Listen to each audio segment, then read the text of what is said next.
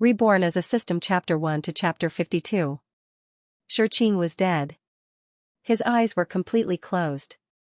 The last thing he saw was his father, who used to be like a mountain, his mother, who was as gentle as water, and his brother, who had protected him since he was young. His family members were so sad that they lost their composure. There was guilt, reluctance, and deep regret in his heart. As a son, he was really unfilial. He made his parents worry so much.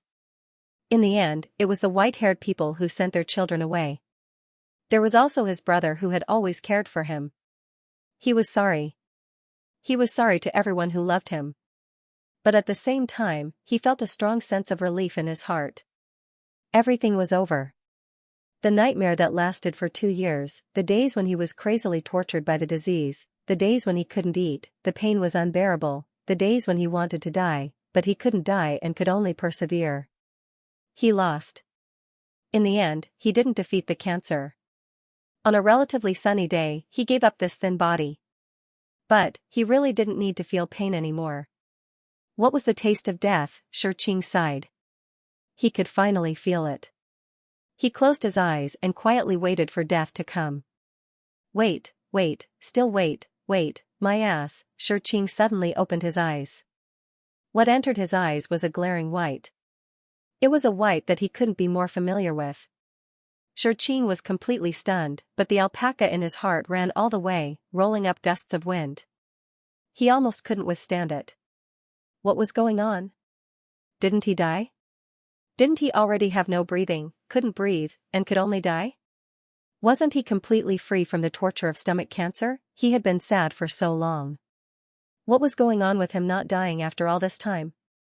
He still had to continue the chemotherapy, continue to take drugs, continue to vomit, and continue to eat. He was in so much pain that he couldn't sleep at night and wanted to harm himself. Don't play with him like this, okay? Xianxia quickly calmed down after a second. If he didn't die, then he didn't die. Who would want to die? Although living was too painful, since he didn't die, he wouldn't really take the initiative to die. He would accompany his family for as long as he could. No matter how painful it was, he hoped to bring them some joy in a short period of time to make up for the guilt in his heart. With this thought, Xianxia fell into deep thought for a while.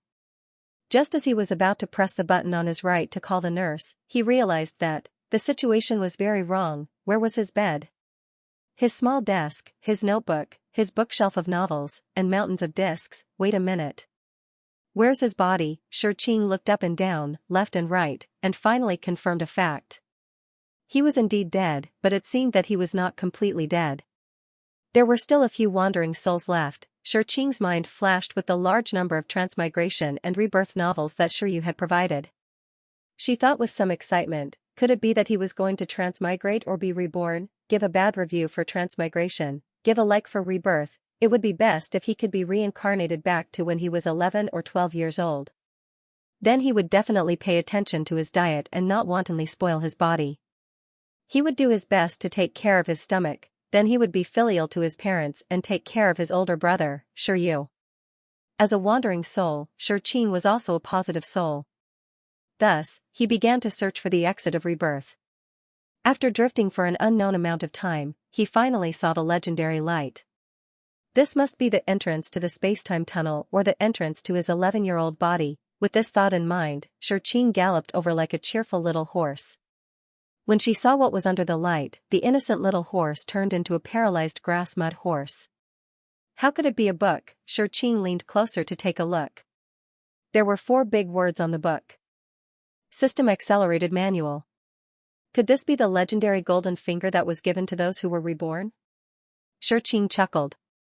Actually, there was no need to be so polite.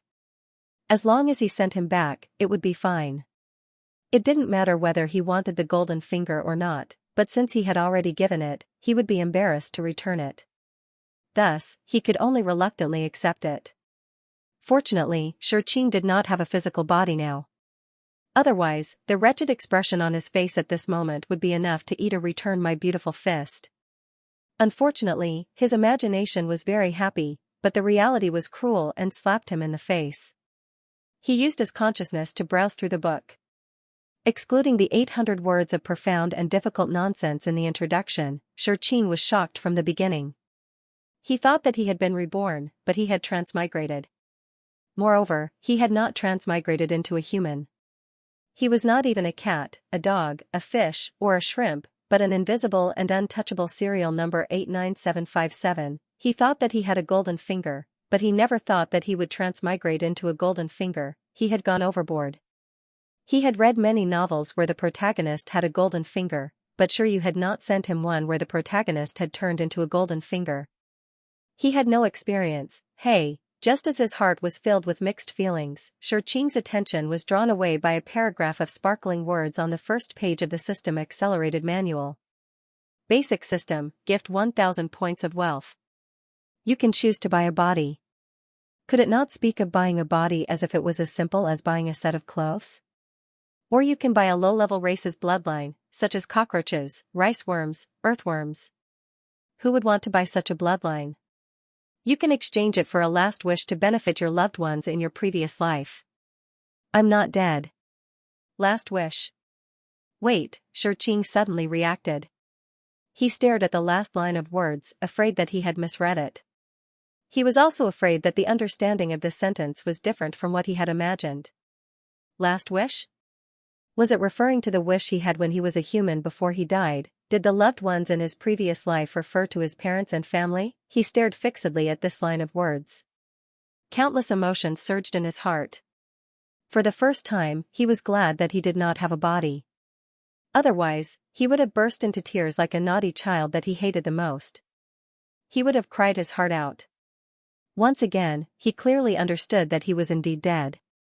As the son of his parents and Xiaoyu's younger brother, the Xianxia in that world was already dead. He would not be reborn. It was impossible for him to go back. He had completely ruined all his delusions. However, there was still a chance. Xianxia looked at this line of words. He knew that this was his last chance. The last thing he could do for his family. Xianxia made his choice. He exchanged all the 1,000 points of coins he had for Xianxia's last wish. Two options appeared on the manual. Wealth and health. He did not even think about it and chose health. Xianxia prayed sincerely in his heart. I do not ask for unlimited gold and silver. I do not hope for a long life. I only hope that you will be healthy and have a smooth life. It took Xianxia a long time to finish reading the System's Accelerated Handbook.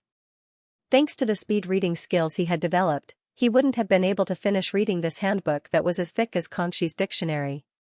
It was a pity that he didn't have an eidetic memory yet, so even if he read it, he just read it. He vaguely knew what was going on. Memorize it all? That was impossible. Even so, he was very emotional. This system was really a good thing.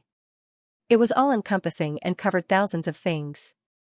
It had things as small as food to fill one's stomach, as big as heaven-defying skills, and countless props and entertainment items.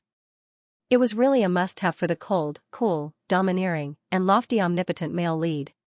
But, what made Xianxia extremely frustrated was, why wasn't he the male lead? Although the handbook stated very seriously that Xianxia had inherited the system and he himself was the system, but, why couldn't he, as the system, touch the things inside the system? As a system, why did he still need to use coins to exchange for things? What kind of master needed to spend money to take things from their own treasure trove? Wasn't this superfluous? Of course, unless you weren't the master at all, but a small gatekeeper. Xianxia, who was smart and quick-witted, instantly felt enlightened after she positioned herself in such a way. So he was just a gatekeeper. So this pile of treasures was someone else's? Then it was someone else's business to fight for the world and dominate the universe? And it had nothing to do with him having a royal sister on his left and a lowly on his right and a group of underlings behind him? Your face. The more Xianxia thought about it, the angrier he became. How could he just give away the treasures he saw in a treasure trove? Please, he wasn't the Holy Father who illuminated the world. At this time, he would rather be the Abagon Grandet Splashkin. Collecting his thoughts, Xianxia browsed through the accelerated handbook again and began to think about how to take it all for himself. He flipped to the chapter How to Earn System Coins. The handbook clearly stated that Shurqing had to find a host and sign a contract with it. When the host completed the system's missions and received coins, he would also receive 50% of the host's coins as a reward. Shurqing's wandering soul floated. She was very dissatisfied with this. Could this kind of binding agreement be any more abominable? Originally, he was determined not to find a host, but if he didn't find a host, he wouldn't have a way to earn coins. Without coins, not to mention those piles of treasures, he wouldn't even have a body. Sigh. After painfully pondering for a while and continuously consoling himself, Shurqing could only accept the fact that he had no choice but to share this treasure trove with another stinky brat who was bursting with luck. Since he had to choose someone, he had to choose someone he liked. Just as he was thinking about it, the manual suddenly lit up and a line of words appeared automatically. A suitable host has been scanned. Do you want to accept? Speaking of Chow Chow, Chow Chow came running all the way here. Shurqing had just mentally prepared herself when someone came knocking on her door. Before Shurqing could react, another line of small words appeared on the manual. There are still 10 seconds before acceptance. If you cancel, you will have to wait 500 years for the next suitable host. This line of small words scared Shurqing completely. He didn't even dare to think about it and immediately chose to accept it. 500 years? What a joke. If he stayed in this place alone with the manual for 500 years, he would definitely go crazy. As soon as he chose a host, he felt the world spin. Then, a large amount of information rushed into his brain like a network transmission. The images connected together to form fragments of images.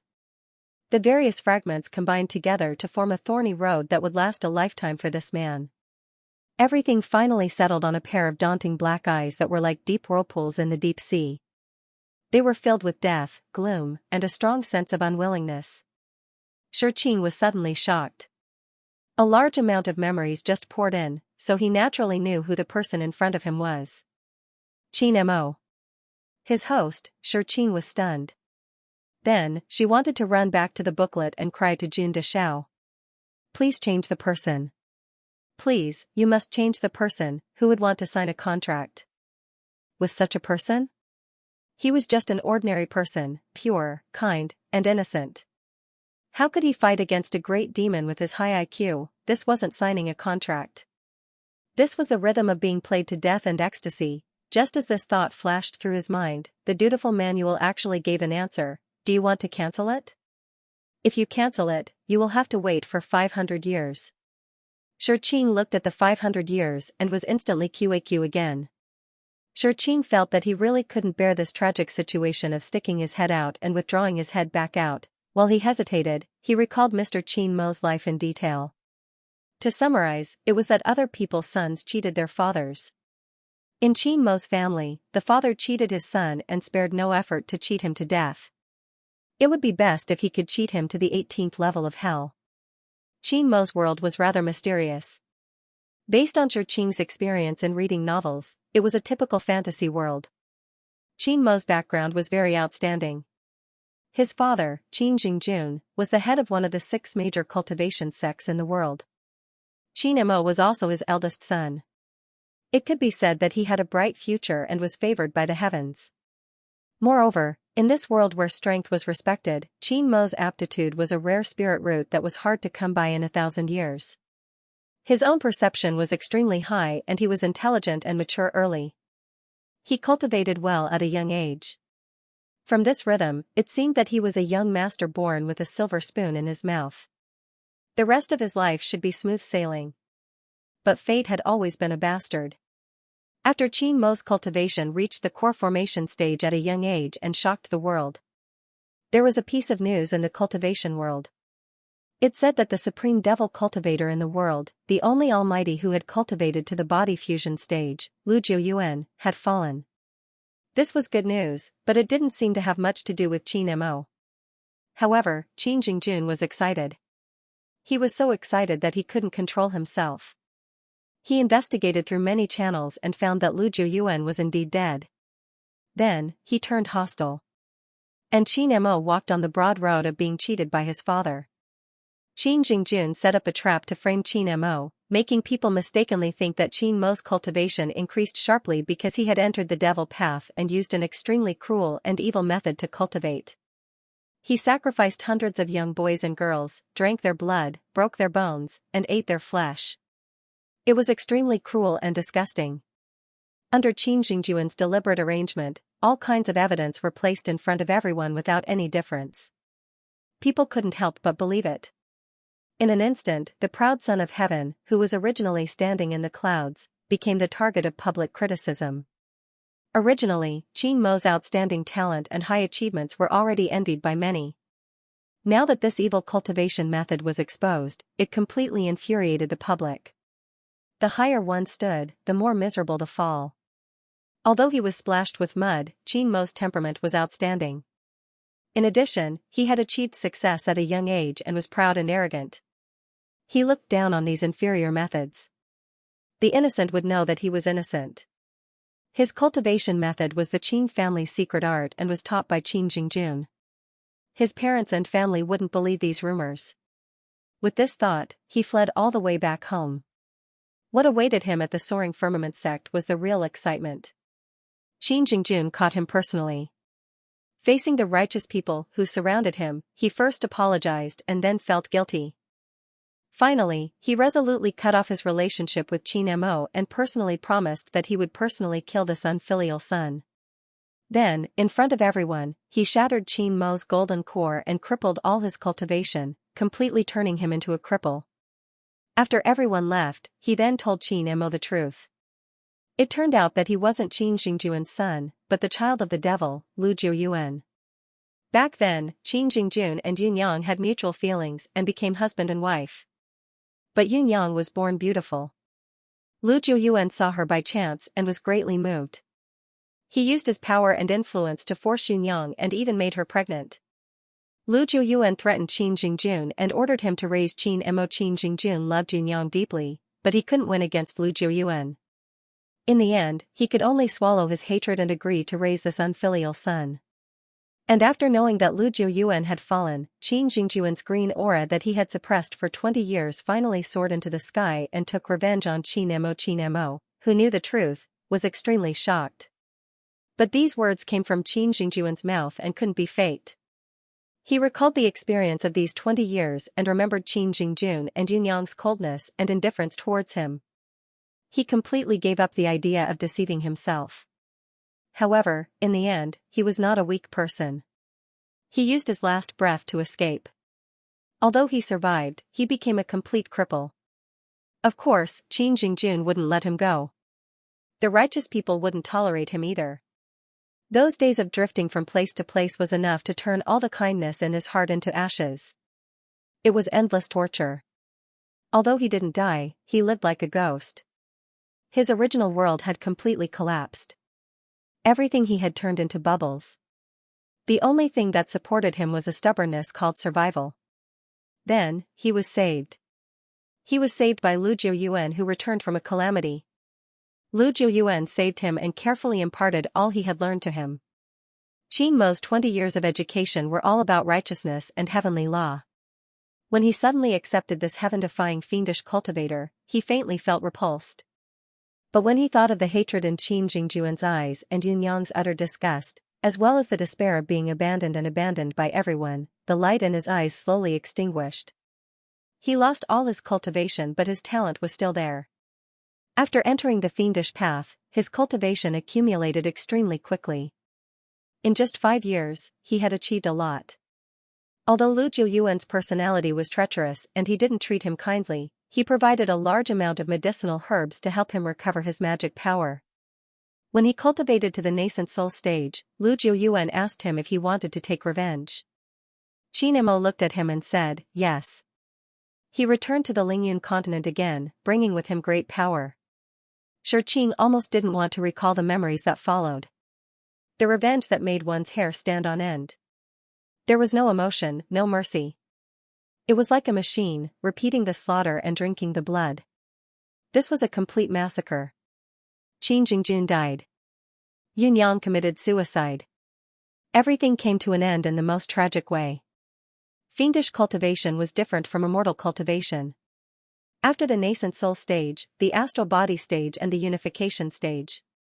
After the fiendish soul stage, if the fiendish soul stage broke through the calamity of the heart and swallowed the self, they could directly enter the pure body stage and go straight for the calamity. Xianxia happened to meet this condition. He jumped from the nascent soul stage to the pure body stage. The next step was to go through the calamity. At this time, Lu Jiuyuan, who had been watching coldly, finally appeared. He finally got his delicious food. It turned out that the truth back then was actually like this. Qin Mo's mother, Yunyang, had a unique physique that was rare in the world. 4. Demonic cultivators. It was a top-notch tonic and a peerless cauldron. Lu Jiuyuan discovered her secret and coveted her body. He used despicable means to force himself on her. But this physique was beyond Lu Jiuyuan's expectations. It could only be used once. After losing her virginity, it no longer had the effect of increasing her power. It was like a flash in the pan. The next day, it would lose its beauty. Lu Jiuyuan wasn't a person who coveted love. He wholeheartedly pursued the demonic path and the ultimate power. Even if Yunyang had a peerless beauty, it didn't move him at all. He just felt that it was a pity that Yunyang's cultivation wasn't high. After using it once, although it was greatly beneficial to his breakthrough, it was also considered a waste. If there was another chance, he would definitely let Yunyang increase her cultivation and then enjoy it. That way, he could truly bring out the greatest value of this body. Unfortunately, there was no medicine for regret in this world. Lu Jiuyuan felt quite regretful. He thought that he would never encounter such an opportunity again. He didn't expect Yunyang to be pregnant. Just one time, the only time, and she had a child. Yunyang wanted to get rid of this unfilial son, but Lu Jiuyuan felt that this child was special. He actually inherited the physique that Yunyang lost. Lu Jiuyuan was excited. This was simply a supreme tonic given to him by the heavens to increase his power. He was very experienced, and with the previous experience, he was even more careful this time. His blood flowed in this child's veins. He injected his origin energy into it. If he could grow up healthily, his cultivation would definitely increase extremely quickly. In less than a few decades, he could enjoy it in peace. Thus, there was today's Qin Mo. In comparison, being cheated by a stepfather was really nothing. This biological father was the real deal. Qin Mo, who knew the truth, was expressionless. But his heart was completely at the bottom of the valley. He was soaked in thick darkness and merged into one. Lu Jiuyuan's power was also a top-notch existence in the entire Lingyun continent. Even if Qin Mo had already reached the body refining stage, he still didn't have the power to fight with him. However, Qin Mo was an extremely ruthless person. He was ruthless to others and even more ruthless to himself. In front of Lu Jiuyuan, he personally crushed his own demon infant and completely destroyed his cultivation that was enough to shock the entire Lingyun continent. Once again, he became a complete cripple. Then, he smirked and asked in a cold voice, "I destroyed what you wanted the most. Do you feel bad?" Lu Jiuyuan was furious. How much blood, sweat, and tears had he put in? Yet at the last moment, all his previous efforts had been wasted and destroyed. He choked Qin Mo's neck angrily, his eyes revealing a demonic red. He couldn't wait to choke Qin Mo to death. In the face of his raging flames, Qin Mo's expression remained unchanged. His handsome face, which had inherited Yunyang's peerless beauty, was now filled with mockery and ridicule. Lu Jiuyuan didn't kill him. He threw Qin Mo on the ground fiercely and said sternly, "If I can nurture you once, I can nurture you thousands of times." Indeed, Qin Mo destroyed his own cultivation. The cauldron that he had painstakingly nurtured was ruined. But it didn't matter. As long as his physique was still there, he could nurture him again. There was nothing that he, Lu Jiuyuan, couldn't get what he wanted. All the memories came to an abrupt end at this point. Because everything had changed from the past to the present tense. Yes, sure, Qing's appearance was so timely and so appropriate. He appeared when Qin Mo had lost his cultivation and was imprisoned by Lu Jiuyuan. Sure, Qing went through these memories in his mind. Logically speaking, he felt more and more that squatting with Master Handbook for 500 years might really be a good choice. From this series of experiences, Qin Mo was definitely a complete lunatic. Even if he was previously positive and had good intentions and defended the Tao wholeheartedly, after being cheated one after another like this, how could he not be a pervert? He wasn't the Virgin Mary. He was simply a retard and a retard. Looking at Qin Mo, he knew that he was still a long way from being a retard. So he was definitely a pervert. Working with a pervert for a long time, Xianxia expressed that it was very stressful. Xianxia wasn't a hesitant person, but at this moment, he was truly hesitant. Personally, he didn't want to sign a contract with Qin Mo, but he really didn't want to wait for 500 years. 500 years. He was the only one without food, drink, entertainment, and no one to talk to. After 500 years, he himself would become a lunatic. Moreover, who knew if the person who welcomed him 500 years later would be the tall and upright Tang Sanzang or another person who had fallen even deeper. According to the taste of choosing a host for the first time, Xianxia didn't have much hope. Moreover, in the depths of Xianxia's heart, there was still a trace of conflict. If he didn't appear and sign a contract with Qin Mo, then what would Qin Mo's life be like in the future? Would he be tortured to death by that scum Lu Jiuyuan?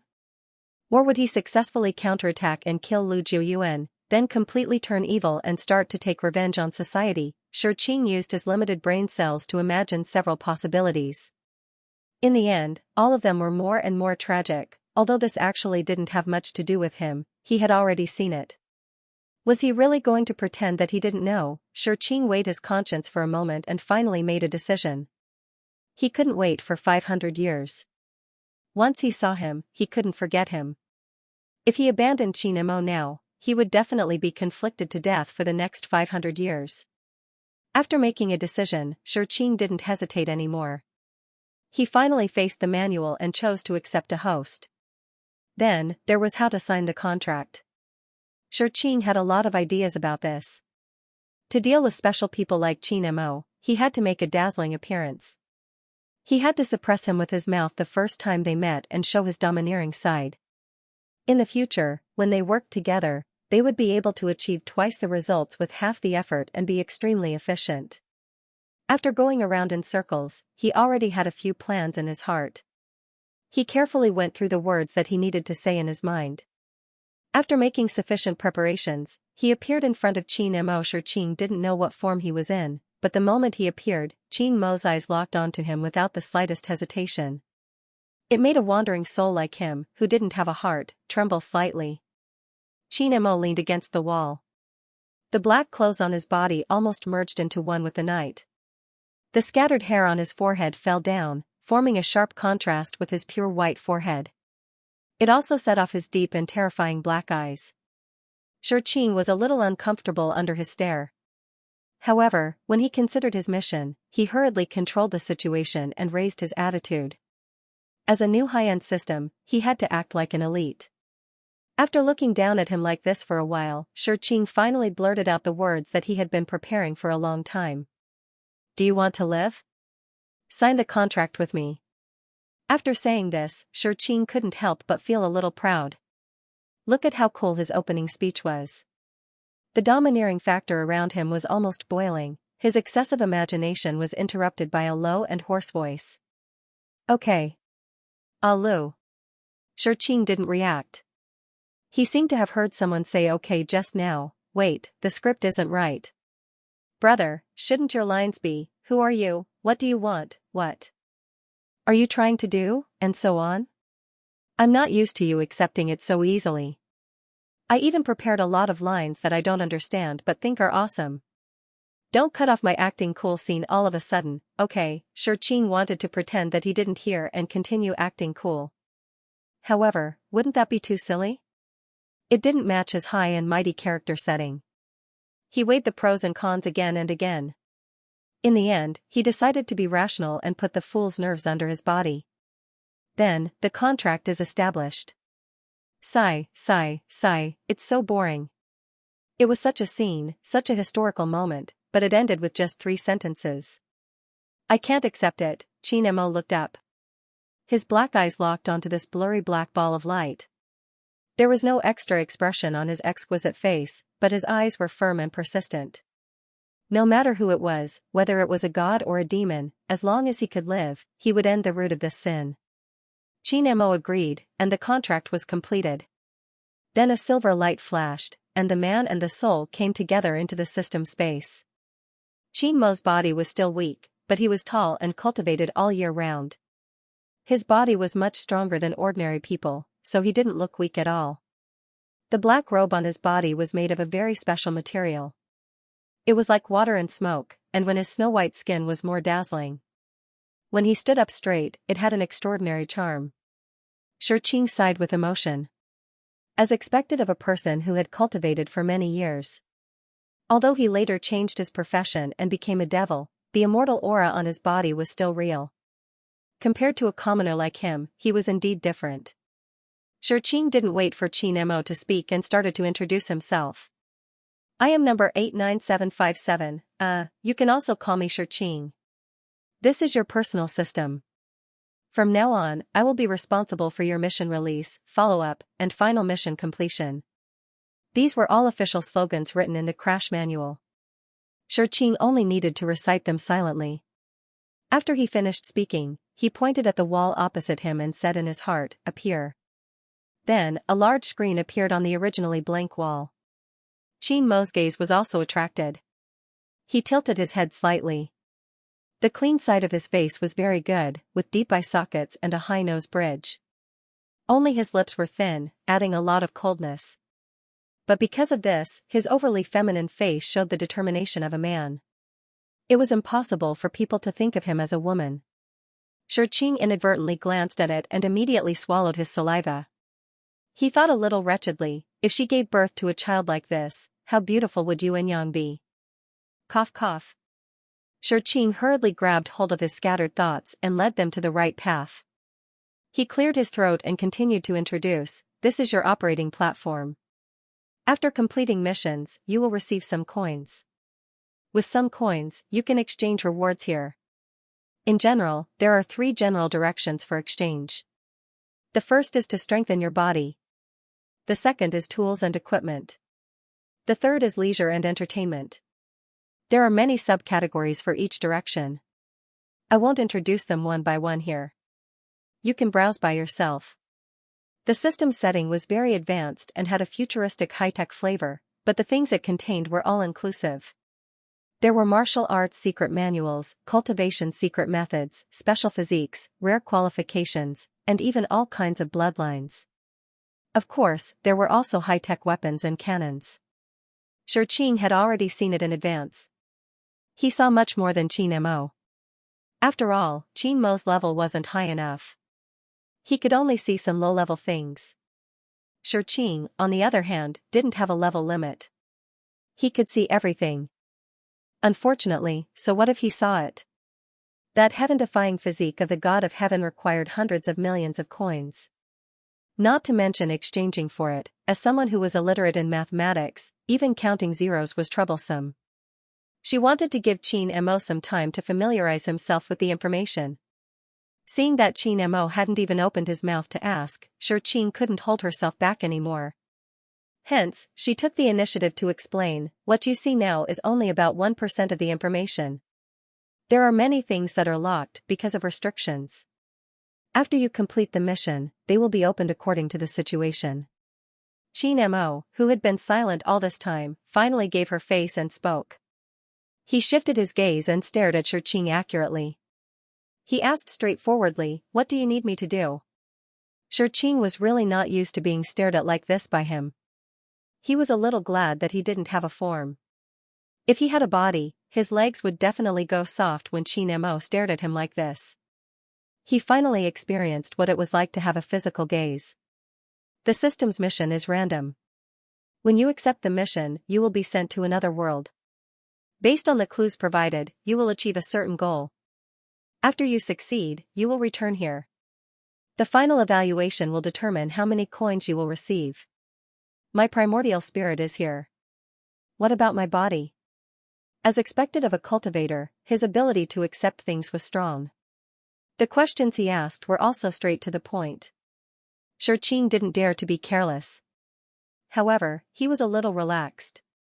Although Qin Mo looked very cold and not easy to get along with, he was definitely an efficient person. This was a great thing for him. If the host could complete the mission quickly and perfectly, he could also receive more coins. I believe you have already felt that the space here is independent.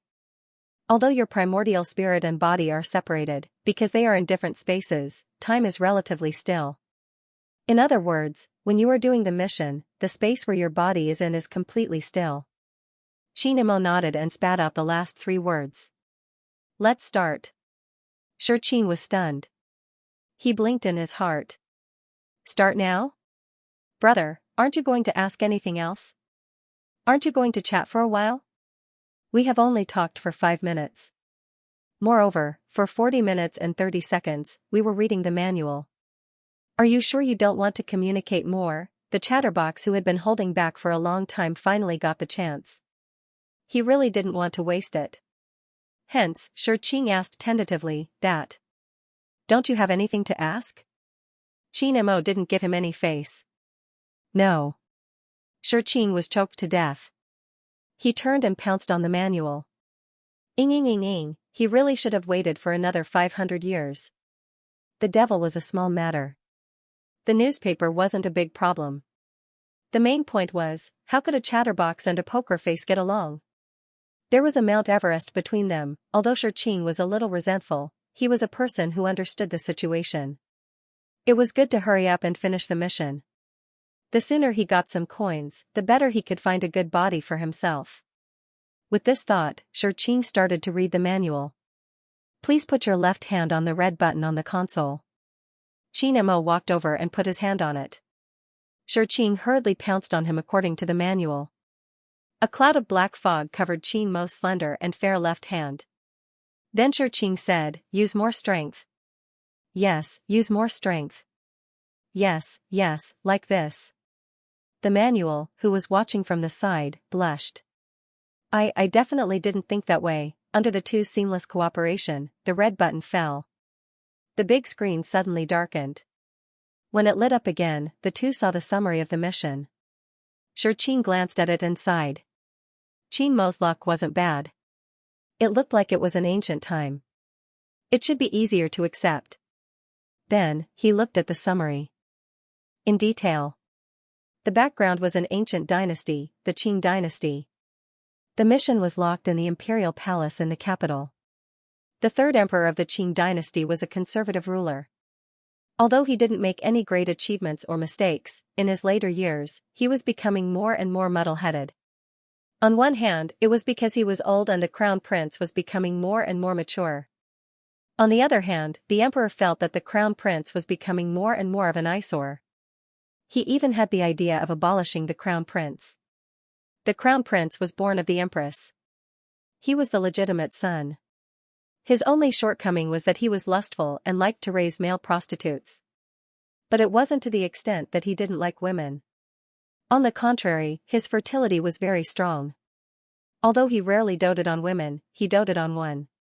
At the age of 32, he had 5 sons and 2 daughters. He could be said to be a battle horse among stallions. Looking at the old emperor, he was now 60 years old. He had 7 children, but only 2 sons.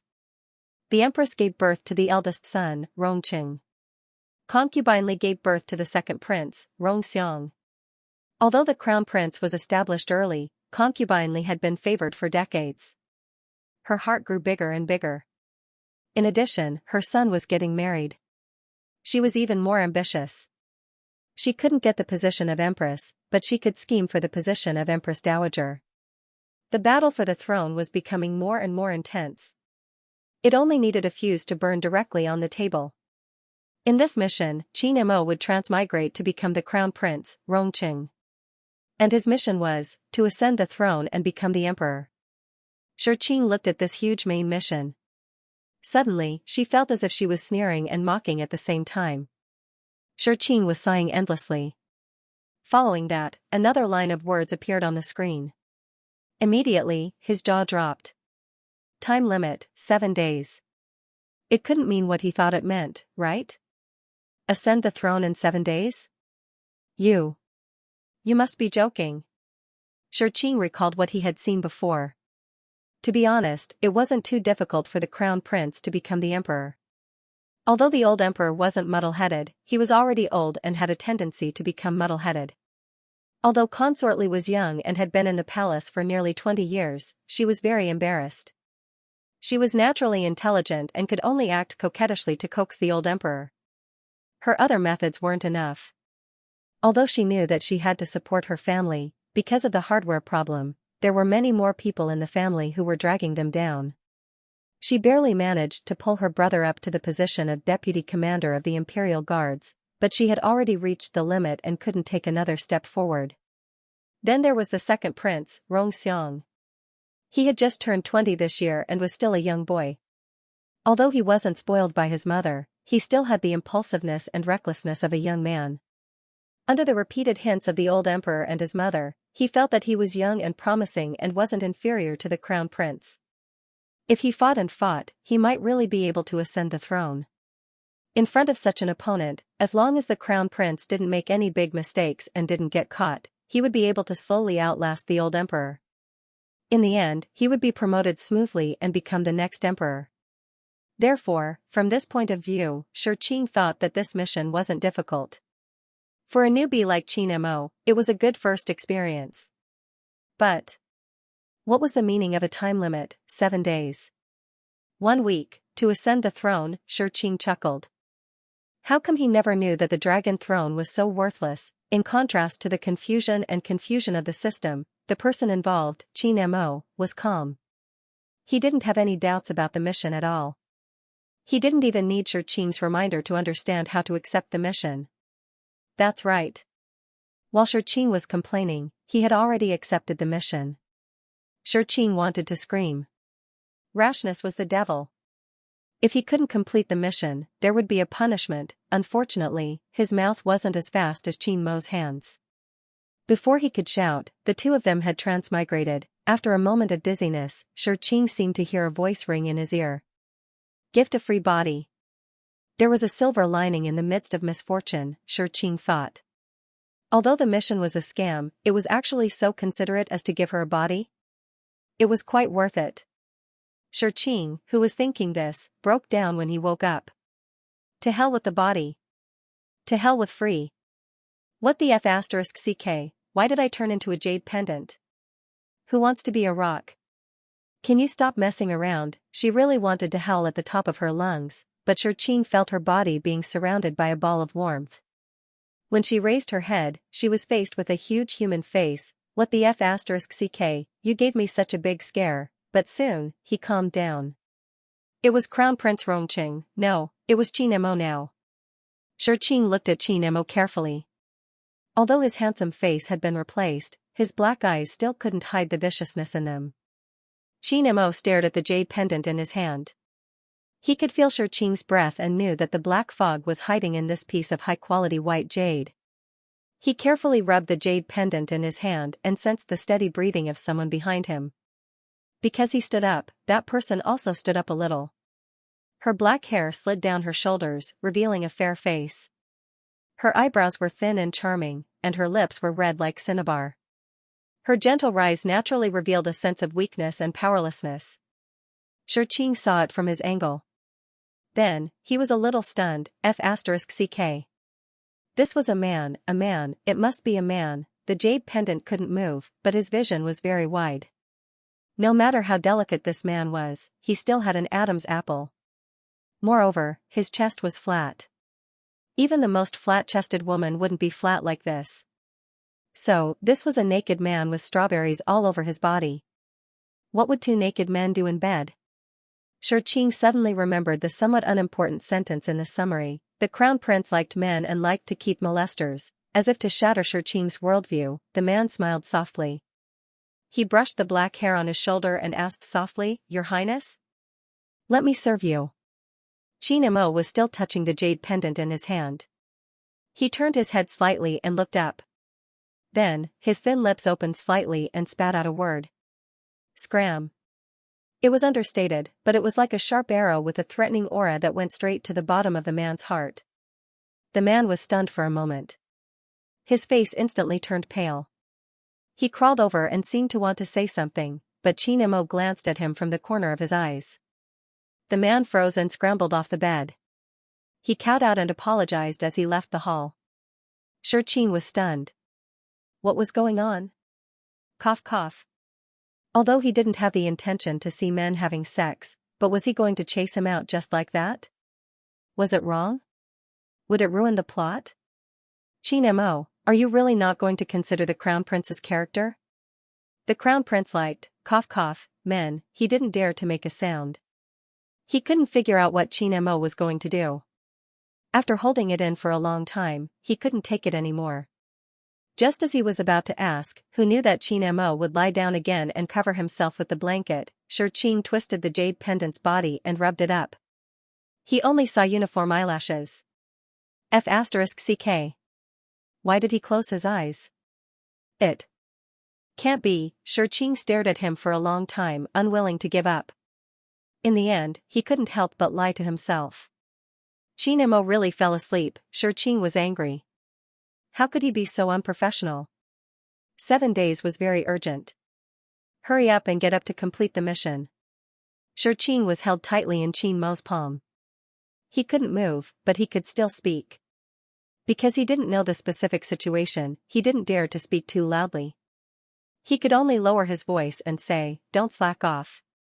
If you fail the mission, there will be punishment." Before he could finish speaking, the hand holding him tightened. A voice came from above. "Shut up. Qin.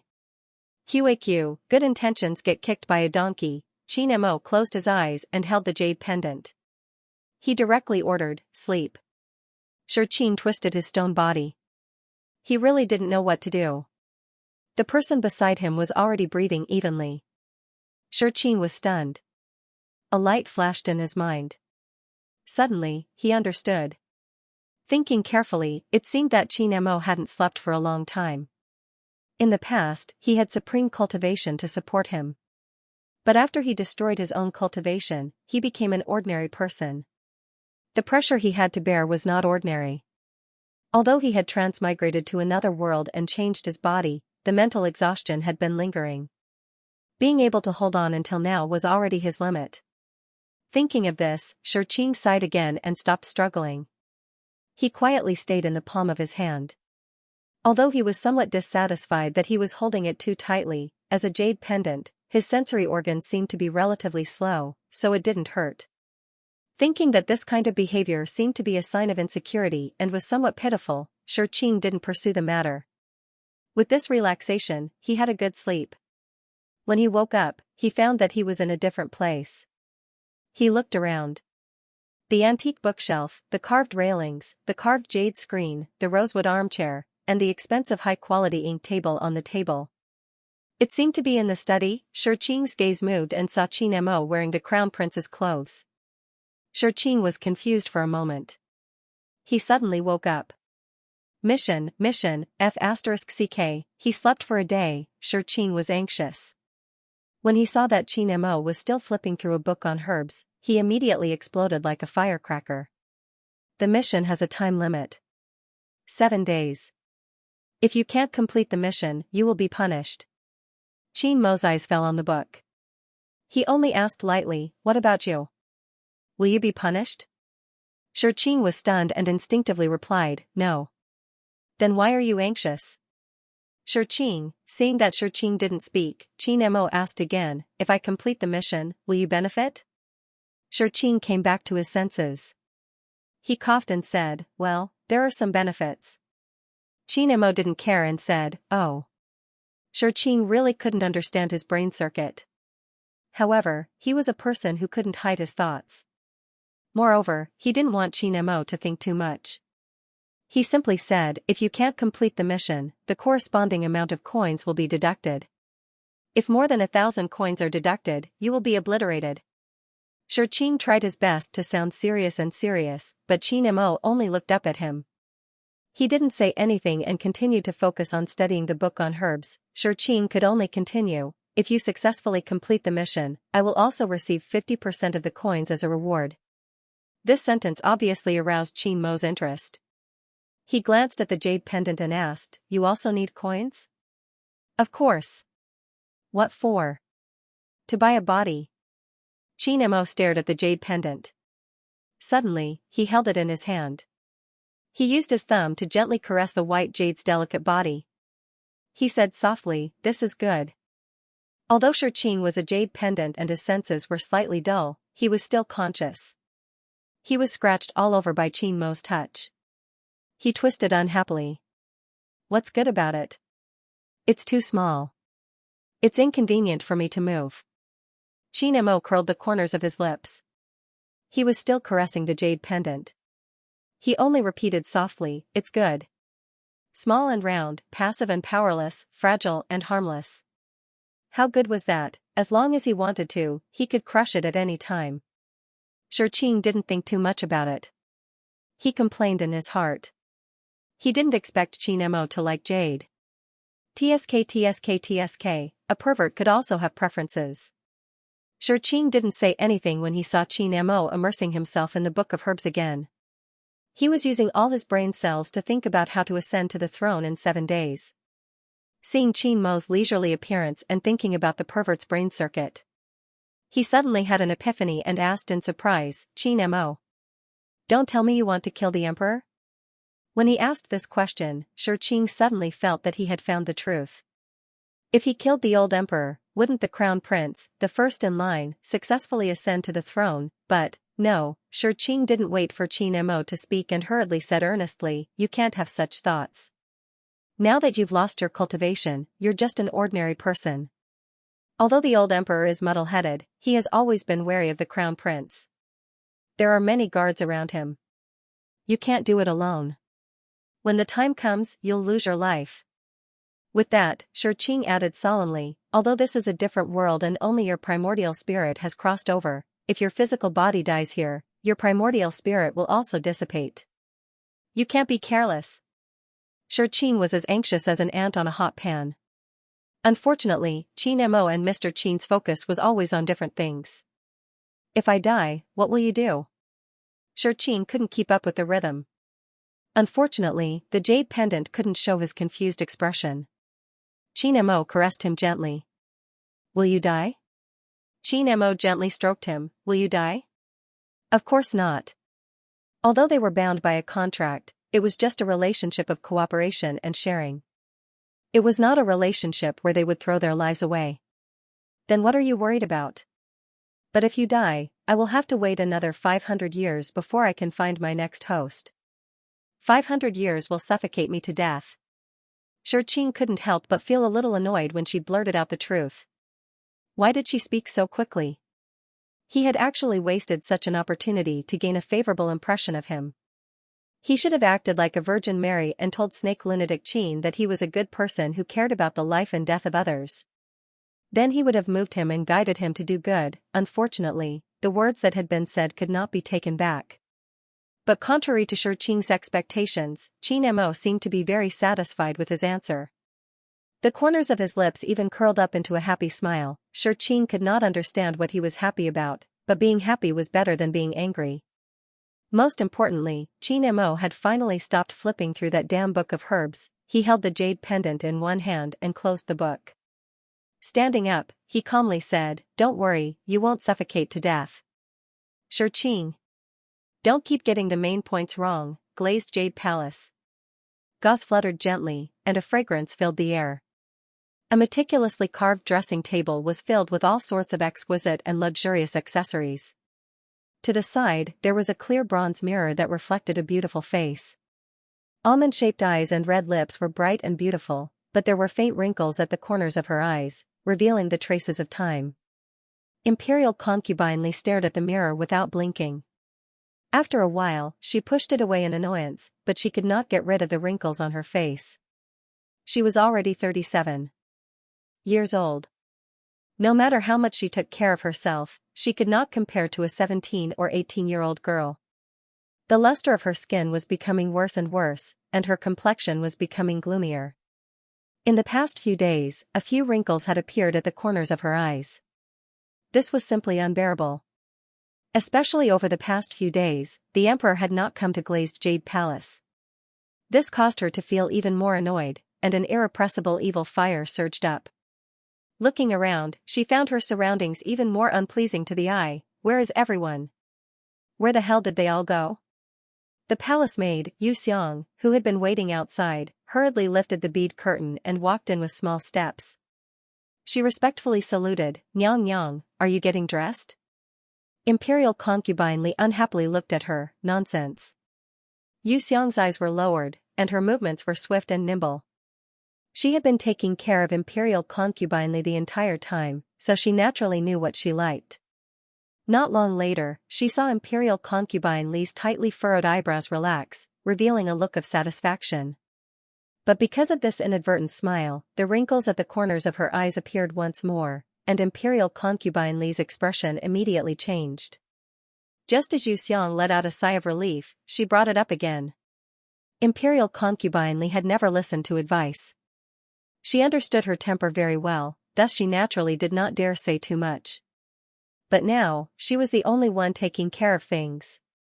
If she did not say a single word, it was most likely that she would be the target of her anger.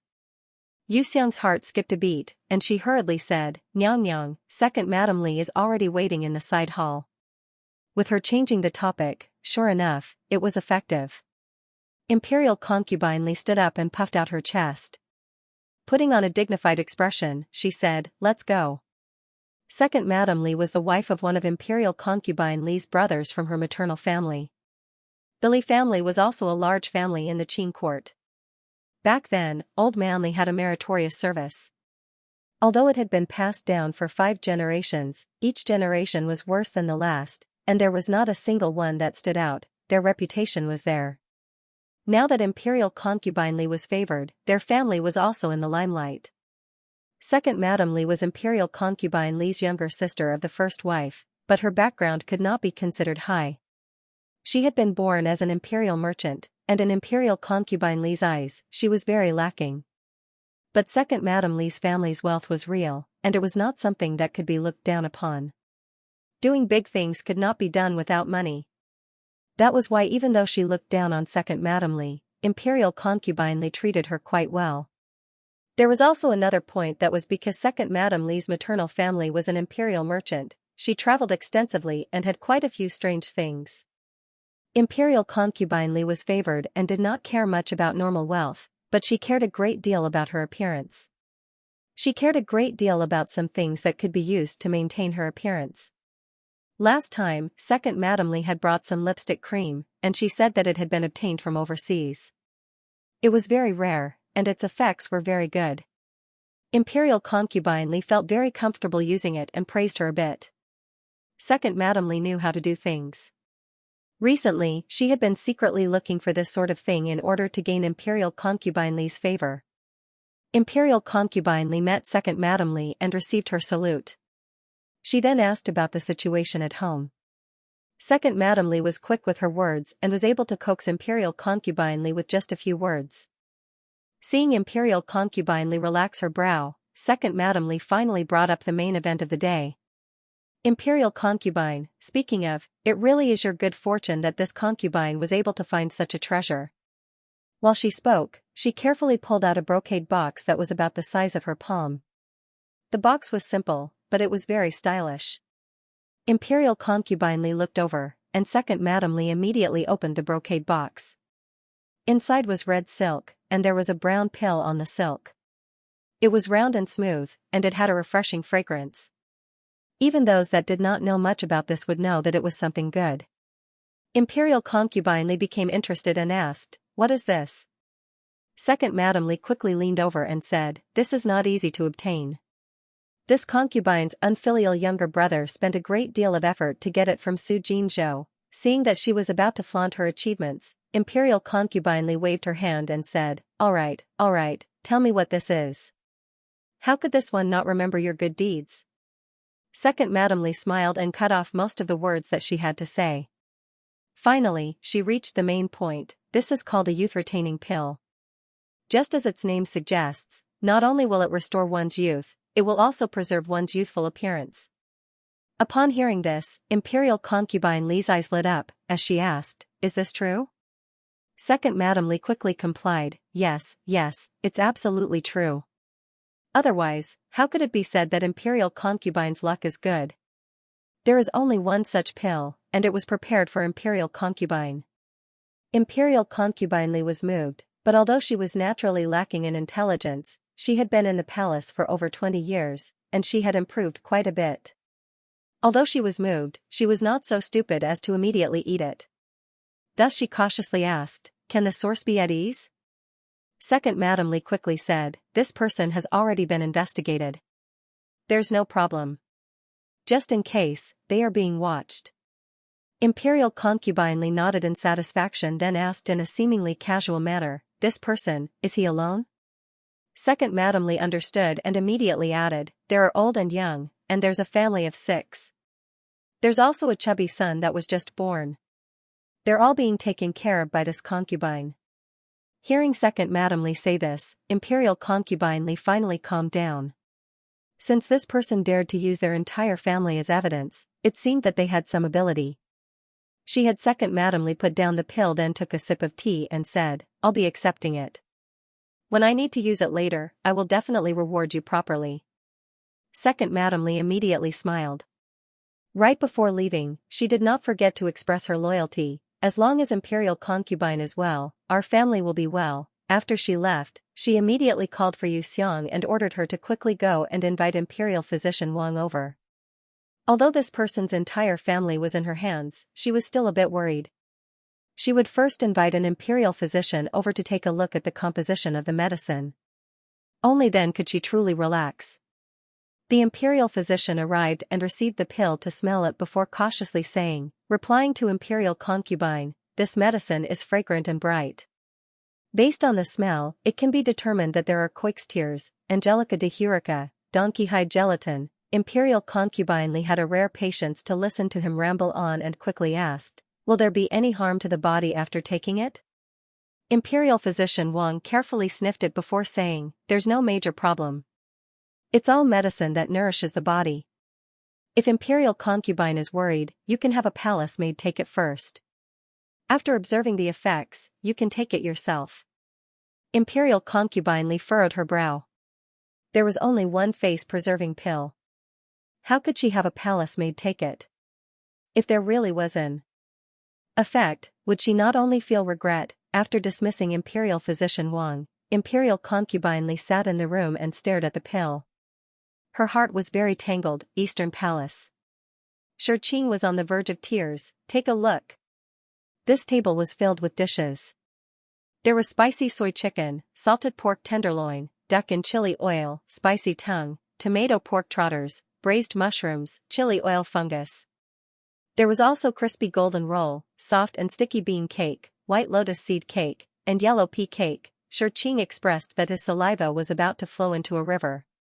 But the tragedy was that as a jade pendant, he could only see, hear, and smell, but he could not eat it. Qianmo really was unwilling to put him down no matter where he went.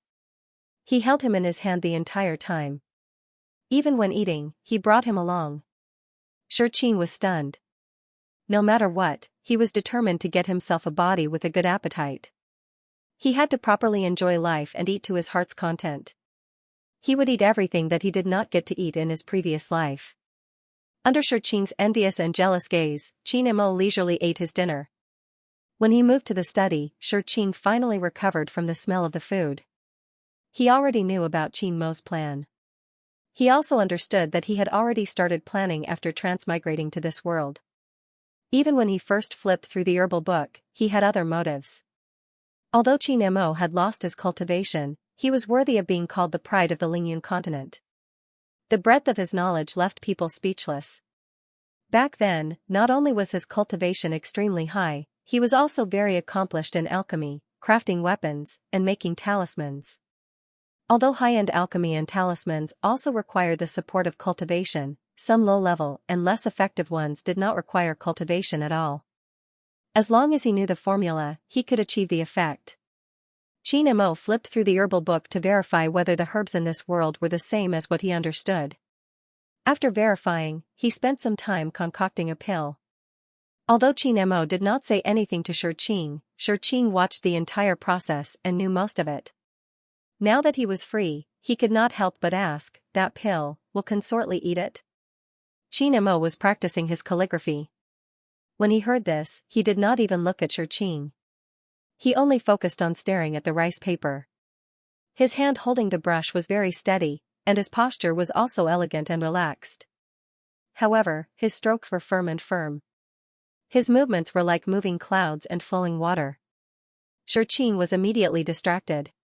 He exerted some strength and flipped over, just in time to see the words he had written. It was like a dragon flying and a phoenix dancing, elegant and graceful. The two large words jumped on the paper, as if they wished they could fly up. Qing. Qin Mo held the jade pendant tightly and rubbed it lightly. It's a good name. Qing looked at his name and only felt that the words were very beautiful.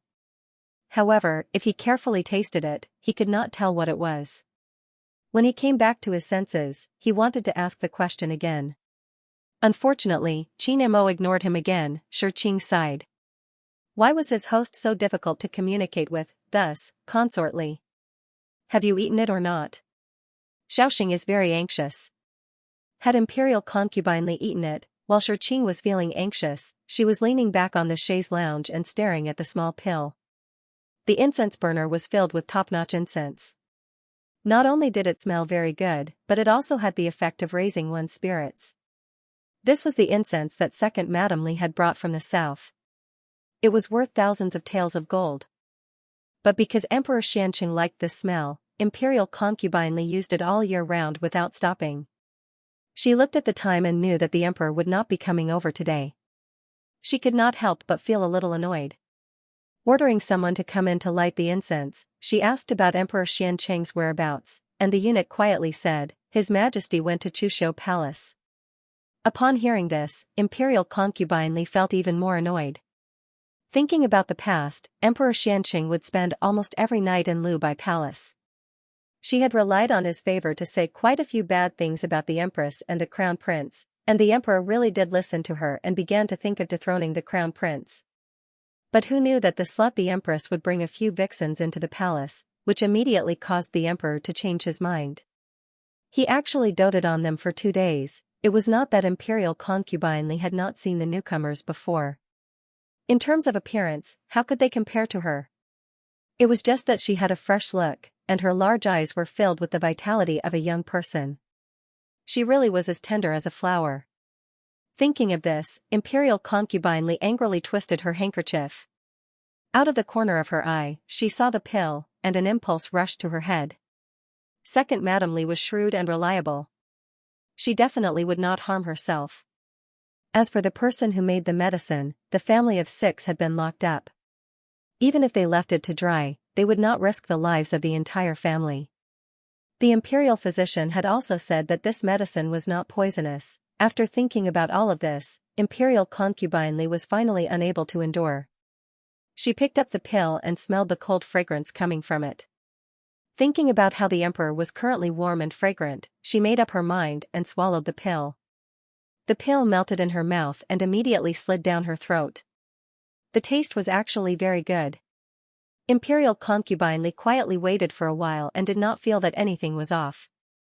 Just as she got up, she suddenly felt as though her entire body was on fire. The heat began to spread from her stomach, and it was so hot that she began to sweat. She felt that things were not good and wanted to call for help. When she got up, she saw herself in the mirror, and her eyes immediately widened. The woman in the mirror was leaning on the screen of the Kong bed. Her hair was as black as ink, and her beautiful eyes were slightly open. Her skin was as smooth as a delicate flower petal, so delicate that it could be broken by the wind. Imperial concubine Li quickly walked over to the mirror and looked carefully. She was overjoyed. She had actually returned to the age of 17 or 18, the age when she was at her most beautiful. Who would have thought that this medicine would actually work, and with such miraculous effects? Imperial concubine Li's heart surged, and a smile blossomed on her face. Like a blooming peony, it was extremely beautiful. Her eyes turned slightly, and she had a plan in mind. She called for a palace maid to come in and bathe her. She washed away the sweat on her body and applied some fragrant oil on her body. Then, she put on the light yellow clothes that she had not touched for many years. She twirled around gently. Indeed, she was beautiful enough to topple cities and countries. She was overjoyed and whispered a few words to Xiang before leaning back on the chaise lounge and gently stroking her forehead. When Xiang saw Imperial concubine Li's appearance, she was completely stunned. She knew that second Madame Li had come to deliver the medicine, but she really did not think that it would have such miraculous effects. Imperial concubine Li had called her to go find Emperor Xianxia. If it was any other time, she would not dare to make such a fuss, but after seeing Imperial concubine Li's appearance today, she knew that as long as Emperor Xianxia could come, glazed jade palace would immediately be able to look down on the inner palace. With glazed jade palace rising, she would naturally receive countless benefits. Thus she worked very hard to spend some money to deliver the message to the emperor. Emperor Xianxia was currently watching the young noble lady dance. Suddenly hearing that Imperial concubine Li had fallen ill, he could not help but furrow his brow. He knew that this was a small tactic used by the Imperial concubines to fight for favor, so he could not help but feel a bit disgusted. But he had doted on Imperial concubine Li for decades, so he still had some feelings. Hearing the eunuch speak in such a rush, he was a bit moved. The young noble lady wanted to come over and ask for favor, but Emperor Xianxia looked at the 16 or 17-year-old girl and thought of the second prince, Rongxiang. Rongxiang was Imperial concubine Li's child, and he was very obedient and sensible. Emperor Xianxia liked him a lot.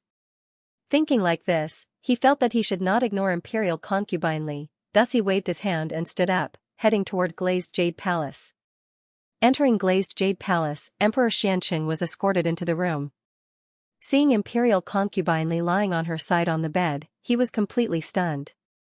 Imperial concubine Li was wearing a light yellow palace dress, which made her skin look like it was creamy. Her face was like a peach blossom, and she was clearly approaching middle age, however, she still had the skin and charm of a young girl. Emperor Xianxia had always liked Imperial concubine Li's appearance, but because Imperial concubine Li had gradually grown older and was no longer the same as before, he began to like her less. But seeing her today, he was immediately reminded of his feelings from the past, and his heart was completely hooked. Imperial concubine Li saw the emperor's expression and smiled weakly, gently saying, "Your Majesty." Emperor Xianxia's heart melted upon hearing this, as he quickly went forward, "Don't get up. We came to see you. Where are you feeling unwell?" Imperial concubine Li held Emperor Xianxia's hand and placed it on her chest, saying in a charming voice, "My heart feels stuffy." With such a clear hint, how could Emperor Xianxia not understand? Feeling it a few times, he found that it felt ridiculously good. He immediately became excited and got into bed with Imperial concubine Li laughing. Inside Glazed Jade Palace, it was a warm spring night. In the middle of the night, there was suddenly a loud thump. It was the sound of someone falling to the ground. Following this, Imperial concubine Li screamed, someone come." Xiang was standing guard outside the door. Hearing this, she immediately went in, but just as she pushed open the door, her face immediately turned green. Heavens! What was that smell? It was so smelly. The next day, Xianxia woke up very early. He silently counted the days. 2 days had already passed. If he did not hurry, 7 days would pass with the wind. He was just worrying about whether or not Imperial concubine Li had taken her medicine. The news reached Qin Mo's ears. Last night in Glazed Jade Palace was truly brilliant and lively. Imperial concubine Li had become famous once again. In the early years, she had been a beauty of the Qin court.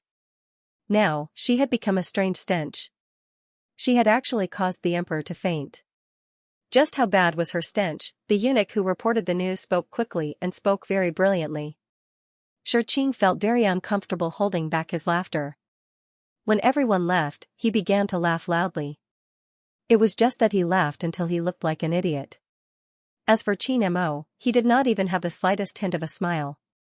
Suddenly, he could not continue laughing. So awkward. The host had facial paralysis. What a tragedy. He cleared his throat and asked, "What should we do after this?" Imperial concubine Li is stinky. Losing favor is certain, but the old emperor can't abdicate in a short period of time, right? Qin Mo glanced at him and actually asked a completely unrelated question, "Will there be additional rewards for completing the mission early?" Xianxia was stunned. He really did not know about this. He quickly flipped through the manual and found that there really were records of this, thus he said, there is a time limit to the mission. Every day that you complete it early, you will be rewarded with an additional 100 coins. Okay. Xianxia reacted and quickly asked, you can actually complete the mission early? Yes. How do you do it early? How do you do it? Don't take the risk. Your life is number one, and the reward is number two. You can't throw away your life for the sake of the reward. Shut your mouth. Xianxia, QAQ, please use a method of communication with facial paralysis. Imperial concubine Li had gone crazy and was on the verge of dying from anger. She never thought that the pill would have this sort of side effect. With her stinky appearance, even if she had a peerlessly beautiful appearance, what was the point? Who dared to approach her? She angrily brought over Second Madame Li. Once Second Madame Li saw her, she immediately fainted from the smell. After pinching her philtrum for a long time, she finally woke her up. Xiang kindly handed her a wet cloth to cover her mouth and nose. Only then was she able to hold on. But before Imperial concubine Li could speak, she knew that something had happened. She immediately said, Your Highness, don't panic. The person who made the medicine is still in my hands. I will immediately bring him over. He must help Your Highness get rid of this smell. Although Imperial concubine Li was furious and wished that she could tear Second Madame Li's body to shreds, she still held on to a glimmer of hope. The imperial physicians were helpless, but the person who made the medicine might have a way. Not long later, the person who made the medicine arrived. It was a middle-aged man in his 40s. He first fainted from the smell, then covered himself with a wet cloth and said, Your Highness, this is a good thing. Imperial concubine Li immediately became furious. A good thing? Is having your head cut off a good thing? That person begged for forgiveness while saying, Your Highness, you've completely absorbed the effects of the beauty pill, and your body is currently expelling the poison. That's why this sort of smell is being emitted. Once the poison is expelled, your true appearance will be preserved forever. Is that true? The man's voice was a bit old. Everyone in the hall immediately knelt down and cheered loudly. Xianxia waved his hand, gesturing for everyone to stand up. His expression was ugly, but he forced himself to not cover himself with a wet cloth. He just stared at the person who made the medicine and asked a few more times. The person who made the medicine saw the emperor and was unable to control himself. He quickly spoke about everything that he knew. Is there a second beauty pill? Replying to Your Majesty, this small, this one left one for myself. Oh? The person who made the medicine did not say another word and brought out the pill. Xianxia looked at it for a while, then turned to ask Imperial concubine Li with a frown, It's this pill? Although Imperial concubine Li's body was unbearably smelly, her appearance was truly beautiful. It was very pleasing to the eye. Her teary eyes were filled with emotion, and the emperor could not help but take a few more glances. It was just that this approach made him want to vomit up the meal from the previous night. Imperial concubine Li looked at the brown pill in the brocade box. It was exactly the same as the one that she had taken earlier. Smelling it again, it was a cold fragrance that assailed her nostrils. It smelled very good, and she cautiously said, It's the same. With her speaking, the smell became even more unbearable. Xianxia furrowed his brow and moved a bit further away from her. Only then did he continue to ask the person who made the medicine, How can the smell be removed from the body? The person who made the medicine kneeled on the ground and respectfully said, If there is water from the core of the earth, the smell can be removed in 3 hours. Water from the core of the earth? The person who made the medicine continued to explain, replying to Your Majesty, it's also called hot spring water. Based on what this lowly one knows, there is a place in the capital that has natural water from the core of the earth. It will definitely be able to remove the smell from Imperial concubine's body. With this explanation, Xianxia immediately understood, You're talking about the hot spring in Luofeng Palace? The person who made the medicine quickly nodded. Xianxia pondered for a while before standing up and giving the order, Prepare a carriage for Luofeng Palace. Imperial concubine Li, who had heard the entire process, could not help but rejoice. Based on the emperor's meaning, was she going to be soaked in the hot spring? If the disgusting smell was removed, with her peerless appearance, would it not be a matter of time before she gained favor? She originally thought that there was no hope, but she never thought that she would be reborn. At this time, a eunuch stepped forward to report, "Your Majesty, Imperial concubine, His Highness the Second Prince is outside the hall, requesting an audience." The second prince, Xiang, found out about what had happened in Glazed Jade Palace early in the morning. Feeling dizzy, he staggered and almost fell. He understood Xianxia's personality very well. His nose was very sensitive to smells. Otherwise, Imperial concubine Li would not have spent so much money to buy incense and burn it every day, and now, Imperial concubine Li's entire body was stinky, and the emperor had fainted from the smell. This was simply a disaster from the heavens. The current situation was not clear. The empress was in charge of the Phoenix Seal, and the crown prince had not made any major mistakes. If Imperial concubine Li lost favor, would it be possible for him to take another step forward? With this fear and unease, Xiang headed straight for Glazed Jade Palace early in the morning, wanting to see what was going on. Who knew that his father emperor would still be here? Could it be that there was still a chance for the situation to take a turn for the better? A hint of joy appeared in his heart, and Xiang quickly entered the hall.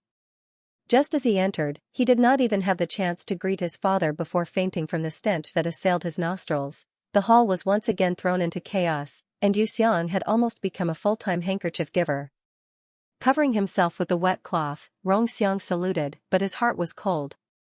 His mother was already this stinky, yet she had not been kicked to the cold palace. It really was a miracle. After that, he heard that the stench could be removed by soaking in the hot springs for 3 hours. His eyes immediately lit up, as he stepped forward and requested, "Father Emperor, son is willing to escort Imperial concubine mother to Luofeng Palace." Xianxia also had some thoughts. The effects of the anti-aging pill were clear. Imperial concubine Li's young and beautiful face not only moved his heart, it also moved his heart. If this stench could be removed, he could also take one. Wouldn't he be able to regain his youth? When that time came, would there be any need to worry about the crown prince stealing his power? Thinking like this, he endured the stench and returned to Glazed Jade Palace. He never thought that this stench could really be removed. Hearing Xiang's request, he agreed and continued, "You have a sincere heart and filial piety. Come with me." Xiang happily agreed, and Imperial concubine Li also had a look of joy. Just as they were about to leave Luofeng Palace, a eunuch quietly left and headed in the direction of the Eastern Palace. Qing was held in the palm of Qin Mo's hand. Although he could not see who had arrived, this did not prevent him from excitedly listening to the eunuch's report. Once he learned that the emperor and Imperial concubine Li were heading to Luofeng Palace, he immediately had an idea. In the palace, Qin Mo definitely wouldn't be able to kill the emperor. However, in the temporary imperial residence, even if there were guards, there would definitely be many loopholes. What's more, the old emperor had only thought of this on the spur of the moment, so there was no way he could have planned everything thoroughly. As Qing thought about this, she suddenly felt that she had touched upon the truth. At this moment, Qin Mo also stood up. He wore a wide robe with long sleeves and a jade crown to tie up his hair. Although the crown prince's appearance was ordinary, his temperament at this moment was outstanding. He habitually touched the jade pendant in his hand and gave an order. "Pass my order to Commander Ma, guard Luofeng Palace." Qin was excited. They were finally going to reel in the net. But, was he really going to bear the crime of regicide? Qin felt a little awkward, but it didn't take long for him to realize how silly and sweet he was. Emperor Xuanqing brought Imperial concubine Li to Luofeng's temporary imperial residence. There was no Ben Yusong Lin San Zhu Jing Na Meng Shuang Wu Yu Xianxingdi didn't go down. He sat at the side and watched quietly. 3 hours could not be considered long, but it also could not be considered short. But compared to regaining one's youth, it was not worth mentioning. Xiang stood guard outside, feeling very anxious. He was worried that if the smell on Imperial concubine Li's body could not be removed, what would happen to the mother and son? After losing the emperor's favor, his wings were still weak. How could he fight against the crown prince? Many thoughts flashed through Xiang's mind. Out of the corner of his eye, he glanced at the temporary imperial residence that was not well guarded. He even began to have thoughts of treason. If If. No. He quickly shook his head and threw these thoughts out of his mind, but since the seeds had already sprouted, they had already taken root in his heart. It was said to be 3 hours, but after Imperial Concubine Li soaked for an hour, the nauseating stench miraculously began to fade. Emperor Xianxia noticed this phenomenon before Imperial Concubine Li did. His murky eyes suddenly lit up, and he stood up from his chair. Imperial Concubine Li herself could not understand it that clearly, but seeing Emperor Xianxia's expression, she knew that soaking in the hot spring really did have a miraculous effect. Emperor Xianxia was moved. Holding the pill in his hand, he looked at Imperial Concubine Li with a fanatical gaze. It was not just because of her delicate and white skin. Even more so, it was because he had seen the success of the experiment. 2 hours later, Imperial Concubine Li walked out of the water. Her skin was smooth, and her face was like a peach blossom. Her entire body was surrounded by a faint fragrance. She was truly a peerless beauty capable of causing the downfall of a country. She walked over to the emperor and bowed, gently saying, "Your Majesty." Emperor Xianxia excitedly helped her up. Her skin was smooth to the touch, and her fragrance seeped into his nose. Everything caused his heart to surge, and he was practically unable to hold himself back. "Beloved concubine, how do you feel?" Imperial Concubine Li understood what he meant and gently smiled, gently saying, "This concubine feels that everything is fine. My body feels relaxed and carefree, and I keep feeling as though there is an inexhaustible energy." After saying this, she reached out and drew a circle on Emperor Xianxia's chest, gently saying, "Your Majesty, how about you quickly take it?" These words touched upon Emperor Xianxia's heart. Seeing Imperial Concubine Li's appearance, he had been moved for a long time. He was much older than Imperial Concubine Li, and Imperial Concubine Li only had a few lines of worry on her face. Emperor Xianxia's suffering was much greater. His ears were ringing from old age, his vision was blurry, his limbs were in pain. There were various ailments that troubled him. It was also these that caused this elderly emperor to lose his sense of security. He spent his days in a state of panic, fearing that the young crown prince would come and steal his position. But now, he was actually able to recover his youth. Sure enough, the heavens were protecting him. Did they want him to continue being in power? Imperial Concubine Li had brought some warm water over long ago, and Emperor Xianxia smiled to her. Opening the brocade box, he took a sip of the water and placed the fragrant brown pill into his mouth. Seeing that Emperor Xianxia had taken it, Imperial Concubine Li quickly calmed him down, then advised, "Your Majesty, this pill melts as soon as it enters your mouth. The taste is very good, but after taking it, your body will begin to heat up and sweat, but it will only last for a while." With a thump sound, Imperial Concubine Li was completely frozen in place before she could finish speaking. After taking the pill, Emperor Xianxia's body stiffened and fell back. His head actually hit the ground, and his eyes were wide open. White foam began to come out of his mouth, and his body began to twitch. Imperial Concubine Li was completely dazed. At this time, a figure suddenly barged in, and Imperial Concubine Li suddenly recovered. At that time, she wanted to kill him to silence him, but after focusing, she saw that the person who had come was her son, Xiang. Xiang came in and said, "Father Emperor, this son was summoned for." Before he could finish speaking, he noticed that something was off, and his face immediately turned pale. Imperial Concubine Li heard Xiang's words clearly, and her heart sank to the bottom. It was over. In practically an instant, the sound of orderly footsteps could be heard from outside. There was the sound of armor rubbing against each other, as well as the sound of weapons clashing.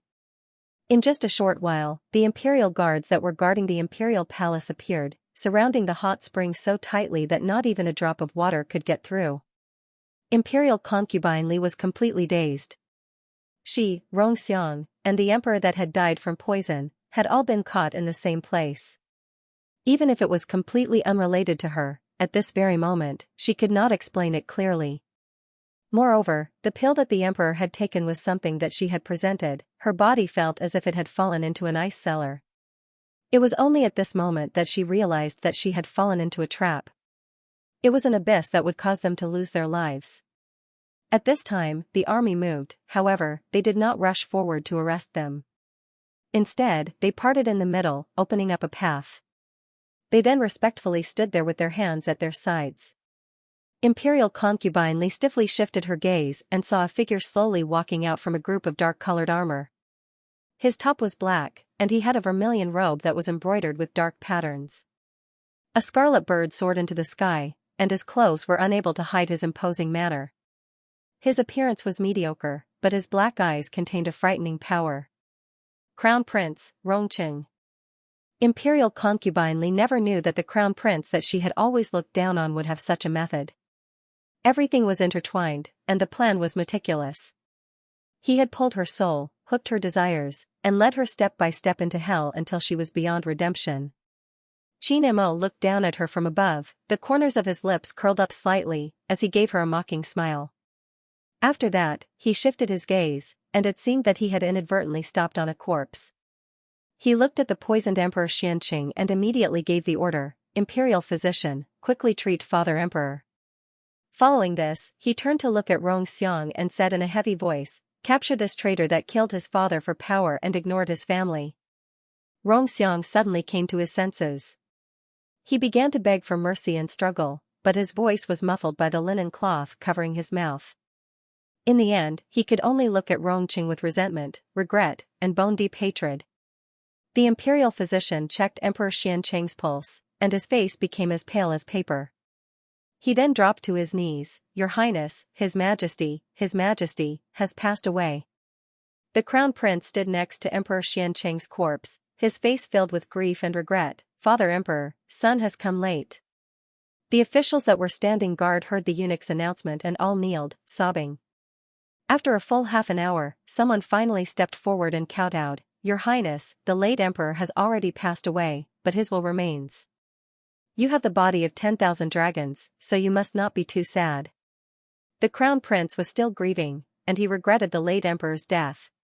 At this time, another official stepped forward and kowtowed, "The country cannot be without a ruler for a day, and the world cannot be without a ruler for a while. Your Highness, please follow the will of the heavens and the people, inherit the late emperor's will, and ascend to the throne." Then, all the officials kowtowed and shouted, "Long live the emperor, long live the emperor." Amidst the cheers, Qin Mo returned to the system space. Qin was still in a daze, still immersed in the final climax of the reversal. In a sense, the crown prince did kill the late emperor, but in everyone's eyes, he couldn't be more innocent. A cold question brought Qin back to his senses. "Have you completed the mission?" Qin came back to his senses and immediately said, "Complete. You will be rewarded with 1,000 coins. Because the mission was completed 4 days earlier, you will be rewarded with an additional 400 coins." After saying this, Qin was excited. Oh my god, a mission actually gave him 1,400 coins, and he, the system, also received 700 coins. That was great, he couldn't help but exclaim in admiration, "Qin Mo, you're too amazing. You only used one medicinal pill to toss them around in circles."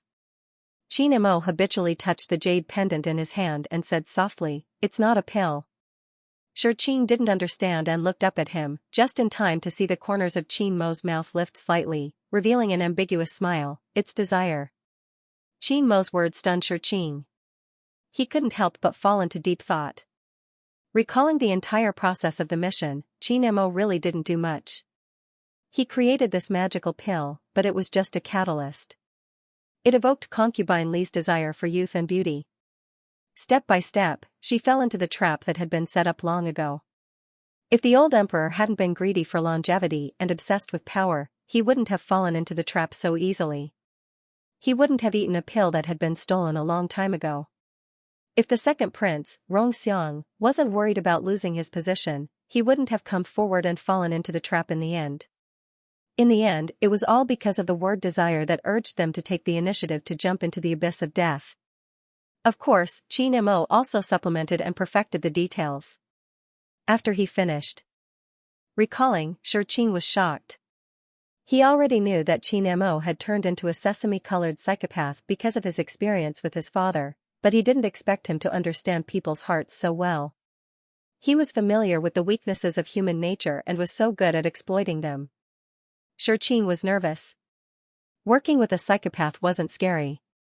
What was scary was working with a psychopath with an extremely high IQ and a high EQ, he wouldn't even have to spit out his bones if he was eaten alive, right? In an instant, he felt depressed. He knew himself very well. His IQ was just barely enough to not drag down the benchmark of the entire nation. He was a distance away from being mentally retarded and had nothing to do with being a genius. But now, he had to work together with psychopath Qin. Huiqiu. As expected, he should have stayed in prison for 500 years. Just as he was feeling sorry for himself, a sharp alarm suddenly rang in his ears. Qin was stunned. Then, he quickly left the jade pendant, turned into a ball of black fog, and rushed towards the system's crash manual. He hurriedly flipped to the page he wanted. After he saw the contents clearly, his heart tightened. He immediately shouted at Qin Mo, get ready. In 30 seconds, you will leave the system space and return to the modern world. As soon as he finished speaking, Qin Mo's figure had already started to disappear. Qin cursed and hurriedly shrunk back into the jade pendant, rushing over with Qin Mo. In the process of gradually disappearing, Qin displayed his extraordinary speaking speed and swiftly explained clearly, "It was my mistake before. I didn't explain it clearly. Every time you do a mission, time is relative to time in the real world. But every time you complete a mission, the system will have 3 hours of reset and review time. During this time, you can't stay in the system space, so you can only return to the real world. 3 hours. You just have to persist for 3 hours." The moment he finished his sentence, the scene in front of him changed drastically. He had returned to Qin Mo's world. To be safe, Qin immediately shut her mouth. She even jumped lightly and hid in Qin Mo's arms. Qin Mo was enduring the immense pain in his body.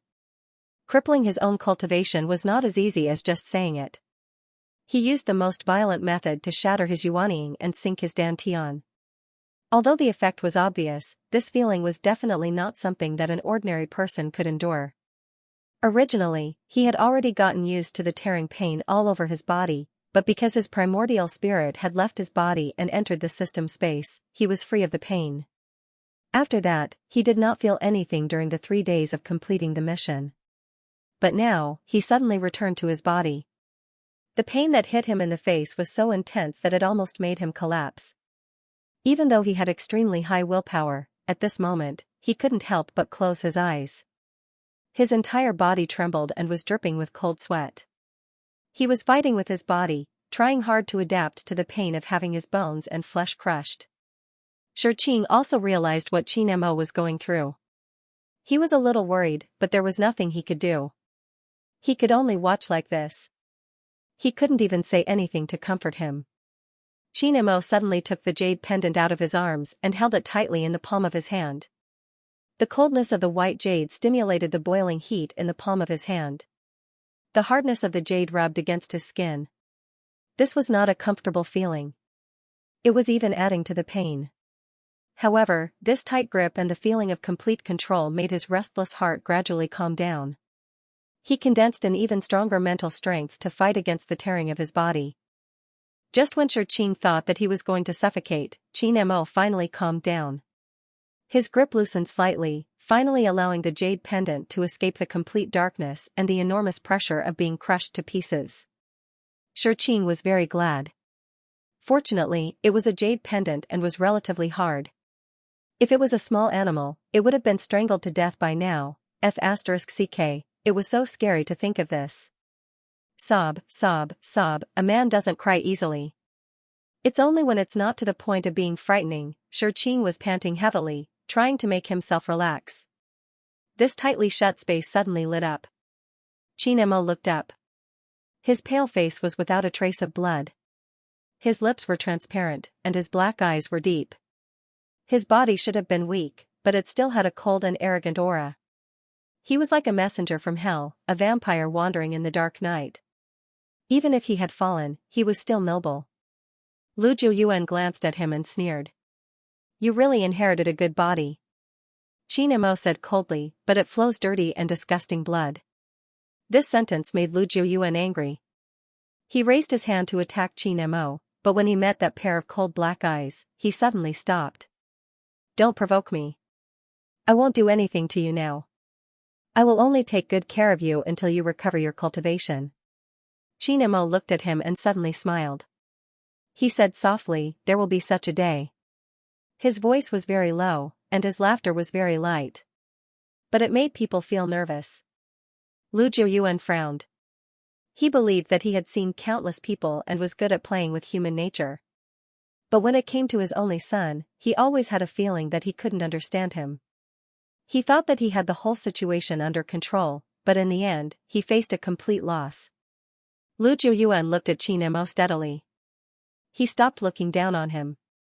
He didn't want to waste this top-grade cauldron, and didn't want his efforts to go down the drain.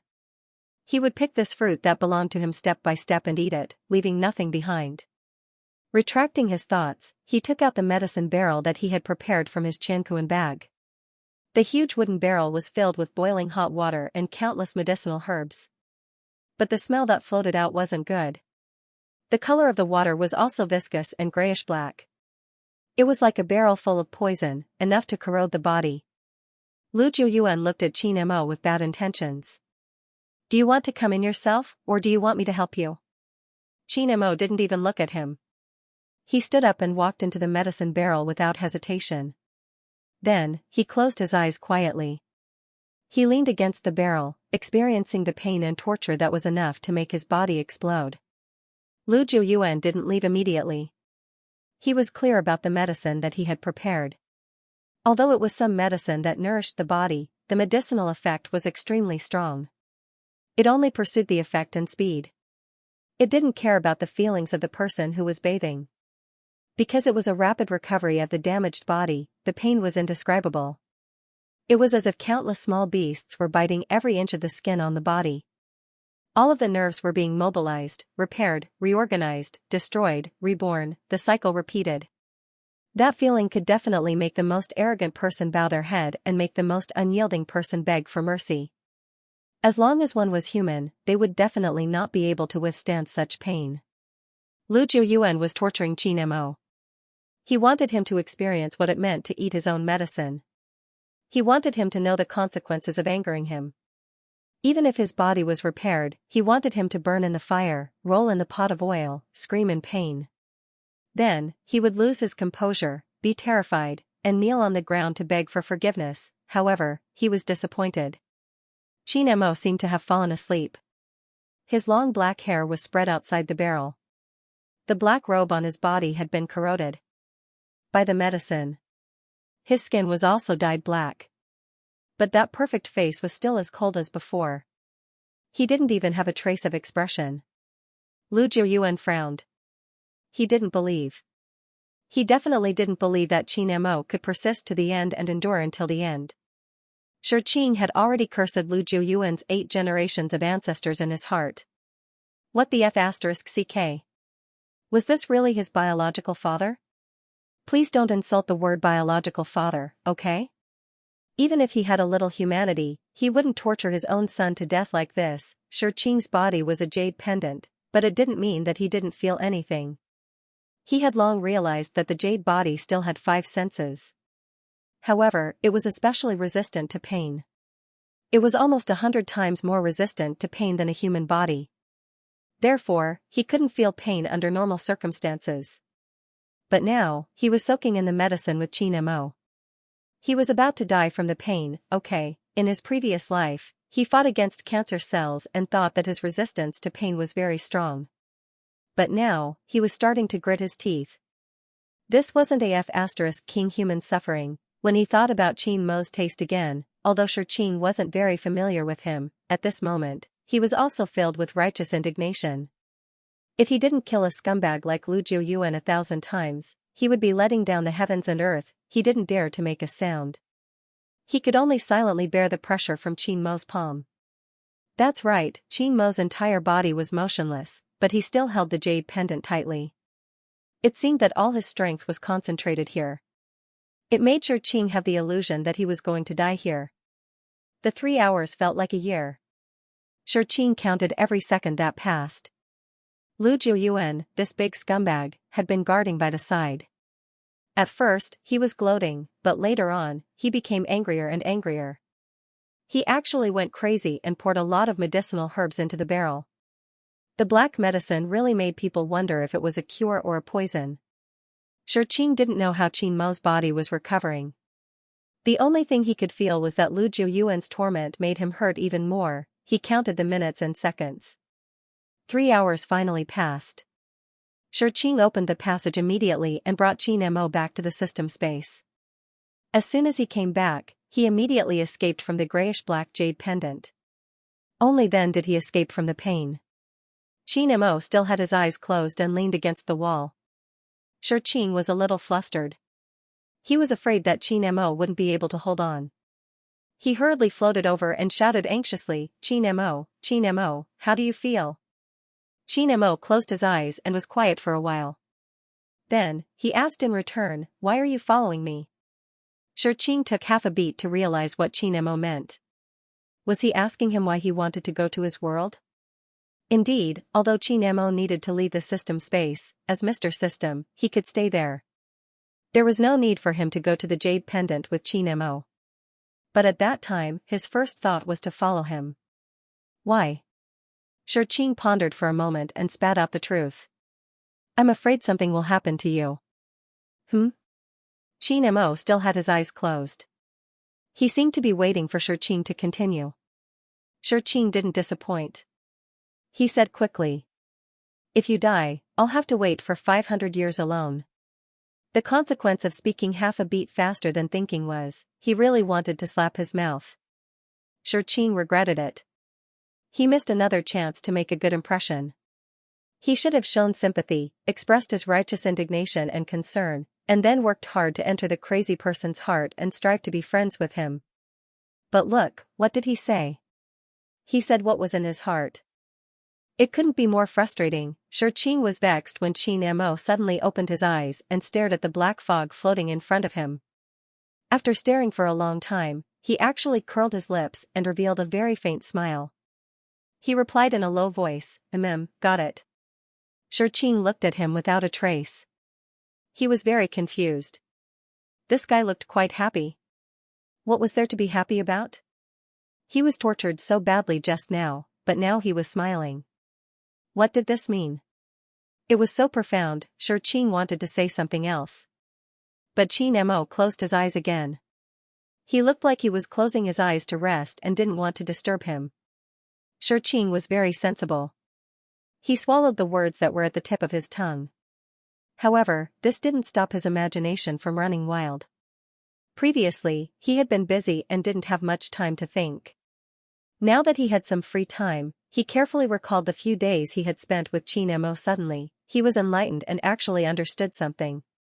Qin Mo seemed to like him to speak the truth. Especially those honest words that were a little unpleasant to the ears. He muttered to himself for a long time. He felt that he touched the small tail of the truth. However, Xianxia pondered for a long time and came to a conclusion about how to manage the business. Honesty might not work if it was taken seriously. It seemed that it was more reliable to let nature take its course. At the end of the day, Xianxia had always been estranged from Qin Mo. Although Qin Mo's experience was mostly bitter, at the same time, his hands were truly stained with blood. For such a devil, under normal circumstances, Xianxia would never come into contact with him. But now that they were forced to be together, they couldn't avoid it no matter what. Xianxia wasn't a coward, so he hoped to build a harmonious and safe partnership with Qin Mo. At first, he thought that it would be very difficult, but in fact, it was quite easy. At least, the two of them experienced this mission happily, right? Now that he suddenly understood Qin Mo's preferences, Xianxia felt more relaxed. It was difficult for him to cater to Qin Mo on purpose, but it shouldn't be a problem if he just wanted to be himself. After thinking it through, Xianxia's heart relaxed. His prejudice towards Qin Mo seemed to have dissipated. He saw that Qin Mo was still resting, so he didn't disturb him. He went back to his little nest to see if 700 coins could be exchanged for a body. Although the system's crash manual always introduced Xianxia as the system, Xianxia always thought that he was at most an agent. His main task was to communicate with the host, so he didn't have much power. Look at him, he had to pay for a body himself. His face was bitter. The body was in the major classification of body strengthening. There were all kinds of bloodlines and races. Xianxia didn't even want to look at the insects. There were still many cute mammals, such as cute kittens, puppies, and raccoons. They were furry and very likable.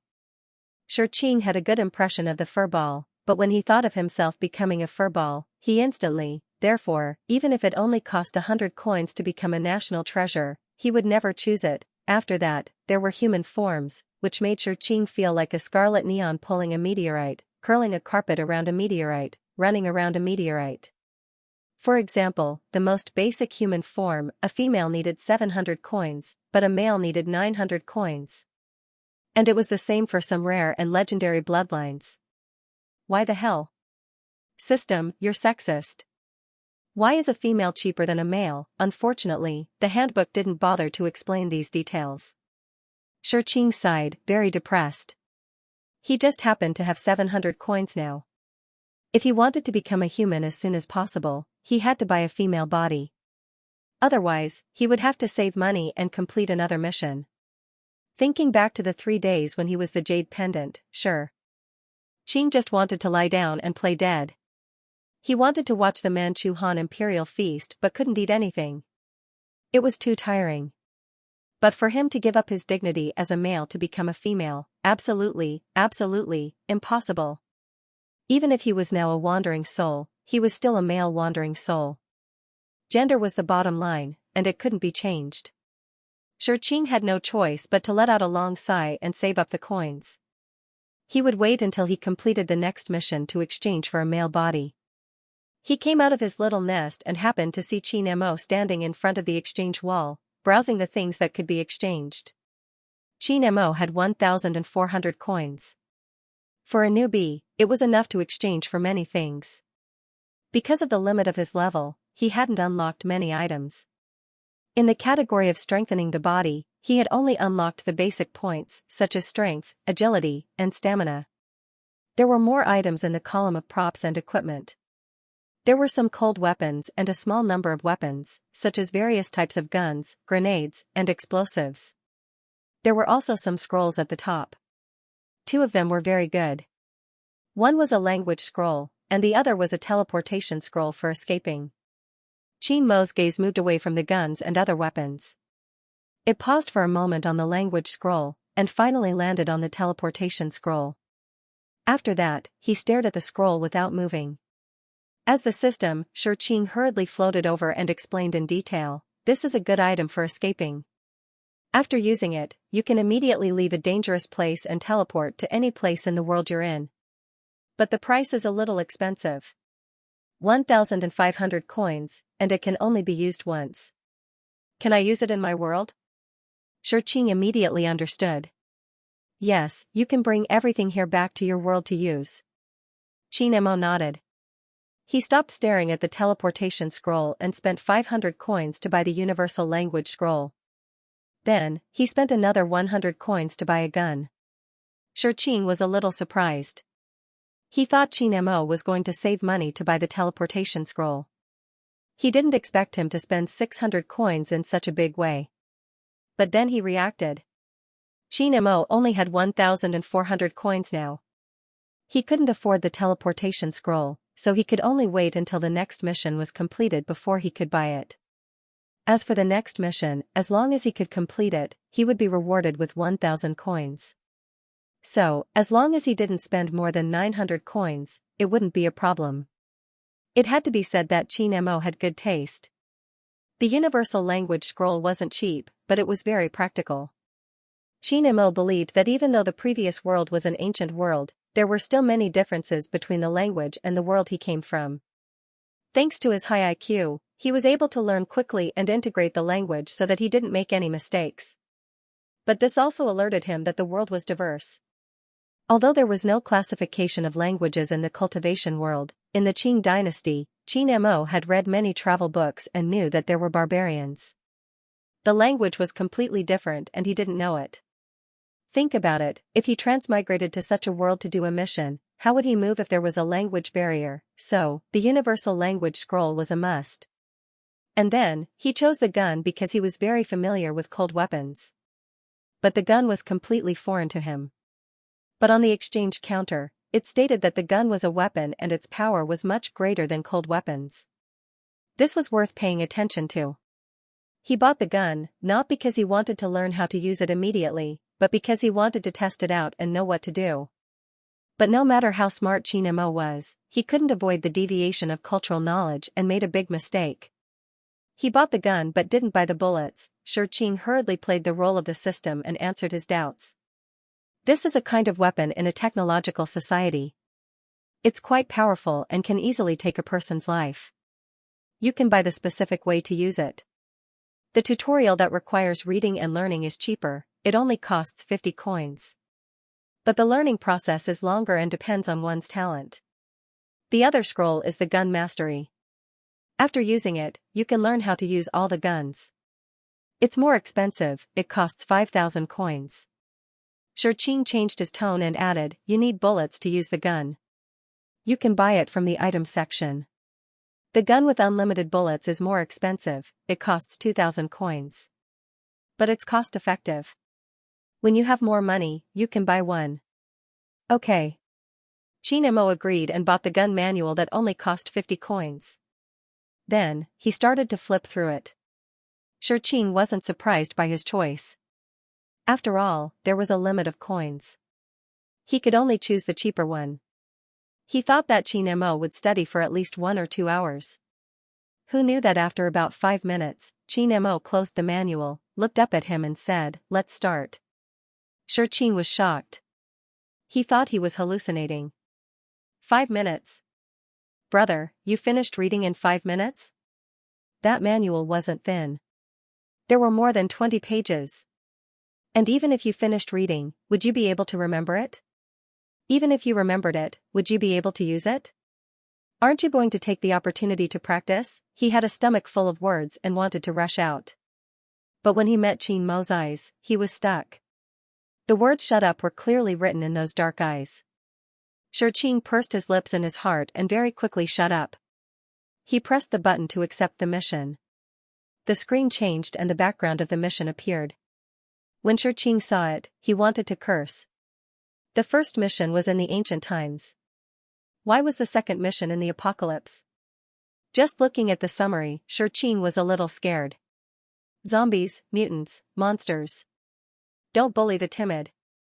Even though he had died once, he was still unable to accept the existence of supernatural forces.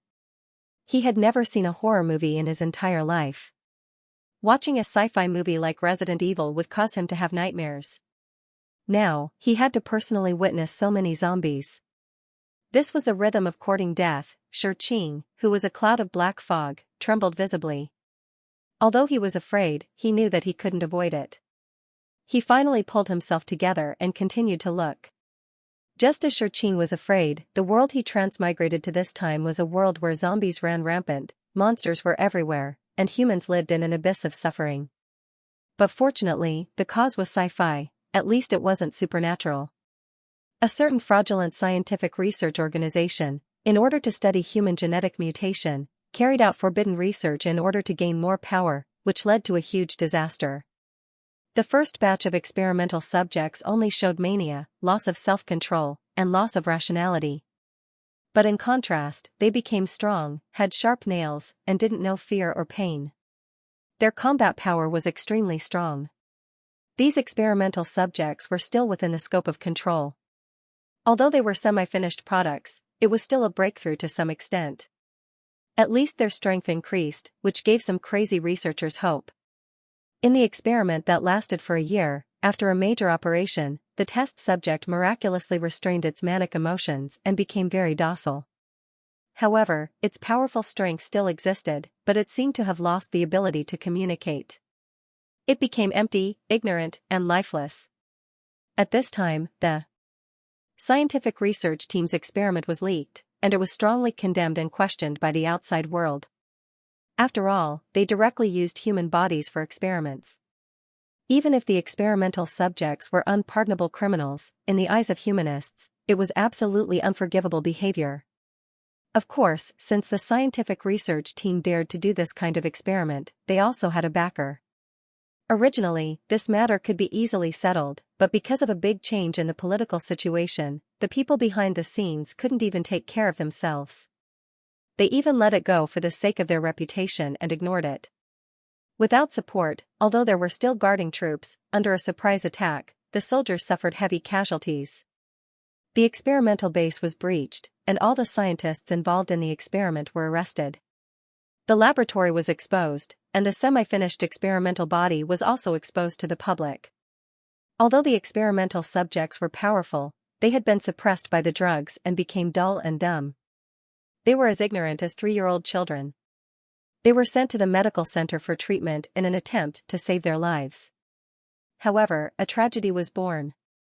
From the laboratory to the hospital, as it was night time, there was nothing unusual. At 3 o'clock in the morning, the test subjects were thoroughly examined and sent to different wards.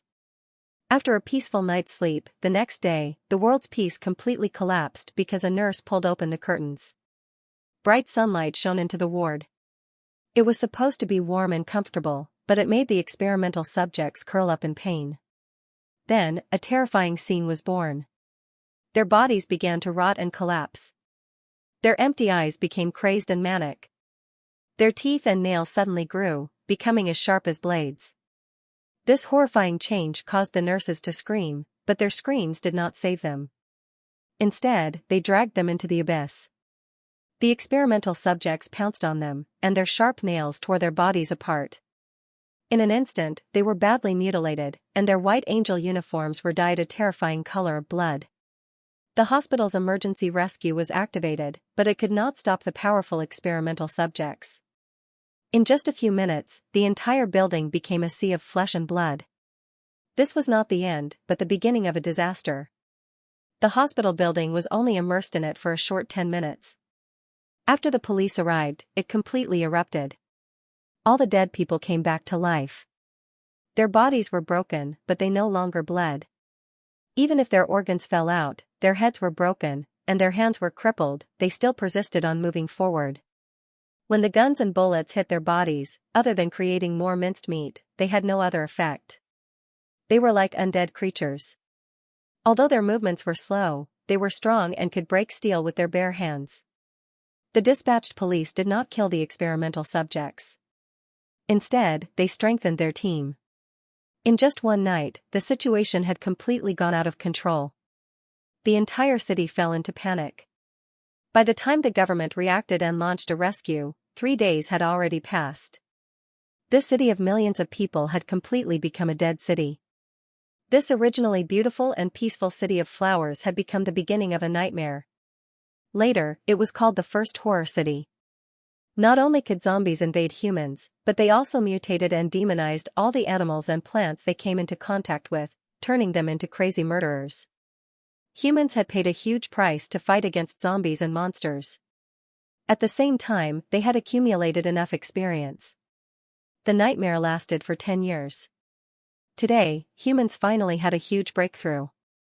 And Qin Mo's mission was also revealed at this moment. A scientist named Lin Lin was escorted by the army and mercenaries to the first horror city. He was to find the first batch of experimental subjects and collect their samples to develop antibodies. As long as the dead humans were no longer demonized and the source of the virus was cut off, then they could see the light of victory.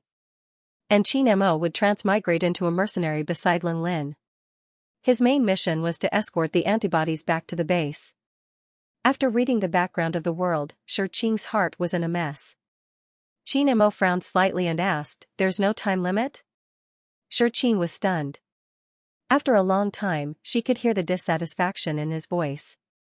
She was about to cry. "Brother! Can't you focus on something more reliable?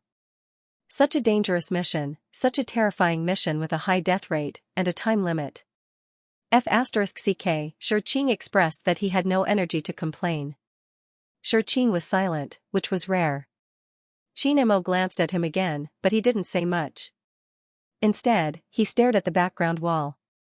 He narrowed his eyes and suddenly asked, "This is the main mission. So there are side missions?" Xianxia followed his gaze and reacted half a beat later. He was amazed by Qin Mo's sharp intuition and then realized that he didn't know this problem either. However, he had a shortcut. He hurriedly flipped through the dictionary.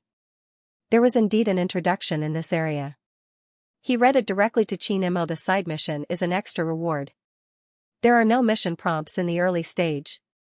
Only when the mission is triggered will there be a reminder. The side mission is separated from the main mission. There is no punishment if the side mission is not completed. If the side mission is completed, you will receive 5,000 basic coins and a random reward. As he read, Xianxia became excited. F*CK, 5,000 coins. He was going to be rich, and Qin Mo, on the other hand, did what he preached and accepted the mission without hesitation. When Xianxia woke up from his fantasy of a mountain of coins, he was already swept into the vortex of transmigration. At this time, a notification sounded in his ear. Gifted a free body. Xianxia suddenly understood. His jade body was soaked in medicinal herbs and was already gray and unrecognizable. It seemed that the system was being kind again. But Xianxia didn't have any good hope. Free or whatever. It definitely wasn't anything good. In fact, Xianxia still underestimated the system's nature. When he woke up from the whirlpool of transmigration, what he saw was a rotten face that emitted a foul stench. One of its eyeballs even fell out. As mentioned before, Xianxia was a coward. Even when he was watching Resident Evil through the television screen, he was still so agitated that he couldn't sleep at night. Now that he was looking at a 3D, ultra-close-up 3D image, the only feeling he had was, oh my god, I bought a watch last year. Then, something that made him even more unable to look at happened. He couldn't control his body and flew straight towards the typical zombie face. With a pft, he rushed into the brain. The flesh was badly mangled, the stench was pungent, and there was a sticky feeling. Was this a brain? It must be a brain. It was a rotten brain, and he had intimate contact with it. Huiq. How could he live? After pausing for a few seconds, he felt his body turn in a circle and hit something hard. It was like a rock. After crushing it, he finally left this disgusting place and saw the light of day again. He breathed in fresh air.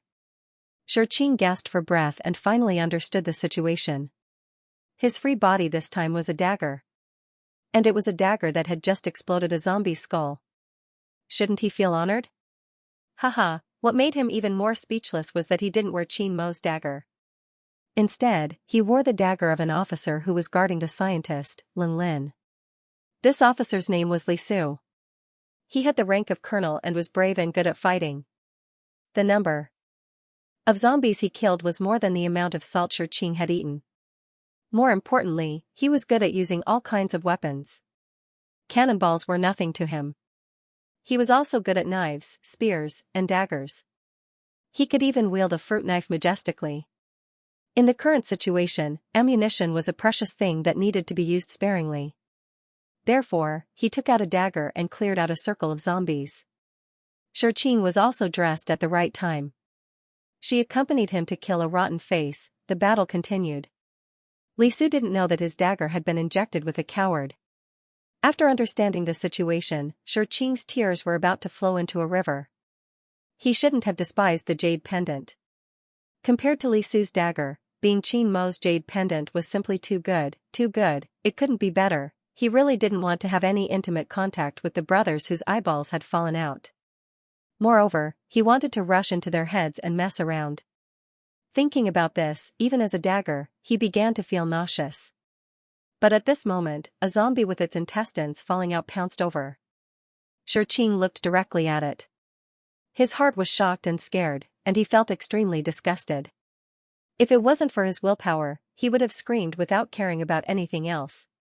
Li Su's reaction was swift. He dodged the attack, turned around, and raised his hand. The dagger in his hand was about to rush into the zombie's head.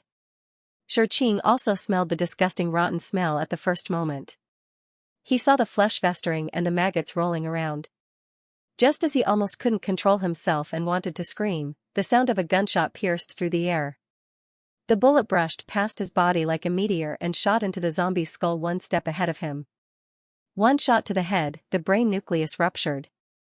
The rotten body quickly softened and turned into a pool of blood. Xianxia was completely stunned. Then, he was surrounded by great joy. He didn't enter the zombie's head and wasn't surrounded by disgusting brain matter. God, it was great, it was really great. His whole life was instantly bright and beautiful. He quickly scanned and saw the man standing with a gun not far away. The man was in a pure black combat suit, gloves, a belt, and heavy leather boots. The equipment on his body was extremely practical and capable. Coupled with his outstanding figure, it added a very strong aura. His line of sight moved up. Although the strong face was completely unfamiliar, it was handsome and handsome. Xianxia was wondering who this person was, but after meeting the pair of black eyes, he understood. Xianxia, it was Xianxia. Xianxia glanced at him, then looked away. He turned sideways, raised his hand, and pa 3 shots, quickly and accurately clearing the zombies around Li Su. Then he strode over. After approaching Li Su, he reached out his hand and said coldly, "Give it to me." Li Su followed his line of sight and saw the dagger in his hand. He just wanted to curse in his heart. What did this mean? But the battle was still going on. The zombies were endless. Li Su didn't care. Just as he was about to turn and leave, a gun was stuck to his forehead. F***ck. What kind of F***king psycho was this? Li Su stopped. He was about to roar out the words in his mouth, but after meeting Qianmo's eyes, he suddenly stopped. Li Su had been fighting between life and death for decades. His perception of death was extremely sharp. He could clearly feel that the gaze on him was full of killing intent. It was bloodless and ruthless, persistent and ruthless. As long as he resisted a little, the other party would definitely pull the trigger. Here. He handed over the dagger, but deliberately held the handle tightly and pointed the blade at Qianmo. Qianmo wasn't moved. He didn't hesitate to hold the blade tightly. The sharp edge of the blade cut his palm. Bright red blood dripped from his wrist. But he didn't feel it at all. He almost used the posture of a gun to snatch the dagger.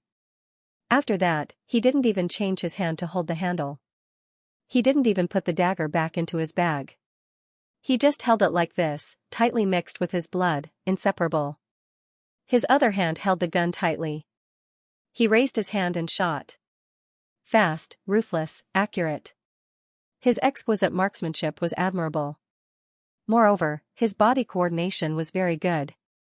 He moved quickly, dodged nimbly, always able to grasp the key points. With his precise positioning, he even managed to kill 3 zombies with one shot. Li Su was stunned.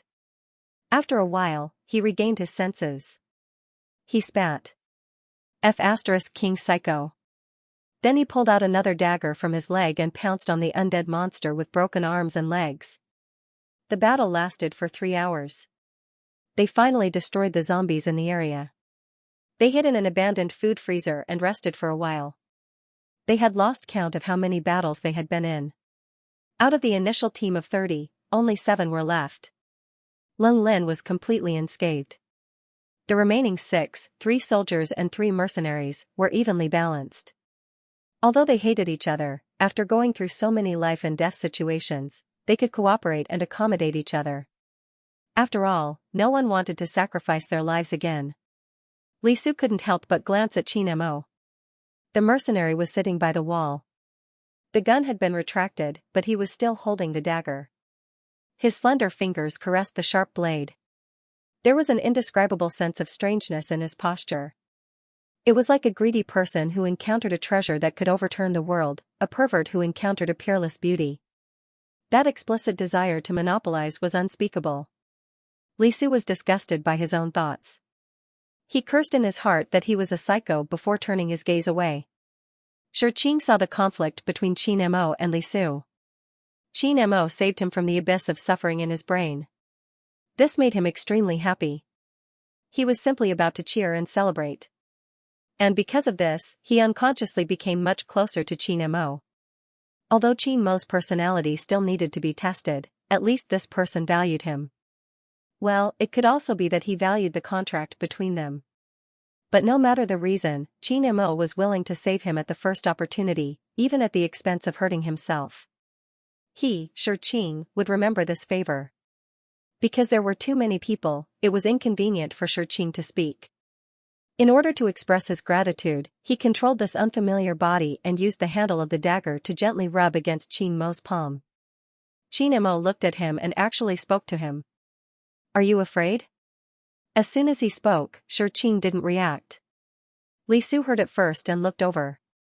What he saw was Qin Mo's focused expression as he stared at the dagger. Li Su couldn't help but complain in his heart. F*ck, was he talking to a F*king dagger?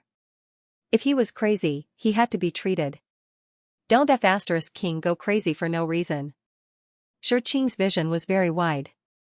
He acutely felt the gaze of his former master. In an instant, he didn't dare to move. He was afraid that someone would find out that he was a different dagger and take it back. Seeing that he didn't move, Qin Mo touched him gently and said in a low voice, "If you're afraid, stay by my side obediently." Qin, Li Su.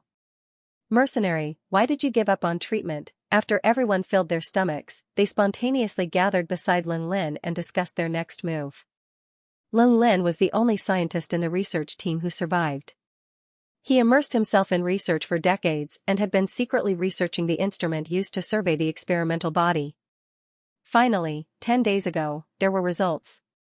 Through recording the original data of the experimental body, he created an instrument that could detect it. It was also the beginning of this sample collection mission. However, this kind of device had a range limit. It could only appear on the detector when the experimental body appeared within a radius of 1,000 meters. They broke into the base camp of the zombies, and after countless risky searches, they finally found the tail of the experimental body. A signal appeared on the detector, so as long as they could capture the experimental body and get the sample, they could return. But in reality, it wasn't so easy. Although they were cautious and strict, they didn't know why they were exposed. They encountered a zombie frenzy and suffered heavy losses. At the same time, they also lost the signal of the experimental body. Therefore, they had to retreat here and plan at length. Li Su first summed up the current resources. Food and ammunition can last for at most 5 days. Excluding the 2 days for returning, we only have 3 days. The moment he finished speaking, there was silence. The original plan of the mission was 10 days. They had already spent 5 days and lost 23 members and many supplies. However, the results were not satisfactory. Now, there were only 7 people left and they only had 3 days. They also lost the signal that they had painstakingly searched for. Could they really collect the sample? The situation wasn't optimistic. Even though they were all elites who had experienced hundreds of battles, they couldn't help but feel discouraged in a hopeless situation that was gradually closing in. Lin Lin looked at them quietly and broke the deadlock. "We will leave in half an hour and continue to search for the experimental body's signal." After he finished speaking, he looked at Li Su. Li Su was the representative of the government in this mission. In addition, he had outstanding abilities, so he had a lot of right to speak. He muttered to himself and was about to speak when he was interrupted. "Stay here." Everyone turned to look at the person who spoke, including Lin Lin and Li Su. Qin Mo accepted everyone's gaze calmly. Although Lin Lin's combat ability was the lowest in the team, he was the core of the team. Moreover, he had the detector, so everyone was used to listening to his orders. Li Su was the leader of the team. The mercenaries also had a leader, but he died in an accident. The remaining 3 people were quite skilled, but they rarely expressed their opinions. Qin Mo had always been silent and had no presence. At least before this battle, no one had noticed him. However, he was still alive, which meant that his ability was still very outstanding. Lin Lin stared at him for a while and asked after a while, "Why?" Everyone had the same question. During the zombie frenzy just now, the experimental subject had taken the opportunity to escape.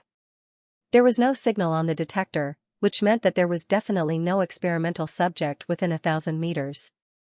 They didn't have much resources left. This short rest was already a luxury. They should seize the time to search quickly and try to find the experimental subject within 3 days. However, this mercenary had said that he would stay here. Could it be that if he stayed here, the experimentals would deliver themselves to his doorstep? Who would have thought that Qin Mo would really say that? "He will come to us." His voice was calm and steady. He definitely didn't sound stupid. If there were a few people who were still guessing blindly, now they all calmed down and started to think. After all, they were all people who had survived a lot. Not only did they have extraordinary strength, but their intelligence was also above normal human standards. After thinking for a while, they had a vague idea, but they still couldn't figure it out. Qianmo didn't give them time to think. He just looked at Ling Lin and started to speak without blinking. In 5 days, we encountered a total of 34 zombie attacks. 25 of them were small-scale attacks. 2,121 zombies were destroyed and we lost 3 people. 8 medium-sized attacks, 6,381 zombies were mobilized and we lost 9 people. Then he paused slightly and said in a heavier tone, "The only large-scale zombie frenzy just happened just now.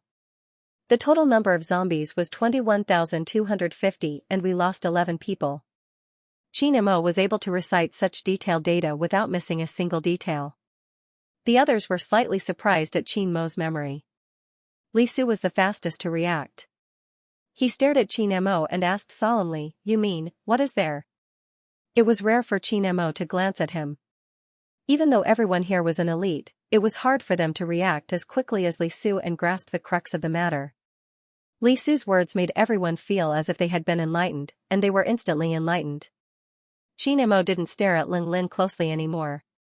His gaze swept past everyone's faces, and with a fast but clear tone, he continued to inject powerful words into their budding thoughts.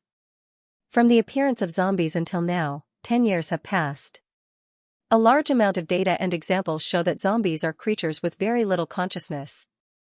They move slowly, don't know how to hide, don't know how to cooperate, and only attack blindly. They are used to searching for food, and rarely gather in large numbers in one place. This is a city from 10 years ago. It has long been a dead city. There are no humans here. According to their habits, there shouldn't be more than 20,000 zombies gathered in such a small area. Unless there is something here that they must protect. Qianmo paused for a moment to give everyone time to think. Then he concluded, "This time, the zombie tide didn't attack us specifically. We walked into their defense circle." The moment he finished speaking, a few people looked at him abruptly. They weren't stupid. Since Qianmo had already said this, they could completely understand the meaning behind his words. If that was really the case, there was indeed no need to leave this place. They had already cleared the zombies here. As long as they could find the thing they were guarding, the experimental subjects would definitely come over voluntarily. Ling Lin, who had been watching coldly from the side, suddenly spoke up. "This is just your guess. There isn't any evidence. However, we don't have much resources left. Blindly wasting resources here is a very risky move." Qianmo looked at him and suddenly lifted the corners of his lips. He asked in return, "Isn't it risky to go out and search?" Ling Lin frowned but didn't say anything. The others had already been convinced in their hearts. They only had 3 days left. Rather than searching around like headless flies outside, it was far better to stay here. Their mobility was reduced, and the consumption of food was much lower. The zombies moved slowly and wouldn't be able to gather on a large scale. Hence, this place was safe for a short period of time. This way, they could save a lot of ammunition. Without a doubt, this would allow them to squeeze out more time. Moreover, Qianmo's analysis was indeed reasonable. In the previous tense atmosphere, they hadn't been able to think calmly, but now that they thought about it carefully, they were more and more convinced of Qianmo's point of view. There was definitely something here. Previously, when the experimental subject escaped, they had thought that it was because the zombies had been eliminated and he had left to escape. However, now that they thought about it, it might have been because he wanted to lure them away. The 2 soldiers looked at Li Su in unison. Li Su pondered for a moment and accepted their gaze. Then he looked at Ling Lin. "Doctor, I agree to stay here." Even though Qianmo wasn't the leader of the mercenaries, the remaining 2 mercenaries were still very united. Naturally, they supported Qianmo's point of view. However, they were hired by Ling Lin and had to listen to him. Ling Lin looked at Qianmo deeply and finally retracted his gaze.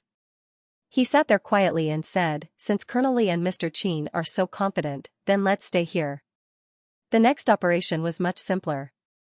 The 7 of them were divided into 3 small teams. With the food freezer as the starting point, they started a carpet search within a range of 1,500 meters. They were looking for the thing that was heavily guarded by the zombies. However, there was a small disagreement in the allocation of the small teams. It was mainly because of Lin Lin's uniqueness and importance. In the end, Qin Mo said directly, "I can act alone." The moment he finished speaking, Li Su didn't want to be left behind. "I can also be in charge of a direction." This way, the remaining 2 soldiers and 2 mercenaries could guard Lin Lin's side. They could protect him and search at the same time. The 3 small teams were formed. Qin Mo took the resources that belonged to him and took the lead to walk towards the left corner. After leaving the main group, Xianxia, who had been holding back so much that he was about to suffer internal injuries, was finally released. "I thought you didn't like to talk." In the previous world, he was still a man of few words. In this world, he was already shooting his mouth off. What a contrast. "I don't understand you, sir." Qin Mo was in a good mood. He liked to stroke the dagger very much. Xianxia was really not used to Qin Mo's behavior. When it was a jade pendant, it could be explained. It was white jade. It was smooth and delicate. It was normal to like to touch it. But this time, it was a dagger. It was so sharp that it could kill with one touch. Wasn't he afraid of blood? Cough, cough. It was blood. Just when Xianxia thought Qin Mo wouldn't answer, he actually opened his mouth. "I really don't like to talk." He smiled slightly. "But that doesn't mean I can't talk." These words were quite interesting, especially when Qin Mo gave a rare smile. Xianxia couldn't help but sigh. His host didn't seem to be as chinibu as he thought. He was quite humorous and witty. Speaking of which, if Qin Mo hadn't been tormented by the 2 fathers who cheated their sons, he would probably have grown to be very charismatic. Unfortunately, fate, this little vixen, had always been very naughty. Xianxia sighed. Suddenly, he remembered that when he had just transmigrated to this world, Qin Mo had helped him righteously. His head heated up and he said, "Thank you for helping me before." But his thanks seemed a little insincere. So Xianxia said hot-bloodedly, "If you have any problems, you can look for me. I will do my best to help you." The smile on Qin Mo's face hadn't disappeared. He touched the blade lightly and said slowly, "What can you do?" Xianxia was a little stunned. "Poke the zombie's brain?" He flicked the blade lightly. "What, you're not afraid anymore?" Xianxia, QAQ, life is hard. Hey, Xianxia racked his brains to think of a way to refute and save his domineering image. But Qin Mo suddenly moved. He rushed to the left and behind. Xianxia suddenly came back to his senses. His eyes were sharp. He vaguely saw a black shadow flash over there. This was a dead city. Other than the living people, the rest were zombies. Zombies moved slowly. It was impossible for them to have such speed. So what was that black shadow just now? It wasn't a zombie, but it also couldn't be their companion. If it was their companion, why would they need to run like this? Qin Mo's speed wasn't slow, but there was always a distance between him and the black shadow. He couldn't lose it, but he couldn't catch up for a while. Many thoughts ran through Xianxia's mind. He deeply suspected that this black shadow was the experimental subject, but why would this experimental subject appear here? Didn't he run away before? Lin Lin's detector didn't show any information about him. So why did he suddenly appear now? It was almost as if he deliberately let Qin Mo discover him. No. Xianxia's heart thumped. He immediately said, "Qin Mo, there might be a trap ahead." The experimental subject used himself as bait. It was obvious that he wanted to lure him in. Who would have thought that Qin Mo's speed didn't slow down at all? He continued to follow closely. As the cold wind whistled in his ears, his calm and steady voice sounded. "It's a trap. At the same time, it's also an opportunity." This explanation made Xianxia immediately realize that Qin Mo was prepared to continue moving forward for this rare clue even though he knew there was danger. Xianxia didn't object to his method. Although it was risky, if he raised his vigilance, it was really a rare opportunity. To put it simply, without courage, there would be no production. Xianxia understood this very well. At this time, his advantage as a dagger was revealed. His vision was very wide, and he could see 360 degrees without any blind spots. He could help Xianxia pay attention to the surrounding movements. He said solemnly, "Don't worry and chase forward. Leave your back to me." Xianxia didn't hesitate and quickly said one word. "Okay." Although it was only one word, it made Xianxia's blood boil even more. He listened attentively to the surroundings, not willing to miss the slightest movement. They were in an old abandoned workshop, close to the previous food freezer. It looked like a place where some nuts were processed. Now, it was completely abandoned and dilapidated. The damage was quite serious. Xianxia could completely imagine that when the zombie wave broke out 10 years ago, this place was definitely a temporary gathering place for humans or a resource supply place. Nuts were high in fat and nutrition. Eating them could quickly replenish one's strength. They were also easy to carry and store. They were essential to escape from the end of the world. Therefore, to a large extent, the damage here was not caused by the zombies, but by the humans themselves. They were fighting for food and resources, causing great damage. However, everything was covered in dust. The machinery was broken, the steel was corroded, and a large amount of dust and mud was mixed together. It emitted a strong stench that stimulated people's senses. Fortunately, Xianxia turned into a dagger. His sense of smell deteriorated a lot, just like when he was a jade pendant. Therefore, his judgment wasn't affected by the harsh environment here. The chase continued. The black shadow in front kept a certain distance from Xianxia. It was very familiar with the terrain. It used every corner to suddenly disappear and suddenly appear. It didn't dare to let down its guard. Xianxia focused on the movements around him. He said to Xianxia worriedly, "If you continue chasing like this, can your body withstand it?" Xianxia didn't exchange for anything related to body strengthening before. Although the mercenary he transmigrated into had good physical fitness, after such a long battle, this body had been exhausted and hadn't completely recovered. He was afraid that Xianxia wouldn't be able to withstand such a long chase. When the time came, how would he deal with possible dangerous situations? Xianxia locked onto the black shadow tightly. He didn't stop moving. He just said in a low voice, "It won't be too long." Since they wanted to lure him into a trap, they wouldn't drag it out for too long. Xianxia was puzzled. He was shocked by the scene that suddenly appeared. He had been paying attention to what was behind Xianxia. A crack suddenly appeared on the originally dark wall. Then, a grayish-black hand reached out. The fingernails were sharp and sharp. There was white dust and brick debris on them. It actually tore the hard wall apart with its bare hands. Then, a very scary face appeared. There wasn't a single part of it that was intact. The skin on the face turned up. The rotten flesh fell off. The red eyes were exposed. There were no eyelids to cover them. The rolling eyes looked especially airy. The snow-white teeth were like some kind of rodent that could easily tear the throat of its prey. He stared at Xianxia, ready to attack. Xianxia immediately reminded him, "Xianxia. Behind you."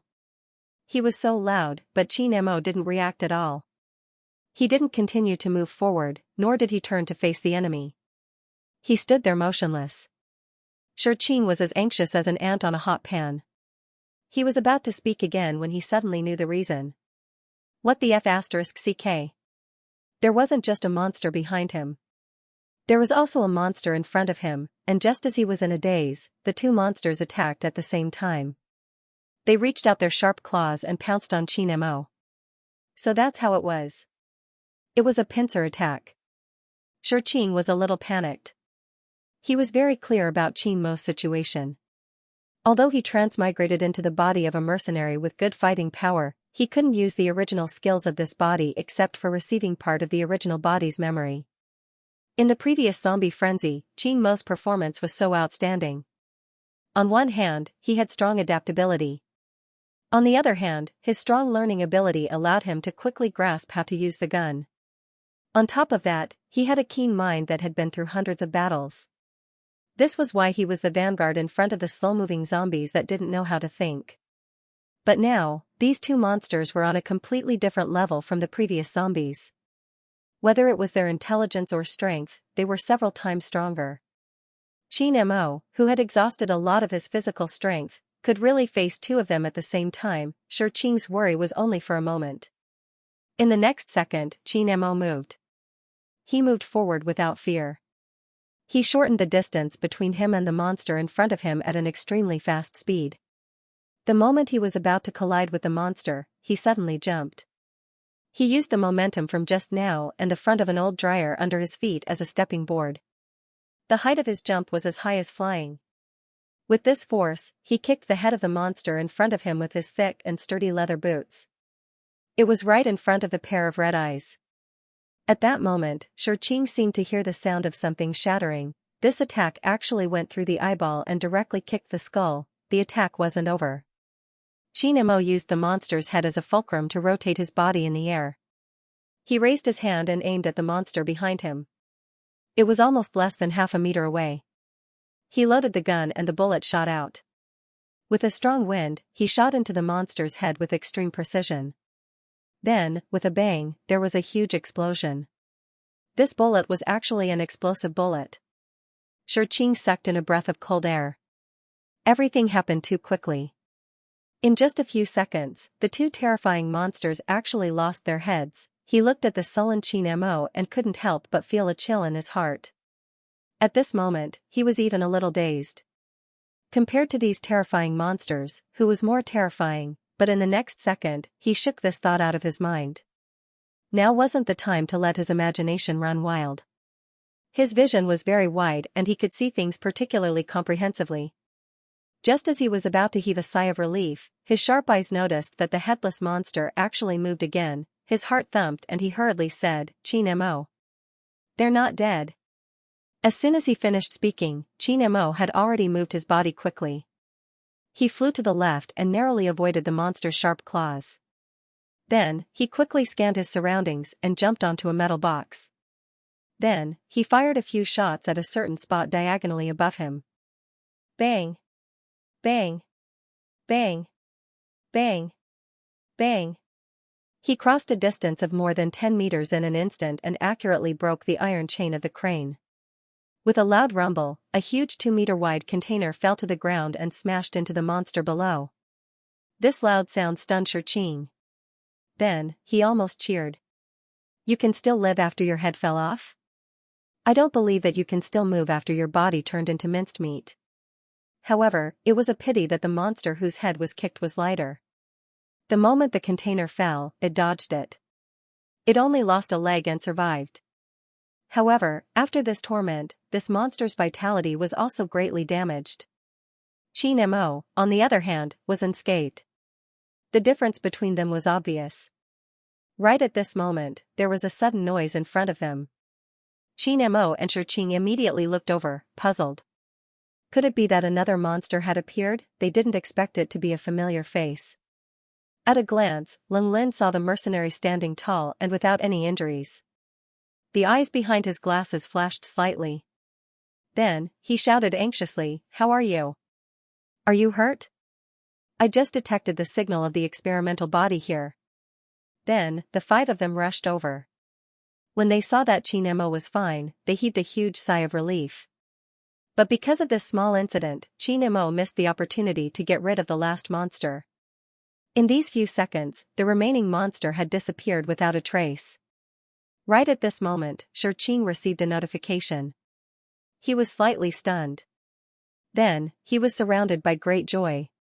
He hurriedly pressed confirm and used the system's internal communication for the first time.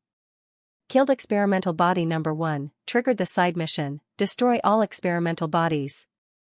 The mission has been completed by 1/3. The amount of information in this notification was too much. The monster just now was actually the experimental body that had been summoned. Not only did they kill one, but they were also super lucky to trigger a side mission. A side mission. If they completed it, they would be rewarded with 5,000 coins. It was equivalent to completing 5 missions at once. He could exchange for a giant body. Qing couldn't hold back his excitement. Unfortunately, the internal communication system could only be used to issue orders and not chat. In reality, there were a lot of people around Qin Mo. It wasn't good for him to keep chattering.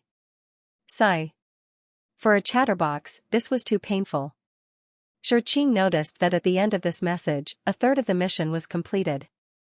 This sentence had a lot of meaning. Was it hinting that there were 3 experimental bodies? They killed one escaped, and one didn't appear. This side mission didn't sound difficult. Leng Lin walked over quickly with his team members. He saw the situation in front of him clearly at a glance. Xianxia was unharmed, and the unknown object under the container had been completely crushed. It was obvious that there had been a fierce battle here, and Xianxia had won. At this moment, a soldier beside Leng Lin exclaimed, "There's a signal on the detector. There's an experimental body here, less than a meter away from us." Before he could finish his sentence, the sound of gunshots rang out. Everyone looked at Xianxia in surprise. Xianxia kept it calmly and said, "This monster won't die even if its head is gone. I'll shoot a few more times, just in case." As soon as he finished speaking, there was a loud explosion, and the corpse under the container burst into flames. Everyone was even more dumbfounded. Xianxia glanced at it and said regretfully, "I didn't notice. It's actually a poison." The soldier who had been paying attention to the detector finally couldn't take it anymore. He shouted angrily, "That's an experimental body. You destroyed the experimental body. Doctor, how do you want to get the serum?" Xianxia pretended to be surprised. "So this is the experimental body?" The soldier was furious. He went forward and wanted to grab Xianxia's collar, but he was stopped the moment he reached out. Xianxia looked at him coldly. "What? Did you kill this experimental body?" His words rendered the soldier speechless. Xianxia was the one who had discovered the experimental subject and killed it. They were already in such a state when they arrived, so they didn't seem to have the right to speak. However, he still felt indignant. But at this moment, Leng Lin stepped forward and advised, all right, stop arguing. Since it's already come to this, there's nothing we can do about it. Mr. Qin didn't know this was an experimental beforehand, so he did this for our safety."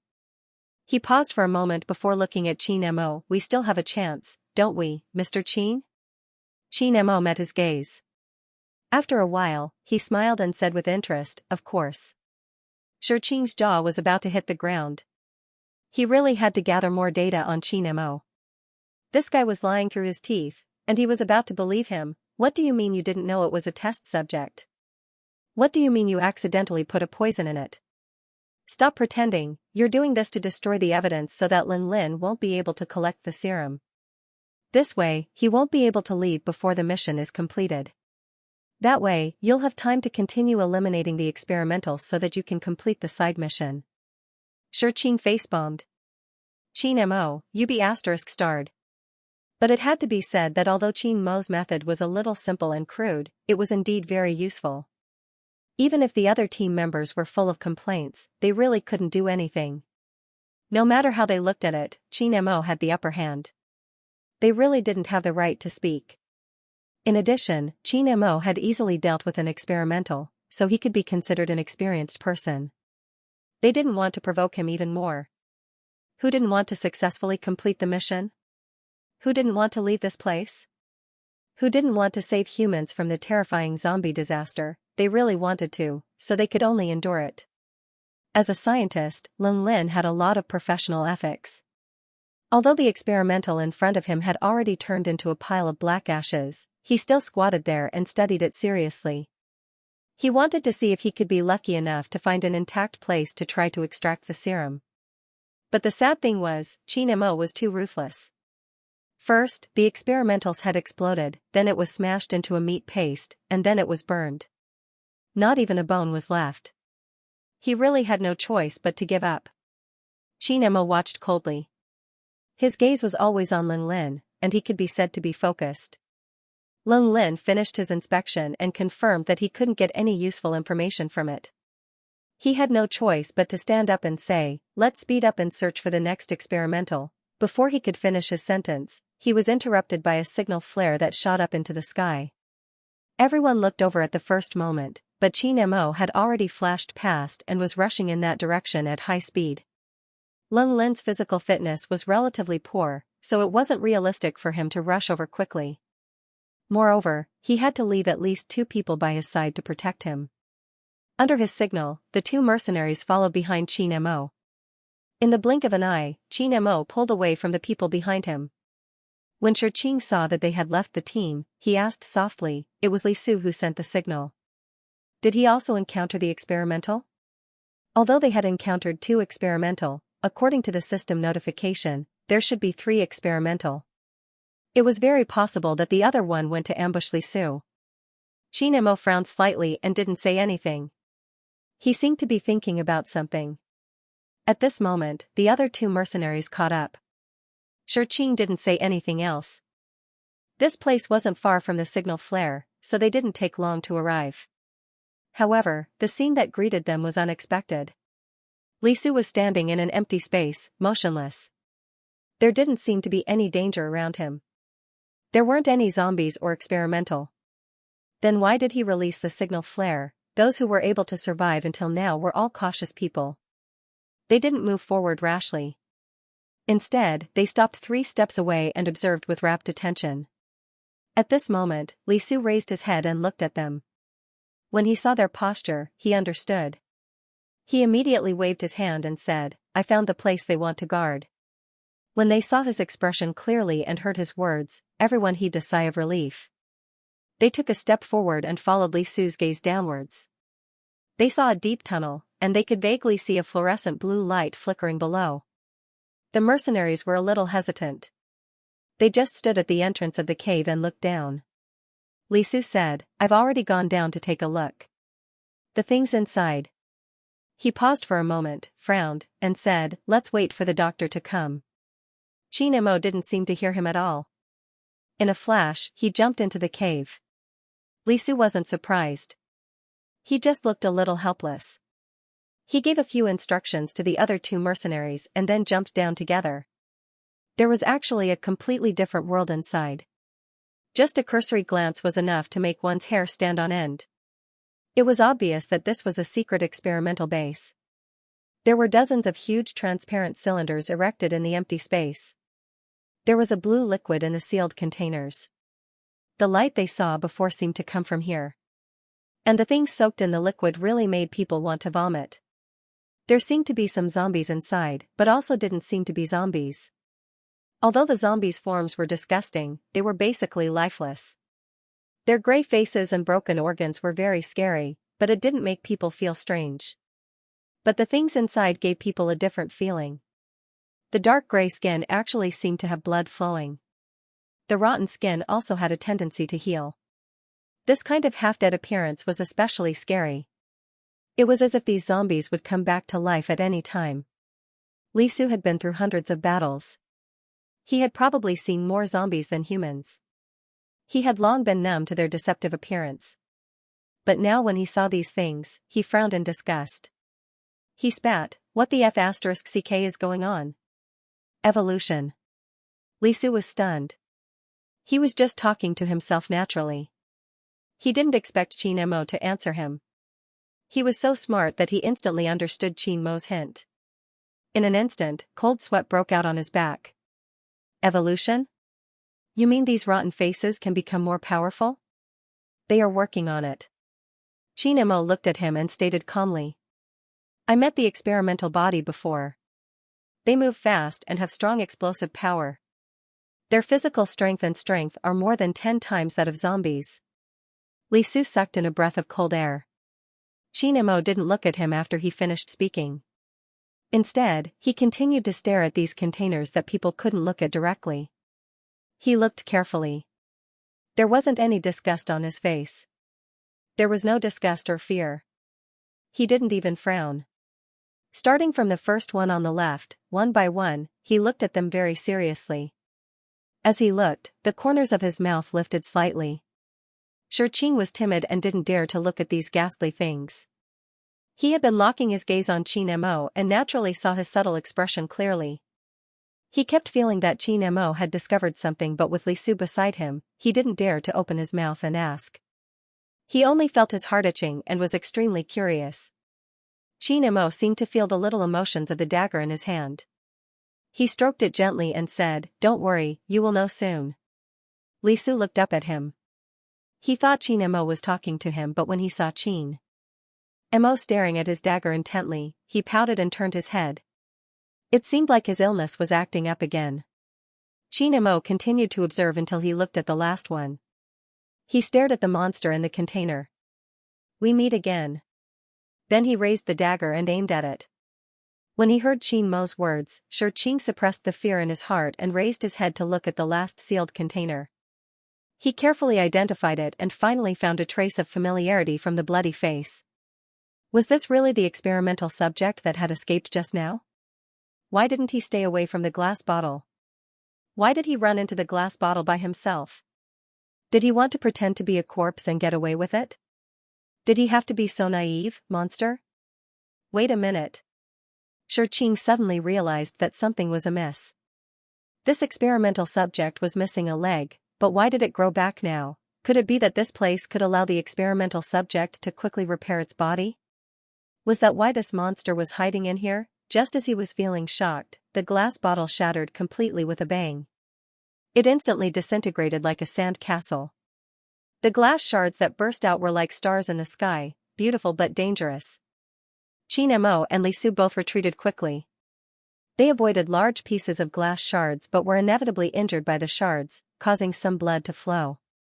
Qing knew that things were not good. Although these glass shards were hard, they didn't cause much damage to humans. However, they were enough to cause a small disturbance and create an opportunity for the experimental subject to escape. He thought of it, and Qin Mo wouldn't be careless. He quickly raised his hand and fired a shot at the fast-moving figure without hesitation. The bullet pierced through the flying glass shards, tore through the air, and shot directly at the experimental subject that was trying to escape. The experimental subject's speed was indeed exaggerated. He actually jumped up in such a 1,000th of a second and avoided a fatal injury. Only the bullet shot into his calf.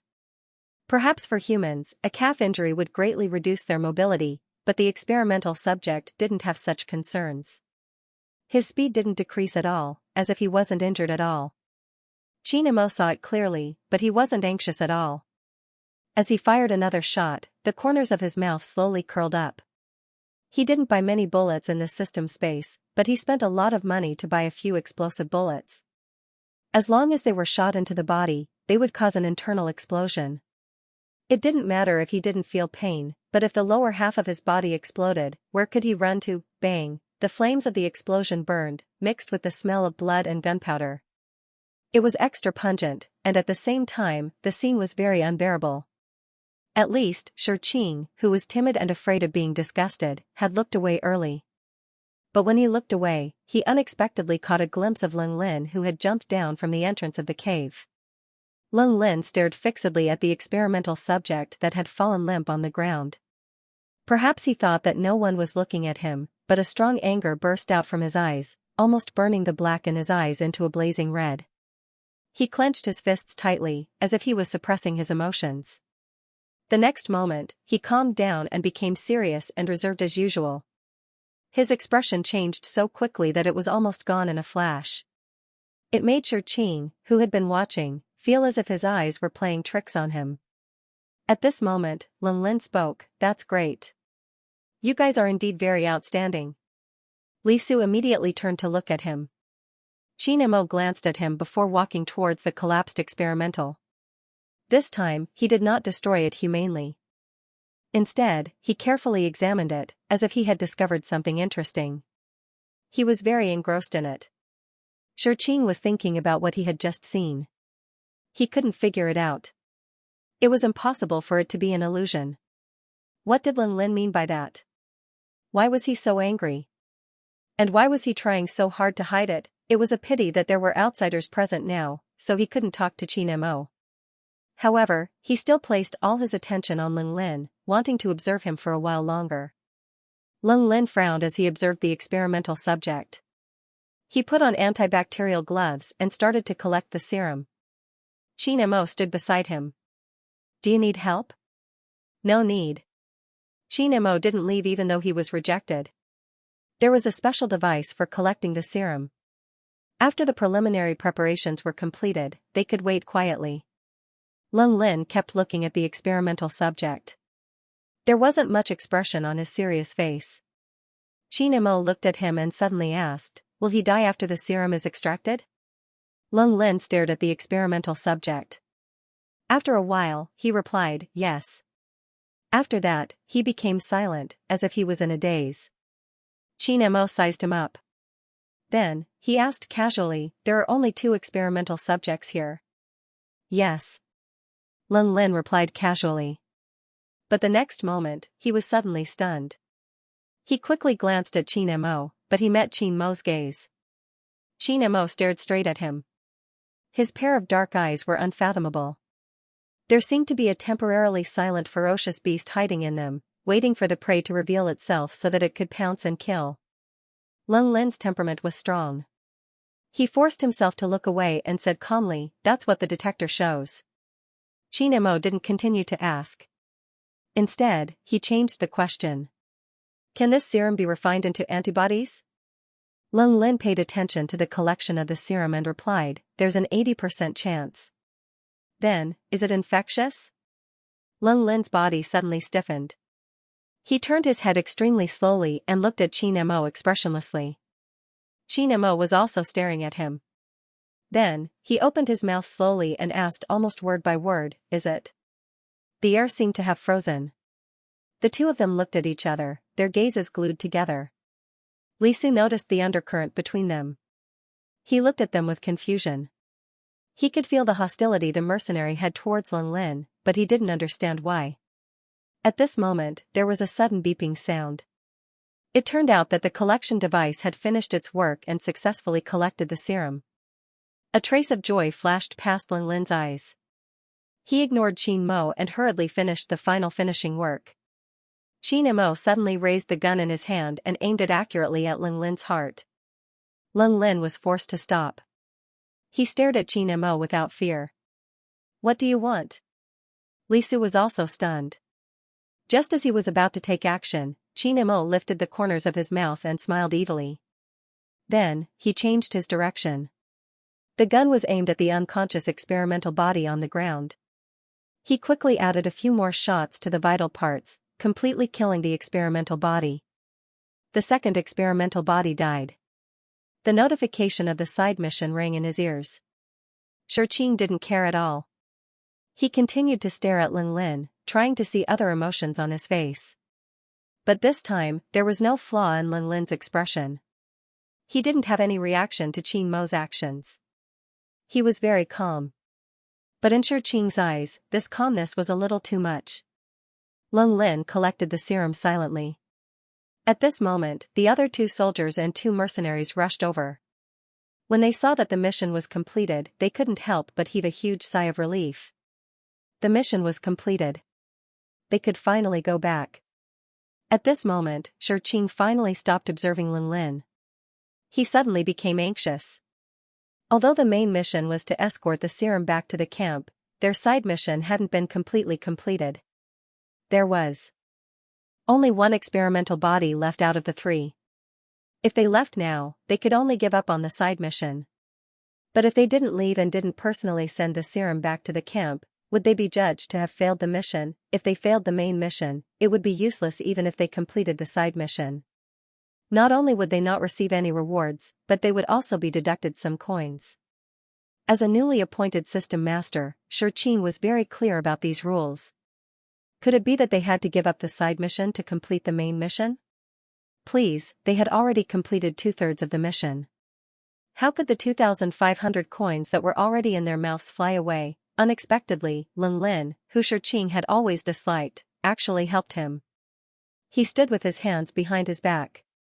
His expression was calm. "Colonel Li, Mr. Qin, although we have successfully collected the serum, it is rare for us to come to this experimental base. Why don't we search for some data and bring it back to the camp to facilitate the research team's work?" Li Su frowned. His mission was to bring the serum back safely. Now that the collection was completed, in order to avoid any accidents, they should immediately and safely retreat. They really shouldn't continue to stay here. Especially. He looked up at Qin Mo and Leng Lin. His sharp senses reminded him that there was definitely something going on, and it definitely wasn't a good thing. Thus, he said decisively, "Doctor, although there is no danger here for the time being, no one can guarantee safety. If we are surrounded by zombies again, our resources and manpower won't be enough to fight back." Leng Lin looked at Qin Emo. Qin Emo said, "Colonel, why don't you leave first? Leave the doctor to me." This sentence was like a slap to Li Su's face. He immediately became angry. He was a soldier and was fearless. In this situation, how could he escape? Leave the doctor to him? What a joke. Who was the one who put the gun on Leng Lin's chest just now? Leave it to him? Then the doctor would really King die here. Although an impulse rushed to his head, Li Su still maintained his rationality. Even if he thought that leaving immediately was the best choice, he couldn't be reckless in the face of Leng Lin's persistence and Qin Mo's provocation. Instead of arguing and wasting time, it was better to act immediately, find useful data, and take it away immediately. After weighing the pros and cons, he finally nodded in agreement. The experimental base wasn't big. It was about 20 meters long and 10 meters wide. In this kind of space, the 7 of them moved and found things very quickly. When Qing saw this situation, he knew that it was an opportunity. He gave Qin Emo a hint and Qin Emo left the crowd slightly. Once he left, Qing hurriedly told Qin Emo about his discovery just now in a low voice. He told Qin Emo about Leng Lin's abnormality and the emotions he inadvertently revealed when no one was paying attention. The moment he finished speaking, Qin Emo touched him gently and said softly, "You did very well." This generous praise stunned Qing. In the end, he felt a little embarrassed and a little proud. Qing faked a cough and hurriedly suppressed it. He continued, "Leng Lin is strange.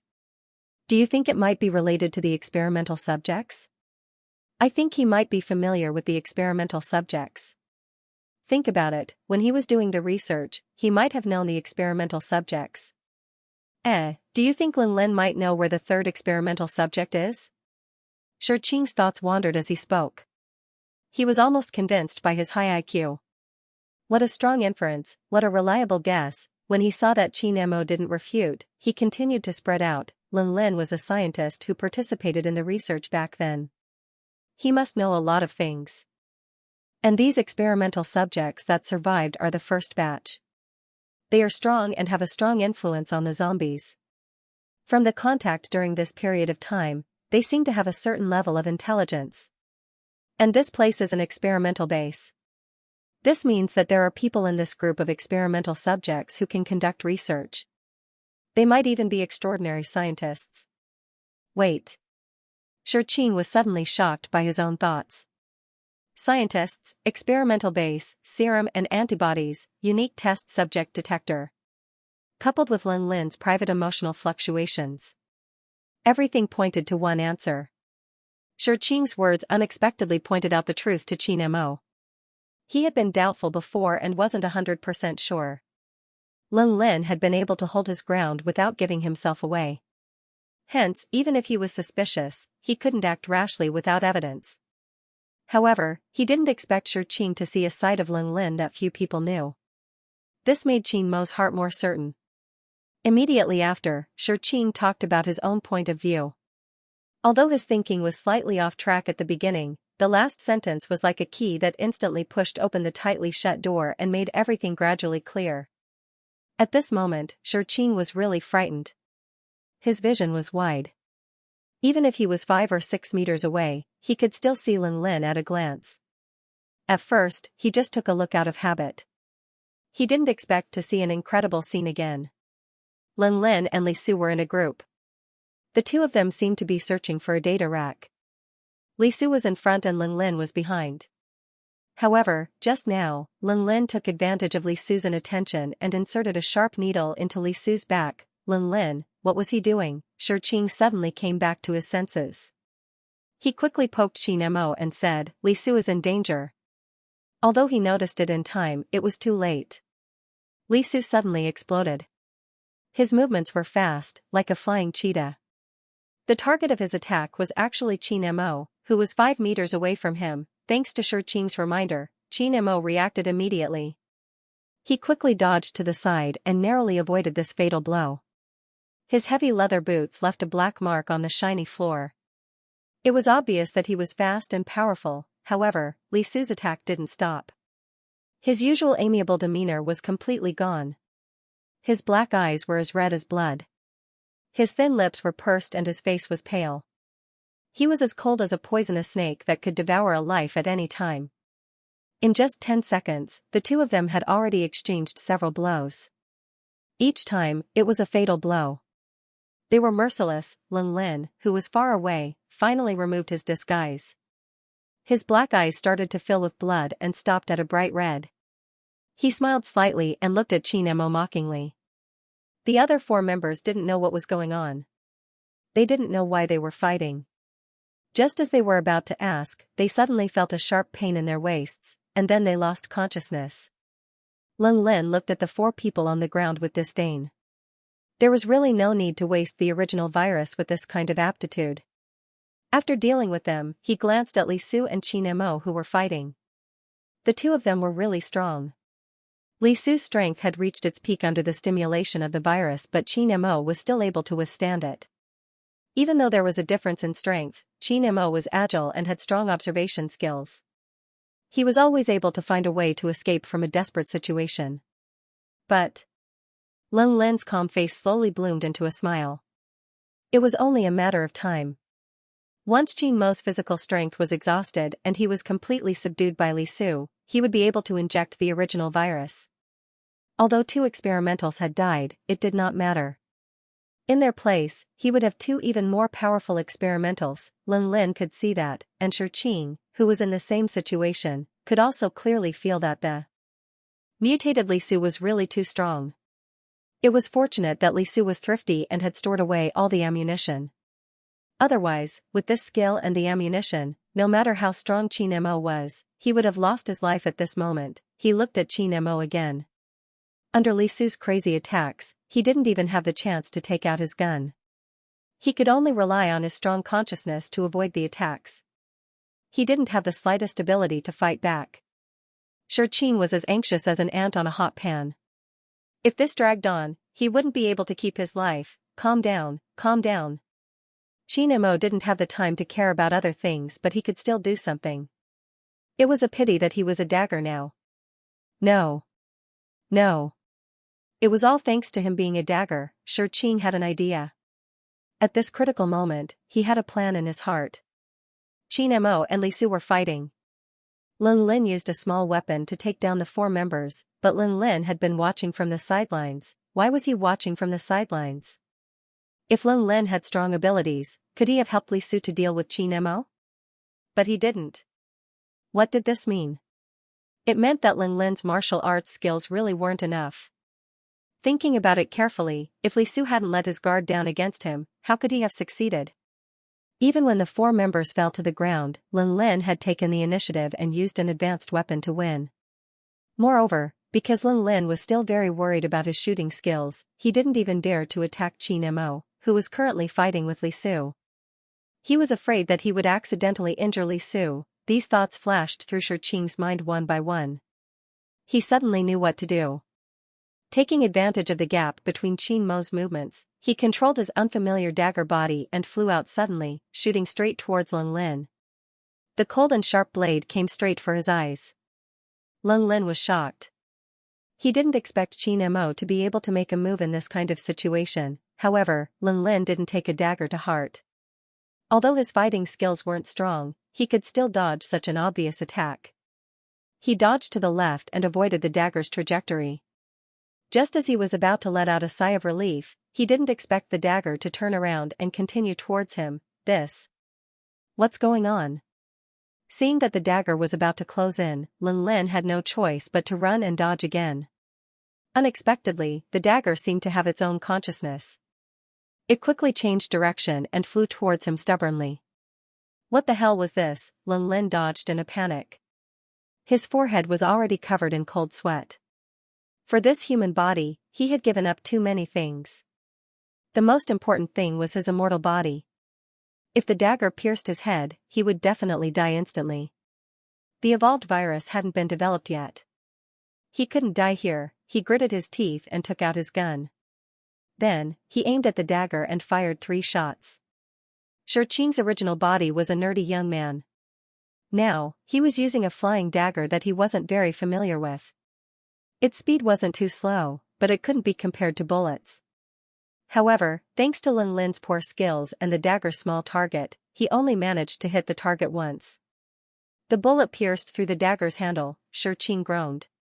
Even though the pain had weakened, it still didn't feel good to be shot in the body. However, at this juncture, this bit of pain was nothing. His speed did not decrease at all. Not to mention that the hilt of his saber was damaged. Even if his saber was hit by a spear and lost its sharpness, he would grind Lin Lin to death. As long as Lin Lin died, Qin Mo could be saved. Lin Lin didn't expect to encounter such a situation. This dagger was like a maggot in a tarsal bone. No matter how hard he tried, he couldn't get rid of it. He could only shoot blindly and flee in all directions. He didn't have much stamina to begin with. Bullets didn't seem to have much effect on the dagger. Lin Lin's clothes were already drenched in cold sweat. He was panting, and all the emotions on his face were replaced by panic. Seeing that he couldn't avoid the dagger's attack, Lin Lin finally gave up. He ordered loudly, "Li Su, save me." Li Su, who had been clinging on to Qin Mo, instantly stopped his movements. His fierce attacks came to an abrupt halt like a Frozen movie. He gave up on Qin Mo without hesitation and held the dagger with his bare hands, forcefully blocking Qing's attack. Lin Lin let out a big sigh of relief. But at this second, Qin Mo, who could only dodge, seized the opportunity. He took out a gun and shot at Lin Lin. The bullet pierced through the air. Unexpectedly, Li Su sacrificed himself and blocked the bullet with his arm. Qin Mo frowned slightly. Then he changed his target without hesitation. He quickly shot Li Su's legs and disabled his mobility. The last barrier fell. Lin Lin panicked. "No. No. Don't kill me." Qin Mo didn't move. He had loaded the gun. "Let me go, I beg you, let me go. I'm different from them, I'm not like these monsters, I'm a human. Look at my face, look at my body, I have blood and flesh, I'm a human. Don't kill me. I have serum antibodies here that can resist the zombie virus." Qin Mo raised his eyebrows and said coldly, "Hand over the antibodies." Lin Lin's face was pale. When he heard Qin Mo's words, he seemed to see hope. He nodded hurriedly and took out a cylinder filled with bright red liquid. He looked at Qin Mo timidly, his hands trembling uncontrollably. For you." He raised his arm and slowly passed the cylinder over. Just as the two were about to touch, a thin needle suddenly popped out of the originally smooth cylinder and shot straight towards Qin Mo's arm. This was a strange-looking syringe. It was the thing Lin Lin had used to attack Li Su. Qing was still trapped in Li Su's hands, but he could see this unexpected attack. He was about to shout to warn Qin Mo, but he didn't expect Qin Mo to be prepared. He quickly retracted his arm. The next second, the gun flew into the air and landed on his right hand. He raised his hand and pulled the trigger. A cold gunshot sounded. The bullet accurately shot into Lin Lin's wrist. Lin Lin instantly lost control of his right hand. The intense pain overwhelmed him and he couldn't help but scream.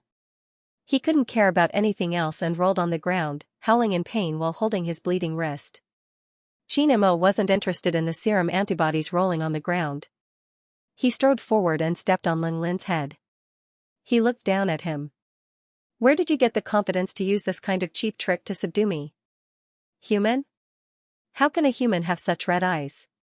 His voice was unexpectedly relaxed and gentle. It was pleasing to the ear. But the content was like a demon's whisper. "Why don't I personally hand you over to the research team and let the great scientist Lin Lin personally become an experimental specimen? This way, won't you be able to study the zombie virus more deeply?" As he said this, the corners of his mouth curled up. "Doctor, what do you think?" Lin Lin was forced to meet his gaze. These cold words even made him forget about the pain in his wrist. He was terrified by the deeper meaning behind these words. He was extremely shocked, and the words that came out of his mouth were intermittent. You. This, Qin Mo stared at Lin Lin. His cold black eyes were like a dark whirlpool that could suck away all life. He continued, of course, since the other members of the team have lost their ability to move, in order to ensure the successful completion of the mission, I hope you can be quieter. Anyway, as an experimental subject, you just need to lie quietly on the experiment table. You don't need to move your hands and feet, right? As soon as he finished speaking, under Lin Lin's abnormally horrified expression, he raised the gun. Bang, bang, bang. 3 shots accurately hit Lin Lin's other wrist and 2 knees, his wrist cracked, his knees shattered. Bright red blood gushed out, instantly drenching the tattered clothes. The glaring red, the strong smell of iron. This was simply a terrifying torture. Xianxia, who was watching from the side, couldn't help but shiver. A chill rose in his heart. This was the first time he had seen such a scene. His brain couldn't even think. Although Lin Lin was ferocious, he had already lost his ability to move after the first shot. Why did he have to torture him like this? What followed was Lin Lin's heart-wrenching scream. The veins on his forehead bulged. His body was already dyed red with blood. The intense pain caused his eyes to roll back several times. His face was ferocious and extremely terrifying. Perhaps it was because of the extreme pain, his spirit was on the verge of collapse. The voice that had been hidden in the bottom of his heart roared out, I didn't do anything wrong, I didn't do anything wrong. It's all you despicable humans. It's your greed, it's your madness, it's your inhumane experiments that turned us into monsters that are neither human nor ghost. It's you who ruined my life. After roaring out these words, the fear in Lin Lin's eyes completely disappeared. It was replaced by hatred. I want revenge, I want revenge. I want to bring the original virus out and make it into an antibody. I want the whole world to be like me, to become monsters. As he spoke, he seemed to see the beautiful scenery in his heart. His eyes became especially clear. He looked at Xianxia and suddenly smiled proudly. You don't understand. You will never understand. Xianxia looked at him and lowered his head slightly. He said in a low voice, I understand. Lin Lin's eyes suddenly widened. A bullet pierced through his forehead. Before death came, he vaguely heard a seductive voice by his ear. Because I'm like you. Lin Lin was dead. The side mission was completed, but Xianxia didn't feel excited. His mind was filled with the scene just now. It was a Xianxia he had never seen before. Torturing a loser with a smile, not only physically but also mentally. He watched as the loser became timid, crazy, broken down, hopeless, and finally died. Xianxia had known this for a long time and had prepared himself mentally. Xianxia's experience meant that his mentality was different from ordinary people. He treated human lives like grass, killed people like flies, tortured people for fun. Xianxia had thought of all these in his heart before, but when he really faced it, he realized how cruel and terrifying these words were. And a person with such a temperament was so frightening. He was in a daze and couldn't calm the surging emotions in his heart. After Xianxia killed Lin Lin, the first thing he did was to bend down and take the slightly damaged dagger from Li Su's hand. He gently caressed the injured handle of the dagger. His movements were gentle and meticulous, but in the next moment, he suddenly grabbed the dagger in his palm. He held it tightly without any gaps. The handle of the dagger cracked because of the bullet, revealing the sharp and hard steel. Xianxia held it so tightly that the sharpness pierced into his palm and cut his skin. The strong smell of iron filled the air. Xianxia didn't feel any pain. On the contrary, the smell of blood and the feeling of being completely in control calmed the wild beast in his heart. He restrained the red flames that destroyed everything and returned to calmness. Xianxia stayed in his palm and didn't say a word. He just watched Xianxia's movements quietly. Lin Lin didn't extract the serum antibody but the original virus that existed in the experimental subject. This virus wasn't highly infectious but could change a human's body and stimulate their potential, increasing their combat ability by several times. Li Su fell for this trick. If it wasn't for the system's mission, they might have thought that there were no antibodies here. But in reality, the system's main mission was send the serum antibody back to the camp. It clearly pointed out the serum antibody. Therefore, this thing must exist. Lin Lin died. The side mission clearly indicated that he died as an experimental subject. At the same time, he was the most special experimental subject.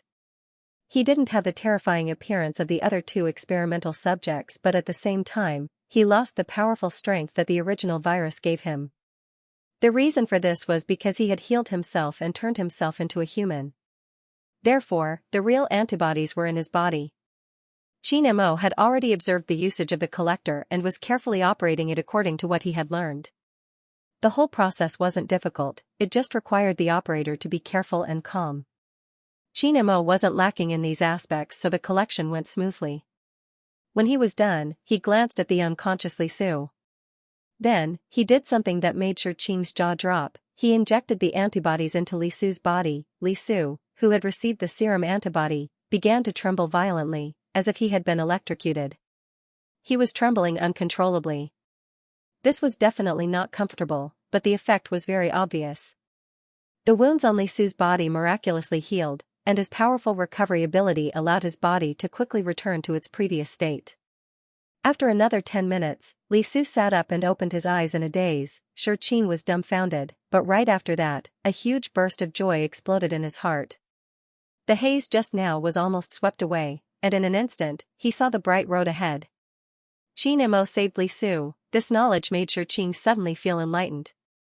This feeling was like falling into a vast ocean and then meeting a piece of driftwood, being trapped on top of a tall building and in the next second, seeing a staircase that led to the ground. His little heart immediately healed by itself and successfully untied the knot in his heart. Xianxia's previous actions were indeed very scary, but that was targeted at Ling Lin. Ling Lin was a big scammer through and through. From the beginning to the end, Ling Lin had been scheming, and even wanted to take the opportunity to destroy the world. Towards such a bad person, one should be as cold and ruthless as the autumn wind sweeping away the fallen leaves. But Xianxia's actions were a little too extreme.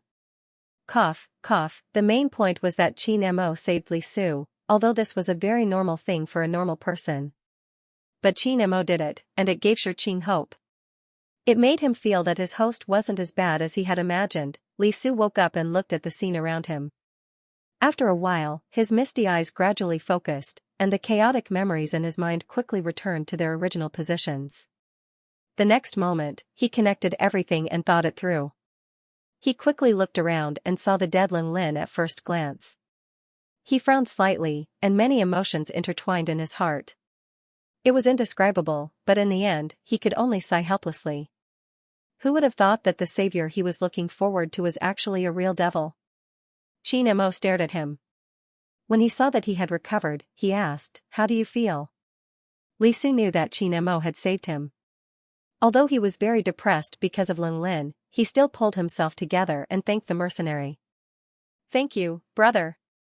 Xianxia, who was watching from the side, couldn't hold back his excitement. Look, our host's classmate even asked about him so considerately. Was it really a strong brotherhood after a life-and-death battle? His host could still be healed. Xianxia looked at Xianxia in a good mood. Xianxia, on the other hand, was calm from the beginning to the end. He raised his eyes slightly and looked at Li Su carefully again. When he saw that there was indeed no problem with him, he retracted his gaze and looked at the collector in his hand. It seemed that the things collected this time were no doubt serum antibodies. Next, they just needed to escort the antibodies back to the camp. The other 4 team members didn't die. Maybe they had other uses for Ling Lin, or maybe Ling Lin's weapon wasn't powerful enough. In short, they were just unconscious.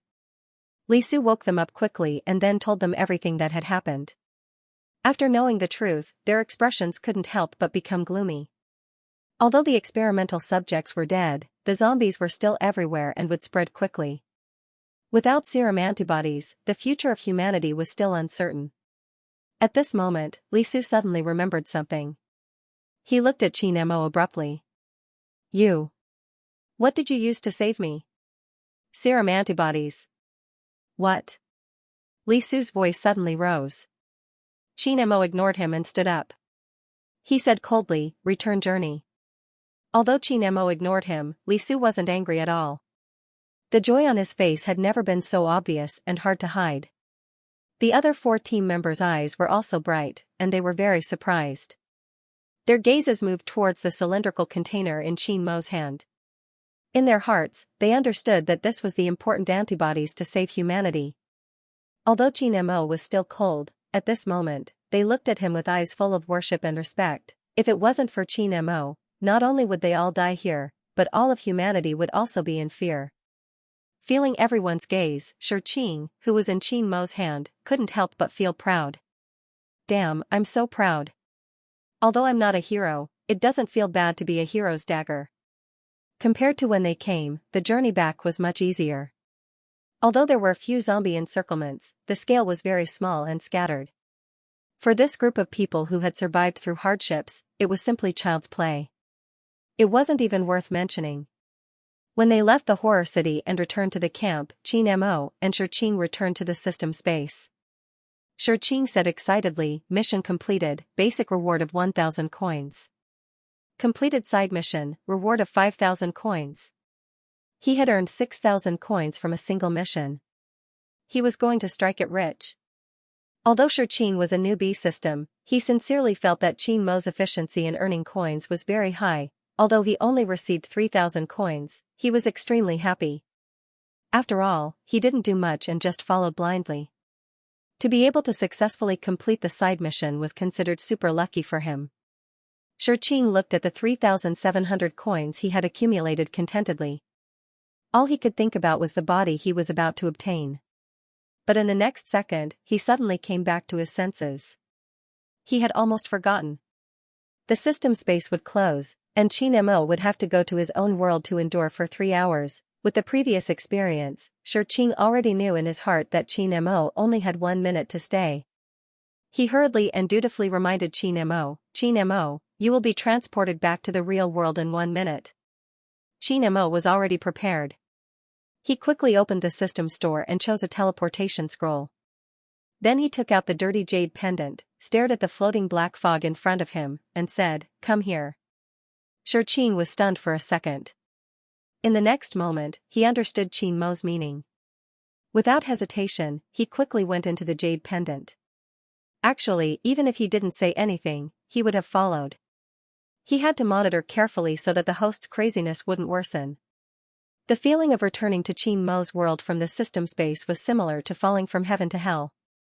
Time was still when they were doing the mission, so when they appeared now, they were still in the medicine barrel that was emitting black smoke. Qin Mo's feelings were needless to say. Xianxia shrunk back with all his might. The pain was really heart-wrenching. Xianxia thought that Qin Mo had exchanged for the teleportation scroll and would immediately use it to escape this place and get rid of this maddening pain. But unexpectedly, Qin Mo didn't leave.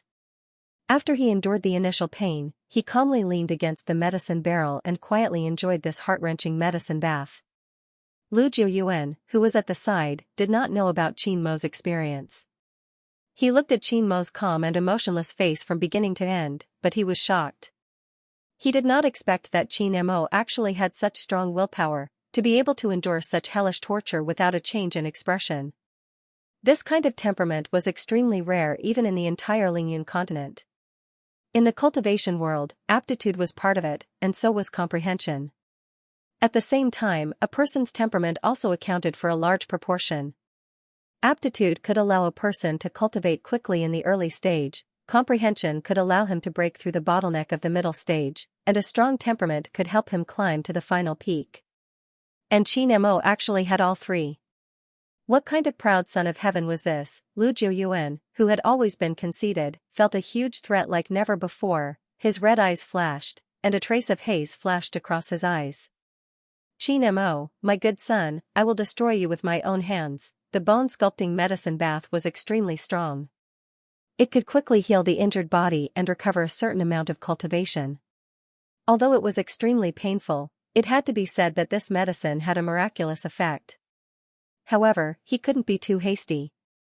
Although Lu Jiuyuan wanted Qin Mo to suffer day and night, for the perfect growth of the cauldron, he suppressed the anger in his heart and stopped adding medicine. At this moment, an ink feather owl flew over. It was extremely fast, like a flash of black lightning, and landed in Lu Jiuyuan's hand in the blink of an eye. The owl pecked at Lu Jiuyuan's palm. Then, Lu Jiuyuan frowned slightly and looked up at Qin Mo. Then, he waved his long sleeve and set up a purple enchantment, covering the area with a radius of 3 meters. This was an enchantment set up by a level 9 crossing calamity stage cultivator. No one in the entire Lingyun continent could break it. Lu Jiuyuan left in relief. Qin Mo abruptly opened his eyes. His ink-black pupils were like twinkling stars in the night sky. But he didn't make a move right away, and he listened with rapt attention instead.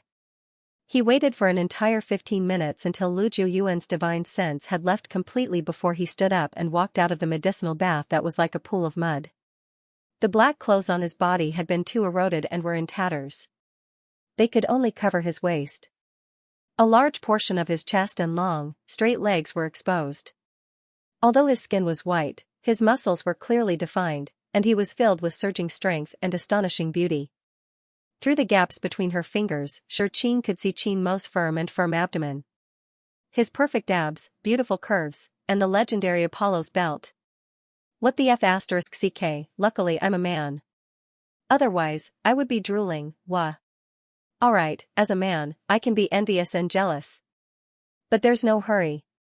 When I return to the system space, I'll definitely exchange for a strong, mighty, and domineering body that's even more important than my host's. Damn, thinking about it, I'm really going to drool, but now wasn't the time to fantasize. Xianxia blocked his imagination and asked softly, do you want to use a scroll now? I'll give it to you. As a high-end system, of course, it had a certain storage function. Although the space was very small at the beginning, it could be expanded with coins.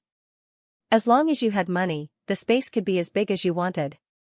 And Xianxia, Mr. System, naturally took on the responsibility of being the manager of the space. In this regard, he couldn't help but criticize in his heart, I'm not only the doorkeeper of your future wealth, I'm also the gatekeeper of your current wealth. I'm really warm-hearted. Ha ha ha. After waiting for a long time and not waiting for Qin Mo's response, Xianxia raised her head in puzzlement. What she saw was a pale face without a trace of blood. Qin Mo's eyes were closed. Sparkling and translucent sweat dripped from his forehead. His lips were tightly pursed, but he couldn't help but tremble slightly. Xianxia only took one look and his heart tightened. He knew that Qin Mo really couldn't hold on any longer. He hurriedly said, Qin Mo. Hold on, use the scroll. No matter what, he had to take this opportunity to escape. As he spoke, he took the scroll out of the system space and placed it in Qin Mo's hands. Speaking of which, Qin Mo felt that it was better to die than to live. The effects of the reshaping bones simply invaded the body when he was soaked in the water. It wasn't completely activated. But after leaving the medicinal bath, the forbidden medicine began to operate at high speed and reconstruct the destroyed body. At this time, Qin Mo, who had collapsed long ago, was enduring an even more intense excruciating pain than before. He held the jade pendant tightly. In his ears, he could hear Xianxia's anxious voice, but he couldn't tell what exactly he was saying. But he liked this clear voice very much. It was like a clear spring, clean and full of vitality. Waves of it flowed into the bottom of his heart, evoking the desire in the depths of his heart. He wanted to taint it, he wanted to control it, he wanted to enclose it forever and monopolize this unattainable vitality. Qin Mo. The voice that rang out in his head completely woke him up. Qin Mo suddenly opened his eyes and saw the scroll in his hand. He finally came back to his senses and tore the scroll in the first moment, activating this powerful teleportation spell. When Xianxia was sucked into the space-time vortex, he heaved a huge sigh of relief. Fortunately, he was quick-witted and remembered his privilege as the system lord. In an emergency, he could send a system warning. Unfortunately, the system warning was slightly expensive. It cost 50 coins per message. His heart ached. The teleportation scroll was a useful tool for escaping. In any world and any situation, it could be used to escape danger immediately.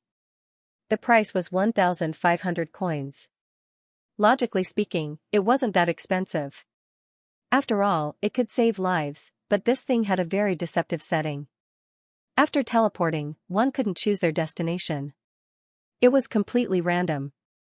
Who knew, they might be teleported to midair, on a cliff, or in the deep sea.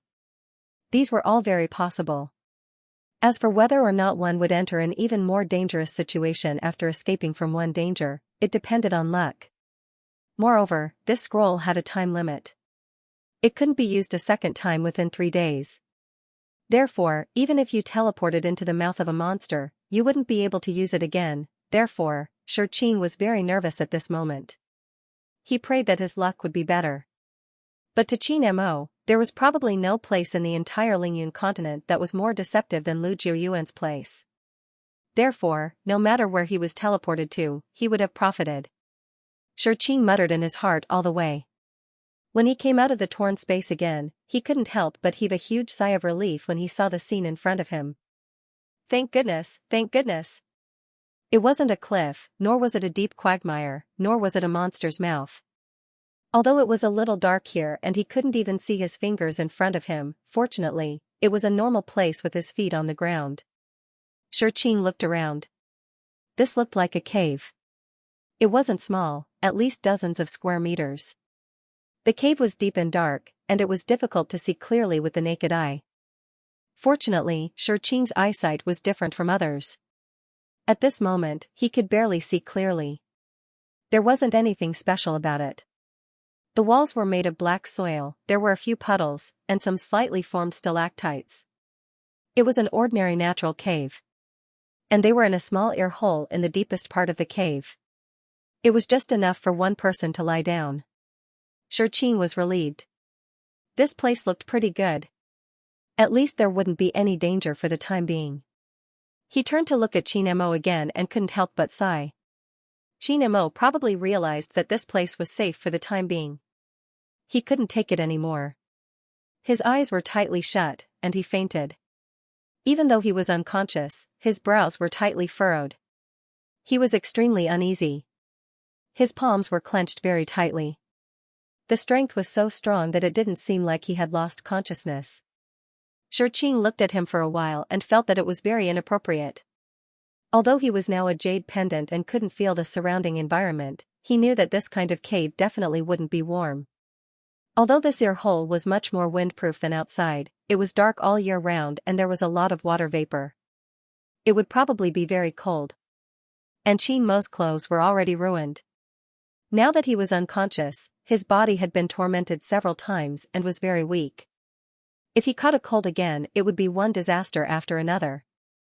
But he couldn't enter the system space now. Wait, Xianxia suddenly remembered that the system manual said that the host was not allowed to enter during the reset and review time. Then, what about him, the system master in name? Maybe he could go in. Just as he thought about it, Xianxia suddenly came to the system space in the blink of an eye. Damn, he still had some privileges as a system. How gratifying. Xianxia wasn't sure if there was a time difference between here and outside, so he didn't dare to delay. He hurriedly opened the shop and bought a quilt, a set of clothes, and a lot of delicious food in the daily necessities section. It was really satisfying to buy these things. A quilt only cost 0.01 coins. What was the difference between giving it away for free? The clothes seemed to have some attributes. They were a little expensive and cost 10 coins. As for the food, it was even cheaper. A big bag of dozens of things only cost 1 coin. What made Xianxia most speechless was that the cold shredded cabbage and steamed lobster in the system store were actually the same price. They only cost 0.1 coins. This kind of unscientific existence made Xianxia feel so good. Xianxia hesitated for a moment when his eyes swept over to the body column. He wanted to get a body right away, but he considered that he still had plenty of coins. He should research carefully to get a body that was more cost-effective. And now, there wasn't enough time. Forget it, he should wait a little longer. He should wait until Qin Mo returned to the system space and settled down. After leaving the system space, before he could enter the jade pendant's body, he saw a scene that he didn't know how to describe. Qin Mo half leaned against the cliff and stared fixedly at the worn jade pendant in his palm that had lost its luster. His black eyes were deep, like the deep winter night, so empty that it made people's hearts turn cold. You left too. Xianxia's black fog lay on the boundary between the system space and a cultivation world, Qin Mo's world. He was stuck in a dilemma. He stuck his head out to look at his obviously abnormal host classmate. He was terrified. Host, you're covered in black fog from head to toe. The black mud in the depths of your heart is about to rush out, okay? What happened in just 5 minutes? How did his sesame-stuffed glutinous rice ball explode? The culprit, come out. Don't make me take the blame. Xianxia stuck his head out to look around. He really didn't see anyone else. He turned his gaze and saw the thing in Qin Mo's hand.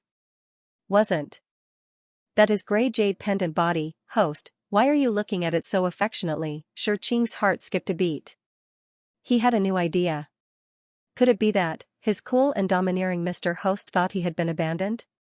She was left alone in a dark and gloomy cave. She was lonely and helpless, and she looked pitiful. Xianxia face-bombed. Please don't mess around, this isn't right. He couldn't continue to hesitate. The most important thing now was to warm Qin Mo up.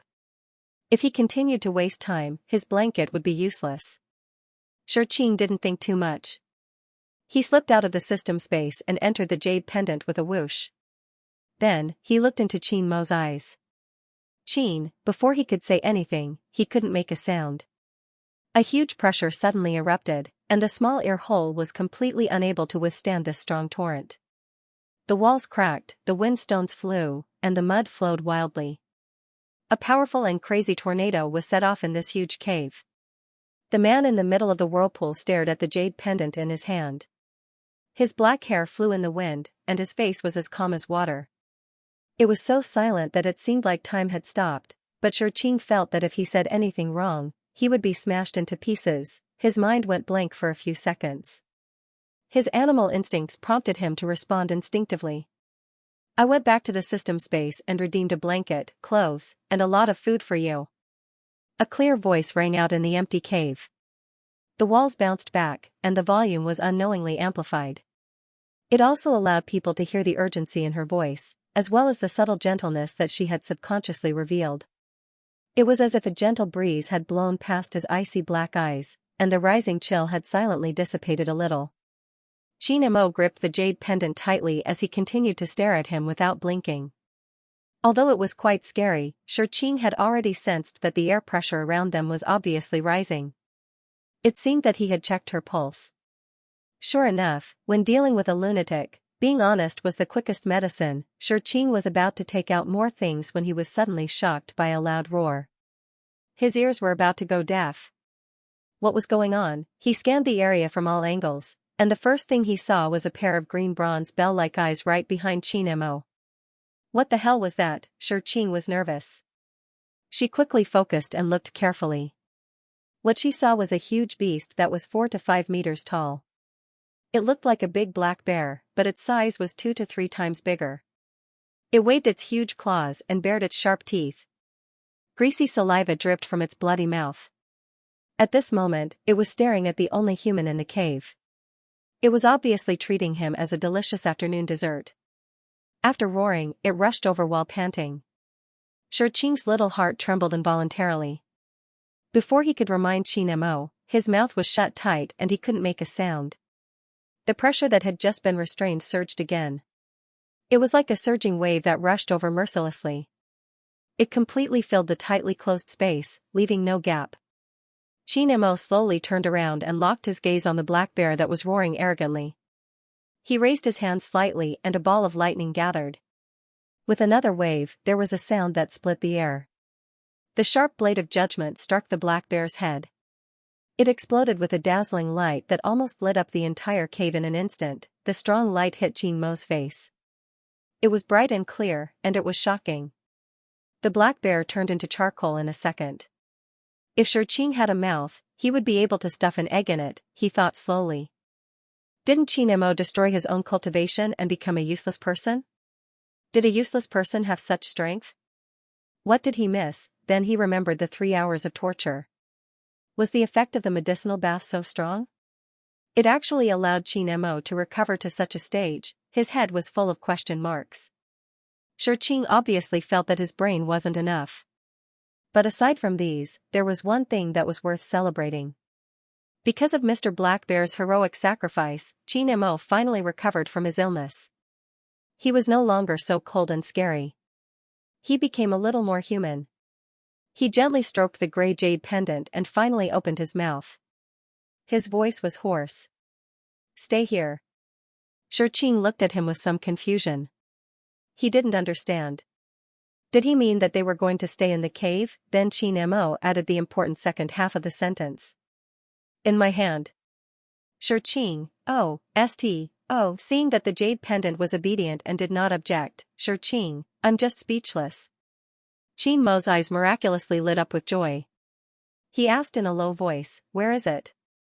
Shurqing had never been able to keep up with a lunatic's train of thought. He was still in a daze, but his instincts were stronger than the heavens. When he heard Qin Mo's question, he spontaneously took out everything. They were all over the floor. There was a thick blue and white down quilt, a black robe, and dozens of dishes that smelled and tasted good. The nondescript pile of things did not match the gloomy and cold cave, but it made people feel extra warm. Qin Mo walked forward, picking up his clothes and putting them on slowly. Then he glanced at the quilt in disdain. However, after stroking the jade pendant, he reluctantly took another look at it. After thinking for a while, he walked over and sat upright on the blanket. Prepare a seat for next time. I'm not used to this kind of soft cushion. If it was a cushion, so be it. He was not stupid enough to argue and then poke Tang Yuan. Qin Mo was a cultivator. He had been cultivating since he was born. He had little contact with ordinary human food and didn't have much desire for it. From the point of view of recovering his body, it was easier to meditate than to eat these dishes. However, he touched the jade pendant in his hand and changed his mind. Hence, for the next hour, Shurqing stared at Qin Mo in shock as he neatly and elegantly prepared a bowl of white rice, 2 servings of egg-fried rice, a plate of shredded pork with green pepper, cold seaweed, sweet and sour pork ribs, stir-fried lamb, large plate of chicken, roasted buns, grilled pork tenderloin, steamed lobster, garlic scallops, charcoal grilled chicken fillet. A total of 13 dishes of different flavors and specialties were all eaten. Shurqing was stunned and dumbfounded. In the end, all his emotions turned into a long sigh. What can I do to save you, my crazy host? After the 2-hour break, Qin Mo's body temporarily recovered to its best condition. There was still an hour before the system space opened. Shurqing wanted to spend time in this seemingly safe place, but Qin Mo didn't plan to do so. However, he never had the habit of sharing his thoughts. Hence, he just led Shurqing towards the entrance of the cave. This cave was very deep, and the path leading to the cave entrance was much further than they had imagined. Outside of the spacious cave they were in, there was a pitch-black passage ahead. It was winding like an underground maze. Qin Mo walked forward and frowned almost imperceptibly. This place was becoming more and more familiar. After turning another corner, the originally narrow passage suddenly opened up. Bright light shone, and the cave in front of them was illuminated by countless crystals as if it was daytime. The light receded. The scene that entered Qin Mo's eyes made his black pupils contract. Shurqing felt that something was wrong. He glanced over and the scene in front of him made his heart jump. Dozens of golden elixir stage cultivators were sitting in a circle. In the middle sat a black-haired man. His eyebrows were like stars and he was like a painting. His appearance was actually 70% similar to Qin Mo. Shurqing was stunned. 2 words suddenly appeared in his heart, Qin Yu. Qin Yu was Qin Mo's half-brother, Qin Jingjun and Yunyang's son. Qin Yu was born very late, when Qin Mo was already an adult and reached the golden core stage. He was just born. This was the advantage of being a cultivator. They had a long lifespan, a strong body, and could give birth at any age. Qin Mo and Qin Yu were only 20 years apart, and even more perverted were brothers who were 80 years apart. Of course, cultivators wouldn't give birth to too many children. To truly step into the heavenly Tao, one had to clear one's heart and cut off one's mortal ties. Dual cultivation was just a convenient process, but in the end there was still only one person. And to a cultivator, giving birth to children was a huge loss. Especially for a woman, she needed her own natural qi to nourish the fetus after 10 months of pregnancy. When the child was born, half of the cultivation that she had painstakingly accumulated would be lost. This was a very heavy price to pay. Therefore, in the entire cultivation world, 80% of couples who succeeded in dual cultivation didn't have children, and the remaining 20%, almost 80%, only had one child. For Qin Jingjun and Yunyang to have 2 sons, it was simply a strange existence. At first, Qin Mo didn't understand why his parents wanted another child. But at that time, he was already an adult, so naturally, he wouldn't interfere with his parents' decision. He just went through a lot of trouble, challenging the Thoreau secret realm, and found the Thoreau red fruit for Yunyang, which only bore fruit once every 1,000 years, to help her quickly increase the cultivation that she lost because of pregnancy. This matter also caused a stir at that time. After all, Qin Mo was too young, 24 years old. In the cultivation world, he was simply a child. But he jumped to the golden core stage that ordinary people could only reach after hundreds of years of cultivation, and challenged the cruel Thoreau secret realm, and returned victorious. Others only saw his glory, but Xianxia almost looked through his entire experience, and naturally saw the unknown hardships behind his back.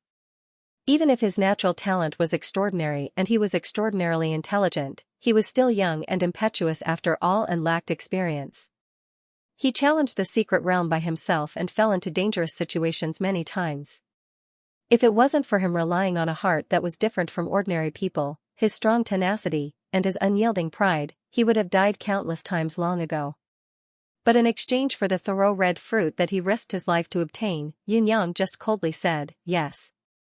In the 24 years before Qin Yu was born, Qin Jingjun and Yunyang treated Qin Mo just like his name, completely ignored him. But since Qin Mo was treated like this by his parents since he was born, he didn't have any thoughts, and just thought that all parents and children in the world were like this. But Qin's birth, Yu.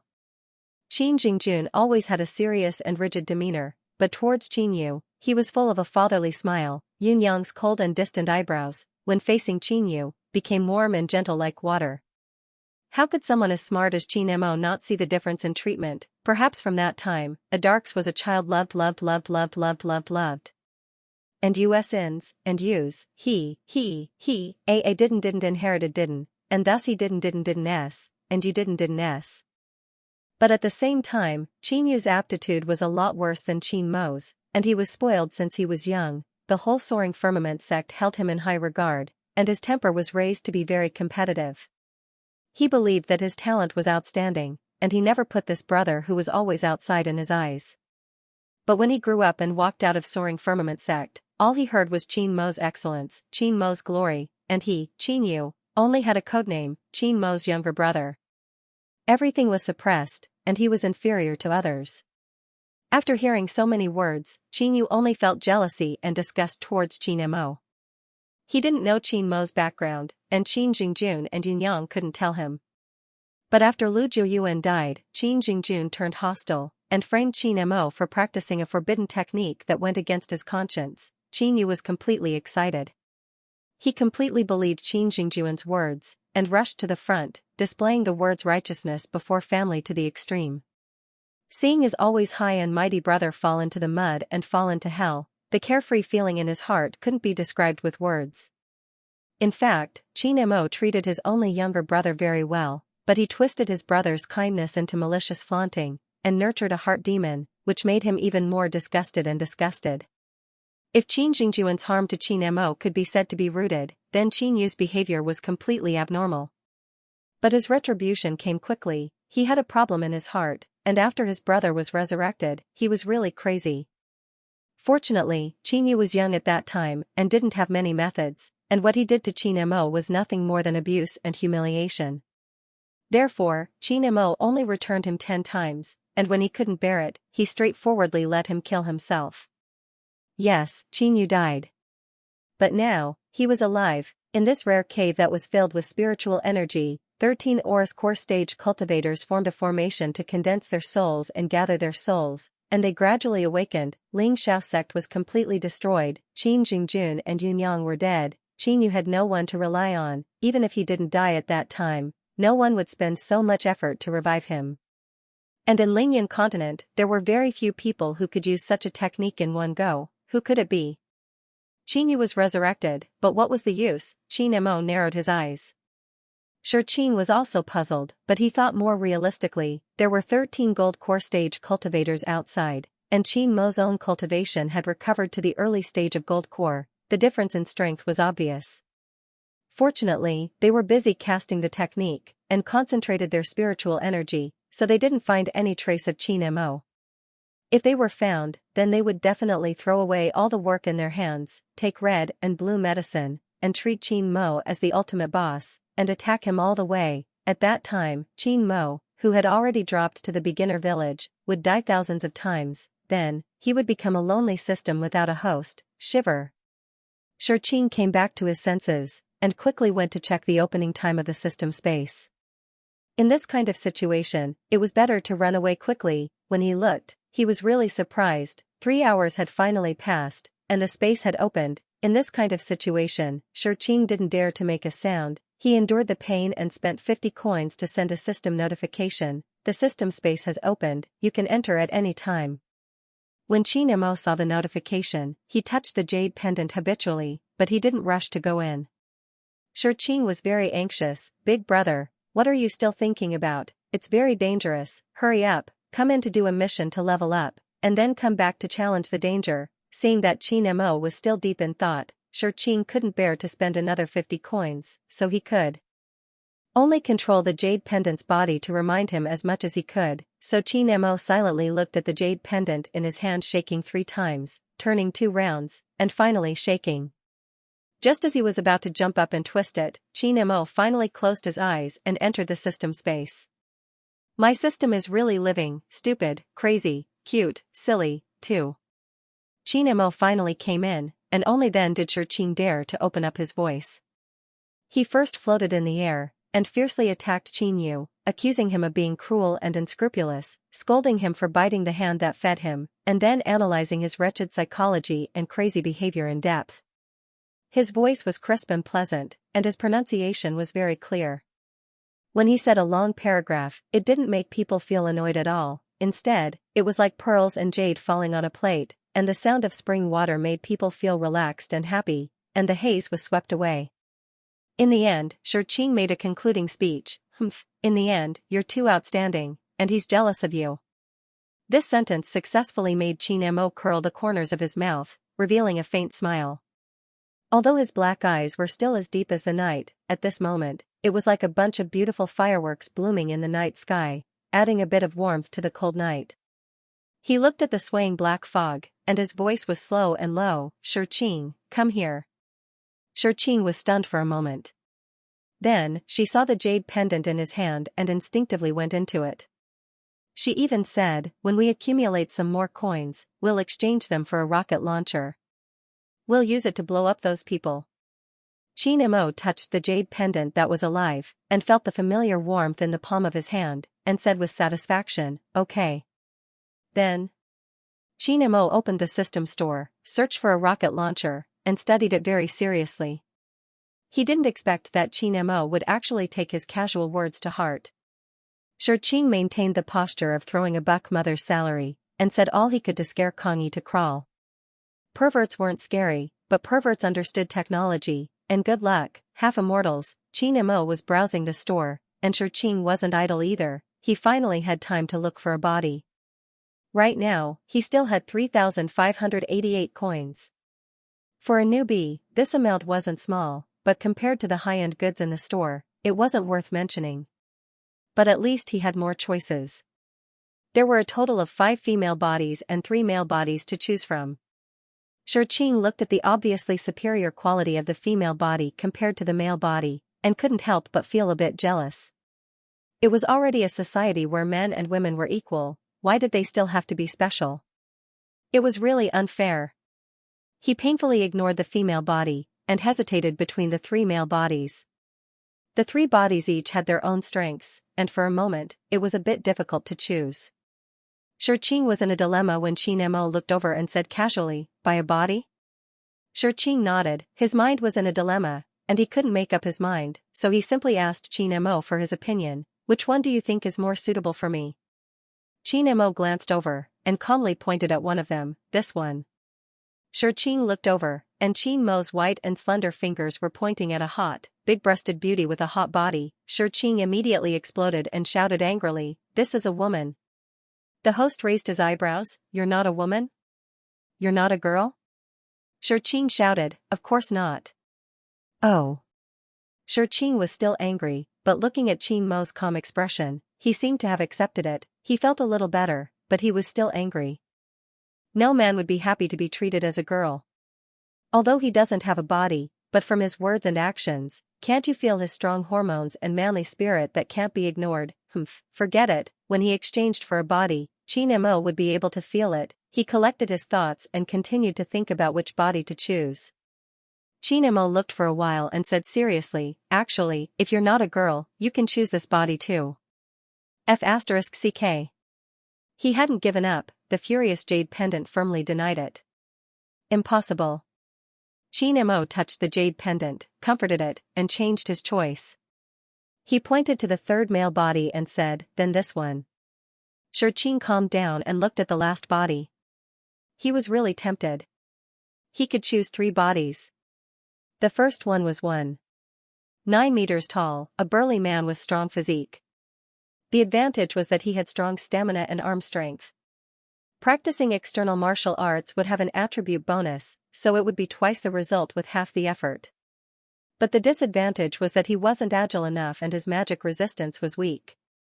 As a result, it was more difficult to learn escape skills and magic spells. The second man was 1.82 meters, much shorter than the first, but he wasn't small. He was muscular and looked like a bodybuilder. His strength and endurance were weaker than the first, but at the same time, his agility and magic resistance were stronger. He was a mediocre character. He could learn anything, but he couldn't master anything. The third one went in a different direction. His height was a little shorter than the second man, 1.78 meters. His figure was more normal, and he didn't have such a strong sense of strength. He was a normal Asian man. He was weak in terms of strength and wasn't suitable for external martial arts. But his agility and magic resistance were excellent, and he had his own escape skill, godly 1,000 miles. The prices of the 3 bodies were 2,800, 2,500, and 3,000 respectively. Yes, the last one was the most expensive. But it had to be said that this one was the most cost-effective. At the same time, it was the most suitable for Qin. Imagine, if Qin transmigrated to the apocalypse, would he fight the zombies with his arms or hide far away and throw fatal spells? It was obviously the latter. Logically speaking, Qin should have chosen the third option without hesitation, but he had a knot in his heart. He had always wanted to compete with Qin Mo in terms of height and physique. Okay, although Qin Mo's height hadn't been measured, he was at least 1.86 meters. Qin had seen his figure with her own eyes. It was quite impressive. He was not as muscular as the first and second ones. He had the perfect amount of strength and beauty that was pleasing to the eye. Especially when he was half naked, he was so damn sexy. Qin recalled for a moment and almost drooled. Now, she looked at the first and second one. They were like beasts with bulging muscles. Even if they were tall and strong enough, it was not easy to look at them. Thinking about it this way, it seemed that there was no need to choose the first 2. Qin Mo added, the third one is on the skinny side, but if she eats more and trains diligently, she will have potential. Eat more. You can eat more. This sentence successfully hit Qin's weak spot. In his previous life, he was a pure glutton, but because of stomach cancer, he was completely cut off from delicious food in the later stage. He could only drink soup and water and was in so much pain that he wanted to die. To be able to be reborn, his biggest wish was to have a healthy body and to be able to enjoy delicious food. From this point of view, the third body had the advantage. If the first and second ones ate and drank crazily, their muscles would definitely grow into solid fat. Then, he would become a generation's fatty and look down on the world. He couldn't bear to look at it directly. The third one was obviously on the skinny side. Most people with this type of body would not gain weight if they ate. At least, the risk was much lower than the first 2. Qin Mo saw that the black fog was still hesitating and threw another heavy blow. Actually, you don't have to think too much. When you accumulate enough coins, you can exchange for a more perfect body. That's right. How could he forget? As long as he had money, he could exchange for any body.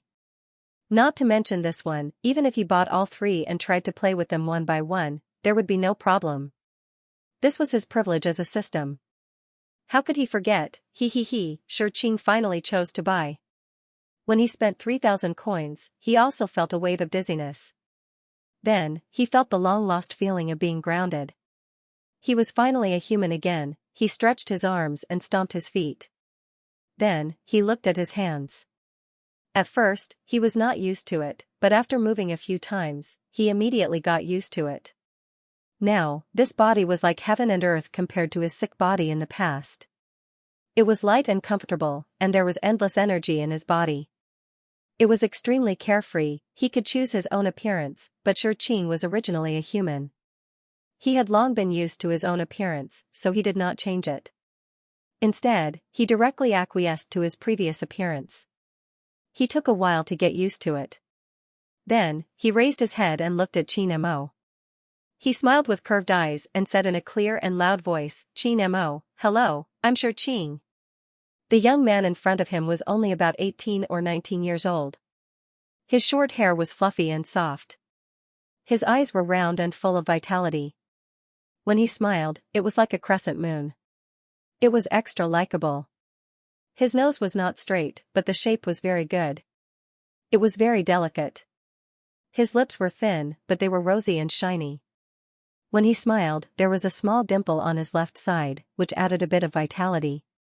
Xianxia stared fixedly at her. Her appearance instantly filled up the gaps in his mind, allowing him to accept her without any barriers. This was his.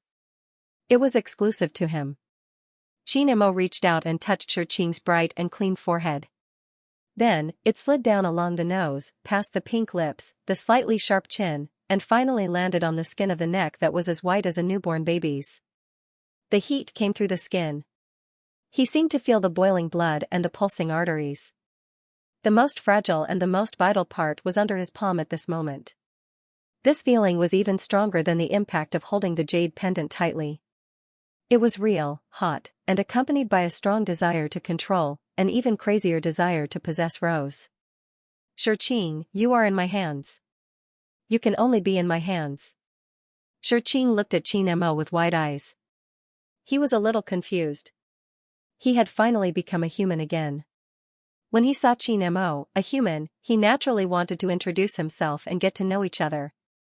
Although it was not popular in ancient times to shake hands and say hi, it was not popular to touch the neck to make eye contact. However, Xianxia's brain circuit could not be considered as a normal person's. Xianxia did not move away. He just blinked and called softly, "Xianxia?" "Yes." "That. Don't touch it. It's itchy." "I'm not a jade pendant or a dagger anymore." However, Xianxia couldn't bring himself to say the words that were on the tip of his tongue. He thought about it silently. Xianxia probably wasn't used to it yet. No one would be able to accept a jade pendant suddenly turning into a living person. Moreover, Xianxia liked to touch things in his hand. Without the jade pendant, there was naturally nothing to touch. Xianxia had already thought of the stage where he would find a good jade for his host in the future. Xianxia finally let go of his hand and made a conclusion. "This body is not bad. It's very healthy." Was this a medical checkup? That's not right. Shouldn't a medical checkup take the pulse? How did he touch the neck? Oh, was he touching the carotid artery? Xianxia, please give me a copy of the Lunatic's Guide. He needs to make up for it. Xianxia got the body and was left with 588 coins. He spent 10 coins to change into a fireproof, waterproof, and moisture-proof clothes. Then, he spent a large sum of 300 coins to buy a special storage for food. This was a bracelet that could be used in every world. For this price, its storage was already very large. However, there was a flaw. It could only store food and could not put anything else in. However, the food he stored could be kept fresh forever and would never go bad. Just for this point, Xianxia wanted one no matter what. No matter which world he went to, he was determined not to treat his stomach unfairly. Then, he spent another 188 coins to choose and buy countless delicacies. Looking at the bracelet full of food, he felt a strong sense of happiness. Xianxia glanced over and saw Xianxia.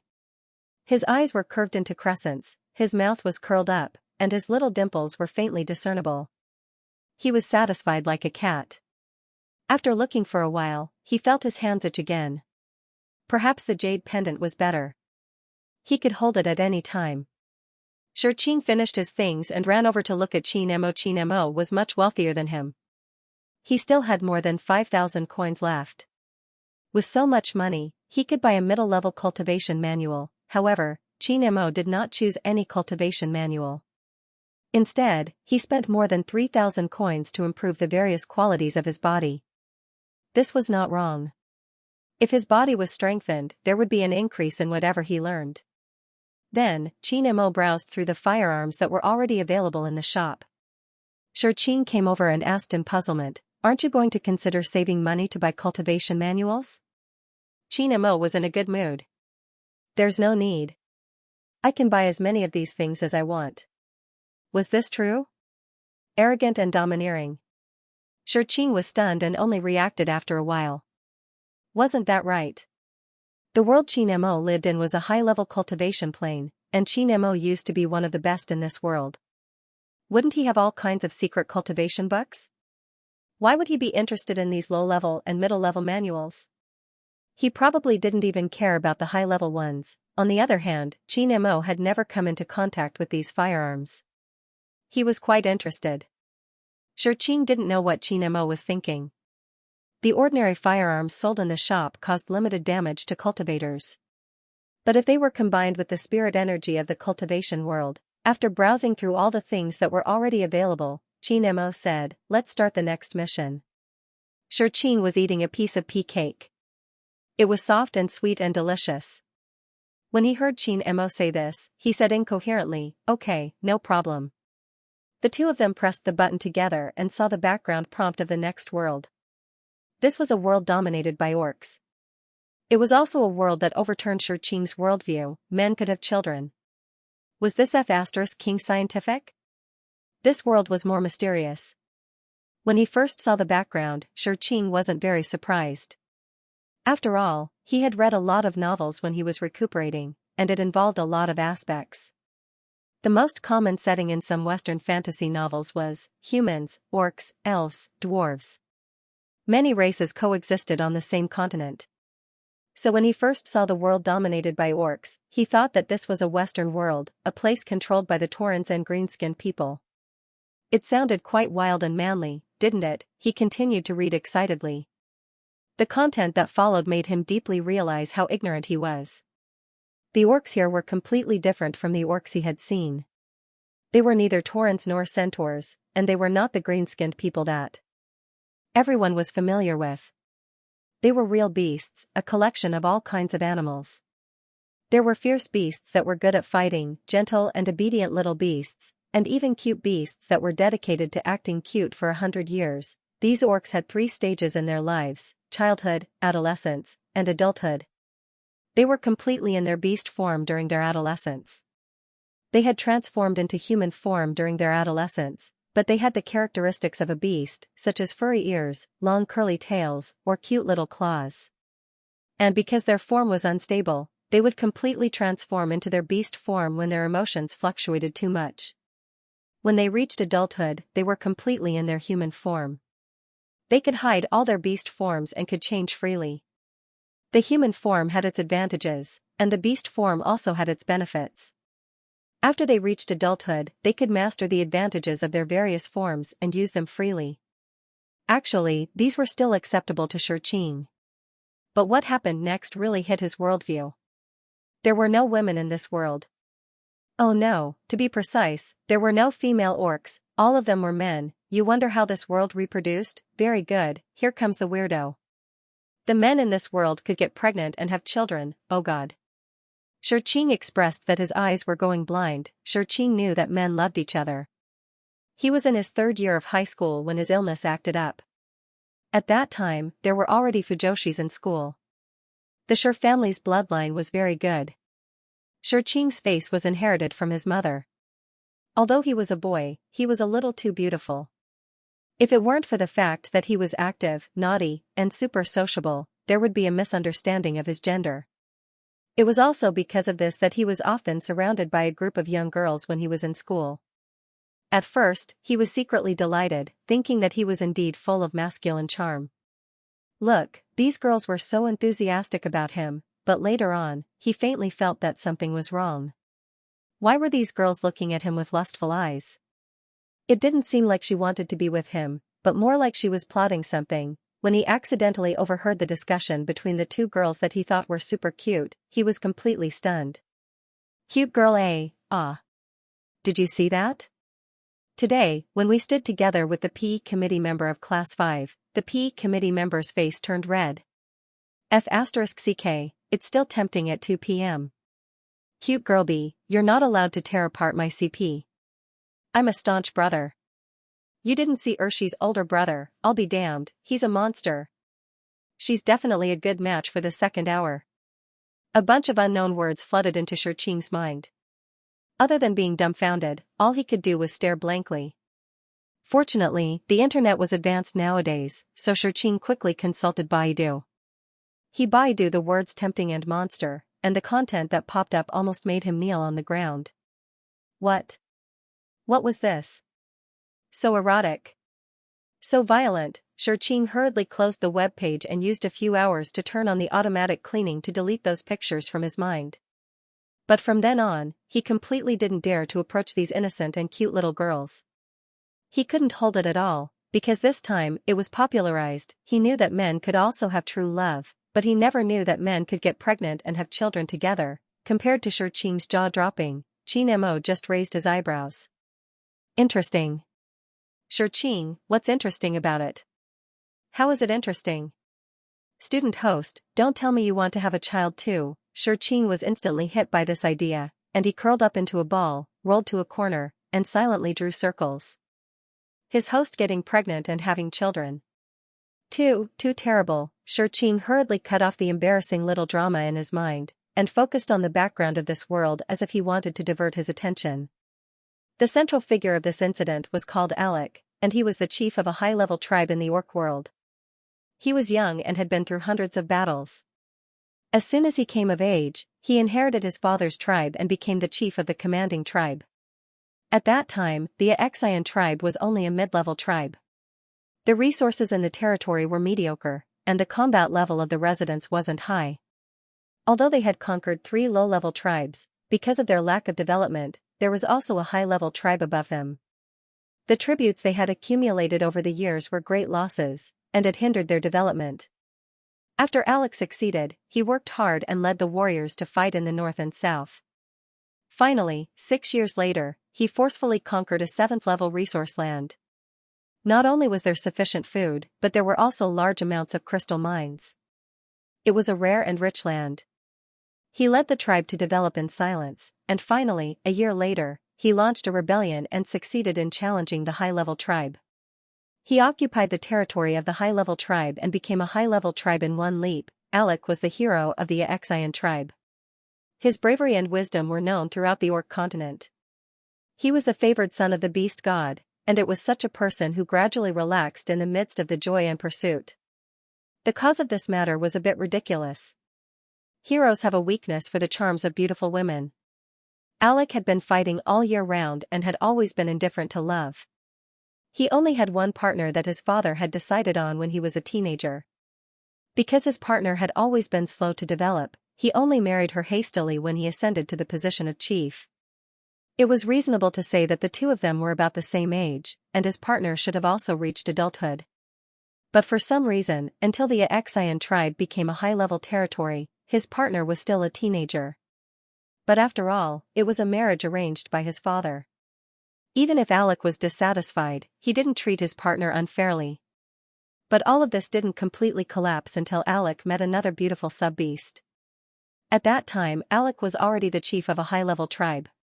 He was young, promising, and handsome. Naturally, a large number of sub-beasts flocked to him. But he thought highly of himself and never paid attention to them. Until one hunt, he saved a sub-beast that had been separated from the tribe, Xianxia. Xianxia had already reached adulthood. Her beast form was a small beast. Although her combat power was very low, her appearance was extremely beautiful. Alec only took a glance at her and was completely captivated by her. Speaking of which, Xianxia was indeed very capable. Not only was she beautiful, but her intelligence and methods were even more outstanding. She used her beauty to bewitch Alec and used love to tie this man up. In their sweet honeymoon, Alec almost listened to everything Amelia said. He played and played with her all day long and completely forgot himself. He almost didn't care about the tribe's affairs. He didn't listen to advice and ignored military matters. After a long time, Alec finally lost the hearts of the people. And at this time, the enemy tribe launched a war to plunder the 7th-level resource land of the Xian tribe. The background of the world ended here. The next thing that appeared was Qin Mo's main mission. Qin looked at it seriously. There was a faint thought in his heart. Maybe this was a tribe defense battle? But he still underestimated it. Defend the tribe and annex a high-level tribe. Time limit, 100 days. Seeing the time limit again, Qin Mo curled the corners of his mouth. He was in a good mood. 1 day early was 100 coins. 50 days early was 5,000 coins. It was equivalent to a side mission. Moreover, it could be even faster. When it came to Qin, he just wanted to curse. Be realistic, okay. The Xian tribe was only left with an empty shell because of Amelia and Alec. Not to mention annexing a high-level tribe, they couldn't even deal with the resource land plundering war that was about to happen, and there was a time limit. 100 days? Come on, when Alec was at his peak, it took a full 8 years to become a high-level tribe. How could this thing be calculated in days? The background of this world clearly stated that the Xian tribe was the only tribe to successfully become a high-level tribe in 500 years. Could it be that it was written for fun? He and Qin Mo were outsiders who couldn't even accept the worldview of men and women. Could they really lead the beasts to conquer the continent? The future was dark. Qin wanted to continue imagining his own embarrassing little drama, but in his host's eyes, there were probably only a few coins left. So, they wore it. The moment they transmigrated, Qin heard the voice of the manual. The system already has a body. Start acting as an NPC. Choose your own character. There are no bonuses. Choose your own character. Complete the mission and you will receive double the coins. Qin was stunned. In the next moment, he made up his mind. Humans die for wealth and birds die for food. Anyway, he had already started the mission. In for a penny, in for a pound, he would go all out. He resolutely chose to make a random choice. After a moment of dizziness, Qin gradually woke up. Because it was a random character, he didn't know who he transmigrated into. Before he could get used to it, he heard a voice. Bad guy. You still don't feel at ease with me around? That idiot Alec has long been disoriented. Little baby, I knew you could do it. Looking at you, even a male beast can't control himself. As he spoke, his voice became more and more obscene. How is it? Can that coward Alec satisfy you? Do you want me to? Who's there? There was a shout, followed by a dagger flying over with a whoosh. Qin had just opened his eyes when he saw the dagger flying towards him. Fortunately, his new body was very agile. He leaned back and narrowly dodged it. But this completely exposed his whereabouts. The three of them looked at each other. Amelia's expression changed instantly. Why is it you? Before Qin could react, Amelia quickly said to the people around her, kill him. Don't let him leave. He is Alec's partner. Alec's partner? These words rushed into Qin's head and he instantly knew his identity. This character was simply an invisible existence in the whole incident. Although she was mentioned as Alec's first wife at the beginning, after Amia appeared, he became a typical punching bag. He was secretly bullied by Amia. A good chief's partner was treated like a slave. Of course, the key was that Heir's character was too weak. In addition, because of his slow growth, he had a deep sense of inferiority and thought that he was not worthy of Alec. So even if Alec had a new lover, he didn't dare to say much. One must know that the beast-men world was completely different from the human world. Sub-beasts were few in number. Although they had no fighting power, they could give birth and produce offspring. They also had a strong guiding ability that could pacify the wildness and restlessness of male beasts and enhance their fighting power to a certain extent. Every male beast longed to have a sub-beast that was 100% compatible with them, but unfortunately, the number of sub-beasts was very small, and the supply could not meet the demand. Most male beasts did not have any sub-beasts at all. Only those powerful, outstanding, and powerful male beasts could ask for a sub-beast that belonged solely to them. After all, Alec's background was not low. Although the Xianxia tribe was only a second-rate tribe at that time, Alec's father was the chief and he was the only son. The old chief naturally doted on this child. Er was a sub-beast born in the Xianxia tribe. Although it had not reached adulthood and its aptitude could not be judged, Er's young beast form was a small cute beast. The possibility of a cute beast giving birth to a high-aptitude sub-beast was very high. And just in its young state, Er and Alec's compatibility was as high as 70%. This was enough to show that Er was the exclusive sub-beast that the beast god had bestowed upon Alec. So they got married early. But who would have thought that Er had not reached adulthood until the old chief passed away? Underage sub-beasts could not mate with males. They could not give birth and could not pacify the males. So it was impossible for them to increase their fighting power. Alec had his own sub-beast, but it was the same as not having one. This was also used by many hostile tribes to attack. But even if there was ridicule and sarcasm, the beastmen were absolutely loyal.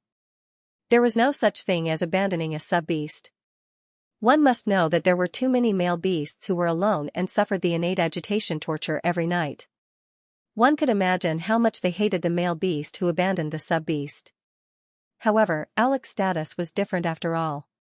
Furthermore, Yer's growth was slow, so he was barely able to avoid being surrounded and attacked by Xianxia. But to be honest, his behavior also made the people of the Xianxia tribe feel disappointed. Even if Er couldn't bear the responsibility of being a sub-beast, he was still a sub-beast of the Xianxia tribe. He was the sub-beast of the tribal chief that they had long recognized. But now, they were given the cold shoulder, ignored, and lived so lowly. This made the sub-beasts of the Xianxia tribe feel a chill in their hearts. They were afraid that their male beasts would learn from the tribal chief. This also made the male beasts begin to question the character of their leader. Therefore, Alec was courting death by falling in love with Amelia. Furthermore, Er had discovered that Xianxia was a traitor who colluded with the enemy. Xianxia went through everything that she could think of in her mind. She couldn't help but curse in her heart. Transmigrating to Er was nothing, but the main point was that the timing and location of the transmigration were so bad. As soon as he arrived, he bumped into a mistress and an adulterer having an affair, and even exposed his whereabouts. Could it be that this was the legendary rushing to his death? I don't want to die as soon as I transmigrate. He chose a random character, and there was a double reward. How much food could he buy with so many coins? Wiping away her saliva, Xianxia already had a plan in mind. Amelia's fighting power was -5, but her adulterer couldn't be underestimated. He dared to sneak into someone's tribe in the middle of the night to have a rendezvous with a mistress. With Xianxia's current physique, it would be extremely difficult to defeat him. But if he couldn't win, he could always run. Moreover, he wasn't an ordinary person. He quickly opened the system notification and sent a message to Qin Mo, reporting his identity, location, and the danger he encountered. Then, he started to run wildly. At this time, he was incomparably glad that he had listened to Qin Mo's words and chosen this body. It had high agility and a flexible body. Although he didn't have enough stamina, he had the godly escape skill godly 1,000 miles to assist him. Even if it was his first time using it and his proficiency wasn't high enough, he couldn't block the skill's tyrannical power. He used 30% of his strength and ran very fast. But the adulterer wasn't to be trifled with. He immediately turned into a beast, and to Xianxia's surprise, he turned into an eagle. A flying animal, no wonder he could sneak into the tribe so easily. Xianxia's heart was pounding. Although he could move quickly with godly 1,000 miles and was familiar with the terrain here because he had received Er's memory, he couldn't stop the other party from flying. Could the distance between a straight line and a curved line be compared? Xianxia suddenly thought that if other people could turn into beasts, could he try it too? Maybe Er's beast form was also a flying animal. Just as he was thinking, Er's memory was pulled out. The moment he saw Er's beast form, he instantly lost his temper. He should just stay in his human form. If he really turned into his beast form, he would probably be packed up and taken away directly, but Shurqing wasn't very worried. He had already sent a message to Qin Mo. As long as he could stall for time, there wouldn't be a problem. Also, he had a little plan. These two adulterers were the key to completing the mission. If he could lure them here and let Qin Mo catch them, it would definitely be useful. Therefore, he had been using the terrain to dodge and didn't escape too far away. He was still circling around Amelia. Looking at this chase, Amelia's gorgeous face was filled with undisguised viciousness. He never thought that this trash, would actually appear here. And also discover his and Barry's secret. Barry was the deputy commander of the Crow tribe, and the Crow tribe was the sworn enemy of the Xianxia tribe. They were preparing to invade the Xianxia tribe's 7th-level resource land. If escaped, his identity would be exposed. Even if he could fool that idiot Alec, the officers of the Xianxia tribe wouldn't be able to control him. At that time, they would be alert and prepare in advance. Then, the result of the battle for the resource land would be hard to predict. Wouldn't it be a waste of effort for him to hide here? The more he thought about this, the more anxious he became. Amelia decided to join the battle himself. Although he was a sub-beast, his beast form was a small beast. His attack power was very different from that of a male beast, but he was much stronger than a cute beast. Was just a cute beast that hadn't reached adulthood. He could definitely suppress him. Thinking like this, he shook his body and turned into a brown deer. With antlers on his head, he madly ran towards Shurqing. Shurqing wasn't scared by the eagle, but he was almost scared by the deer. Isn't he looking down on me too much? A deer dares to bully me? Really, if a tiger doesn't show its might, you'll treat me like a sick cat. Shurqing sidestepped the eagle's sharp claws. He turned around and fiercely kicked the deer's neck. Dear, your appearance is very cute, but do you have to have such a fierce expression? It's too much of a killjoy. Amelia never thought that who had always been weak, would have such a fast reaction speed. He could actually dodge Barry's attack and sneak attack him at the same time. The small beast's body was originally weak. He only relied on the hard antlers on his head to think that he could make suffer, but he didn't expect that he would be kicked instead. The intense pain assaulted him. He gritted his teeth. His originally delicate and pitiful face was now filled with malevolence and ruthlessness. He sternly shouted, "Barry! Come here!" The eagle that was chasing after Shurqing suddenly changed direction and flew towards Amelia. Shurqing still hadn't figured out the situation when he saw the eagle pounce towards Amelia. Amelia wasn't afraid at all. He opened his arms and hugged the eagle's head. He closed his eyes and kissed the eagle's sharp beak. If Shurqing didn't accept memories, he would probably only want to complain at this moment. But after understanding the rules of this world, Shurqing clearly knew that this was going to be bad. Sure enough, after Amelia let go of the eagle that was originally only about half a meter in size instantly expanded. It expanded to more than 5 times its original size. Look at those exaggerated giant wings, sharp beak, and those sharp claws that could tear through steel. This was a freaking monster. At this moment, Shurqing was really a little panicked. His body was now no longer a dagger or a jade pendant. It was a real body of flesh and blood. If it were to hit him, he would definitely die, but, could he dodge it? He didn't care about luring them to stay here. Shurqing really started to run wildly. But the enlarged eagle's speed also increased by several times. In the blink of an eye, it was close to Shurqing and was about to pierce through his back. Shurqing's entire body tensed up. Cold sweat broke out on his forehead. Just as he was about to endure the pain of the sharp blade piercing through his chest, a black shadow flashed past quickly. At a speed that couldn't be seen by the naked eye, it pounced towards the giant eagle's throat at lightning speed. That exaggerated jump was like flying in the air. There was no mistake, and it was ferocious and ruthless. Bestial roars and the smell of blood filled the air. Accompanied by the eagle's sharp cry, the battle started very quickly and ended even faster. When Shurqing came back to his senses, the first thing he saw was a vigorous cheetah. Its posture was elegant, its expression was lazy, and its pair of black eyes were focused. It was like a king that controlled the world, strong and domineering, and under its claws was a dying giant eagle. Its throat was bleeding, and its eyes were rolled back. The arrogance from before were completely gone. although its form was different, Xianxia still recognized it at first glance. It was Qin Mo. Ow ow ow. This cheetah is too handsome. Too cool. I really want to touch it. Saliva, Xianxia, who was lying at the side, instantly turned pale. Alec. It was Alec, it's over. It's over, no. Not yet, Xianxia suddenly came back to his senses. There were stains on his body, and there was also Xianxia's heavy kick. At this moment, he collapsed on the ground. His white clothes were loose, and his body was thin and weak. His beautiful face was full of sorrow. Alec, Er actually colluded with the enemy and colluded with the people of the Crow tribe. I accidentally bumped into them. They want to kill me. The beautiful sub-beast used a bird-like voice to express the fear and uneasiness in its heart.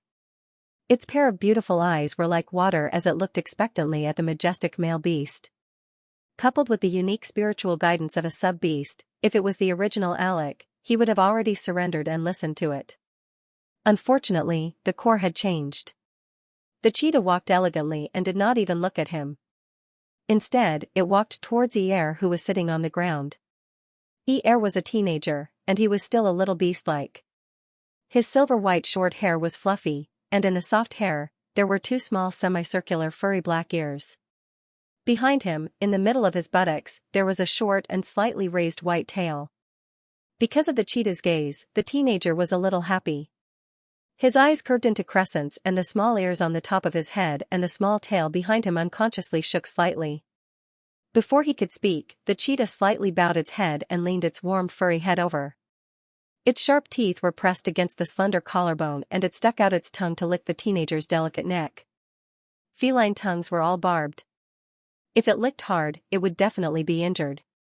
But this kind of gentle and weak licking was like a feather that tickled people. Xianxia laughed without any scruples and said while retreating, Don't, it's very ticklish." Amelia was at a loss. He thought that Alec would angrily tear apart this bitch's throat, but he did not expect that he would only lightly lick. This action was gentle and ambiguous, as if he was comforting her. No, it was a declaration of sovereignty. This was simply a declaration of exclusive rights to the sub-beast that belonged exclusively to him. Amelia was shocked by the thought in his heart, but he immediately rejected this idea. Impossible. Alec hated Er very much. Even if Alec did not believe his words and thought that Er was innocent, it was impossible for him to suddenly change his attitude and accept Er. Amelia was nervous, but in the current situation, he had no other choice. Barry's life or death was unknown. He, as a sub-beast, would definitely not be able to win against a brave male beast. If he could not capture Alec, only death would await him. He focused his mind. His spiritual guidance had been honed to perfection. In addition, Alec had deep feelings for him. Even if he had doubts in his heart, he would not let go of his feelings so quickly. Alec must still love him. His eyes were filled with tears, and his voice became softer and softer, almost as though he was begging for love. Alec, don't you want me anymore? Sub-beasts had a fatal attraction to male beasts. Amy's appearance was extremely beautiful and she was good at putting on airs. This kind of appearance was indeed irresistible to any male beast. Sure enough, the cheetah that was far away from him finally walked over. Amy's eyes lit up. He was somewhat excited, but he knew that this was a crucial moment, and he could not give himself away. He looked at the cheetah in front of him and said softly, Alec, I'm afraid. As soon as he finished speaking, a cloud of white mist burst out. The originally calm cheetah turned into a tall and handsome man in an instant. He had short brown hair, sharp eyebrows, a high nose, thin lips, and a very handsome face. But none of these could compare to those ink-black eyes that were as deep as the night sky. Amia was stunned for a moment. This was Alec, it was indeed Alec. But he felt a strong aura that was different from Alec's. Compared to the beast form, the oppressive aura was even stronger. It restrained the calmness and elegance, and the strong aura that burst out made people feel fear. The man walking slowly in front of him did not look like a brave male beast, nor did he look like a tribal chief. He looked more like someone from the opposite world, someone that even the beast god was afraid of, a demon that looked down on the world. Amia was shocked by the thoughts in his heart. He could no longer maintain any spiritual guidance, and his fake posture collapsed. He really fell to the ground. The fear in his heart grew like vines, penetrating through his skin and turning into waves of cold sweat. The man walked in front of him, bowed slightly, and called softly, "Xianxia?" Xianxia looked at the familiar yet strange man in front of him. He was at a loss. He wanted to force a smile, but his smile was stiff. He opened his mouth and forced out a voice, "Alec." The man's handsome smile was full of evil. "Do you know why you didn't die?" Xianxia widened his eyes in horror. When he looked into the man's eyes, he finally realized that this man was definitely not Alec. Who was he? Who was he? The next moment, a demonic voice suddenly grabbed his heart. "Because I want you to live a life worse than death." Xianxia couldn't hear Qianmo and Amia's conversation clearly. He could only see their expressions and actions. He was really disgusted by Xianxia. His ability to turn black into white in an instant was really at his fingertips. Lying with his mouth open was as easy and refreshing as eating candy. If Xianxia didn't transmigrate and was still the original Timothy heir, even if he wasn't killed, he would have died a wrongful death. With this thought, Xianxia felt that Xianxia was too hateful. So what if he was good-looking? His actions were too disgusting. But he was still a little worried. He was afraid that Qianmo would kill this scum on impulse. Of course, he wasn't sympathizing with Xianxia because of Mother Mary. It was just that Xianxia was still useful for him to live. What made him feel relieved was that Qianmo seemed to have only said a few words and didn't kill him. Xianxia couldn't help but feel a little ashamed. Look, his host was still very reliable. Could it be that he had always imagined him to be too vicious? His host's nature wasn't completely dark, I.o. What a great discovery that was worthy of celebration. Xianxia was immersed in his own imagination. He couldn't help but smile until his eyes curved. He only came back to his senses when Qianmo walked over and leaned over him. He was in a good mood. When he saw his host, he wanted to express his feelings. But before the words reached his mouth, he was picked up by the waist by the man in front of him. His feet left the ground and his body was suddenly lifted up. Although Xianxia didn't cry out in surprise, he was still shocked by this unexpected action. By the time he reacted, his head was already pressed against a firm and hard chest. Xianxia was stunned. A second later, he started to resist. F***ck. What was this? Was this the legendary Princess Carrie? Too shameful. At this moment, the difference in their figures was obvious. Er's small arms and legs were still underage. Facing a strong adult male beast, it was a joke to try to break free. Xianxia's face turned red. Qianmo lowered his head and sniffed his neck. He said in a low voice, "Don't move." Xianxia really didn't dare to move. He was ticklish, super ticklish. When he was licked by the cheetah just now, it was almost ticklish. But this position in front of him was too shameless. After hesitating for a while, he still wanted to break free. But Qianmo lowered his head and pretended to. Xianxia was shocked and immediately didn't dare to move. At this moment, there was a flurry of footsteps around the corner. The scene that followed could really scare a modern person. F***ck, there were so many beasts: lion, tiger, rhinoceros, hunting dogs, gray wolves, brown bears, and a big white bear. Wait. Why was there a husky mixed in with them? Husky, you're on the wrong side. Wouldn't an adorable fool like you get eaten up if you stayed in this group of beasts? Although they already knew that this was a world of beasts and that everyone was a beast, seeing this scene in real life was still a big impact. This group of beasts rushed in like ferocious demons. When they saw the scene in front of them, they were all stunned. They were the beasts of the tribe and also the cadres of the tribe. Originally, they were discussing with the chief Alec about the production of the resource land this year, whether the lower tribes would hand in their tributes on time, and the work of guarding the periphery of the tribe. Of course, there were also some major matters of unmarried beasts proposing. In general, it was a routine meeting. In the past, there was no need to rush to deal with these matters at the regular meeting. But ever since Alec was promoted to a senior chief and had Xianxia, this person was rarely seen. Most of the time, he hung out with Xianxia and didn't care much about official matters. But at least he still knew to appear at every regular meeting. So these cadres rushed to report the situation at the regular meeting. They all wanted to hold on to Alec, afraid that he would run away. Alec didn't completely lose his mind. He obediently persevered to the end of every regular meeting. Moreover, after leaving Xianxia, Alec's intelligence had obviously recovered. He really returned to his previous Congo decisiveness. He was very trustworthy when doing things. This was also one of the reasons why the cadres hadn't rebelled yet. But this time, the regular meeting was only halfway. Student Husky was anxiously waiting. He wanted to wait until the end to mention to Alec and ask when he would be betrothed. He really wanted to have a sub-beast. Unfortunately, it was only halfway through. Before Big White Bear could finish reporting about the guards outside, Alec suddenly stood up and strode outside. The lion and tiger generals beside Alec were just about to ask when Alec turned to look at them. His pair of black eyes were soul-stirring. The two were stunned. In the blink of an eye, the chief was gone. They all turned into their beast forms and chased after him. But everyone knew that the chief's beast form was the swift leopard, known as the light of the beast god. Its speed was comparable to light. There were few who could match it in the entire beastman continent. How could they catch up? But fortunately, there was Husky.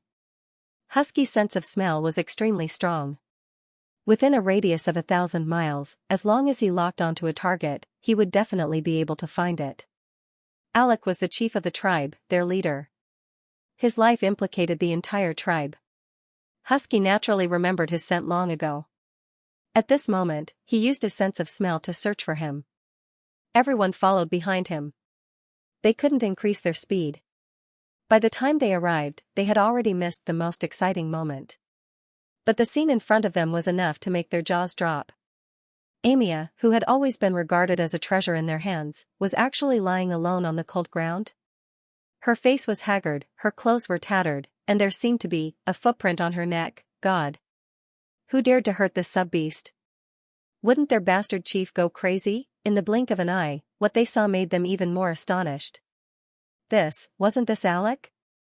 Who was he holding in his arms? Taking a closer look, those fluffy black little ears, that cute little curly white tail, and that little face that was flushed due to shyness, actually due to overexertion. Wasn't this Xianxia? Alec's exclusive sub-beast. Logically speaking, it was normal for a male beast to hug his sub-beast. Moreover, such a sweet princess hug made people envious. At least the husky at the side was already staring straight at them. Woof, my sub-beast, where are you? Big brother really wants to hug you. However, when this scene fell on Alec, it was really strange. Everyone knew that Alec didn't hate Xianxia, but he was definitely indifferent. Especially with Xianxia, Alec didn't even see Xianxia all year round. Not to mention such a sweet hug, he didn't even want to look at Xianxia. This group of male beasts didn't like it, but firstly, Alec had contributed too much to the tribe's current status. Secondly, Xianxia had never complained, and would even constantly praise Alec. This made it difficult for them, as outsiders, to say anything.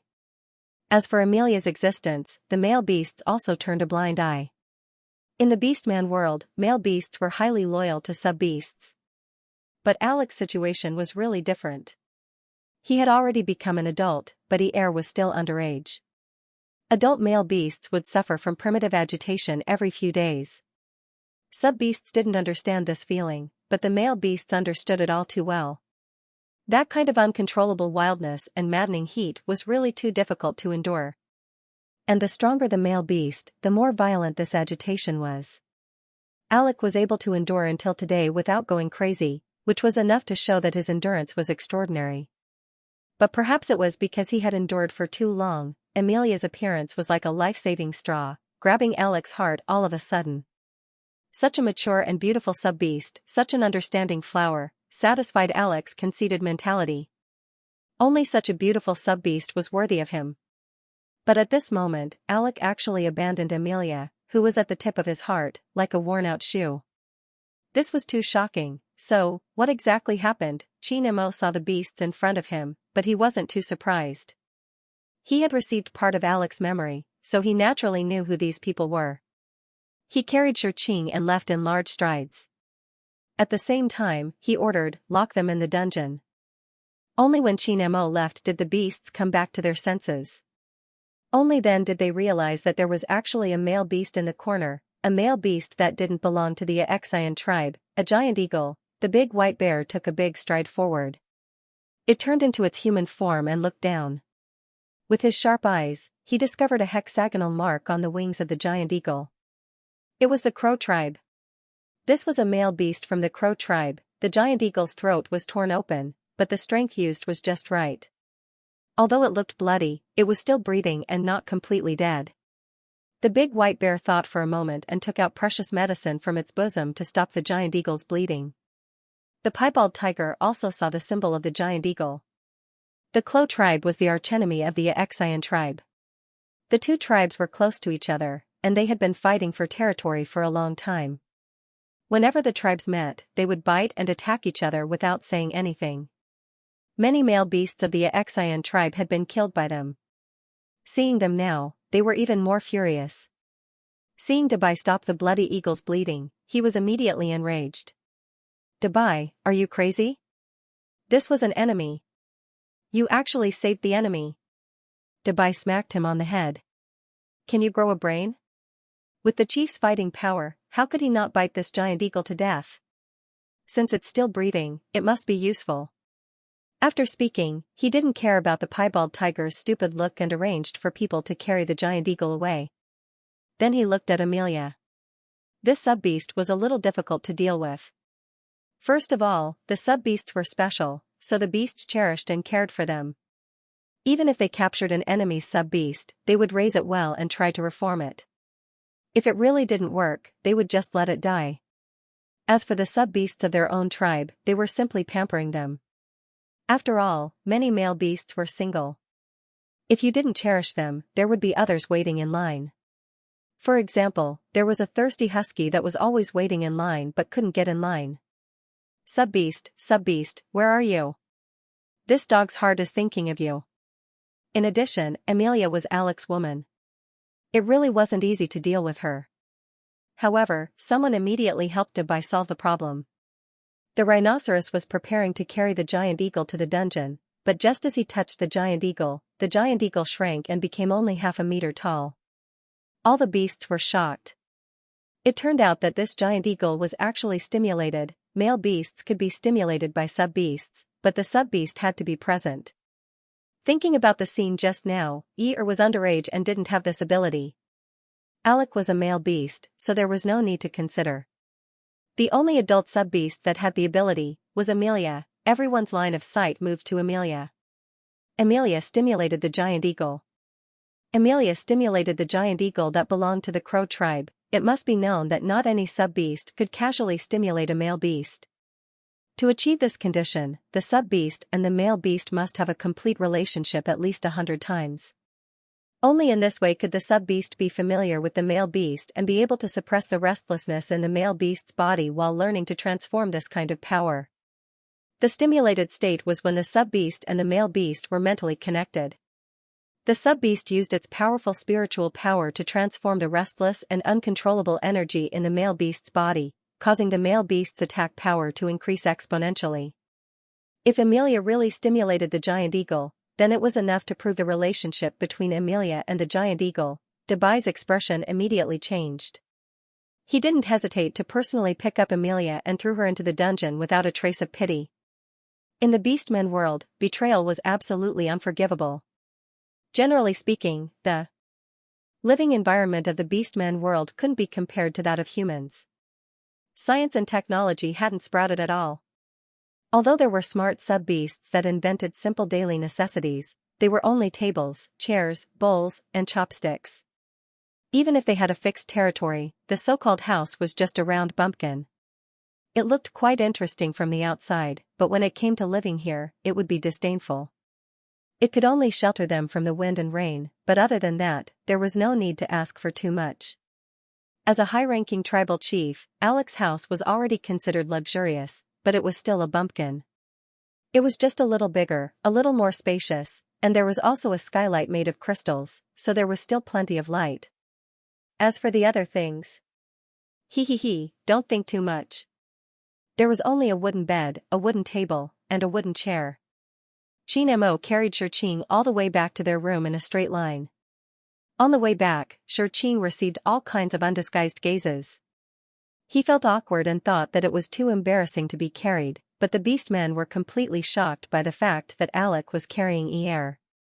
Although they were surprised, deep in their hearts, they were somewhat happy to see this. Although Amelia was beautiful and doted on, he had an arrogant personality. Especially since he was an outsider who came out of nowhere, he didn't have much feelings for the beastmen in the tribe. In addition, he looked down on the low-level beastmen and liked to order people around for no reason, so the beastmen in the Xian tribe didn't have a good impression of him. But Air was completely different. He was born and raised here. Not only was his temperament gentle and kind, but he was also Alec's true exclusive beast. He was a gift from the heavens and was blessed by the beast god. Just this point alone made him much better than Amelia, therefore, at this moment, when the beastmen saw their great chief carrying Air, their little hearts were bursting with joy. Alec finally woke up, okay. He finally found true love, okay, the return of a wave beast is more precious than gold. Great chief, your dim head is starting to shine again, we hope that you and Air will give birth to healthy and smart little beasts soon. If Xianxia knew what the beastmen were thinking, he would probably give up on the mission directly and run away without a care. This world is too scary, Brother Manuel loves to come and save me. Xianxia only regained his freedom after returning to the bumpkin with Qin Mo. He jumped down and finally landed on the ground. Qin Mo looked at him and frowned slightly. Xianxia noticed his emotions and thought that Qin Mo was worried about whether he was injured or not. He was just about to explain seriously and boast about his godly escape skills when Qin Mo suddenly said, "You should return to the jade pendant." Xianxia! Then you can't run around. Xianxia, who could tell him what he should say in this kind of conversation? Host, are you really not joking? Are you really not showing off your humor? Xianxia looked at Qin Mo's incomparably serious expression with an awkward expression. He really couldn't tell that he was joking at all. So, are you serious about this? Xianxia silently took a few deep breaths in his heart to calm down. He couldn't take the normal path when dealing with a lunatic. He looked at Qin Mo with the same serious gaze and said seriously, although I am a system, I also have a mission. Acting as Air well is my job. And the mission has already started. Unless I give up the mission, I can't lead Air's body. Seeing that Qin Mo's expression didn't change, Xianxia had to try again. Just now was just a coincidence. The deviation of the landing location. I have already successfully transmigrated. If there are no accidents, I won't run around anymore. With this promise, Qin Mo's cold expression eased slightly. Xianxia had just heaved a sigh of relief when he suddenly froze. Qin Mo held his waist with one hand and leaned his body close to him. He buried his head in his neck and then gently licked his delicate skin. Along with the hot breath, a low and hoarse voice appeared. Remember what you said. This completely froze Xianxia. If the cheetah's lick before was said to be a large cat's, then the human Qin Mo's lick was suddenly different. It was too ambiguous. At the same time, a hot current hit his brain. Xianxia could almost hear the sound of his heart beating wildly in his chest. What was going on? Xianxia widened his eyes. He couldn't suppress this fierce surge of emotions at all. It was inexplicable, indescribable, and caught him off guard. Just as he didn't know what to do, a sharp pain suddenly came from his chest. Xianxia didn't even have time to react before he completely lost consciousness. Moya was the chief veterinarian of the Xian tribe. His medical skills were brilliant, and he was especially good at healing all kinds of post-battle wounds. Because he was a sub-beast, he also had a certain level of mental pacification ability, and could calm some male beasts without sub-beasts. Therefore, Moya was still very popular in the tribe. Especially during the recent non-war period, other than a few single male beasts coming to see him on the pretense of seeking medical treatment, he was extremely idle. Since he was idle, he slept early at night. He had just washed up and climbed into bed when he saw a stupid dog come in. Moya's face darkened. Husky, you're getting bolder. You dare to come in at night? Are you itching for a beating? The person who came was our husky who was going crazy thinking about sub-beasts. He was also a frequent visitor here. After all, Moya was not only beautiful, but also smart and capable. Most importantly, he was still single.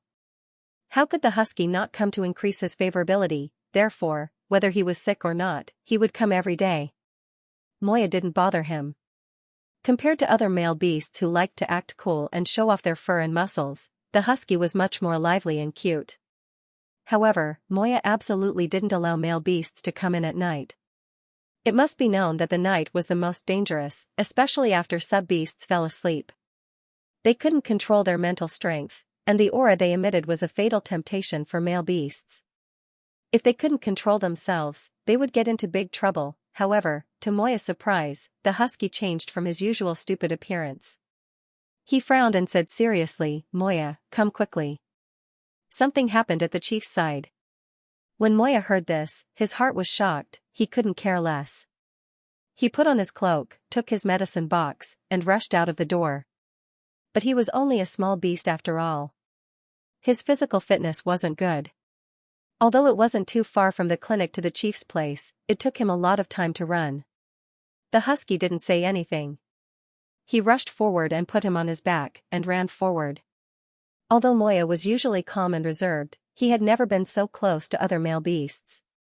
He panicked for a moment. "Hold on tight.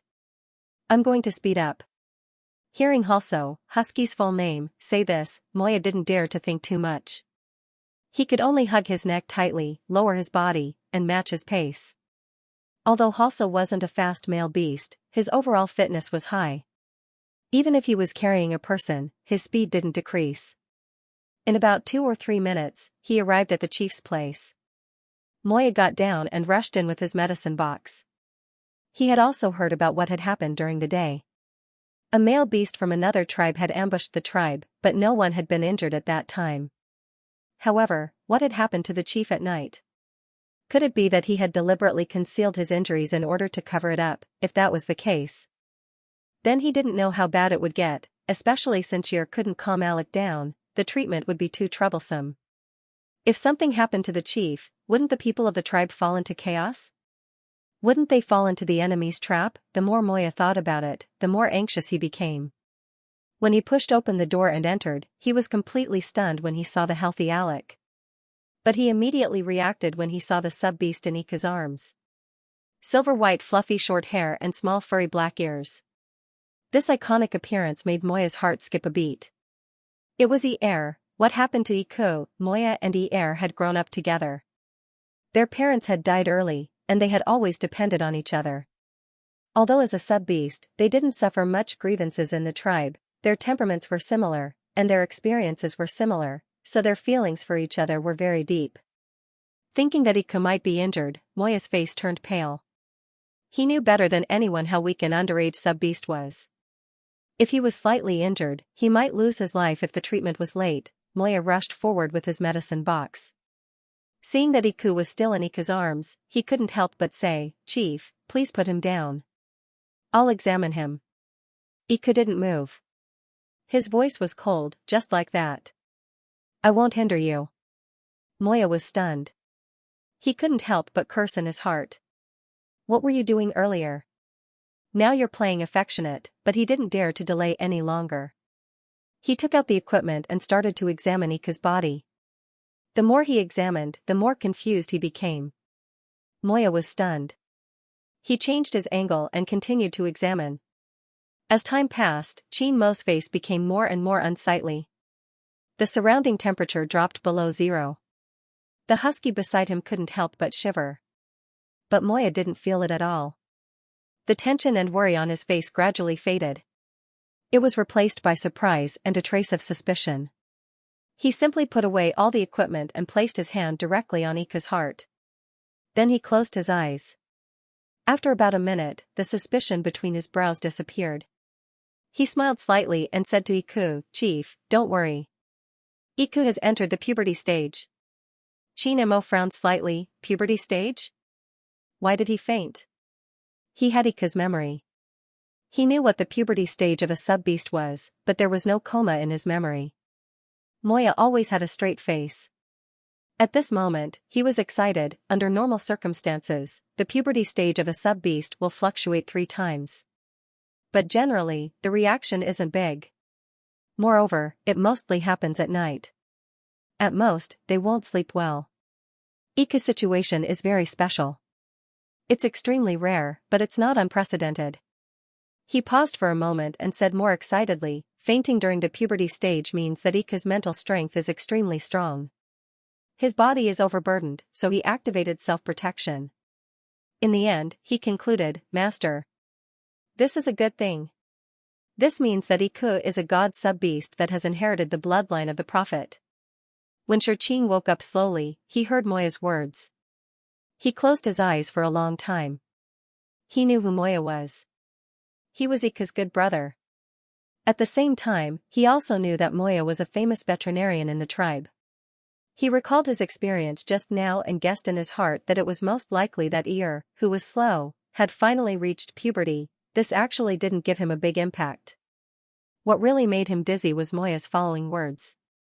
Moya, Chief, Iku is now in the puberty stage. He needs to be well protected. You definitely can't do anything intimate with him. This will stimulate his heart and increase the pain. Xianxia was very calm, yes. Moya became even more serious, you can't even kiss him. Xianxia became even more calm, okay. He lowered his head to look at the youth in his arms.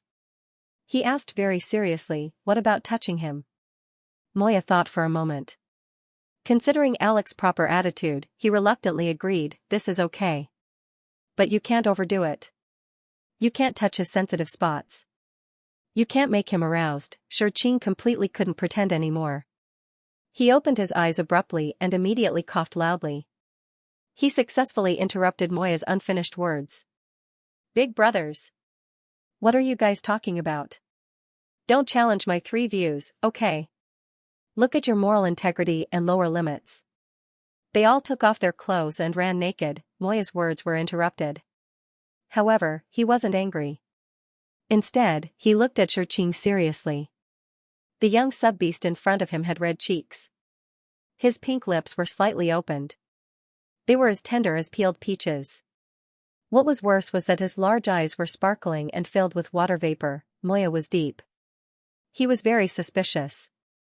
Even if Alec could control himself, could little Ika handle it? Just look at this amorous little face. As everyone knew, sub-beasts had a fatal attraction to males. But didn't males also attract sub-beasts all the time? No one knew better than Moya how much little Ika loved Alec. If these two were left alone, it would be strange if nothing happened. He was still in his adolescence and puberty. If something really went wrong, the loss would be irreparable, Moya thought left and right. In the end, he looked at Alec and asked for his opinion. For Ika's sake, I suggest that he temporarily transform into his beast form. This is good for both you and him. Xianxia frowned slightly. He knew what Moya meant. Although he didn't agree with Moya's concerns, he didn't reject him directly after considering the unknown nature of this world. After searching Alec's memories, there was no information about Ika's beast form. This was enough to prove how little Alec valued Iku. Moya also thought of this. He was a little unhappy but still explained, Iku is a very rare cute beast. His beast form is very small. It's more convenient to protect him. Very small.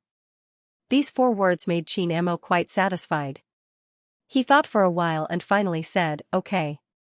However, Xianxia's expression changed. He knew what Iku was and wanted to resist immediately.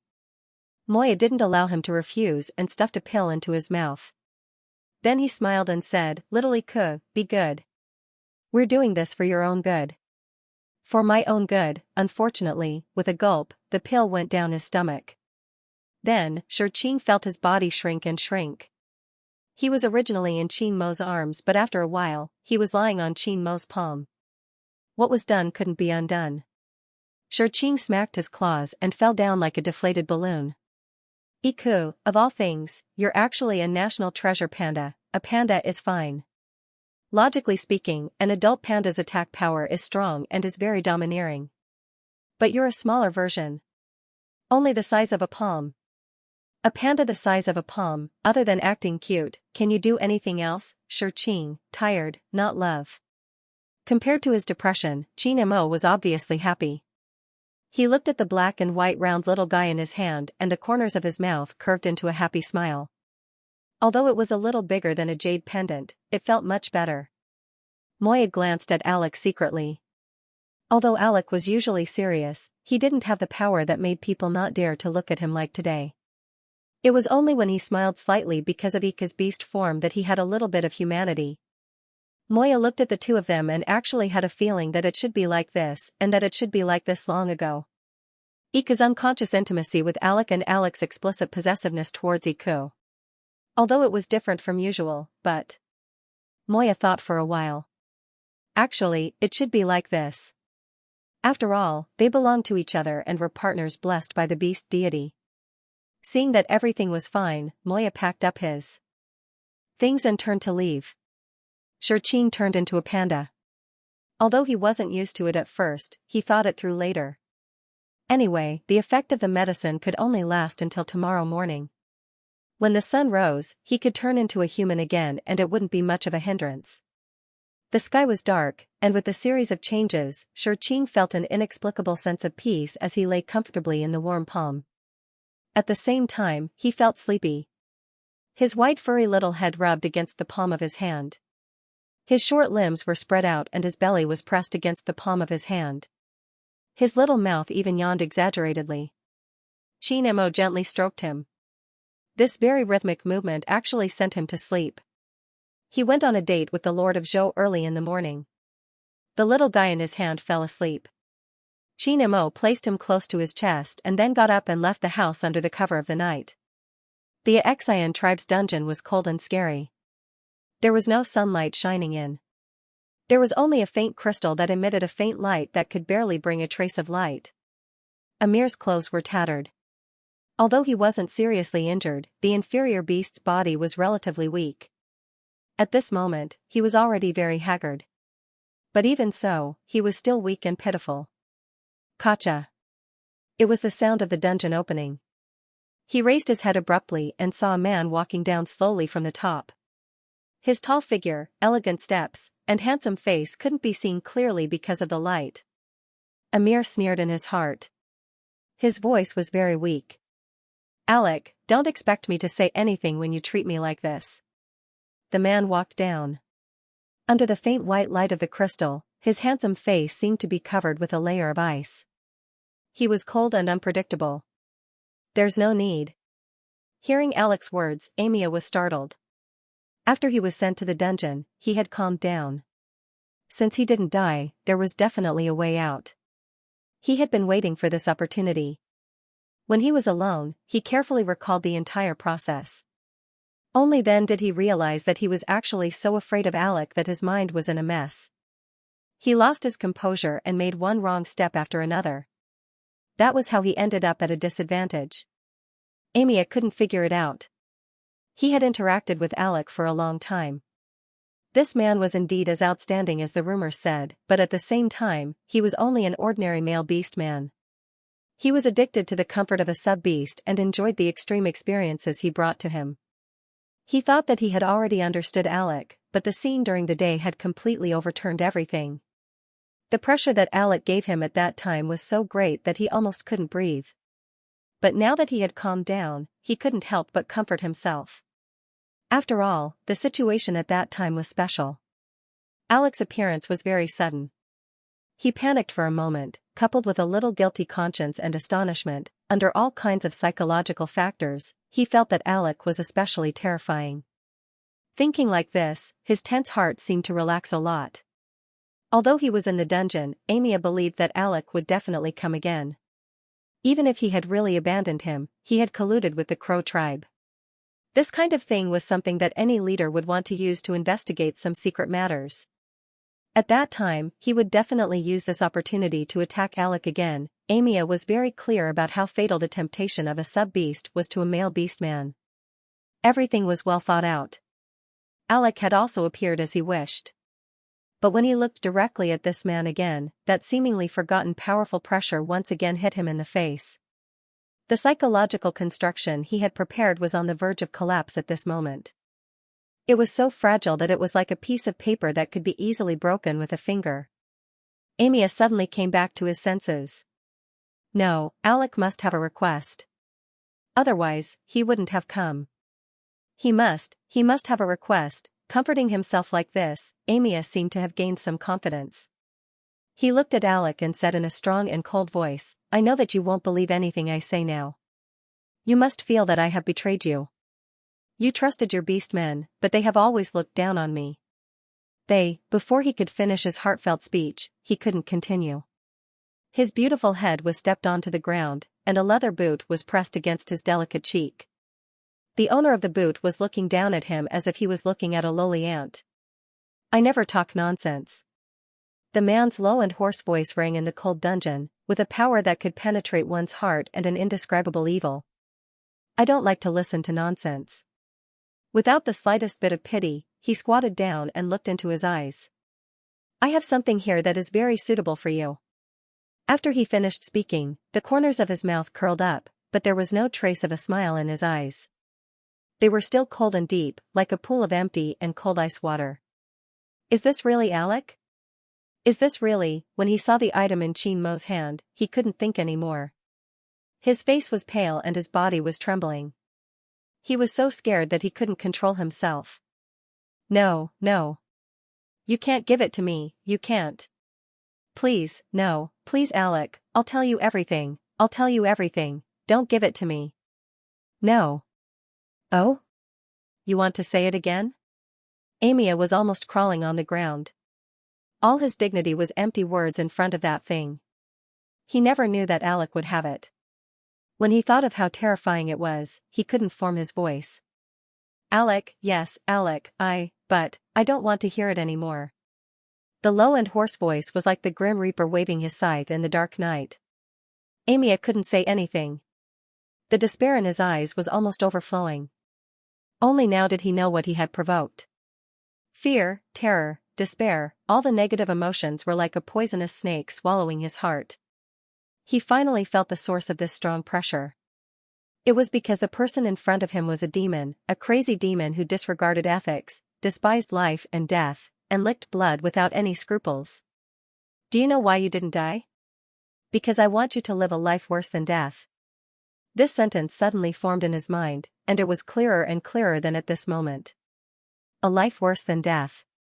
Xianxia never thought that he would commit suicide, but at this moment, he only wanted to die immediately. He tried to bite off his tongue, but the demon wouldn't let him go so easily. Qin Mo grabbed his chin and fed him the thing that was only the size of a thumb.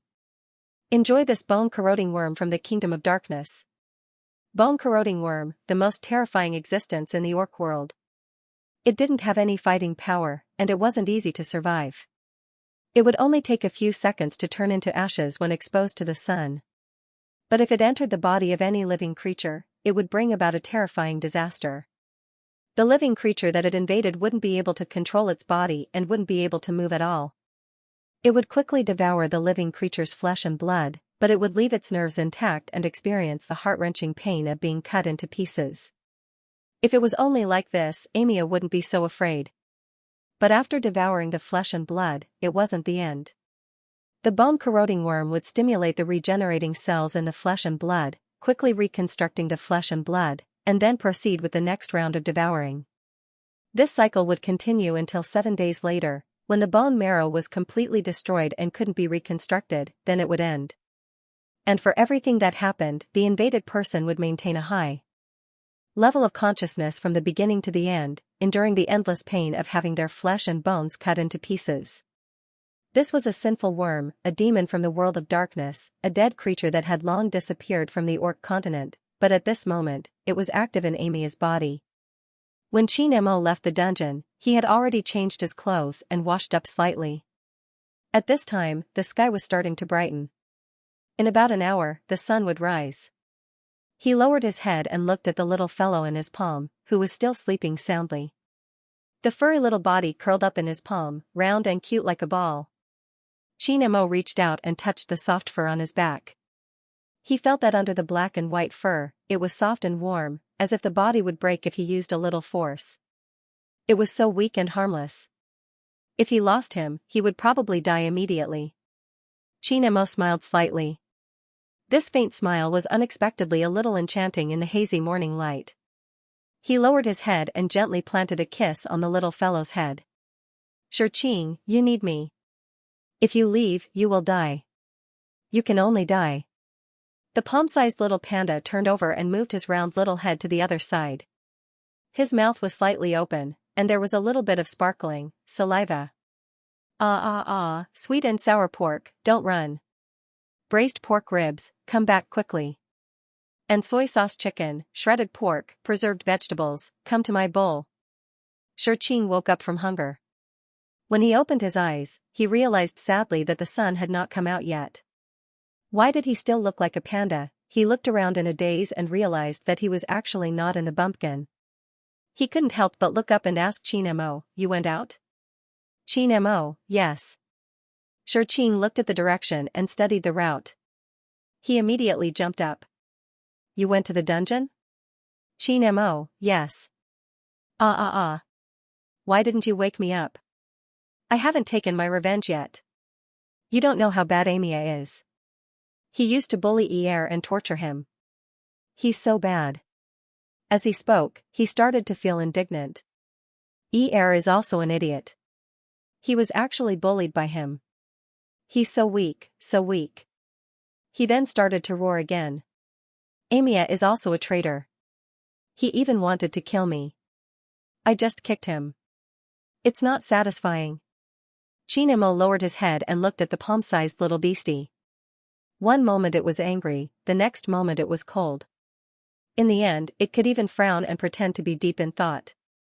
Unfortunately, all these emotions on this little round head became one word, acting cute. Xianxia reached out his finger and put it in his mouth when he opened it. Then, the man and the cutie looked at each other. A certain cutie, your mouth is not even as big as my finger. It's so full, Xianxia, your tongue is so soft. It was the appearance of the husky that saved Xianxia's mouth. Woof, chief, everyone is here. Xianxia calmly pulled out his finger with slight regret. He patted the cute little beastie and said, let's go. Xianxia obviously felt that he was a little disconnected. He just slept for a while. What exactly happened? Could it be that the host didn't sleep at night and had been working hard on missions, so dedicated? He liked it, he didn't ask any more questions and followed Xianxia to the meeting room. Well, to put it bluntly, it was an even bigger bumpkin. But when they came in, Xianxia was shocked. There were so many people. Were all the famous beasties in the Xianxian tribe present? When they saw Alec come in, the noisy meeting room suddenly quieted down. They all looked up at their chief. The husky also found his seat and sat down next to Xianxia. Xianxia moved to the side in disgust but didn't walk away. Alec walked forward slowly and walked to the high platform in the middle. The beasties all looked at him. They first looked at Alec and then looked at the cute little beast in his hand. After a short moment of confusion, they immediately changed into an expression of realization. This is Xianxia, right? Xianxia, you're so cute. Xianxia, you're worthy of being the chief's sub-beast. Seeing the two of them so close, whether it was the male beasties or the sub-beasties, they all felt much better. This was how a chief should act. He had set a good example for the beasties. After Alec stood still, he first patted the cute little beast in his hand. Then, he looked around. Wherever his gaze passed, the beasties in the entire bumpkin seemed to feel that they were being watched. The dignity of a chief and the affection of 6 clansmen was just right. It made the beasties feel very comfortable in their hearts. Then, Alec opened his mouth. His low and hoarse voice resounded in the circular building, and his voice was amplified. I, Alec Xianxia, apologize for my previous ridiculous behavior. After he finished speaking, he clenched his left hand into a fist and placed it in front of his chest. Then, he bowed slightly. At this moment, the meeting room was silent. But then, it set off a huge wave of sound. Before Alec lost his mind, he was an arrogant person who would never admit his mistakes. Of course, he had outstanding abilities and contributed a lot, so the beastmen were extra tolerant of him. So what if he was arrogant? After all, he had the capital, didn't he? Even though the beastmen only started to feel disgusted and disappointed in Alec after Amelia's incident, they still stopped to watch, hoping that their chief would wake up. As long as he didn't ruin things for beauty and neglect the inferior beasts, they could still forgive him. However, they would never have thought that Alec would actually bow and apologize to them. The silence at the beginning was because they couldn't believe it, but the celebration that followed was from the bottom of their hearts. Alec's attitude was proper, humble, and gentle, but he didn't lose his courage and wisdom. Not only did he let go of Amelia, but he also had such a close relationship with the heir. All of these made the beastman's dissatisfaction and disappointment disappear. At this time, Big White stood up again and explained the situation in detail.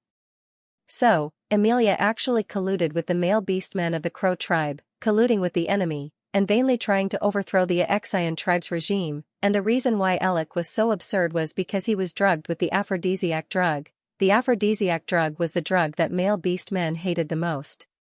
Male beastmen who took it would feel the heat in their hearts increase exponentially, and their wildness and power would surge uncontrollably in their bodies.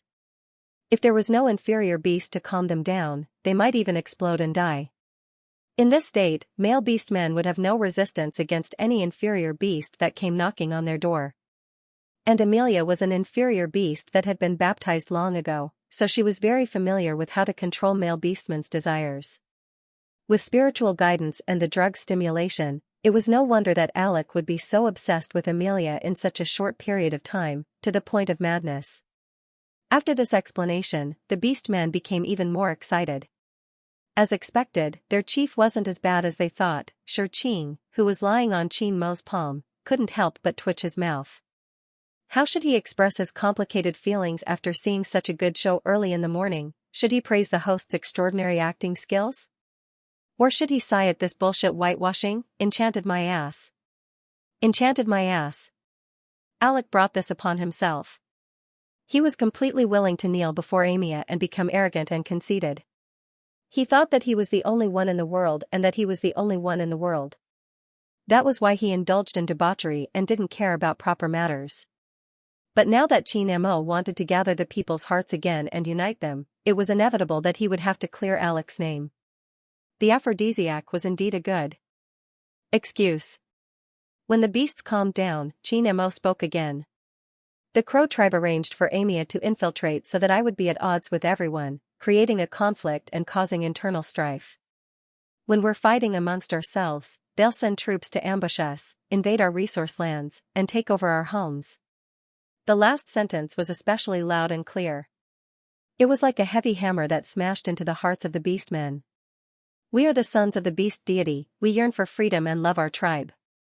We are natural warriors and fearless warriors. Protecting our homeland is our life's mission. All invaders, provocateurs, and invaders will never return. Use your sharp claws to tear their bodies apart and bite their throats with your giant teeth. Let them pay the price of their blood and lives to repent for their arrogance and overestimation of their abilities. Every word was inspiring and every sentence struck their hearts. The short half-an-hour meeting had completely revived the Xian tribe. First, he lowered his status and apologized. Then, he started to cleverly and tactfully clear his name. Next, he threw out Amelia and the Crow tribe to create hatred. Finally, he raised the morale of the beastmen passionately. Xianxia, host, you're really a bear. After the climax of the meeting, when they left the venue, it caused quite a commotion. The effects of Xianxia's aphrodisiac disappeared at this moment. He felt that something was amiss, and before he could jump out, his body grew rapidly. In the blink of an eye, he turned back into his human form. He was originally lying in Qin Mo's arms. Now that he had suddenly grown, his palms naturally couldn't support him. But Qin Mo reacted quickly. He turned his hand and hugged him tightly. Xianxia's body wasn't used to it yet. At this moment, he could only passively hug Qin Mo's neck to prevent himself from falling to the ground. But this way, the two's actions became even more intimate. The beastmen who had originally left instantly looked over. When they saw Alec and Er hugging so sweetly, they were excited. A bold male beastman roared, "Chief! Kiss!" With this coaxing, the beastmen were already full of enthusiasm. At this moment, they were full of love for the chief. In addition, Alec and Er were legal husband and wife. Showing affection in public was something that they were super happy to see. Hence, in an instant, the meeting hall was filled with kiss. Kiss! Chief, kiss, shouts. Xianxia was already dumbfounded. F***ck, are you guys joking? He was only here to act as an NPC. He didn't have the awareness to sacrifice himself for justice, although the system has calmly accepted the setting of true love between men. Don't drag this matter onto me, okay? Why are you guys making a ruckus? On his side, he was completely embarrassed into anger. But Air's face was really too deceptive. No matter how red his face was, it looked like he was shy and embarrassed. It was a proper rejection. Xianxia really stood still. He stared fixedly at the youth in his arms. When he saw that his ears were trembling slightly, his eyes couldn't help but deepen. His gaze actually landed on those pink lips. Xianxia was stunned. He thought in his heart, big brother, you don't have to be so professional. You don't have to act to this extent. You really don't have to. In the end, it was still Dr. Moya who stepped forward and calmly interrupted this charming atmosphere. What are you guys making a ruckus for? Air is still in his puberty period. No excessive actions are allowed. When he said this, the beast men all sighed. They felt very regretful. But many of them were experienced people. Even if they weren't, they still had a good understanding of the puberty period. Hence, no one dared to make a ruckus. Instead, they all started to speak earnestly. Chief, you have to hold on. Puberty period beastmen can't blah blah blah. Their words were earnest. Chief, you have to control yourself. After the puberty period, you can. Hey. Before he could finish his dirty joke, he was glared at by the sub-beast next to him. The male beast hurriedly shut his mouth in a flattering manner. Xianxia finally escaped. He hurriedly took the opportunity to jump down and run. Before he could run far, his wrist was held tightly. Xianxia looked at him. Stay by my side. Xianxia. He silently returned. It was better for him to stay calm in case his host fell ill. A system as magnanimous as him was rare in the world. Xianxia had always been swift and decisive. This could be seen from the previous two missions. Especially this mission with a time limit. For the sake of coins, he would act faster and faster, not wasting any time. After reuniting the Xian tribe, Xianxia immediately gathered the tribe's cadres. He kept discussing with the hungry male beastmen and issued a series of orders. He also came up with dozens of battle plans and gradually perfected the details. Xianxia watched the entire process. In the beginning, he was still listening with interest. Towards the end, the more he listened, the more bored he became. It was so troublesome to go back and forth. Conspiracies and tricks were too damaging to his brain cells. He really wanted to roll up his sleeves and fight. He had been hungry since the morning. Now, he was even hungrier sitting there. Unfortunately, his host was a psychopath and didn't let him leave. It was really a tragedy. Finally, there was a break. Xianxia asked him, hungry? Xianxia hurriedly nodded. He was so hungry he was about to cry. Xianxia turned his head and ordered, everyone, let's eat here. The cadres almost wailed out loud. They didn't dare to complain that their chief didn't ask about serious matters anymore. If he did, it would kill them. After a short while, the dishes were placed. Xianxia just took a look and his face turned green. How could he have forgotten about this? The food of the beastmen was really not the ordinary kind of rough. There was dry bread, salted vegetables, and boiled meat that didn't look appetizing at all. There were also a few fruits that were quite unique. According to Air's memory, this was already a relatively sumptuous lunch. It was a chief's level of food. But when Xianxia saw it, he suddenly felt full. He looked at the cadres. They had a piece of dry bread in their left hand and a piece of thigh meat in their right hand. They chewed and gnawed happily.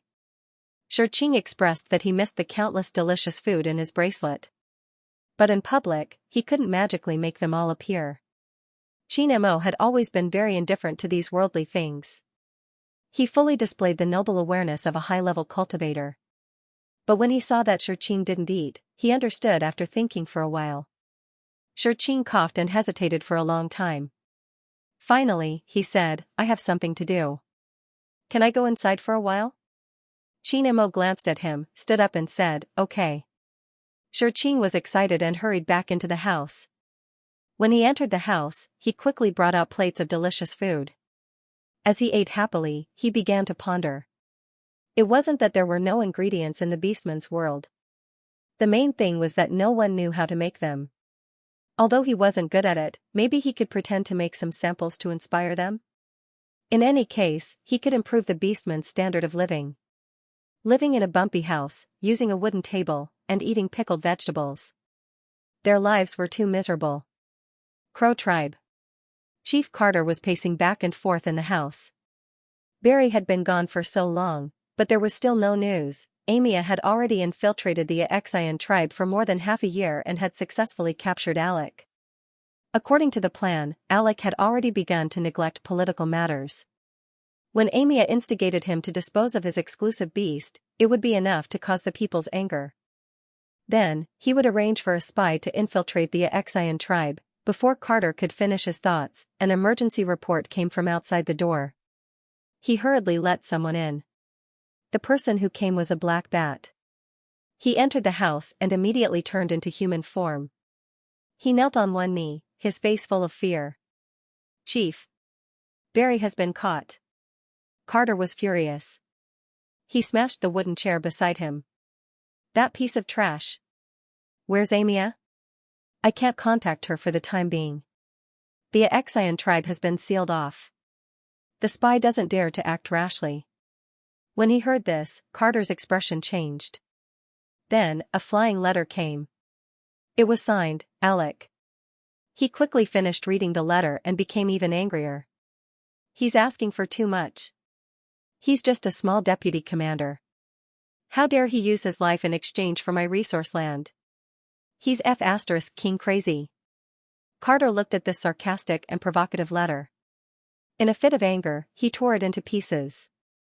Although Barry was a cadre of the Crow tribe and the deputy commander of the 8th Squad, and his scouting and stealth abilities were very strong, compared to the Crow tribe's resource land, he was not worth mentioning. The resource land was the foundation of the tribe. Losing it meant demotion. This was absolutely intolerable. Carter calmed down a little. He knew that Alec didn't want to let Barry go at all. He was just using this opportunity to provoke him. Carter's temper was irritable. This was no secret on the Beastman continent. But Carter sneered. Alec was underestimating him too much. Looking at the situation, Xianxia was basically sure that she had been exposed. But Xianxia was a baptized sub-beast. She had strong control over male beasts. He had given so many male beasts to Amelia to train. Her spiritual power guidance ability was one of the best in the entire Beastman continent. In addition, Alec had been obsessed with her for a long time, and Xianxia was already familiar with Alec's power cycle. This way, her influence on him would only be greater. Even if it was true, Alec knew very well that it would be hard for him to get rid of the pity he felt for Xianxia, let alone a betrayal without any evidence. With this emotional foundation, as long as Xianxia used a little trick, Alec would definitely sink into depravity again. At that time, it might have a miraculous effect. Alec pitied a sub-beast who had betrayed the tribe and wanted to comfort and release him. Once this kind of mentality was exposed, it would be enough to make the beastman of the Xian tribe completely disappointed. At that time, it would be time for him to show off his skills. Unfortunately, the Xian tribe had sealed themselves. He couldn't get any specific information. He still couldn't act rashly. Carter couldn't help but fall into contemplation. Then, his eyes suddenly lit up. Self-sealing was a double-edged sword. Although he couldn't get any information, the Xian tribe's communication with the outside world would be extremely weak. Not to mention the foreign aid work after the war. Even if something happened to their resource land, they wouldn't be able to send reinforcements immediately. Thinking about the army he had already deployed, Carter had an idea. According to their original plan, they were already preparing to launch a sneak attack on the Xian tribe's resource land in the next few days without Barry being exposed. Barry went to Yasin this time to meet with Xianxia. On the one hand, he wanted him to speed up the pace of killing Alec's exclusive sub-beast and cause chaos. On the other hand, it was also to let Xianxia pass on the combat weaknesses of Alec's most important cadre, so that they could make corresponding combat preparations. Now, the second point was definitely impossible to achieve. First, although they couldn't kill the chieftain's exclusive sub-beast to cause a huge commotion, the foreshadowing they had done earlier had already produced results. If Amelia could once again capture Alec, the effect might be even better than killing the sub-beast. Furthermore, Alec had chosen to shut himself off from the world. Carter couldn't help but smile at the feeling of watching his enemy being silly. He had been planning for too long. Now was the best time. He couldn't miss it. After thinking about it for a long time, Carter gathered the officers to make the final arrangements. It wasn't until the sun was high in the sky and the warriors of the tribe were lined up that Carter made a grand appearance to boost the morale of the soldiers. He wasn't unfamiliar with this. As a leader, having a good eloquence was a basic skill. In just a few minutes, the warm-ups before the battle were already sufficient. The blood of the warriors was surging. They couldn't wait to rush into the Xianxia tribe, occupy their resource lands, plunder their resources, and snatch away those beautiful sub-beasts. Carter was very satisfied with this and became more confident. But just as the army was about to set out, a large number of blackbirds suddenly appeared in the sky above the Crow tribe. Carter was shocked. Someone actually launched a sneak attack? Could it be the Xianxia tribe? Immediately, he was shocked. When did the Xianxia tribe have such a large number of flying soldiers? How could they hide such a large strength? But after all, he had experienced hundreds of battles. He made a prompt decision and ordered the archers to set up a formation. Countless arrows were shot into the sky. The number of flying soldiers was very small. Most of them were used for surprise attacks. Such a large-scale attack was simply unprecedented. But although the flying soldiers were terrifying, it wasn't like there were no countermeasures. The archers were their mortal enemies, but what surprised Carter was that the flying soldiers didn't stop at all. They came quickly and left quickly. They came and went quickly. Their speed was so fast that it made people speechless. What the hell was going on? Even Carter was confused, and the soldiers were even more confused. When they came back to their senses, they discovered that feathers were slowly falling from the sky. Feathers? Countless white feathers fell, and almost every soldier saw one.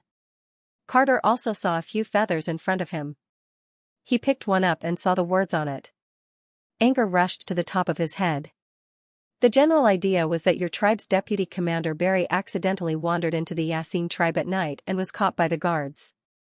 Due to the special relationship between the two tribes, our great Xianxia tribe won't make things difficult for you. We only ask for 3,000 crystal stones to bring your deputy commander back. Unfortunately, your chief is too stingy and narrow-minded. He didn't even want to part with the money and tore up the transaction letter. We express our helplessness. At the same time, we are really disappointed. If I, the letter written by the Husky, accidentally wandered into the Crow tribe, our chief will definitely be willing to take out 10,000 crystal stones to bring me back home. Our chief is so amiable and cute. Look at your chief. Sigh, although we are not of the same tribe, we are all beasts. I really feel sorry for you. At this time, a few more archers exclaimed. They had shot a few birds, and when they landed on the ground, they saw their original form clearly. They weren't beasts at all. They were the cheapest messenger birds that could be used in the entire Orc continent. At this time, many soldiers had already seen the contents of the feathers. There were too many of them, and it was hard for them not to see it. Almost all the soldiers knew who Barry was. Although they didn't like his character, he was still a male beast of the tribe. What the Orcs valued the most was the unity of their people and the friendship between beasts. What they hated the most was betrayal and abandonment. Although the contents of the feathers were from the enemy's tone, it was definitely true that Barry was caught.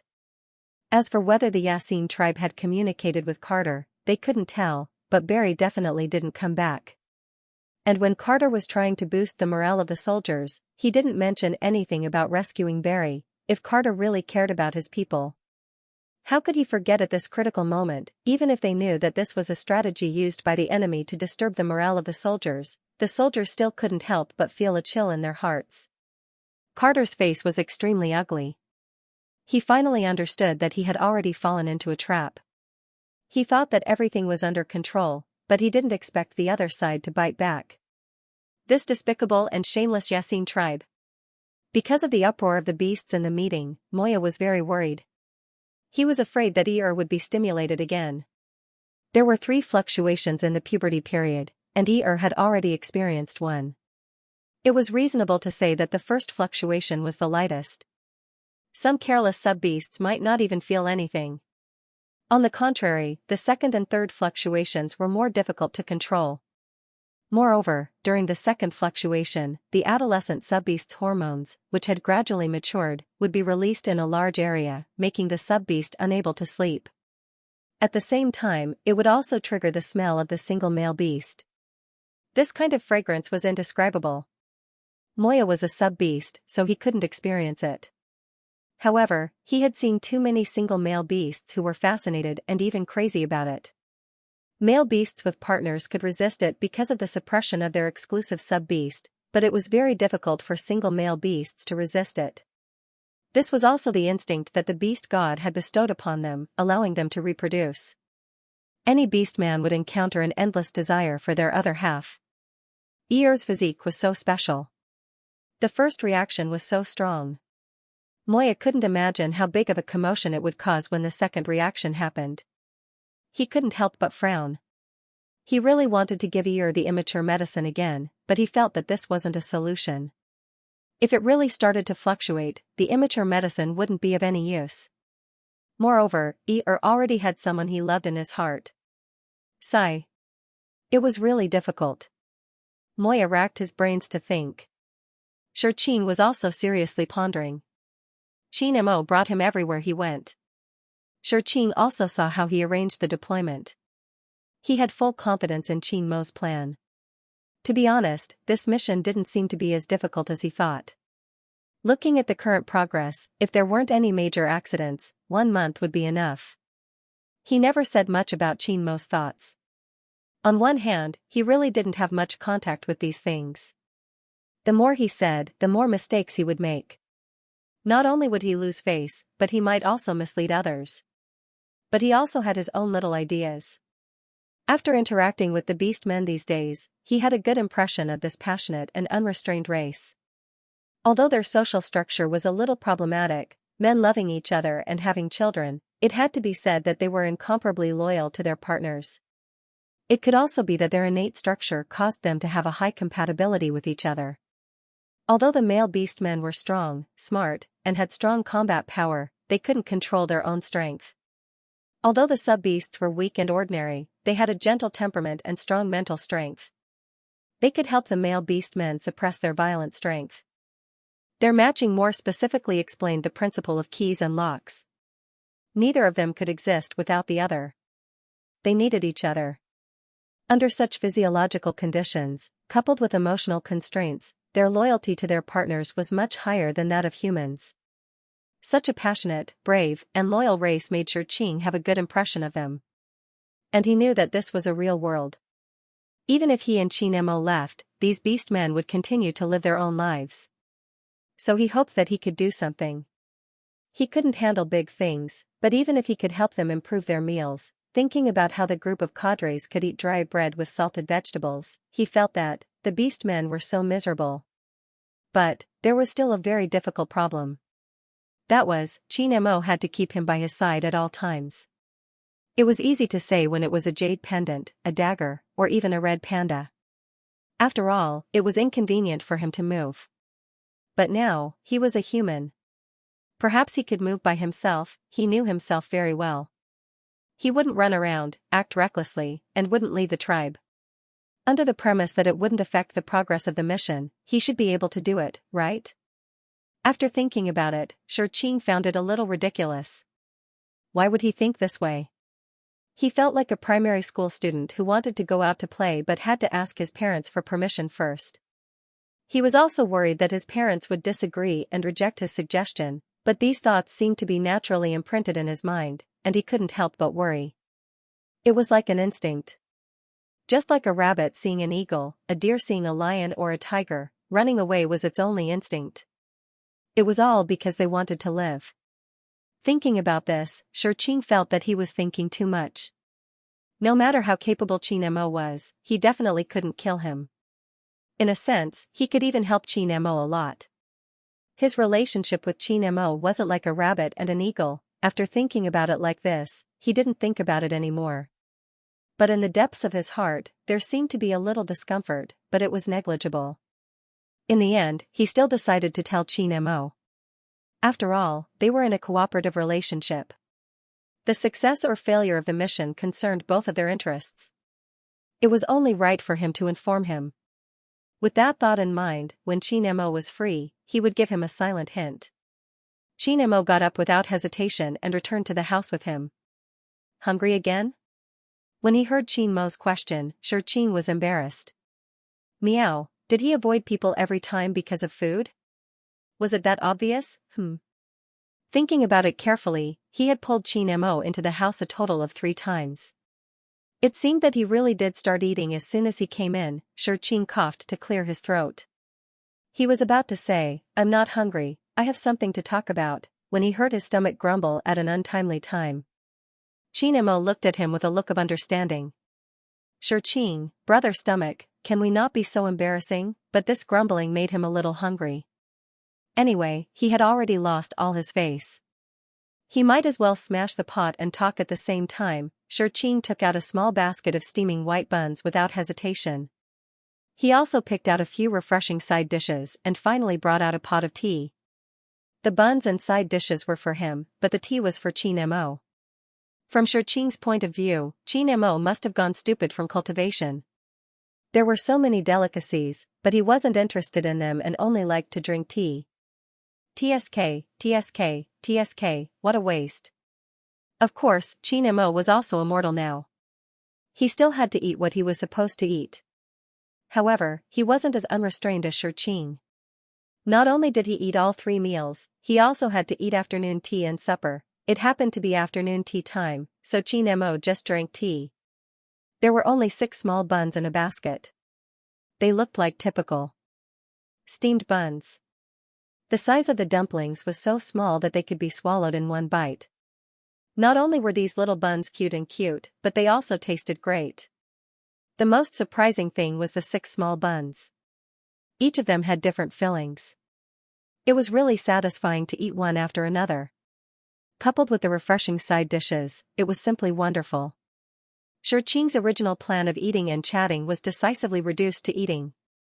It wasn't until he was satisfied that Qing suddenly remembered, the main business hadn't started yet. Qing was angry that he did not fight for it. "Brother Belly, oh brother Belly, I told you, at least fight for once." His stomach trembled. Damn it, this shameless master. Seeing that Qing had finished eating, Xianxia had rested enough. He stood up and said, "Let's go." Qing stood up and finally said, "Xianxia, I'm in human form now. It's much more convenient for me to move around. I can't participate in your discussion." As he spoke, he unconsciously scratched his head and said somewhat embarrassedly, "The main thing is, I can't give any opinions and I can't keep up with the pace. I'm about to doze off just sitting there." Xianxia stopped in his tracks and turned to look at him. Qing felt more and more uncomfortable being stared at by this pair of black eyes. But since he had already said so much, there was no reason to stop. He decided to just say, "I want to go around the tribe and see if there's anything I can help with." Xianxia stared at him and said after a while, "I'll go with you at night." Qing. I'm saying this because I don't want to go with you. Moreover, what were they going to see at night? To see how the beasts sleep, but this time, he wasn't fooled. Instead, he said firmly, "I want to go by myself." As soon as he finished speaking, Xianxia's colored pupils constricted slightly. His originally unfathomable eyes became even more unfathomable. Following that, his voice almost dropped to the freezing point. "By yourself?" Qing was slightly stunned. Immediately, he felt a little annoyed. Recently, Xianxia's behavior had been so normal that he had forgotten that his host's illness would act up from time to time. What he said just now was a little rushed. Did he suddenly poke at his explosive point? Qing was struggling with how to express himself more tactfully when Xianxia approached him. He pinched his chin and forced him to look up. Their eyes met, and there was anger in his black eyes. "I said, stay by my side." The two of them were very close. Their words were like a hot wind that blew into his ears and into his heart at the same time. Qing rarely had the chance to look at Xianxia like this. The face of the man in front of him was unfamiliar, but his eyes and demeanor were familiar. Proud, strong, and full of power, but at the same time, there was no sense of security. He didn't trust anyone. He was paranoid, malicious, and dark that could swallow all the light. Very abruptly, Xianxia's mind flashed with the first time he saw Qin Mo. He destroyed his own cultivation and was in a sorry state. He should have lost all hope in everything, but he was stubborn and unwilling. No matter what, he refused to give up on himself. Fate brought all the hardships to him, but he swore to turn the world upside down and survive at all costs. He would completely end all the sins that had been imposed on him. Xianxia knew that Qin Mo had moved him back then. In his previous life, he had suffered from stomach cancer and suffered all kinds of torture. In the end, he couldn't bear the torture anymore. Even if his parents loved and doted on him, he just wanted to die early and end this pain. Qin Mo's experience was 10 times more painful than his, and 100 times more hopeless. But this man's heart was so strong that he never retreated. He was proud, persistent, and walked forward step by step with a persistence that ordinary people couldn't match and a heart full of unwillingness. Even if the road was full of thorns, even if the darkness was endless, he didn't hesitate. When he thought of this, he couldn't help but feel his heart soften. Sigh, forget it. Who asked him to choose to sign a contract with Qin Mo in the beginning? At that time, he already knew his experience and situation. It wasn't his style to pursue it now. Xianxia closed his eyes and took a deep breath. After calming down, he opened his eyes and looked at him. Then, he said very seriously, "Okay, I will stay by your side." Qin Mo looked at him without blinking. Promises were the most powerless thing in the world. Xianxia knew that it was useless to say anything to the person in front of him. He had to do something real. Hence, he took out a small pill from his arms. He didn't signal Qin Mo to move away. He maintained this position and opened his mouth to swallow the pill. This was the medicine that Amoya had stuffed to him. It could make him younger. He originally thought that he would definitely not need it, but he didn't expect that he would really use it. The effect of the medicine was very fast. He immediately felt the things in front of him constantly growing bigger and his body rapidly shrinking. After a slight dizziness, he returned to the panda's vision. Qin Mo quickly reached out and caught the red panda that was falling from a high place. The palm-sized head landed in his palm. It was so light that he almost couldn't feel any weight. He stared at the obedient and soft little fellow in his hand. The surging darkness in his heart was suppressed bit by bit. He lowered his head and leaned close to the red panda's furry body. He narrowed his eyes and spoke very softly. However, both of them could hear him clearly. "Don't resist me." The red panda's little round eyes were half opened. He didn't make a sound, but he rubbed his little head against his palm. When Qin Mo stood up, he shifted his body and found a comfortable position. He rested his head and started to think. When dealing with a lunatic, one couldn't go head to head. One had to be gentle. Xianxia also faintly felt the knot in Qin Mo's heart.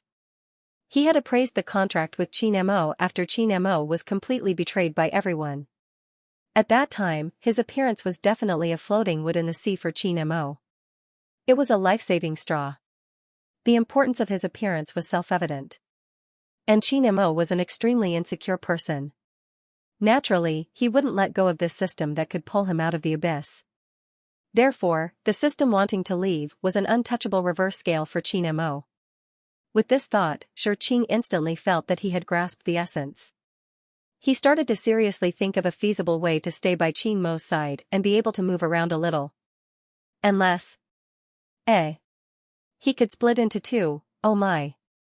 Classmate Xianxia, you're too smart. Even he wanted to give himself a thumbs up.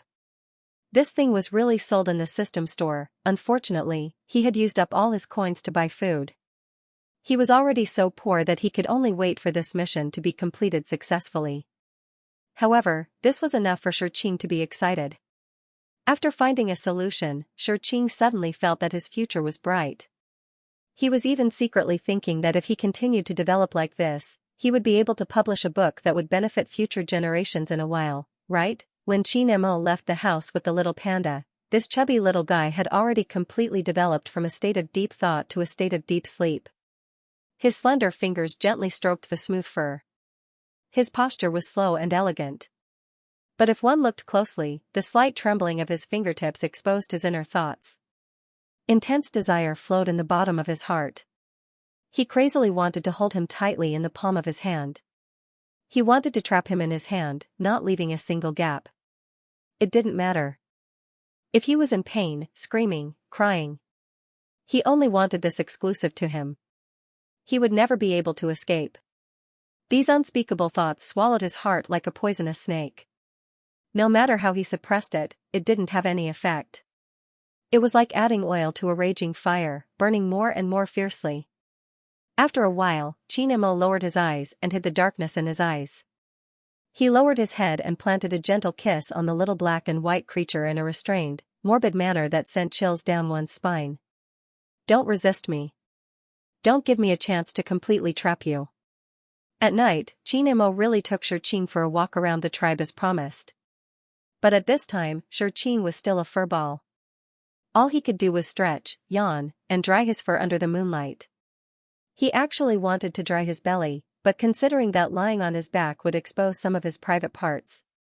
Thus, he gathered his integrity and lay down obediently. With such a small body, naturally, he couldn't teach the beastman how to cook. But Shurqing also had other plans. He was going to leave some finished food around when he left this world to develop the beastman's taste buds and let them experience the true meaning of there is such delicious food in the world. Dry bread and salted vegetables are really weak. Actually, this was enough. After all, they already knew how to make bread and salted vegetables, so they shouldn't be completely clueless about cooking. The biggest possibility was that they were busy fighting and fighting all day long, so they didn't have time to seriously think about it. And these two things were the best to store and convenient to carry around, so they were widely promoted. Over time, they got used to these foods. As long as they could fill their stomachs, they wouldn't think about anything else. Shurqing believed that with a little inspiration, the smart beastman would definitely open up a new world. But their walk this time wasn't completely useless. At least, it continued to wash Alec clean. During the day, he was busy with official business. When he finally had a rest, he didn't forget to take his lover for a walk under the moon. Their chieftain was really a male beast. You are so happy now, Shurqing just wanted to chuckle. When they walked back, Shurqing had already successfully fallen asleep. Speaking of which, it was really strange. He wasn't so sleepy in the past, but these few days, he was like a pig. He ate and slept and ate. He couldn't control himself. So much so that he didn't know that the end of Qian Mo's walk wasn't a bumpkin, but a dungeon. When they entered the dungeon, the cold and damp hit their faces, mixed with the thick smell of blood. As they walked down, they heard the sound of whips, insults, and muffled sounds of pain in their mouths. After turning a corner, the scene in front of them appeared. This was a simple interrogation room. Under the light of the dark white crystal, everything looked gloomy and scary. In the middle, the man on the gallows was dying. His clothes were tattered, and his strong body was full of whip marks and brand marks. When he saw the person who came, he raised his head and looked at him fiercely. "Alec. Kill me if you have the guts. Even if I die." Before he could finish his provocative words, the torturer beside him had already whipped his face. Xianxia reached out, signaling for her to stop. He walked down the stairs slowly. Clean and tidy clothes, a tall and straight figure, a handsome face, and graceful and calm steps. Everything about him was out of place in this filthy place. However, he just calmly walked over, bringing with him an even more powerful dark power. He looked at Barry and asked gently, "Does Carter value you?" Barry looked at him, and the viciousness in his eyes was so strong that he wanted to stab him right then and there. Xianxia chuckled as though he didn't want a response. He continued, "Do you think I spared your life to obtain information? Actually, there's no need for that at all. I already know what you want to do and what you're doing." Barry snorted. He didn't believe it at all. Xianxia was extremely patient as he continued, "Xianxia is using it to confuse me and cause me to be at odds with my people. Then, you can take advantage of the situation and sneak in to attack our resource lands and take over our tribe." Barry's face relaxed slightly, but he immediately remembered that he and Xianxia had been exposed.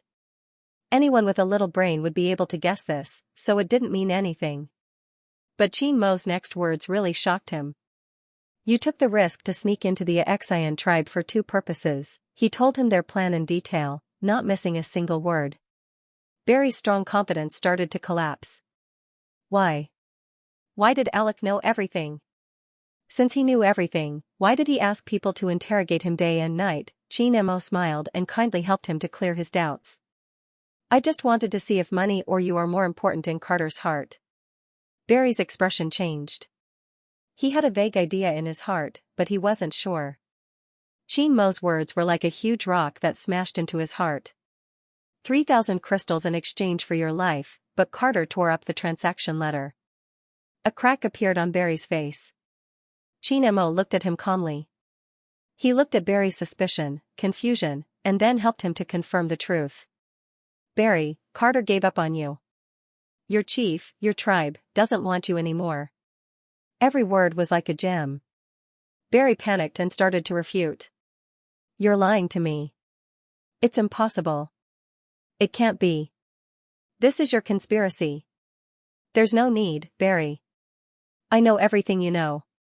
You have no value to me. I can kill you immediately. I'm letting you live. He curled his lips viciously. It's just because I want to see how ugly a homeless dog that has been abandoned by his tribe can be. Barry looked at Qin Mo in horror. He wanted to tell himself that this couldn't be true. But the man in front of him, the coldness and mockery in his black eyes were like a sharp knife that cut into his flesh, pushing down the wall of his heart that he tried to hold up. After a day and night of torture, he was already physically and mentally exhausted. Now that he was splashed with a bucket of cold water, an unprecedented despair invaded his body, making him feel waves of coldness. The tribe he was loyal to, guarded, and loved had actually abandoned him. Just because of 3,000 crystals, in the chief's heart, his value couldn't be compared to 3,000 crystals. The collapse of his faith and the loneliness and despair made his tall body curl up uncontrollably. Qin Mo saw this and completely lost interest. All the emotions in his eyes were hidden. He turned and left the dungeon. After 15 minutes, the star stork who was carrying out the punishment in the dungeon came to report. Qin Mo was looking at the mark on the map. When he saw the star stork come in, he looked up. Speak. The star stork couldn't understand Alec's personality, so he didn't dare to flatter him. He lowered his head and hurriedly told him all the information he had received. After you left, Barry's confidence dissipated. I followed your instructions and used some tricks to tell you everything. There are a total of 5 spies that Carter hid in our tribe. They are. After Qin Mo heard this, he continued to ask how to contact them. The star stork hurriedly told him. Qin Mo waved his hand. You can leave. Immediately, he called in the 1,000-faced fox, who was in charge of intelligence in the tribe. He gave him the list and ordered, don't alert them. Observe these people's movements closely. Restrict their movements and external contact.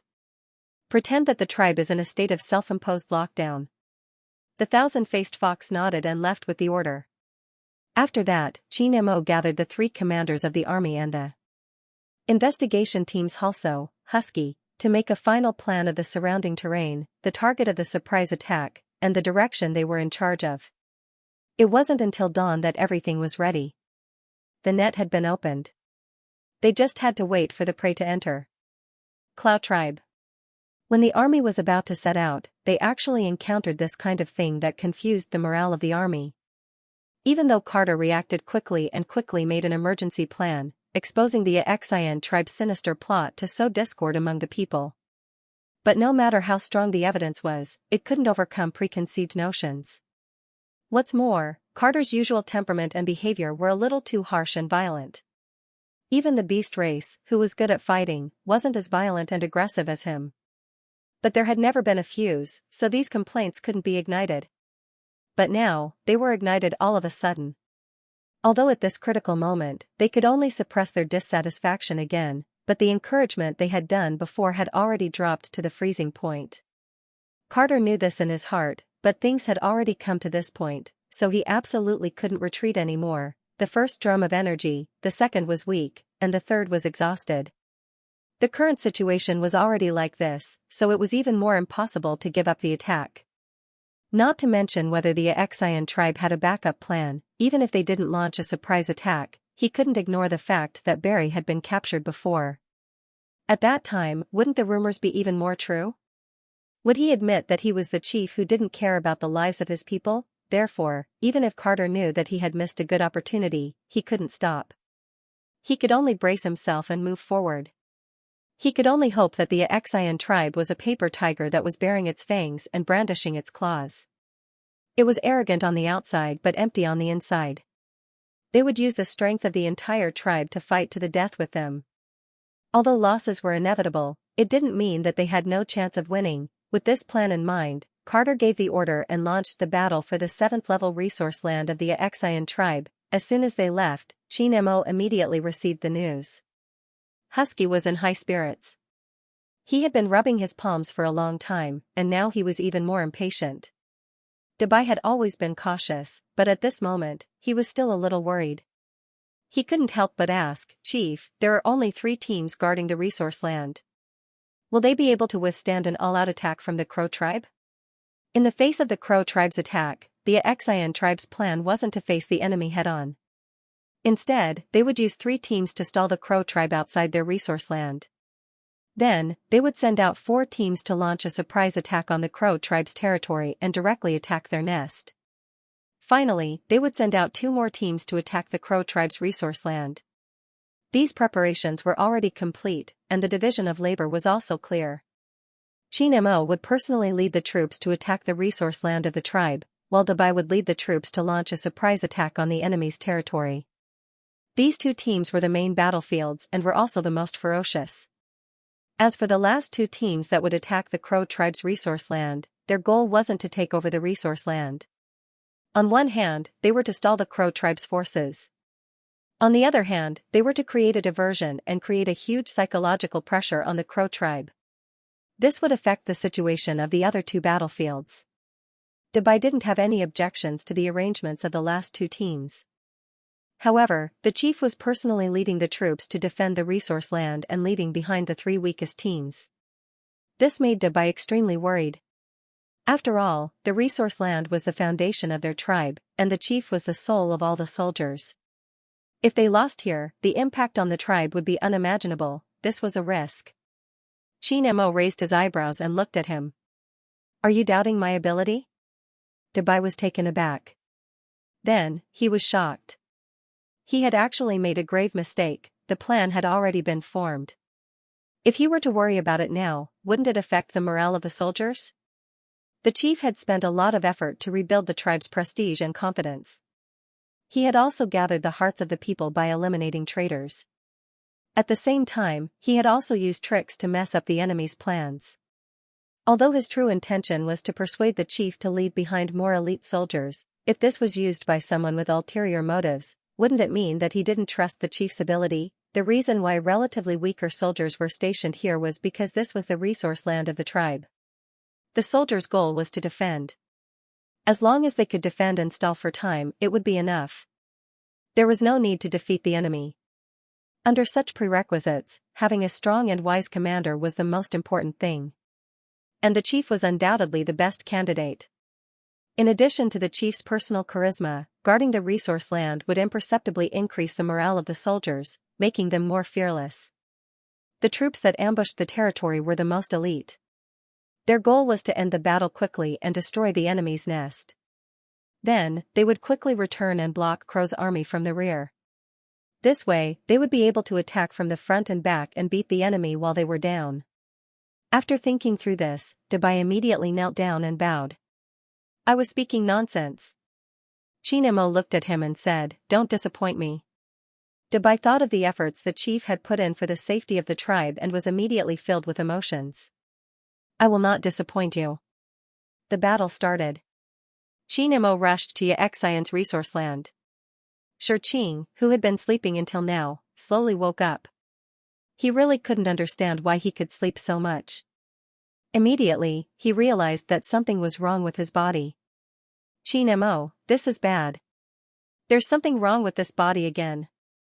The Xian tribe's resource land was tens of kilometers away from their territory, and it would take tens of minutes to rush there. However, the Xian tribe's troops had already arrived last night, and Qin Mo had rushed there in the morning. In his beast form, he only needed 2 to 3 minutes to reach the destination. He was as fast as lightning. However, the swift leopard still had a cute panda hanging on its body. Considering that this guy was weak, the swift leopard had no choice but to slow down. It took a full 8 minutes to break the swift leopard's slowest record. But even so, Xianxia was still blown into a mess by the wind. Although the swift leopard's shock absorption was good, it was an open top and didn't block the wind. The hair all over his body stood up, and now he looked even more like a ball. Actually, when they first arrived at the resource land, Xianxia hadn't woken up yet, but he had already felt uncomfortable in a daze. When he was completely awake, he could clearly feel the difference in his body. By the time he called Qin Mo for help, he had already started to react. His body started to expand, and he actually broke through the limits of the youth medicine and turned into a human beast form. Qin Mo immediately changed from beast form to human form. He stood up and caught Xianxia with both hands. When he looked down, he frowned slightly.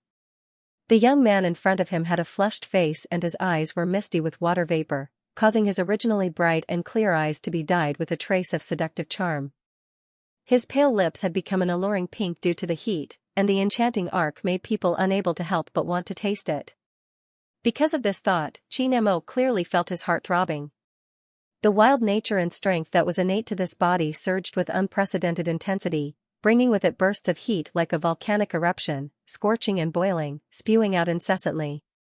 He suppressed these reactions and said in a low voice, "It should be the second wave of the puberty period. Bear with it." Xianxia also knew in his heart. Emoya had already explained to him. Although he felt that it was unlucky to have this body, he had to learn to accept it. Therefore, he listened quite seriously. The second wave of the normal subbeast's wave was more intense. It was probably unbearable heat, and the effect was similar to taking certain stimulants. It would be very hot, very hot, very hot. But the duration was very short, just a little more than 10 minutes, and it would be over after a while. However, most of them happened in the middle of the night. Moreover, after the reaction, one would be completely awake and would not be able to sleep for the rest of the night. Xianxia's body was a little different. It actually flared up early in the morning. However, Moya had already warned him that his fluctuations might be stronger than ordinary sub-beasts. He told him not to lower his guard. At that time, Xianxia was listening and complaining at the same time. Although he was a magician in his previous life until his death, the internet was very advanced at that time. Xianxia also secretly looked at some of it. He still understood what he should understand. To put it bluntly, this so-called fluctuation was actually eating a penis. Although he had never eaten a dick before, after reading so many novels, this thing would appear in almost every book. Either the male lead ate it, the female lead ate it, or the supporting female lead ate it. In any case, after eating it, they would do that and that and that. Every time he saw this kind of plot, he felt a little incredulous. Was it really that effective? He had to do it. He just didn't expect that something that he would never have the chance to encounter in his previous life would happen in such a strange situation. Xianxia expressed that he was definitely fine. He even said to Qin Mo calmly, "Don't worry, I'll sit by myself for a while. It's just 10 minutes. It'll be over soon." After saying that, he pretended to be relaxed and probed, "Carter's troops have already set off. You go and do your work first. I'll be here by myself." Qin Mo looked at him with a cold gaze. Xianxia sensed it sensitively. He quickly coughed and changed the topic. "Of course, it would be better if you could wait for me." Qin Mo frowned and said, "Sit quietly." Xianxia didn't say anything else. To be honest, he was a little speechless. This sudden surge of heat caught him off guard. In fact, at first, it was just a little stuffy. It was as if he was trapped in a sauna. It was steaming hot and made him unable to breathe. After a while, he felt a little dizzy. However, this was just the heat from the outside. It just made him want to escape. However, the heat that came from within was what was truly torturous. The heat that rose from the 5 viscera and 6 bowels went straight to the top of his head.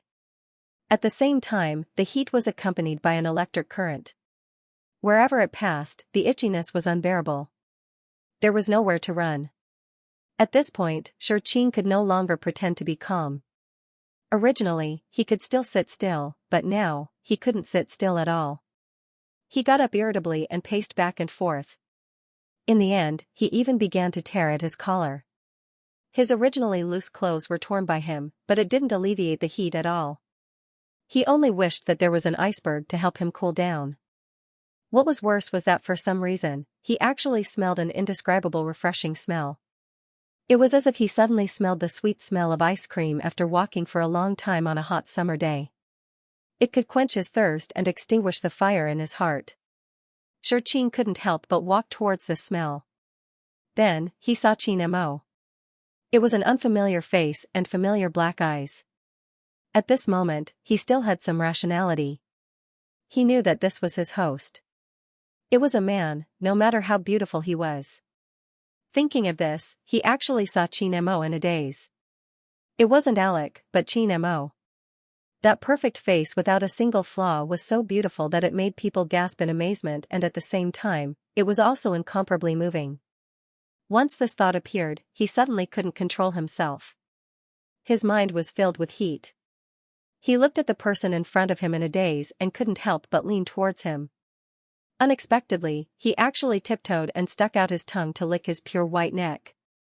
Before he could admire the taste, he felt his body being locked tightly. However, Xianxia didn't feel any pain. He only felt that it was too comfortable to lean against him like this. It was so refreshing to the bones. Xianxia was a military doctor. He led his assistants to tidy up the equipment, but he suddenly smelled a sweet smell. Then, he saw the eager expressions of the surrounding male beasts. His heart skipped a beat. He knew that something bad had happened. He didn't care about anything else and hurriedly ran in the direction of the chief. When he pushed open the door, he saw Alec and Er hugging each other tightly. And this room was emitting a strong temptation that was enough to make all the male beasts go crazy. This was definitely the second time it had happened. He had to isolate Er. Otherwise, he would be in big trouble. Just as Xianxia was about to speak, Xianxia suddenly looked towards him. His voice was low and restrained. "Get out." This gaze was so hot that even Xianxia was affected. He quickly focused his mind and wanted to explain, but Xianxia stared at him fixedly. "Don't let me kill you." The steaming murderous intent instantly made Xianxia's back wet. But Er was his good friend. He really didn't want him to be destroyed like this. Sub-beasts during puberty definitely couldn't have sex. If they secretly tasted the forbidden fruit, they would eventually lose the beast god's favor and gradually wither until they died. He gritted his teeth and risked his life to say one sentence. "Please, don't destroy him." Xianxia's pupils constricted. He suppressed the surging desire in his heart and said, "I know." If Xianxia insisted on not leaving, he didn't dare to stay here for long. He was afraid that he would only add fuel to the fire. Xianxia knew that he had done all he could. He really had no choice but to close the door and turn to leave. As for what had just happened, Xianxia was completely unaware. He only enjoyed the comfortable feeling brought by sticking to Xianxia's body. But not long after, he was unsatisfied again. The heat couldn't be quenched. Instead, because he had tasted the sweetness, it became more and more intense. His mouth was dry, his body was itchy, and there was a fatal smell at the tip of his nose that was seducing him. Reason had long flown out of his mind. Xianxia started to feel that the clothes between them were the biggest obstacle. It was like a wall, blocking him, making him unable to reach or touch. His desire grew stronger and stronger. All the cells in his body were clamoring. Xianxia completely followed his instincts and tore the clothes randomly. When the clothes were half removed, he touched the firm and thick chest and kissed it as if he was obsessed. Xianxia suddenly clasped his waist. The coldness in his eyes had long been burned away by the magma. He wasn't any better than Xianxia. Or rather, his reaction was even more intense. For this body, the half-naked and bewildered young man in front of him was his exclusive sub-beast. He could completely invade, enter, and charge without any scruples. He could listen to his beautiful moans and screams. He was the only partner who could reach the paradise of lust together with him. His physical desire stimulated his psychological desire. This was his, belonged to him. They were attracted to each other. He could possess him, control him, and integrate him into his body. At this moment, the morbid desire to monopolize was completely realized. Xianxia could suppress the restlessness in his body, but he was almost defeated by his psychological obsession. Enter him, and you will be inseparable. Possess him, and he will be completely yours. Even if he dies, he will be even more inseparable from you. There will be no betrayal, no abandonment. What you have can stay in the palm of your hand forever. Isn't this what you desire? Xianxia, help me. I can't take it anymore. Xianxia's weak voice sounded in his ear. It was clearly an invitation, a tease, but it suddenly pulled him back from the abyss of madness. Xianxia closed his eyes and suppressed his inner demons. He restrained his impulsive hands that wanted to push the young man down and force himself on him. He said in a hoarse voice, "Soon, Xianxia, bear with it." A short 11 minutes passed like a year. After completely enduring it, Xianxia regained his clarity. Finally, he got rid of the unbearable and terrifying heat. Xianxia collapsed. He leaned on Xianxia, his voice hoarse from shouting. "I am fine." The man who was hugging him tightly was as stiff as iron. When he heard his voice, he suddenly pulled him away and looked into his eyes. There was a scorching heat in his black eyes that could burn people. Xianxia's chaotic thoughts were completely stunned. In the next second, Xianxia clamped his chin and forced him to raise his head. He kissed these pink lips domineeringly and forcefully. He wanted it so much that he almost went crazy. He wanted it so much that he lost his mind. Finally, he tasted the sweetness. The taste was more delicious than he imagined, but it couldn't satisfy the beast in his heart. The desire for more, the confinement of desire was released, the unscrupulous licking swept through the entire mouth, forcibly capturing the soft little tongue, plundering, forcibly occupying, wishing that he could swallow it whole bite by bite. There was no gentleness in this kiss. From the beginning to the end, it was a barbaric invasion and forceful demand. It was passionate like a burning flame that would only burn everything to ashes.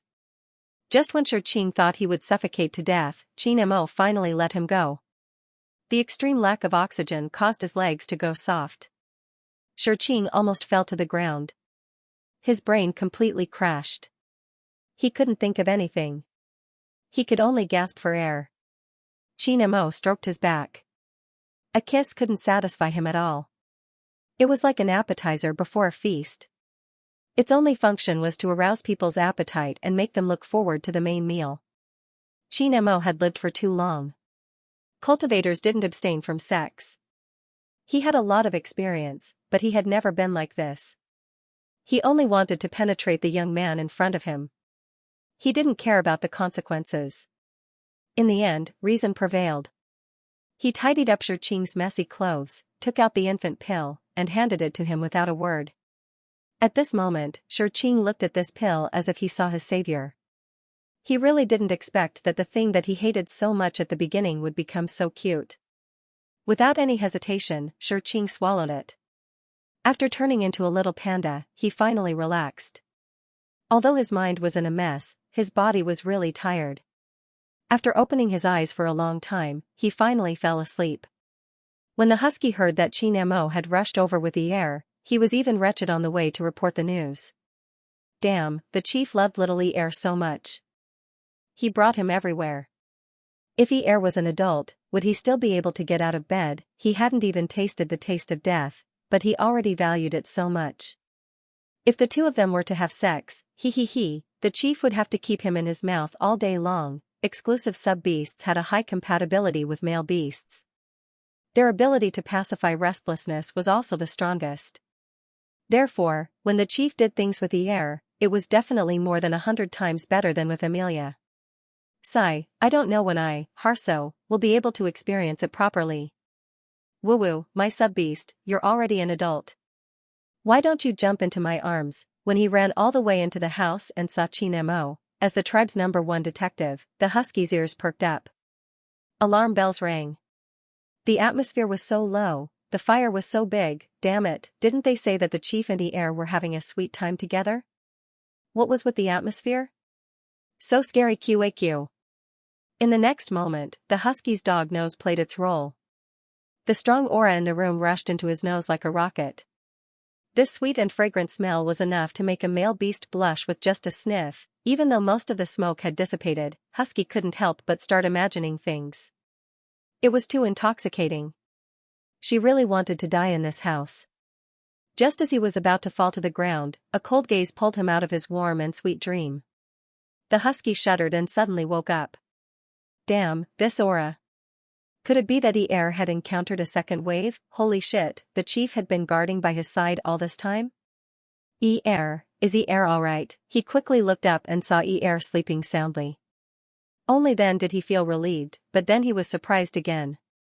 Oh my god, the chief was actually able to hold on. Just now, the lingering aura had already bewitched him, a male beast whose heart already belonged to someone else. If this aura fluctuated, wouldn't it be heaven-defying? How did the chief manage to hold it in? At this moment, Husky's admiration for the chief was like the overflowing yellow river, rolling and surging violently. It was almost out of control. What kind of strong endurance was this? What kind of true love was this? Wait a minute, Husky suddenly realized a very serious problem. The chief who had been holding it in. His mood now. F***ck, it was definitely extremely dark. And he still sent himself to the chief's door. Was he here to get beaten up? Fortunately, Husky wasn't completely stupid.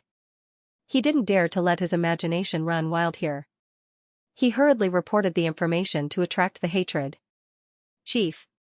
Carter's tribe is already 3 miles away. This sentence successfully saved Husky's life. Cheen Mo's anger also found a way to vent. Let's go.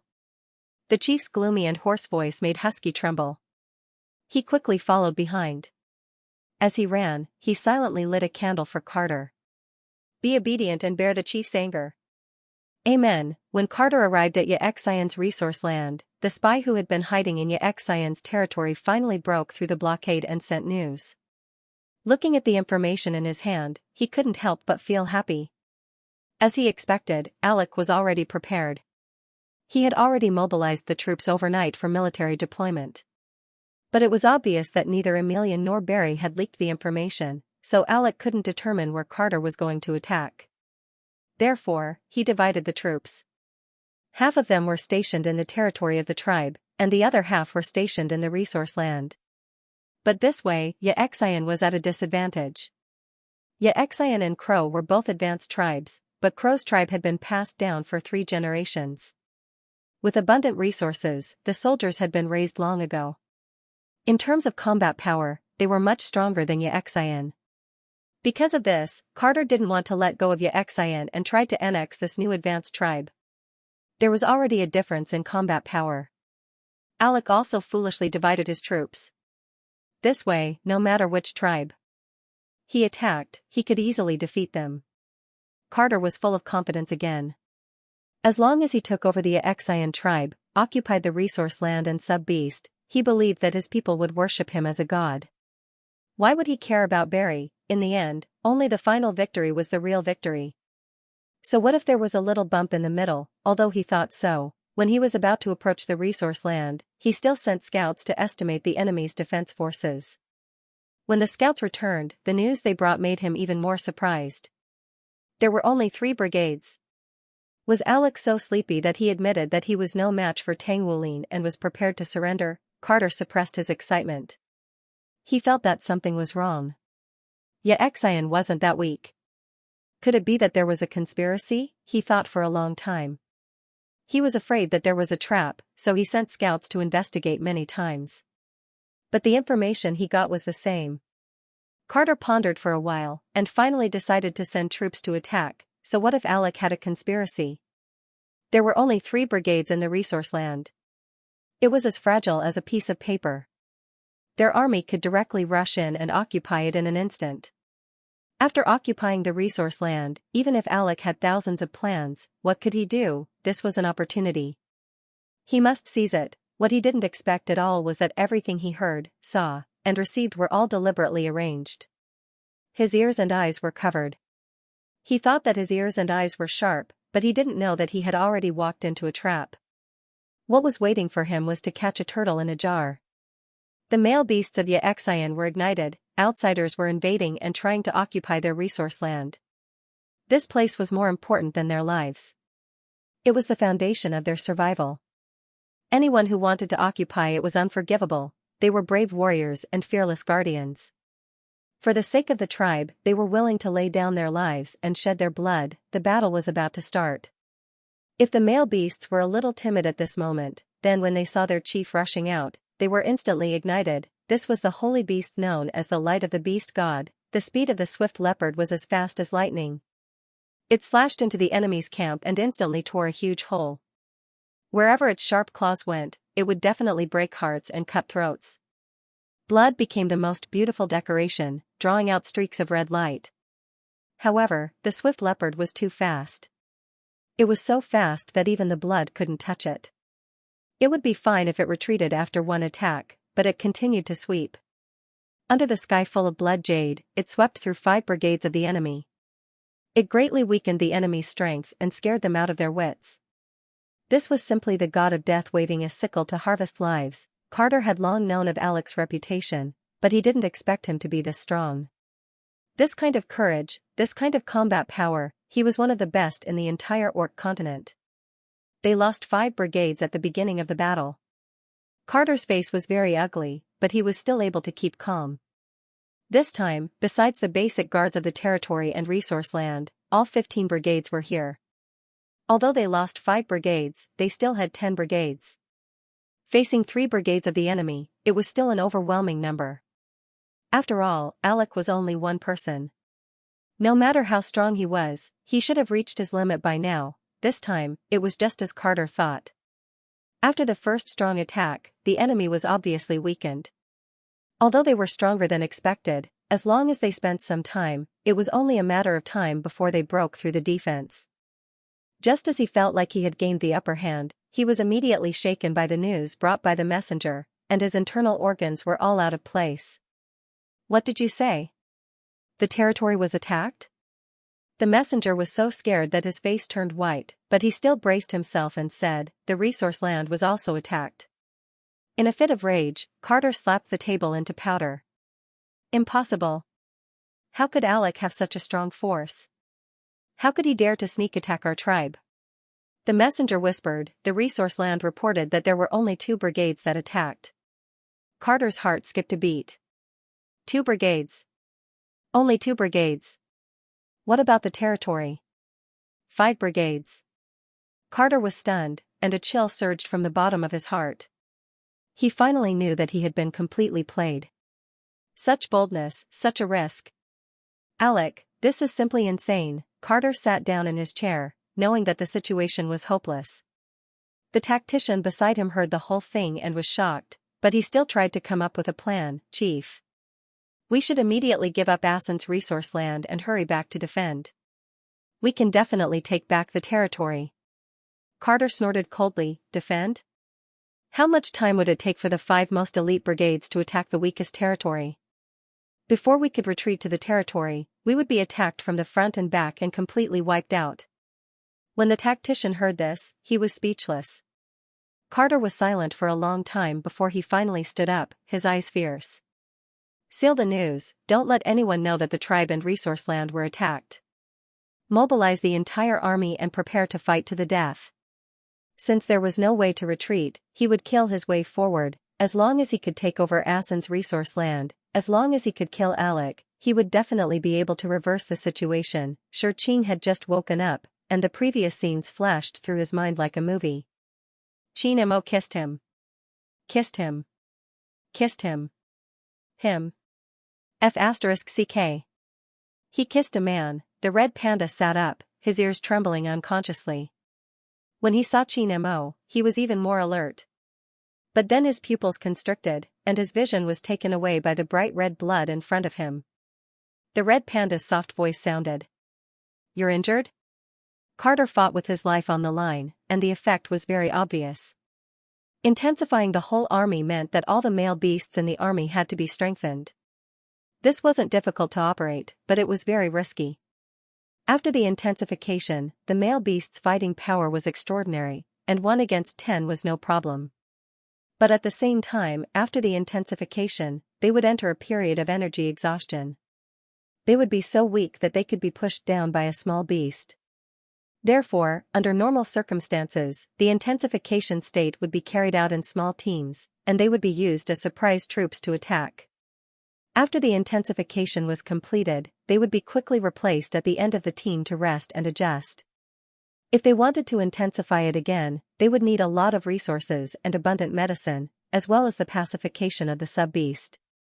But this was very difficult for a rapid march army. Therefore, Carter's action was really risking his life.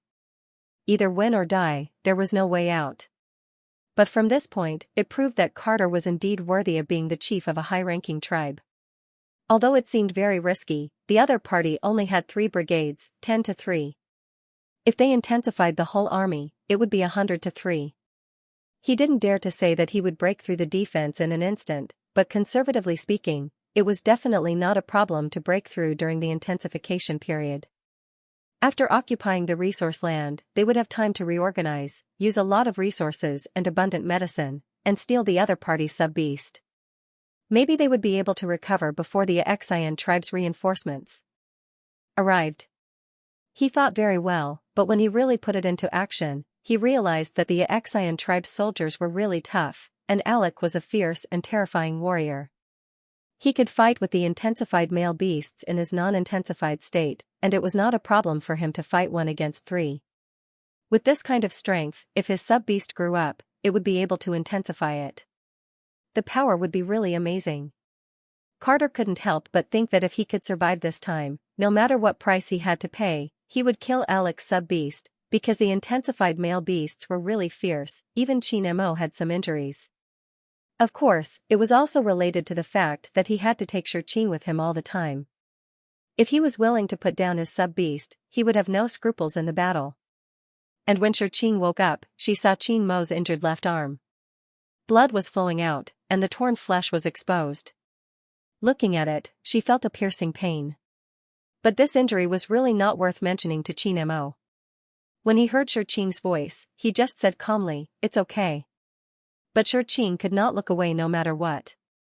Logically speaking, Qianmo had encountered too many hardships in his own world. The damage that those people inflicted on him was 100 times greater than what he was experiencing now. At that time, Xianxia should have been furious too. However, she wouldn't have felt the pain in her heart like she was now. He couldn't describe this feeling. It was as though his spirit and body were separated. He kept telling himself that this injury was nothing to Qianmo and that he wouldn't even frown because of the pain. Why should he be so worried? But thoughts were thoughts, words were words. He just couldn't do what he thought. Qianmo couldn't stay here for long. The battle outside was white-hot and he had just entered to give orders. Even though Carter seemed to have a chance of winning, he had overlooked a fatal point. If Qianmo were to give up on the ambushing Crow's territory and tribe and call them back quickly, Crow's army would be like lambs waiting to be slaughtered. Only death would await them after the intensification period. So what if they didn't take over the resource lands and territory? If the Crow tribe's army was wiped out, wouldn't the territory and resource lands be theirs? After arranging the messenger's work, Qianmo quickly joined the battle. The 3 big teams outside were under too much pressure. They had to defend with all their might to hold on until the reinforcements came back. He touched the little panda in front of his chest and comforted it. "Be good, don't move."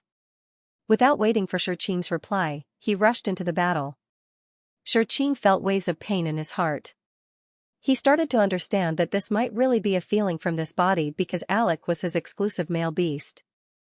The connection between the two of them came from a biological level. Just like the wave just now, it was so strong that it could affect one's willpower.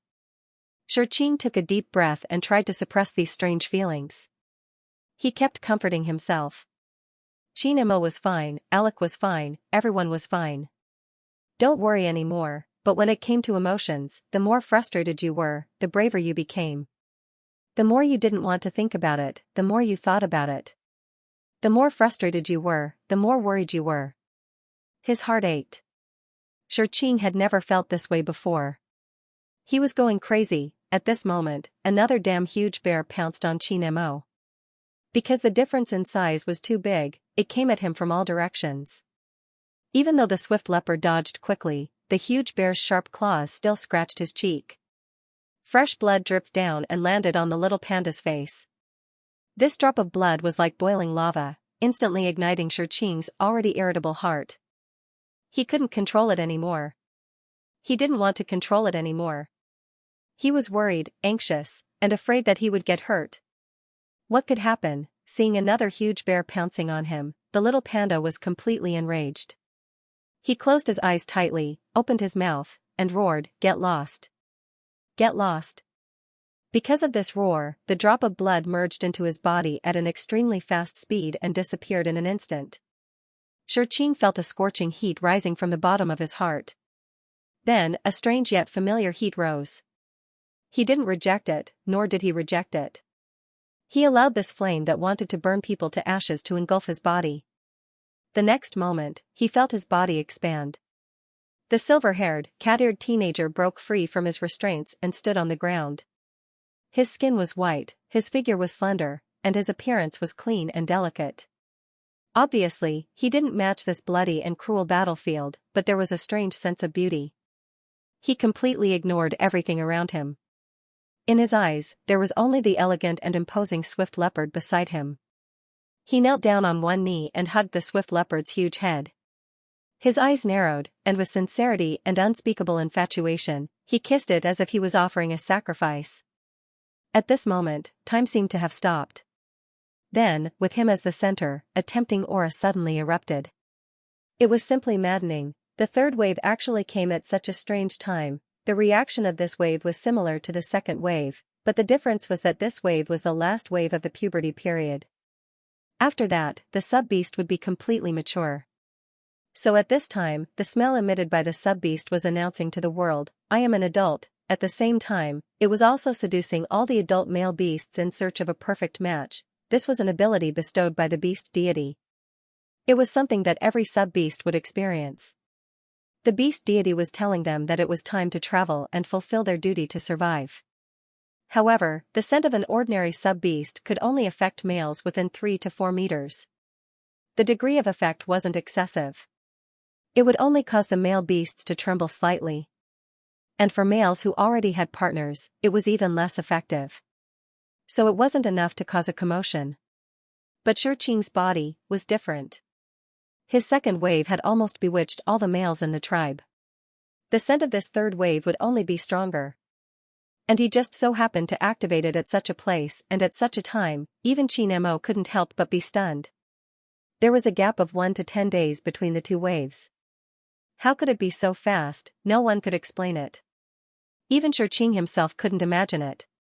First, the males around Xianxia started to move slowly because of this deadly scent. They were in a trance. They couldn't resist. This scent was too good. It didn't just rush into their noses. It invaded every pore in their body and entered all their cells. The vibrations it set off made them almost lose control of their own bodies. They just wanted to be addicted. They just wanted to be drunk forever. And then, this seductive scent began to spread rapidly, affecting the entire battlefield. It was complete chaos, complete madness. This was the most indescribable battle in the history of the Beastmen continent. The single males had completely lost control. And the males with partners couldn't resist either. But in general, the Xian tribe should be glad that their males didn't become agitated. Although this seductive scent would cause them to become delirious and even act crazily, it wouldn't cause any harm. But the Crow tribe was in big trouble. The reason why the males became agitated was that the sub-beasts used their own spiritual power to condense the wild power within the males themselves. This was used to strengthen their physical strength and enhance their abilities. And the commotion caused by Xianxia was fatal to them. Because this seductive and irresistible scent had completely disrupted the spiritual power that their sub-beasts had given them. Their spiritual power collapsed, and the condensed power also broke free from its shackles. It became even wilder than before. There was no need to talk about fighting. They couldn't even move. They could only passively endure the strong backlash from their own power. The bloody battlefield instantly turned into a farce. After 10 minutes, the frenzied scent gradually dissipated. The males began to regain their senses. The first thing they saw was the only man standing in the center, hugging his exclusive sub-beast. The ears and tail had disappeared. A slender figure, fair and delicate appearance. This charming sub-beast had finally reached adulthood. The enemy had long been defeated. Their agitated state had disappeared. They were lying on the ground like dead fish. Alec glanced at the males behind him. The soldiers suddenly woke up and rushed forward like a swarm of bees. They caught the dead fish of the Crow tribe in one fell swoop. Facing an agitated army with 3 times their number, they actually won with almost no casualties, although the process was too surprising. At the same time, the result was too ecstatic. Taking advantage of the victory, they stopped the Xian soldiers who were on their way back. They fought their way into the enemy's home.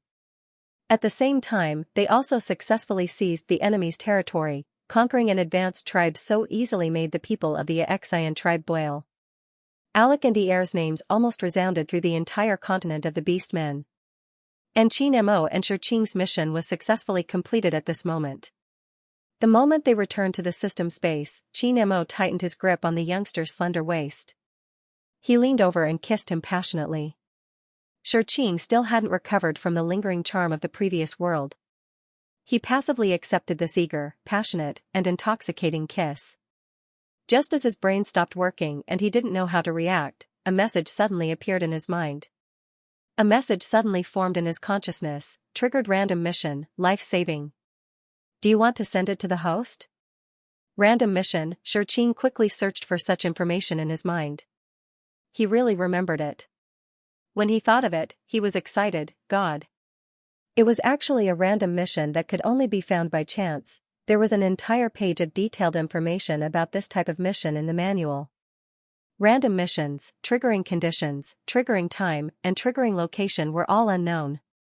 There was nothing to test, but as long as it was triggered, the mission could be carried out immediately. It didn't matter if you were in the real world, in other planes, small worlds, or in the system space. After accepting the mission, it would be relatively still. After completing the mission, it would return to the previous time point. Whether to accept the random mission or not depended on the wishes of the system and the host. Here, the system had priority. If he didn't want to accept the random mission, he could strangle it to death and choose not to issue it. After issuing it, the host had the final decision to decide whether to accept it or not. According to the introduction of the manual, if the system and the host who didn't accept the random mission weren't enemies, then they were definitely idiots.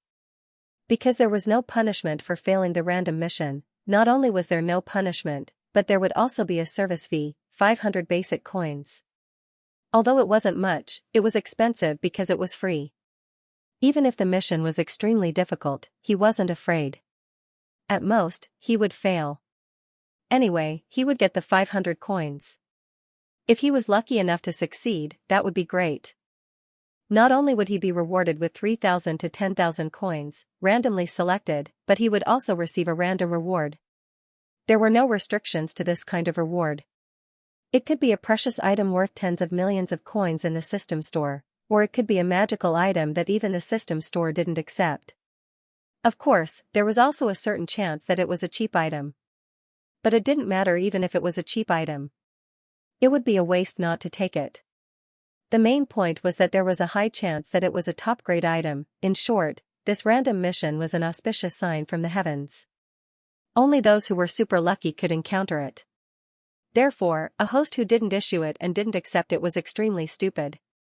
Xianxia had just gone through this information in his mind when the sentence in his consciousness started to count down. 10, 9, 8, 7.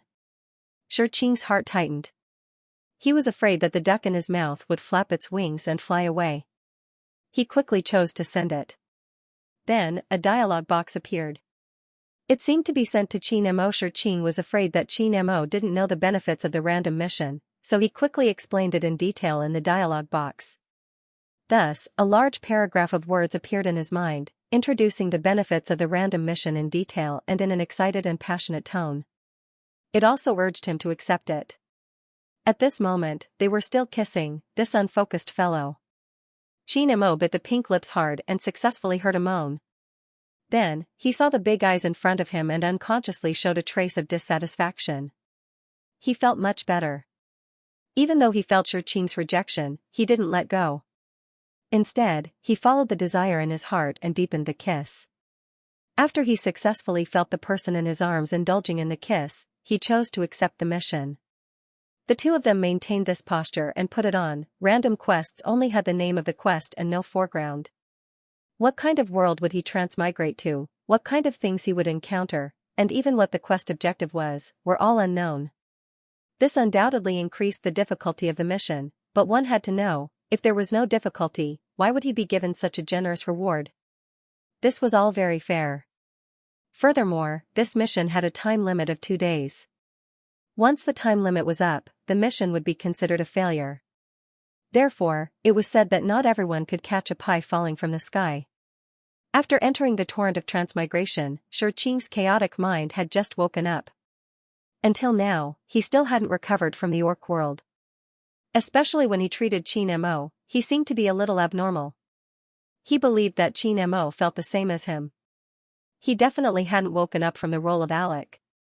Otherwise, he wouldn't have kissed him at such an inappropriate time as soon as he entered the system space. He. This orc world was really too strange. It was fine if a man and a man fell in love, but why was there such a strong physiological stimulation? It was simply too crazy. He had never experienced such a feeling in his 2 lives, especially during the second wave. It was as if he had gone crazy. It was too life-threatening. It wasn't like him at all. And during the third wave, although his body's reaction was much calmer, the moment he saw Xianxia, the heat that surged from his heart couldn't be stopped. It was boiling hot. It was as if he was the only one in the world and he could only see himself. In comparison, the second wave seemed to come from the body, while the third wave seemed to originate from the heart. Thinking of this, Shurqing actually felt that the second wave was better. He was thinking too much. What body, what heart, they were all floating clouds. He was simply too immersed in the role. Returning to the normal world, he would be normal, he just needed some time to recover.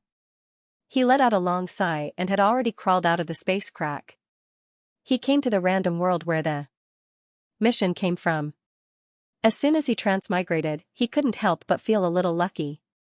Fortunately, although there was no background introduction, he could still receive a certain amount of character memories, enough for him to understand the current situation.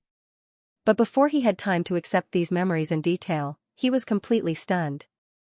He wasn't wearing any clothes, he was naked in bed. This all no was heavy. The point was, there was a naked person behind him, and it was a man. Oh my god, what was going on? Did he transmigrate to a world where a man and a man were legally in love? But even so, did he have to dress so nicely? Shurqing wanted to die. Just as he was seriously thinking about how to escape, the man behind him said in a low and hoarse voice because of waking up in the morning, "It's me." Shurqing was stunned and turned around abruptly. The morning sun shone in through the gaps between the thick curtains and shone on the man's firm chest.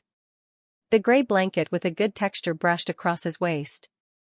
Although it covered his important parts, the seductive curve of his waist made people's imaginations run wild. Shurqing didn't dare to look again. He forced himself to look up and meet the man's eyes. Under the slightly messy bangs were delicate eyebrows and a face so perfect that even the greatest craftsman couldn't carve it. There was also that pair of soul-stirring black eyes. It was Xianxia, this was Xianxia. Not just the soul, even the body was Xianxia. Did they transmigrate this time? But if they were wearing it, how could they have memories? And in such a position? If Shurqing was frightened before, his face started to turn red now. His cheeks were definitely comparable to braised crayfish or burning clouds in the sky. Xianxia kept staring at him. In his eyes, Shurqing's subtle expressions were even more adorable. Shurqing was very good-looking. It wasn't the kind of cold beauty that kept people 1,000 miles away. Instead, it was the kind that made people want to get close to him unconsciously. It was like a warm bonfire. The inside was hot, but the outside was warm and slightly bright. It definitely wouldn't hurt the eyes and make a moth want to fly into it. Even if it would be burned to ashes, it was still greedy for this intoxicating temperature. Qin Mo's heart moved slightly. The corners of his mouth lifted. The two of them were lying on their sides and hugging each other. At this moment, he got up slightly and placed his arms on both sides of Shurqing's shoulders. He completely trapped him under his body and looked down at him from top to bottom. The atmosphere suddenly became ambiguous. A strong masculine scent hit Shurqing in the face. Shurqing felt that he might have been possessed by air again. Qin Mo didn't make a sound. He slowly lowered his head. His hot breath landed on Shurqing's white neck. His warm tongue slowly licked him from bottom to top. He was like an evil vampire who was greedily tasting a delicious meal. He couldn't bear to swallow it in one bite. At this moment, he was slowly enjoying it. As for Shurqing, he didn't dare to move at all. He could feel a hard and hot thing pressing against his thigh. He was afraid that if he moved, something big would happen. At this moment, the loud sound of the door opening saved him. The two of them turned their heads at the same time and met the black-haired young man at the door. The young man was very delicate.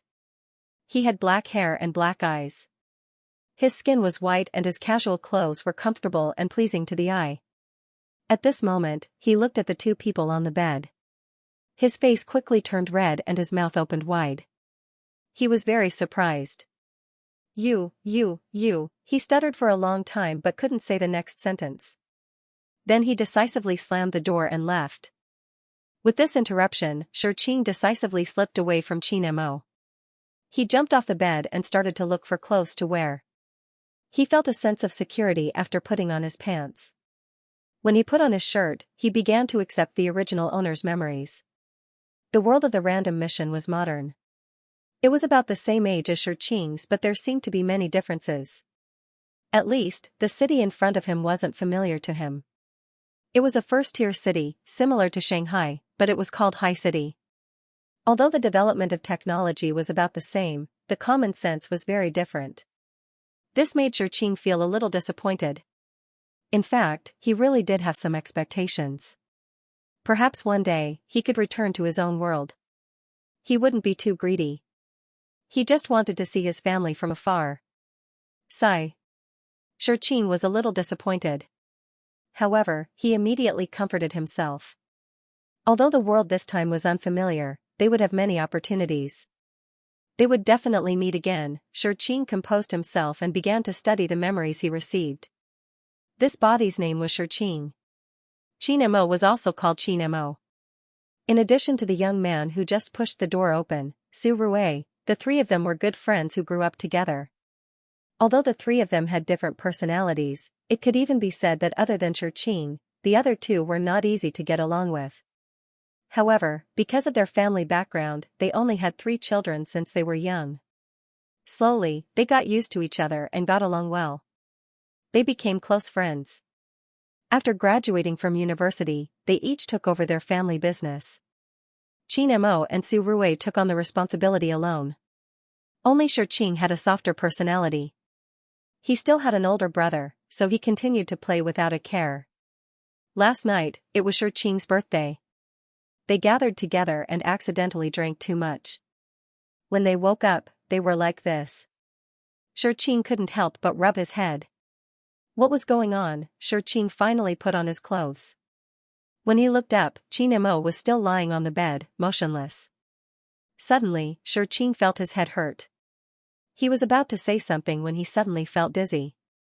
The next second, he was actually back on the bed, naked and hugging Qin Mo. In just a second, the clothes he put on left his body and returned to the wardrobe. He also teleported to the bed. It was exactly the same position as when he first transmigrated. There was no difference at all. It was like watching a movie and clicking on the playback button. What was going on? Time went back. Time could go back. Shurqing was in a state of shock. He seriously recalled his actions just now. Although it was only about 5 or 6 minutes, he was sure that Su Rui rushed in, found him and Qin Mo, and then slammed the door in shock. Then he jumped out of bed and put on his clothes. Before he finished putting on his shirt, he went back to bed. Could it be that everything just now was an illusion? Was he just dreaming, but it was too real? Also, why did he have such a boring dream? Qing couldn't understand it alone. He turned to look at Qin Mo. At this moment, Qin Mo wasn't in the mood to tease him like last time. There was also confusion in his eyes. Didn't you put on your clothes just now? After he finished speaking, he touched Qing's waist as if to confirm the truth. Qing was tickled by his touch. He shrank back and hurriedly said, yes, yes, yes. I clearly left the bed and put on my clothes. I was ready to go out, but I came back again. Qin Mo was about to speak when there was a knock on the door. The two looked at each other and saw the surprise in each other's eyes. Just now, it was Su Rui who rushed in. Su Rui's voice came from outside the door. Qing. Hurry up and eat breakfast. The plane is going to be late. When Su Rui said the plane was going to be late, she was referring to their return flight. Ever since the three of them graduated, except for Qing, they were all busy people. This time, it was Qing's birthday. It was rare for them to take time out, so they might as well take a few days off and fly to this beautiful island country for a vacation.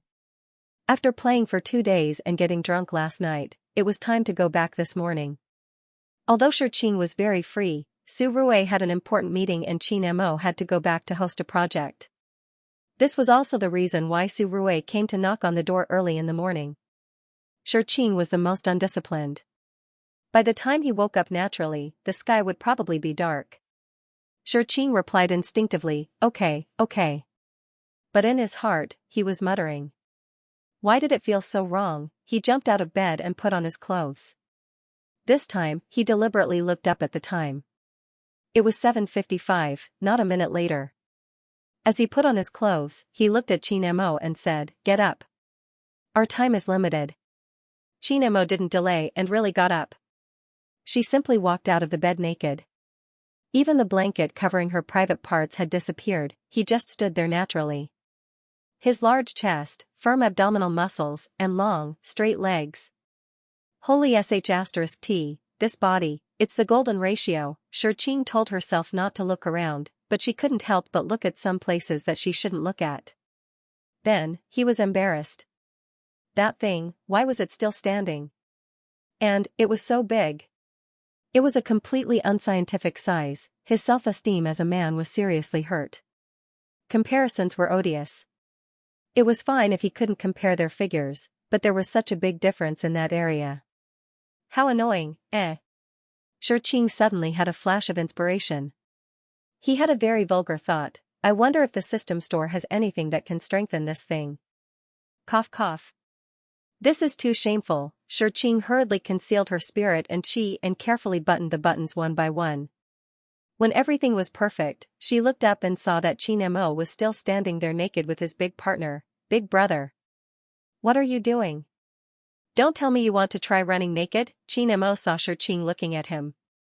He raised his chin and said, I don't know how to wear it. Qing was embarrassed, but then he reacted.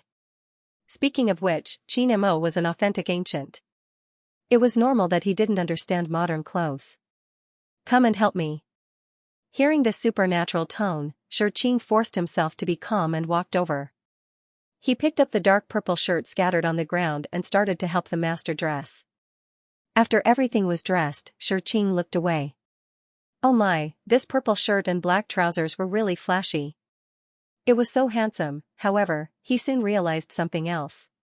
Although Qin Mo was an ancient, he became another Qin Mo after transmigrating here. He would receive the original owner's memories. Was it possible that the original owner's memories didn't even have such a small thing as dressing? He was fooled, but there was no point in pursuing the matter further. Moreover, he didn't think he could find anything. Qing finally left the room with a long face.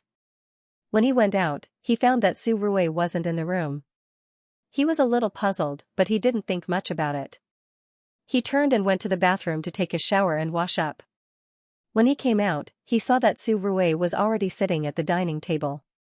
Breakfast was on the table. Qing looked at it and was a little hungry. After he sat down, he greeted Su Rui. Su Rui just nodded and didn't even raise her head to look at him. At this time, Qin Mo also came over. Su Rui just nodded and greeted him. She didn't even make a sound. The atmosphere was a little awkward, but Xianxia didn't say much. Although Su Rui and them were childhood friends in this world, they weren't the original owner after all. They could receive the original owner's memories, but their feelings were still a lot worse. They couldn't get familiar with each other so quickly. They still needed some time to adapt. Xianxia simply ate seriously. It was a typical Western breakfast. It was very exquisite and beautiful. The taste was also very good, but the amount was a little small. Xianxia finished it in a few mouthfuls. He felt that his stomach was just 60% full. He felt that something was missing. He glanced around and saw a big bottle of milk. He thought that it was enough to just drink it to fill his stomach. It would be too troublesome to order more food. He got up to pour the milk, but he accidentally pulled on the tablecloth. This tug happened to knock over the ketchup on the table. Su Rui just happened to be sitting there. The ketchup splashed all over him. Su Rui's entire face darkened. Xianxia couldn't help but be stunned. In terms of memory, Su Rui was really a super weird person. She had all kinds of weird fetishes. Cleanliness was one of them. His white shirt instantly turned red. The clothes were fine, but the main point was that the ketchup must have seeped into his body. Thinking about Su Rui's habit of wanting to shower 10 times a day, this amount of ketchup was enough to make him unable to leave the bathroom for a whole day. Xianxia hurriedly apologized. Su Rui, I'm sorry. I was too careless. This was also because of Xianxia. Su Rui didn't fall out with him on the spot, but her face was almost the same color as the ashes in the pot. Just as Xianxia was thinking about how to persuade this master not to be too angry and not to waste time in the bathroom, he felt that familiar dizziness again. He knew in his heart that this wasn't good, but in the next second, he felt a burning chest and a large hand on his waist. And that calm and untimely big hand that started to misbehave. Neil, okay, he was back to the beginning again. He was hugging Xianxia naked again. At this moment, if anyone dared to tell him that it was an illusion, he would fight it out with them. He still remembered the wonderful taste of the sandwich just now. Xianxia quickly looked up and saw the time on the clock. As expected, it was 5 minutes to 8 o'clock. He and Xianxia didn't teleport. As expected, time really went back. They were back to the beginning. But why? Why did time go back? Compared to Xianxia, who was deep in thought, Xianxia was much more relaxed. He caressed the thin waist under his hand. The smooth skin, the delicate curve, and when he touched it, it would shrink because of the itch. It was really interesting. Xianxia didn't care about the ambiguous atmosphere anymore. He turned to look at Xianxia and started to discuss naked. Do you think this has something to do with our mission? A life save could be saved, so it could also be loaded. Xianxia didn't understand what a life save was before, but after receiving the memory of the current Xianxia, he understood what it meant. So, they were a life save now? A person who held a life save could load at any time. Xianxia followed this thought and was about to touch the truth when there was a knock on the door. Just like the second time around, Su Rui didn't barge in. Instead, she said something to wake him up. Xianxia felt that something was wrong again. Just as he was thinking, Xianxia pointed him out. Su Rui's words are different from the last time. Huh? Xianxia looked at him. What's different? The word fast is missing. Xianxia was stunned. When he thought about it, it seemed to be true. Last time, Su Rui said to get up quickly to eat breakfast. This time, she just said to get up quickly to eat breakfast. He believed that his memory wasn't bad, but who would remember such unimportant words so clearly? After thinking about it, he looked at Xianxia as if he was looking at a monster. What kind of memory did he have to be able to remember the difference of a word? Did he copy the computer's disk? However, he didn't suspect Xianxia. This person had many strange abilities, and it wasn't strange that he had a photographic memory. Since it was different, Xianxia couldn't help but suspect that the problem was probably with Su Rui. Hypothetically speaking, although Su Rui was their good friend, he was completely unaware of the relationship between Xianxia and Xianxia. When he rushed in the first time around and saw the two of them rolling together, he must have felt blind and didn't know what to do. But because these two were his best friends, he couldn't just stay silent. So, he simply rewound the game and pretended that he didn't notice and fooled them. So, in the second time around, he chose to knock on the door instead of barging in recklessly. It should have been like this, but who was Su Rui? She was a super clean freak, a perfectionist, and also an obsessive-compulsive patient. Xianxia gave him a mental stimulation early in the morning, and then poured ketchup all over him. How could he tolerate this? So, it was time again. So, the third time around was born. After thinking through all this, Xianxia knew that the focus of this mission was definitely Su Rui. As for the goal of the mission? Xianxia made a bold guess. Was it to retrieve Su Rui's life savings? Of course, these were just guesses. They needed further confirmation. Xianxia and Qin Mo got up step by step. Just like last time, they went out of the room, washed up, and went to the table. The only thing that made Xianxia feel good was that the sandwich that he had just finished appeared again. He could eat it again, he. After eating, Xianxia noticed Su Rui's expression. She seemed to be very nervous. Xianxia thought about it and immediately understood. Then, he had the intention to test, catch, play. He got up again and saw that Su Rui was indeed facing a great enemy. He deliberately pulled the tablecloth lightly. This kind of force wouldn't spill the ketchup, but Su Rui obviously didn't think so. He stood up quickly and hated that he couldn't take 3 steps away. But the tragedy was, because he got up too quickly, he hooked onto the tablecloth. With a splash, the ketchup spilled again. This time, it was even worse. The ketchup spread radially all over his body. Not only his clothes, but even his arms, neck, and face were stained with red spots. Su Rui's face turned green. Xianxia was speechless. Just as his heart thumped, he felt the familiar dizziness. The next second, he and Qin Mo were playing hugs under the covers again. The first time was unfamiliar, the second time was familiar, the third and fourth time didn't matter. Xianxia indicated that he could now perfectly maintain his composure. So what if they were skin to skin? So what if they were hugging? Anyway, everything was wrong with this strange world. It had nothing to do with him. Compared to the previous times when he left the bed in a hurry, Xianxia was much calmer this time. He even had the mood to let his thoughts wander. Until Qin Mo's hands became more and more mischievous. They actually started to slide down from his waist. When they passed by his lower abdomen, he even whispered into his ear, Xianxia. They were talking so close and intimate. Even his breath was by his ear. It was hot. Coupled with the flirtatious whisper, Xianxia's calm little heart started to become active. What's with being calm? It's seriously the same as my style. I should hurry up and put on my pants and run. Before he could jump off the bed, his arm was grabbed and he fell back onto the bed. His head even deviated from the pillow and smashed onto the soft down quilt. His hair was messed up in an instant. His short hair covered his forehead. Because of the length, it just happened to brush his eyebrows. It made his eyes squint slightly. His originally round eyes instantly had an upward curve. His small nose bridge and pink lips were slightly opened. Under the morning sun, it actually added a very seductive look. It was as if she was seducing and tempting. Qin Mo's eyes deepened. The restlessness that he experienced in the beast world actually burned in his heart again. He wanted to lower his head and kiss her. He wanted to taste her soft lips and feel the sweetness that seeped into his heart. He wanted to feel the coolness that could soothe the beast in his heart. But in this short moment when he was in a daze, Xianxia was actually quick-witted. He seized the opportunity and crawled out from under him. He ran quickly to the wardrobe, took out his clothes and put them on quickly. Then, he rushed to the door. In the end, he even made a face at Qin Mo. Qin Mo was slightly startled. Then, he revealed a very light smile. When Xianxia turned around, he happened to see it. His originally joking mood froze in that instant. A wave of emotion surged up in his head, causing him to jump in fright.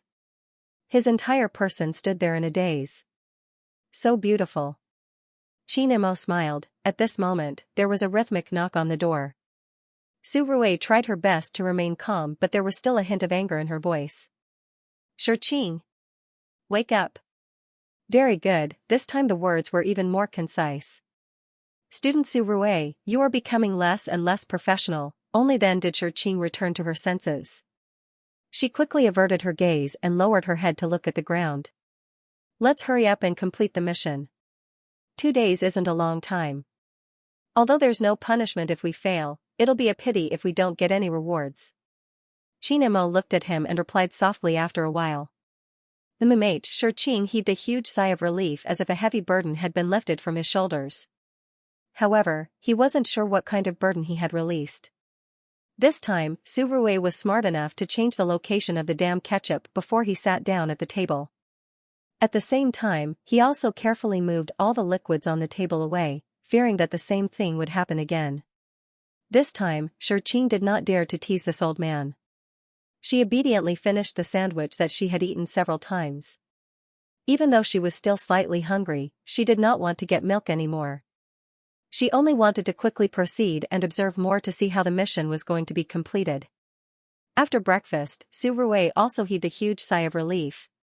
For a person with mysophobia, being able to get rid of the sticky ketchup on her body was as important as saving her life. However, if she really thought that it would go smoothly like this, then she was really too naive.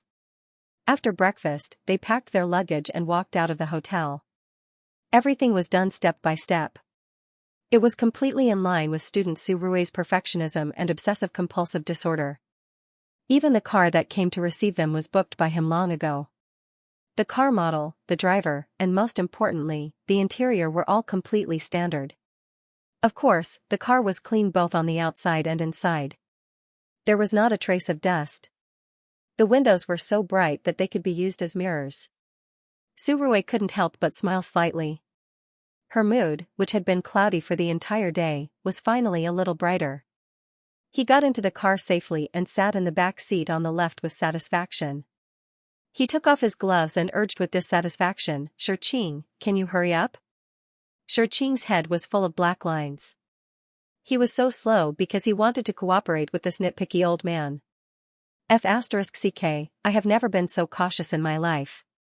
Now that he heard Su Rui's complaints, he was in a bad mood and snorted a few times. Because of this, he was distracted. When he was going down the stairs, he didn't pay attention and actually missed a step. The stairs weren't high, but it couldn't stop the inertia after missing a step. Qing couldn't control himself for a long time and was about to fall to the ground and lose 2 front teeth. Qin, who was in front of him, suddenly turned around, stretched out his long arms, and hugged Qing's waist. Qing habitually hooked his arms around his neck. At first, it was just a normal tug, but because of the habit of these two people in the previous world, it turned into a princess carry. In front of the 5-star hotel, there were dozens of doormen guarding. The 2 big men hugged each other just like that. Su Rui's face turned green again. These 2 shameless people. It was fine if they rolled together in the room, but they were still showing off their love when they went out, hugging each other in public. Who did they think they were? Later, when this matter is exposed, will your parents let you off?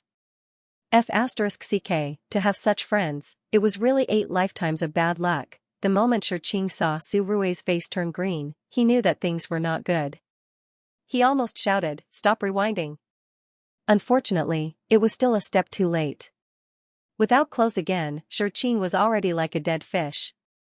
Waking up naked next to the host every morning, so tired. Smiley face, 3 angle, this time, Qin did not move. Qing was also lazy. He simply turned over, wrapped himself in the blanket, and turned his head to look over. If it was said that the last time was quite charming and gentle, this time. Qing really felt that it was not a problem to be naked with each other at all. On the other hand, Qin, who was not very obedient the last few times, was very calm this time. He frowned and fell into deep thought. Qing smashed a pot that had nothing to lose. He was holding his chin, looking at Qin under the bright but not glaring light. No matter how many times he looked at him, he had to admire him. Qin appearance was really unique. He had never seen anyone better than Qin in his 2 lifetimes. His appearance was very exquisite, and there was not a single flaw to be found. It was as if it was formed naturally, and it did not need any carvings to be able to attract people's attention. But this jade was not gentle. It was extremely beautiful, but at the same time, it was out of reach. Because it was too stunning, it was born with a sense of alienation. It made people want to retreat uncontrollably, and they did not dare to have the thought of touching it at all. Xianxia was startled. A sudden wave of bitterness rose in his heart. It was unfamiliar and he had never felt it before. But Xianxia clearly felt it. He and Xianxia, what are you thinking about? A low and sexy voice because of waking up in the morning interrupted his thoughts. Xianxia suddenly came back to his senses. A trace of panic flashed through his eyes. He blinked as if to cover it up and hurriedly said, I was thinking about my life savings. When Xianxia was serious, he always did things meticulously. He felt that Xianxia was strange, but he did not pursue it. Instead, he got up and said to Xianxia as he put on his clothes, according to the past few experiences, I can confirm that Su Rui has the ability to turn back time. Perhaps it is the life savings mentioned in the random mission. Seeing that Xianxia was talking about serious matters, Xianxia heaved a huge sigh of relief. He hurriedly pricked up his ears to listen carefully. Although the random mission did not mention the mission target, it mentioned the name of the mission. The life savings is the key point. And Su Rui has this ability, so he is the key person this time. This ability can turn back time. It is definitely not just the time of the three of us, but the time of this world. After he finished speaking, he paused for a moment and continued in a more serious tone, with this ability, Su Rui is the god of this world. When he said this, Xianxia suddenly came back to his senses. He couldn't help but be shocked. When he saw that Xianxia had reacted, Xianxia said, based on the reason of turning back time these few times, Su Rui doesn't realize what kind of terrifying ability he has. Yes. Xianxia couldn't help but say, he must have just gotten this ability. These few times of turning back time are just because of some small problems. But after a long time, he will definitely understand how powerful this ability is. When that time comes. If even Su Rui himself thought that he was the god of this world, then, what would happen? It was simply unimaginable. In an instant, he completely figured it out. His big eyes were unusually bright. Xianxia quickly said, we have to stop Su Rui. So, the mission target must be to take away this ability of his. Qianmo's words perfectly confirmed Xianxia's initial simple guess. At that time, Xianxia also thought of this, but he couldn't be sure. But this time, he could be sure. Qianmo nodded and threw out the most important question. Since it is an ability that can be taken away, there must be a concrete object. Our goal is to find this object. Xianxia was even more excited. He sat up and said excitedly, yes. As long as we can find it, we can complete the mission. After he finished speaking, he saw that Qianmo's gaze was fixed in the wrong direction. Xianxia's head was half a beat slower. He lowered his head and saw that he was sitting on the bed naked. His little brother was also exposed and Qianmo's gaze was on it. Xianxia was embarrassed. He hurriedly jumped off the bed and put on his clothes. Qianmo didn't look away at all. In the end, he said, very cute. Xianxia. But, cute my ass. Don't use adjectives. Just as Xianxia was in a hurry to put on his clothes, Qianmo looked at him leisurely and said, I have an idea on how to find this thing. Xianxia was putting on a t-shirt. Before his hairy head popped out, he asked in a muffled voice, what? Qianmo's gaze was wandering around the 2 spots of pink on his fair chest. His eyes were slightly deep, but his voice was still calm.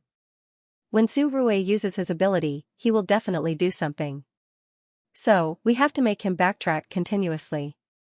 Backtrack continuously? Xianxia finally finished putting on his clothes. His head popped out and he looked over with a pair of big eyes. Yes, just like.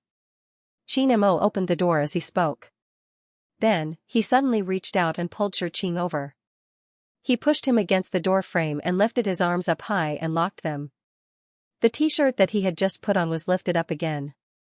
His fair chest was exposed, and the 2 spots of pink were extra conspicuous. Like this. Qianmo lowered his head and held it. Like this. Qianmo lowered his head. Xianxia went from being caught off guard to being stunned. This? What? What was going on? Then, he fainted. Mo actually licked her.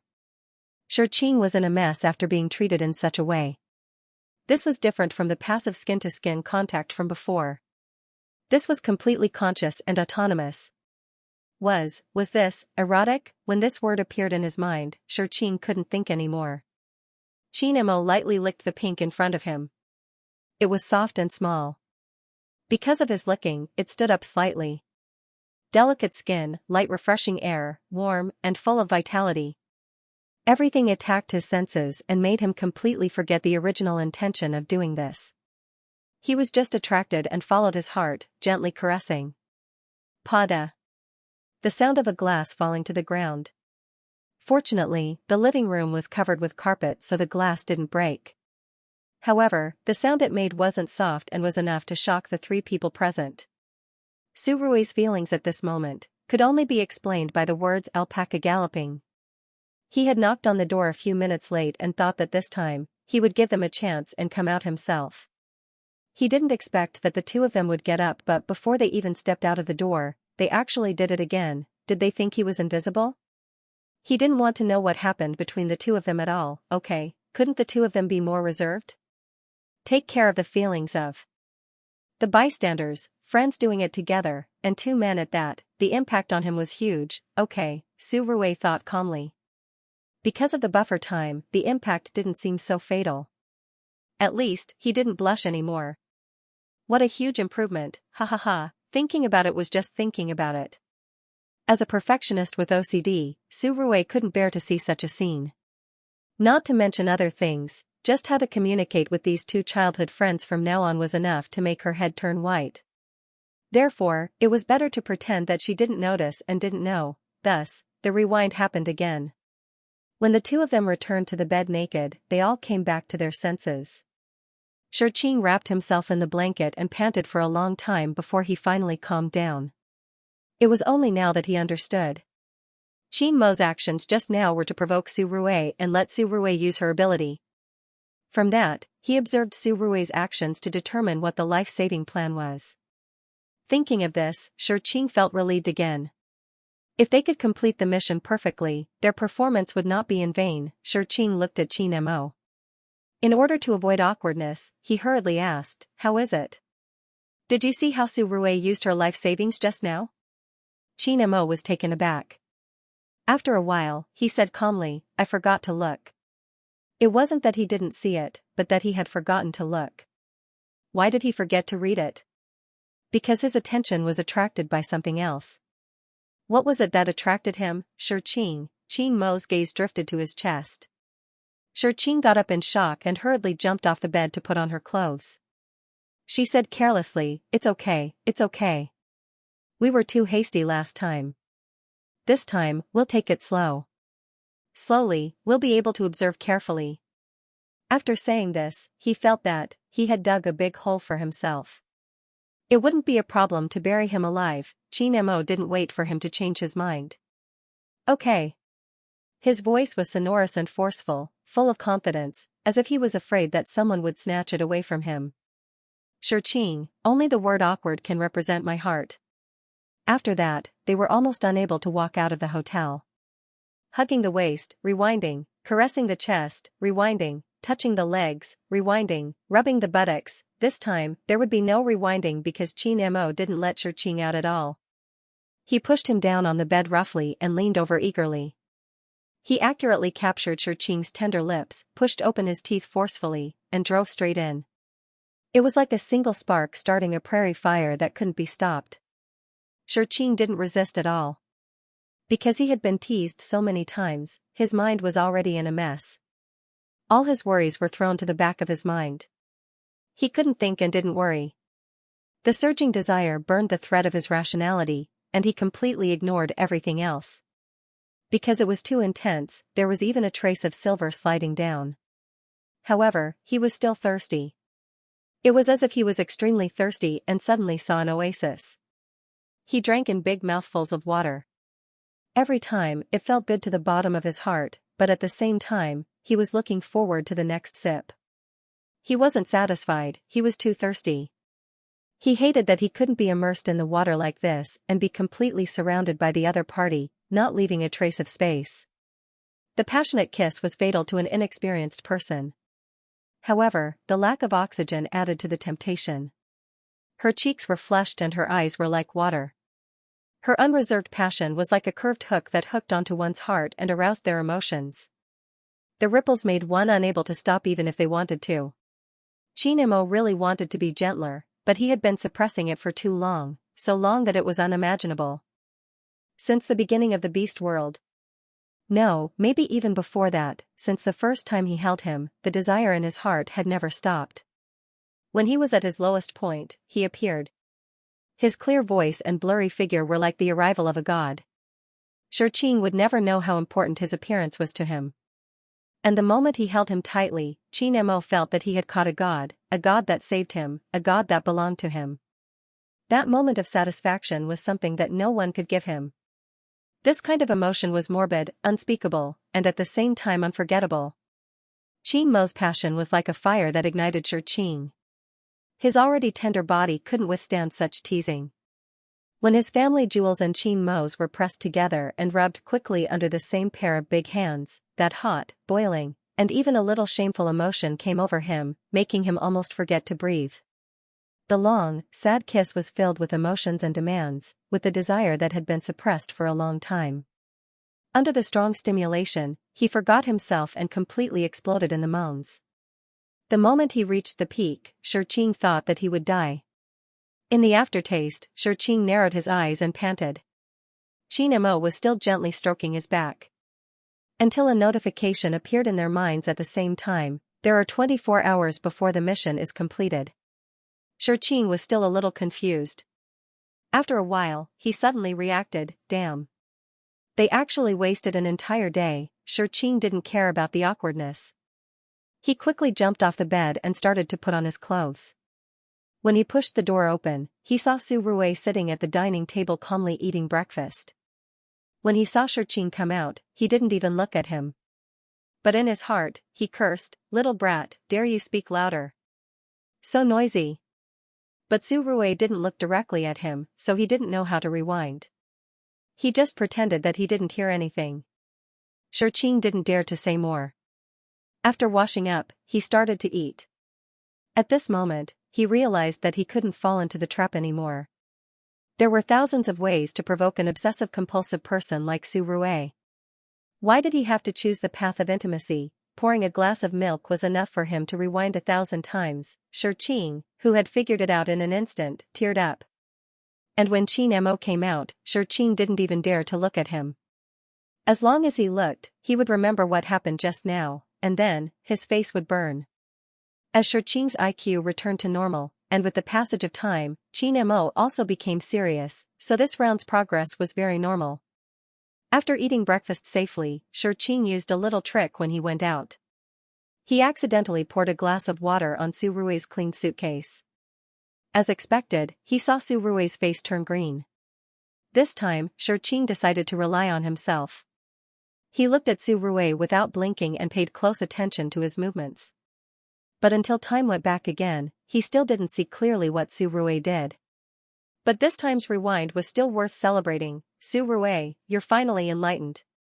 You know how to change your memory. It was no longer the two of them rolling naked on the bed, but the three of them sitting at the dining table. When Xianxia ate his sandwich, he cursed in his heart.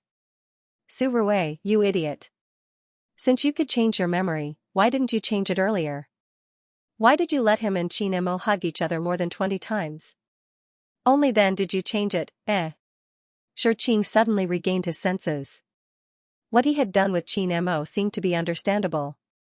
Just think about it. Any two people, as long as they were not ugly, hugged each other naked under the blanket so many times, and even acted out their feelings for each other 7 or 8 times in order to complete the mission. Anyone would lose control of themselves, right? After being teased like this, it was normal to have desire. If they didn't vent it out, they would be suffocated, right? With such a thought, Xianxia immediately felt comfortable. He and Xianxia had no choice. In that kind of situation, it was normal to lose control. Besides, they were just messing around with each other. It shouldn't be a big deal. Qing finally found a suitable reason to comfort himself. His mood was better, and he was more enthusiastic about doing the mission. He also finally dared to look at Qin Mo. Su Rui was present, so Qing couldn't tell Qin Mo in detail. But he used his eyes to indicate that he had observed carefully just now and really didn't understand how Su Rui used the memory. As for whether Qin Mo could understand, that would depend on luck. Qin Mo received his affectionate gaze, and his dissatisfaction because he had run away just now slightly improved. There's no hurry. After completing the mission, we have plenty of time. Qin Mo had also observed the backtracking just now. He had an almost eidetic memory. After taking a closer look, he rarely missed anything. But this time, it was difficult for him to determine how Su Rui did it. But there was still time. They could continue to observe. After breakfast, they left the hotel. Qing didn't find a chance to do anything funny. The main reason was that Su Rui was becoming more and more defensive. She almost always separated the two of them, so he couldn't find a chance to do anything. Until the three of them got into the car and the car started, Qing didn't find a chance on the road. Actually, Qing tried to tell Su Rui directly, but every time these words reached his mouth, he couldn't say it. He didn't know if it was because of the mission restrictions or other reasons. Since he couldn't say it directly, he could only snatch it. But he didn't know how to do it. Su Rui was a little tired. She leaned against the seat and closed her eyes to rest. Qing thought hard for a long time, but he didn't come up with any results. Just as he looked out the window, he was stunned. A large truck suddenly went out of control and flew straight toward their car. Su Rui didn't know why he had such an ability. It was as if he woke up after a nap and realized that he could turn back time. As long as he wanted to, he could go back to the original point in time. At first, he thought that he was dreaming, but after many experiments, he realized that it wasn't a dream. At first, he thought that this thing was amazing and suitable for him. Since he was young, his personality was a little strange. He had an extraordinary obsession with the things around him. He wanted everything to be perfect and go according to his wishes. If there was even the slightest flaw, his heart would grumble and he would feel very uncomfortable. He couldn't wait to do it again and do it well. This problem was actually very good when it came to important matters. When he was in school, he had always been first. Not only was he first in the class, but he wasn't even first in the grade. He wanted to be first in the city. If it weren't for the fact that the first in the province and the first in the country couldn't be ranked, he would have pursued even higher. Fortunately, he had a good brain and it wasn't difficult for him to learn. Otherwise, he would have been driven to death. When he was working, he naturally had to be good at everything. Everything had to be perfect. It was also because of his meticulous personality that Father Su handed over the family business to him early on and traveled the world with Mother Su. Having such a son, other than feeling annoyed occasionally, was very worry-free. If there was one thing that Su Rui didn't want to change in his life, it would be becoming good friends with Qing. Qing's personality was simply the opposite of his. He didn't want to be first in everything. Everything was easy to talk about. He loved to laugh and was lively and likable. It was rare for him to go down a dead end because he could help himself think through everything. He was so optimistic that it made others envious. Of course, such a carefree personality caused him to be careless from time to time. There were no big mistakes, but there were many small mistakes. For example, he forgot to bring his homework to school, forgot to bring his pencil, eraser, textbook. He was so careless that Su Rui couldn't wait to clean up after him from beginning to end. But Su Rui was so anxious that Qing just scratched his head, chuckled, and turned away. This made Su Rui almost die of anger. Logically speaking, these two people couldn't be friends, but they still became good friends. Su Rui was really too strange. Only Qing could tolerate her. If Qing ignored him, he would really have no friends. For a perfectionist, he couldn't tolerate not having a friend, so he had to have one. Qing really treated him as a friend, so no matter how much he couldn't stand Qing's little habit, he had to endure it for the sake of his friend. Qin Mo wouldn't tolerate Su Rui's weird temper, but Qin Mo was a perfectionist in his heart. He wouldn't touch Su Rui's nitpicking at all. He was born with high self-esteem. He was the only person that Su Ruwei could see. And because they were both Shurqing's good friends, they naturally got together. Su Ruwei was quite satisfied with this. It was enough to have two friends at once. It was very much in line with the requirements of making friends that he had set for himself. Just like that, the three of them stumbled along the way. Their relationship grew deeper and deeper, and they became the most important of friends. Now that Su Ruwei had something that could turn back time, he was very satisfied. With this, he would be able to deal with Shurqing perfectly. He wouldn't have to worry about him being careless. This way, he would have friends, and he wouldn't be angry from time to time. It couldn't be more beautiful. But he never thought that Shurqing would be able to cause so much trouble. It made him rewind time 21 times in one day. The people around him couldn't feel the rewind time. It just happened step by step. But Su Ruwei had memories of it every time. Although it had only been 40 minutes in reality, he had been tormenting himself for 24 hours. He was mentally exhausted. Now that he was in the car, he finally felt more at ease. He closed his eyes, thinking that he would sleep for as long as he could. But he didn't expect that this would happen when he slept. He was awakened by Shurqing's scream. When he opened his eyes, he saw the huge front of the car. It was about to break through the car window and charge straight in. With this speed and this impact, they would definitely be smashed to pieces. Su Ruwei couldn't imagine that he could still see and react in such a situation. He quickly clasped the small white dot on his fingernail.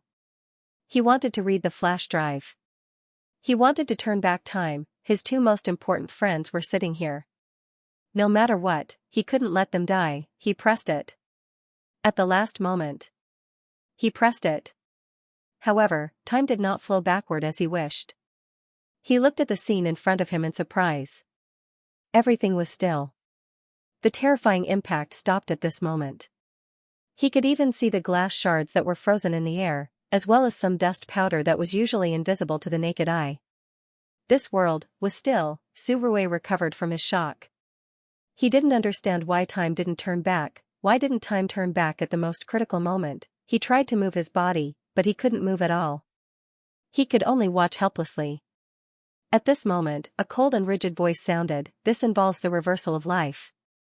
The host's mental strength is insufficient. Only 2 lives can be reversed. Please make a choice. Su Ruwei was dumbfounded. He had repeated this sentence several times in his mind, and he knew what it meant. Insufficient mental strength. Yes, he had used it 21 times. He hadn't slept for 24 hours. He was indeed exhausted. Su Ruwei never thought that because of his nitpicking, he would lose his life here. 2 lives. Even if they didn't consider the outsiders, there were still 3 of them. Shurqing, Qin Mo, and him. Only 2 people could survive. The scene in front of him was a natural moat between life and death. Fear and panic were like poisonous snakes. They coiled around his heart in an instant, tightly strangling his heart. He couldn't breathe. He only had 2 friends in his life. They were the only 2 people who could accept him. How could he give them up? Moreover, they loved each other. And, if Qin Mo died, Shurqing would be in despair. If Shurqing died. Impossible. He couldn't give up on the first person who reached out to him. Maybe, he could die. At this moment, Shurqing was almost nervous to death. Time froze, but he was still conscious. He also heard the sound of the life-saving disc. He also knew that Su Ruwei didn't have enough mental strength. He couldn't let everyone live. He had to make a choice. No one expected that using the life-saving disc would require mental strength. Su Ruwei had used it so many times before and had already exhausted it. Shurqing couldn't help but feel a little regretful. It was all his fault. He kept tormenting Su Ruwei and provoked him to use it continuously. This time, he had a taste of his own medicine. Although he couldn't move or speak, Shurqing was still a system. He had earned a lot of coins from the last mission. At this moment, he hurriedly sent a message to Qin Mo. What should we do? Qin Mo could choose to reply to his message. Then, Shurqing received a message. I can use my strength. When the still enchantment is removed, I will stop the impact of the truck. Then, you can quickly take back the life-saving disc and activate the time reversal. When he heard Qin Mo's words, Xianxia immediately calmed down. This was great. Qin Mo had certain restrictions when he came to this world. For example, he couldn't use some of the spells in the cultivation world. However, the strengthening of the body in the space still existed. With his strength, he should be able to stop the truck.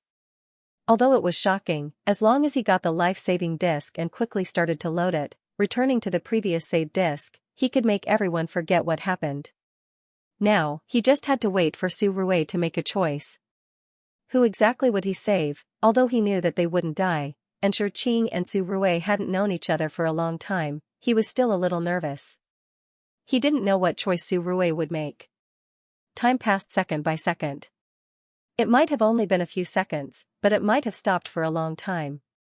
Su Rui finally made a choice. He set it to the life-saving disc, but Xianxia and Qin Mo heard it because of the mission.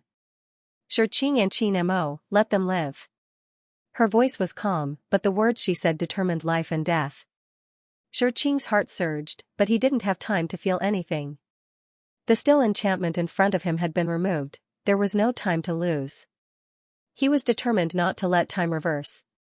The most important second was now. Qin Mo had already rushed forward and stopped the truck that was charging towards them. Xianxia also rushed towards Su Rui in a flash, aiming at the fingernail of his left index finger. Yes. He finally saw the still time just now. The life-saving disc was on the fingernail of Su Rui's left index finger. It was a small white dot that was hard to find. The moment he held the small dot, Xianxia immediately pressed it down. He didn't have time to look at it and randomly chose a save disc. Xianxia's mental strength was extremely strong. In an instant, it was transmitted to the life-saving disc through Su Rui. The original selective loading because of the lack of mental strength was changed, and the world reversed together. After the familiar dizziness, Xianxia finally calmed down. It seemed that it was a success. Then, he felt a familiar burning chest without any clothes on. Xianxia's mind was blank for a while. Then, he suddenly reacted. He returned to the beginning, hugging Qin Mo again, but at this moment, he didn't have time to think too much.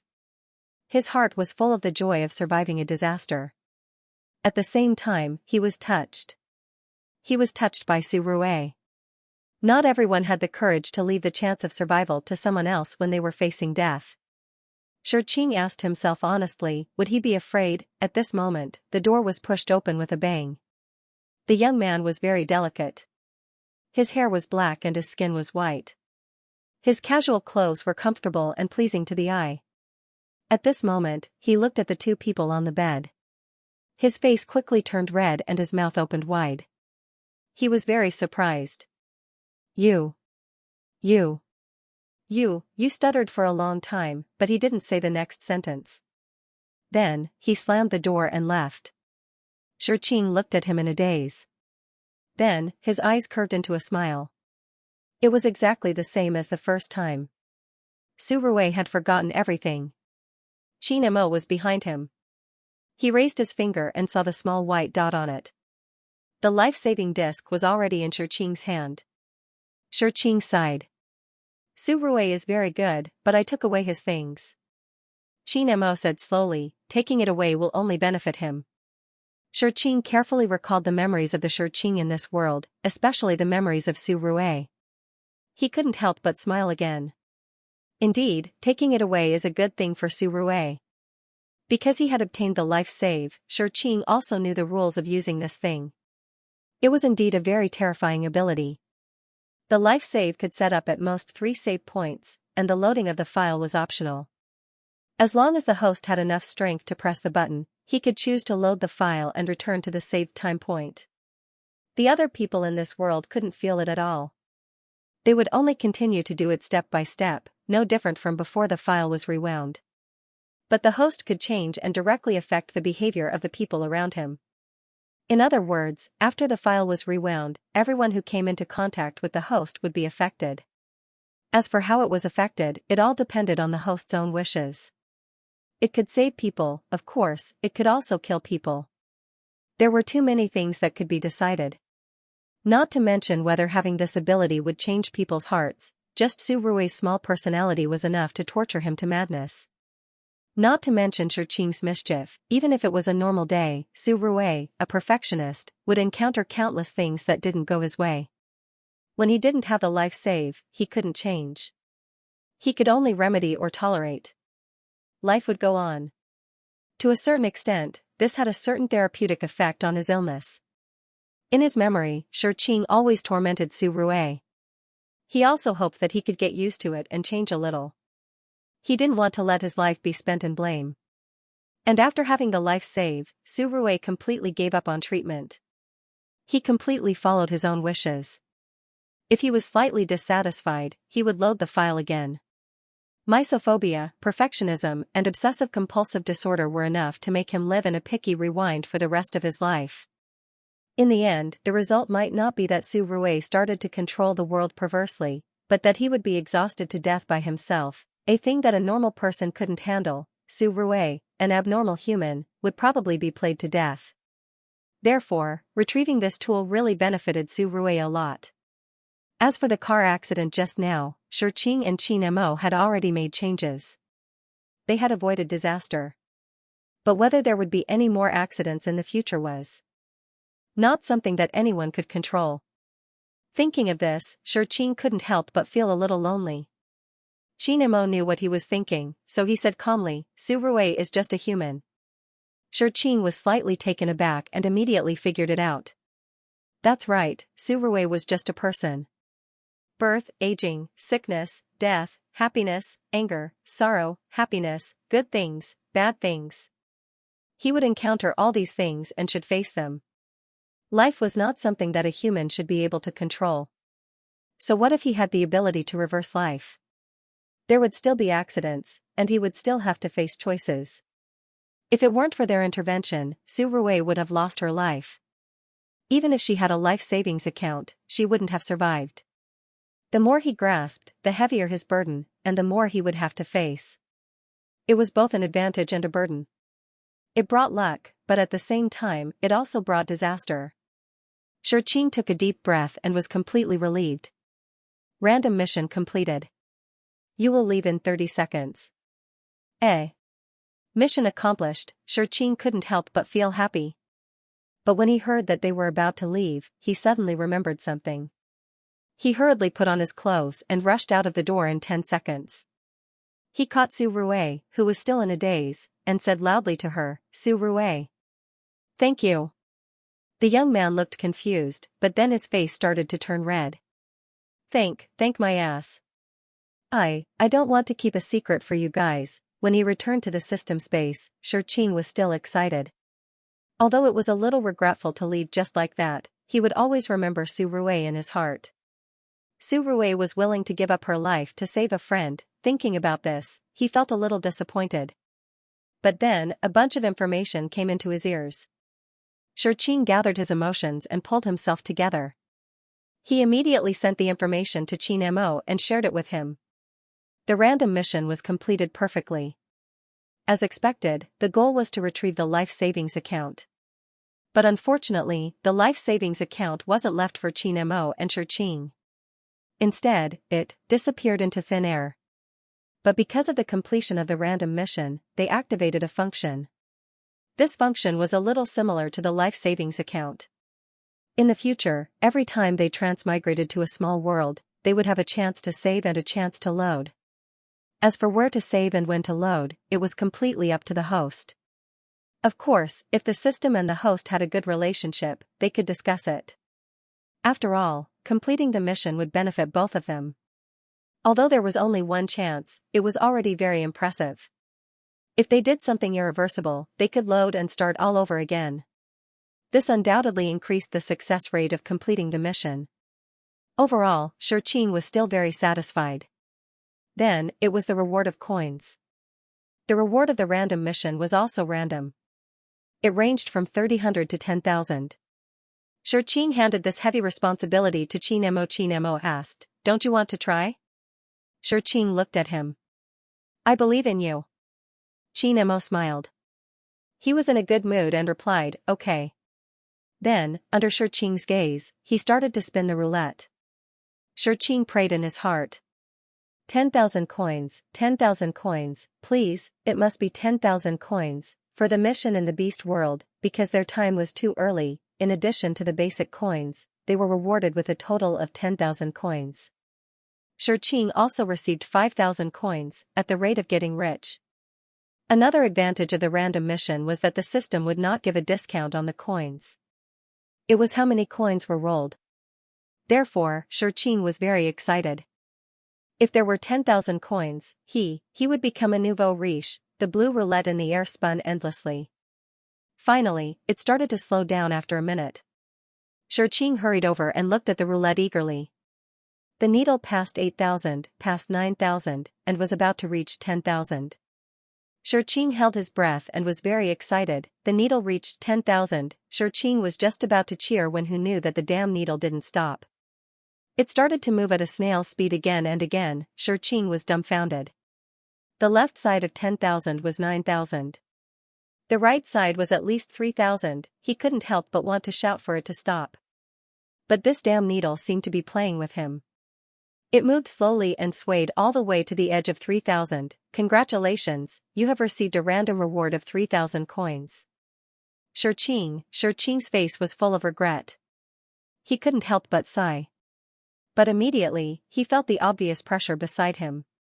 When he turned his head, he saw that his host's face was dark. This was the prelude to an explosion. Shurqing reacted with a start and hurriedly smoothed his hair. Coins are just worldly possessions. Unfortunately, before he could finish smoothing his hair, he had to stop. After receiving the random mission, the system space was about to close. Shurqing didn't dare to talk nonsense anymore. He hurriedly sent a message to Qin Mo 30 seconds. If he was fast, it was enough to buy some tools. Therefore, 30 seconds later, he and his host, who was still depressed, left the system space and descended into the somewhat unfamiliar dark cave. At this moment, when he saw the cultivators sitting in a circle in the cave, Shurqing wanted to light a candle in silence. He was very glad that he finally helped Qin Mo find a suitable target to vent his anger on.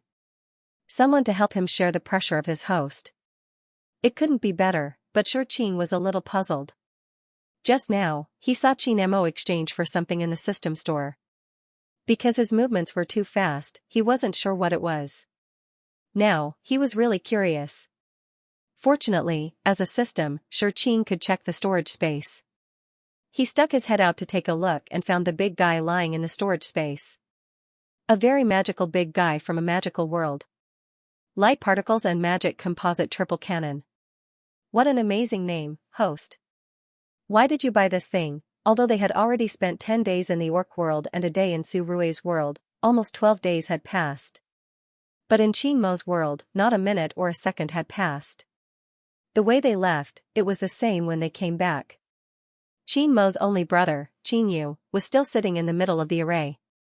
Around him, there were 13 cultivators in the golden core stage sitting according to the array.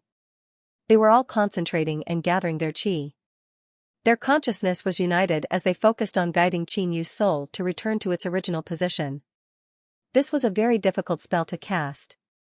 Although it wasn't a forbidden spell, the conditions to use it were more stringent than some forbidden spells. After all, in a sense, this was resurrecting the dead. But this resurrection had many prerequisites. First, the deceased's body had to be perfectly preserved.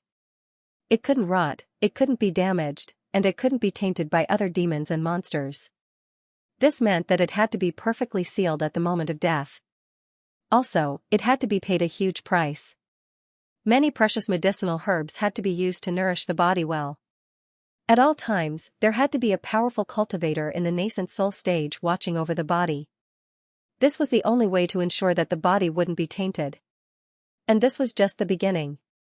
To really activate this array, it required 13 cultivators in the golden core stage to cast it for 49 days. Only then could the primordial spirit gather and return it to its original position.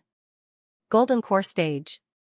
Cultivators weren't rare, but their physiques were valuable. They had to have a single spirit root of the highest quality, and they had to be mutually reinforcing and restraining. One had to know that cultivators with a single spirit root, even if they were only in the golden core stage, couldn't be underestimated. This was because they had a long road ahead of them. This was just the beginning. Most of these cultivators were arrogant and rarely left the place of cultivation. Unless there was a great interest driving them. Therefore, the person who could activate this array was definitely not ordinary. And he wanted to save Qinyu. Although Qinyu and Qin Mo were blood brothers, at the same time, there was a blood feud between them.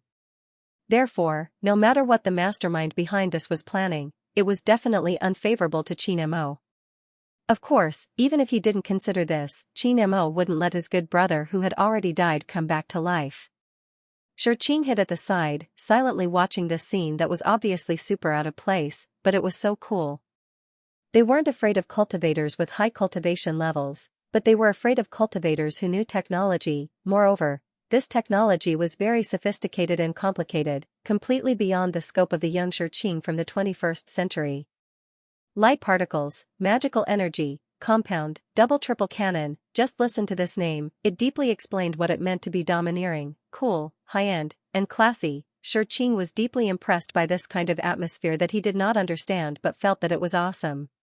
Perhaps the handguns and ammunition on Earth wouldn't cause too much harm to cultivators with high cultivation levels, at most, it would scare them, but this thing obviously didn't conform to the style of Earth's technology. This was definitely a product of a high-level plane.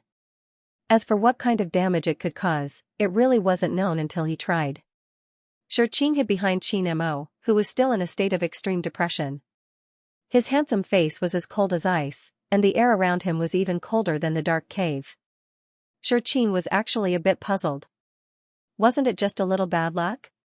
What was the big deal? Did he have to be so angry? He carefully thought back. He didn't seem to have said anything overboard. He seemed to have only said that he believed in Qin Mo before the lottery. Could it be that Qin Mo felt that he had let him down? This strong thinking was going astray. That was impossible, but don't try to guess the thoughts of a lunatic. It was very difficult to touch the truth when the brain circuits were not the same. Xianxia decisively stopped tormenting himself and obediently followed behind Qin Mo. Qin Mo was still wearing the clothes Xianxia made for him. He was dressed in white without any pendants, but because of his tall figure, he was extraordinarily elegant and outstanding. The light in the cave was very weak, but it was this hazy brightness that made the pure white figure appear even more refined and otherworldly. This was such a person who was like a banished immortal, but on his shoulder was a huge mechanical cylinder that was 2 meters long and 1 meter wide.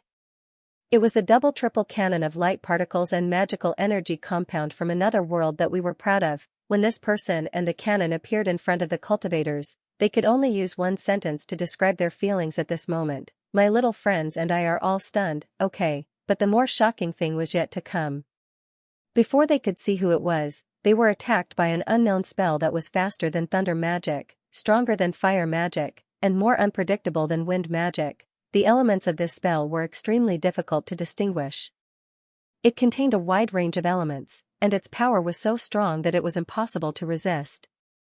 It was so dazzling that it almost couldn't illuminate the cave as if it was daytime.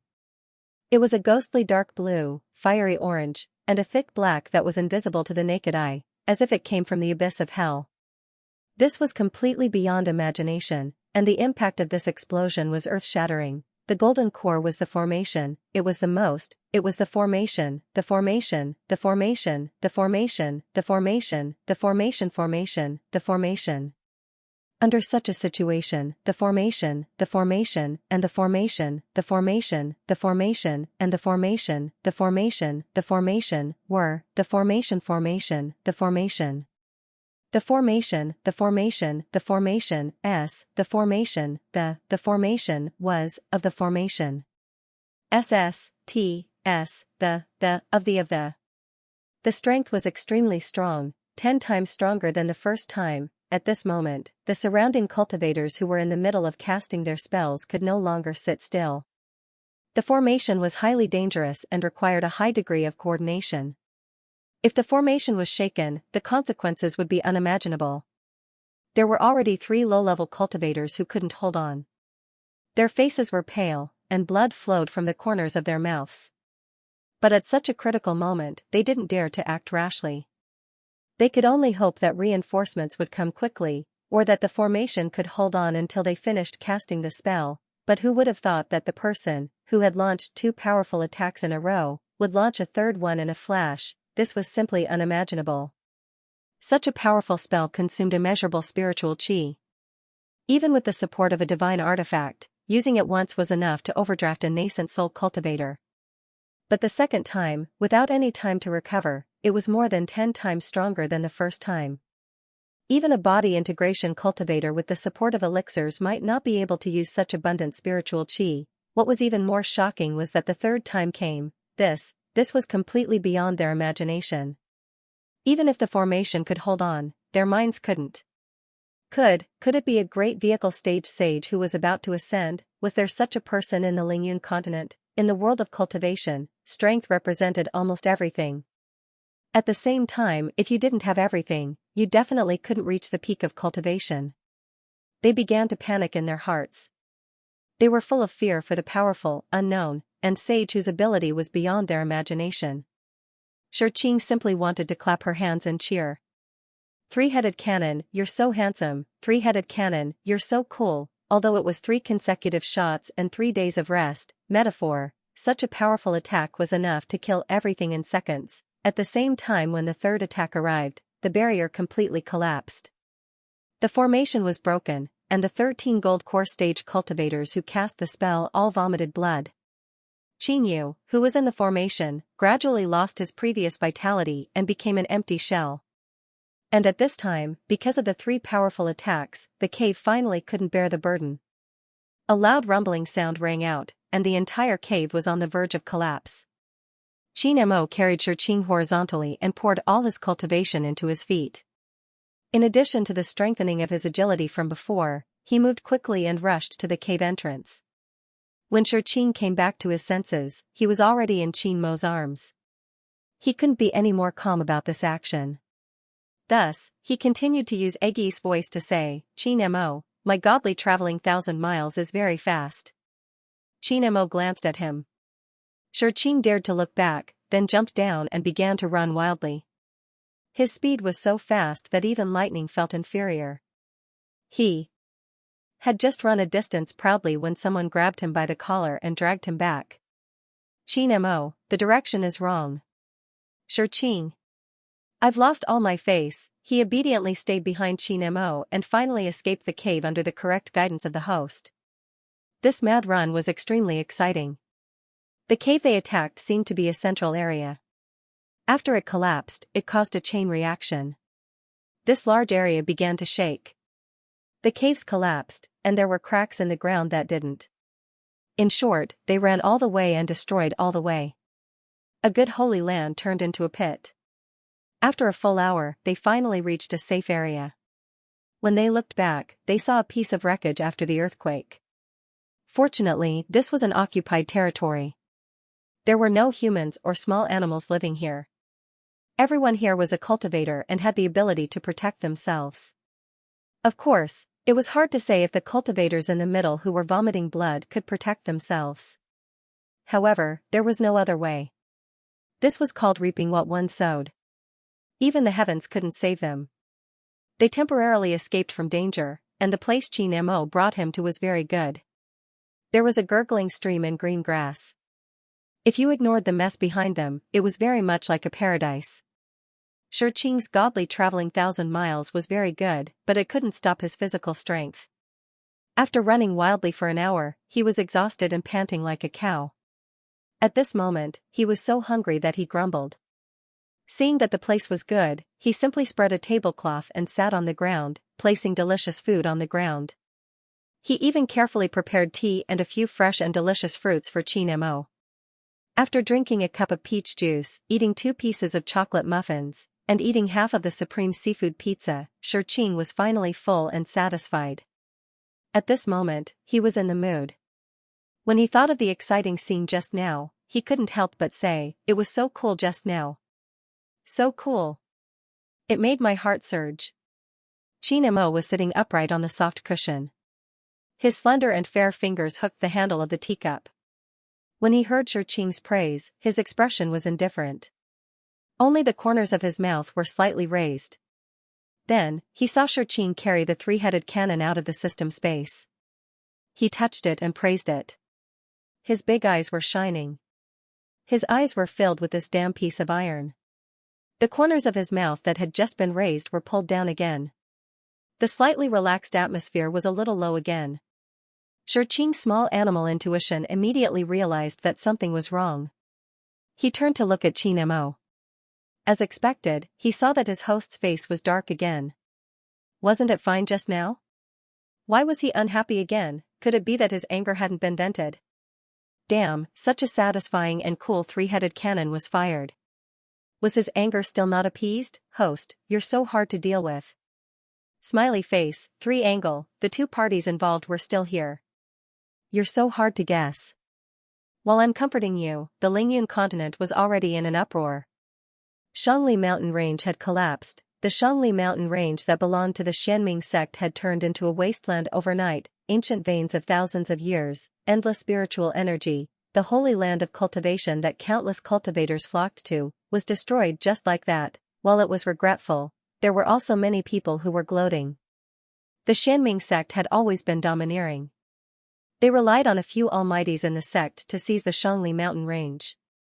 Not only did they take it for themselves, but they also didn't allow any outsiders to set foot on it. The huge mountain range was occupied by their sect, forcing the original cultivators to either join the Xianming sect or leave this place. This caused many individual cultivators to have no fixed place to stay. They lost their blessed land and missed the opportunity to cultivate. However, even though this caused public anger, the Xianming sect didn't care. They relied on their power to act arrogantly and without regard for the law. Although the cultivation world was a place where the strong preyed on the weak, they still believed in the heavenly Tao and advocated benevolence. Many cultivators despised the Xianming sect's actions. Therefore, when the Shangli mountain range collapsed today, more than half of the people wanted to clap their hands and congratulate it. Although the mountain range collapsed and they lost this excellent holy land of cultivation, it was also a good thing on the other hand. The Shangli mountain range was destroyed and the spiritual energy here couldn't gather, so it wasn't as dense. At the same time, the spiritual energy scattered. After it leaked out, it would still wander around the Lingyun continent, benefiting more cultivators. Anyway, this place was already occupied by others and they couldn't use it. It was better to disperse it and increase the foundation of the cultivation world. As for who was so bold to do this, that would be the biggest gossip. There were many guesses, but because no one saw it, there was no way to prove it. The sect master of the Xianming sect, Nan Xiangming, was trembling like a sieve. The strong pressure from above made him break out in cold sweat. The huge difference in cultivation was undoubtedly exposed. In the eyes of that person, killing him was just like killing an ant. A low voice sounded. "Where's Qingyu's body?" Nan Xiangming said with difficulty, It's damaged." The moment he finished speaking, he felt the air tighten. This terrifying power made it hard to breathe. "You brought him?" Nan Xiangming didn't dare to think too much. He brought the caster who was still unconscious in the cave over. The person standing above reached out and pinched the unconscious cultivator's forehead with his pure white fingers. He didn't use any strength and his fingers pressed down. It was as easy as pinching a piece of tofu. After a few minutes, he released his hand and slowly wiped off the blood and stickiness on his fingers. A trace of interest flashed through his eyes. "Qin Mo, you're still alive." Hearing Qin Mo's name, Nan Xiangming was taken aback. His eyes flashed with a trace of intense hatred and fear that could not be dispersed. If it wasn't for Qin Mo, how could he have lost his cultivation and broken his bones? How could the dignified Xianming sect's sect leader be reduced to being driven by others? And now, this fiend came again and actually destroyed Shangli mountain range, destroying his foundation. Thinking of this, he couldn't help but tremble. Hatred, resentment, and fear. The tangled and complicated emotions almost made him lose his mind. A cold snort sounded. Nan Xiangming suddenly came back to his senses. Seeing the coldness of the superior, he immediately became submissive. Qin Mo was very scary, but compared to the person in front of him, it was not worth mentioning. Until now, he didn't even know this person's name. He couldn't even distinguish this person's appearance.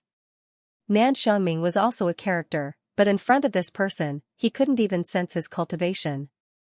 How unfathomable was this person? He was somewhat nervous, although he did not know what relationship this person had with Qingyu, but since he wanted to save Qingyu, he must be useful.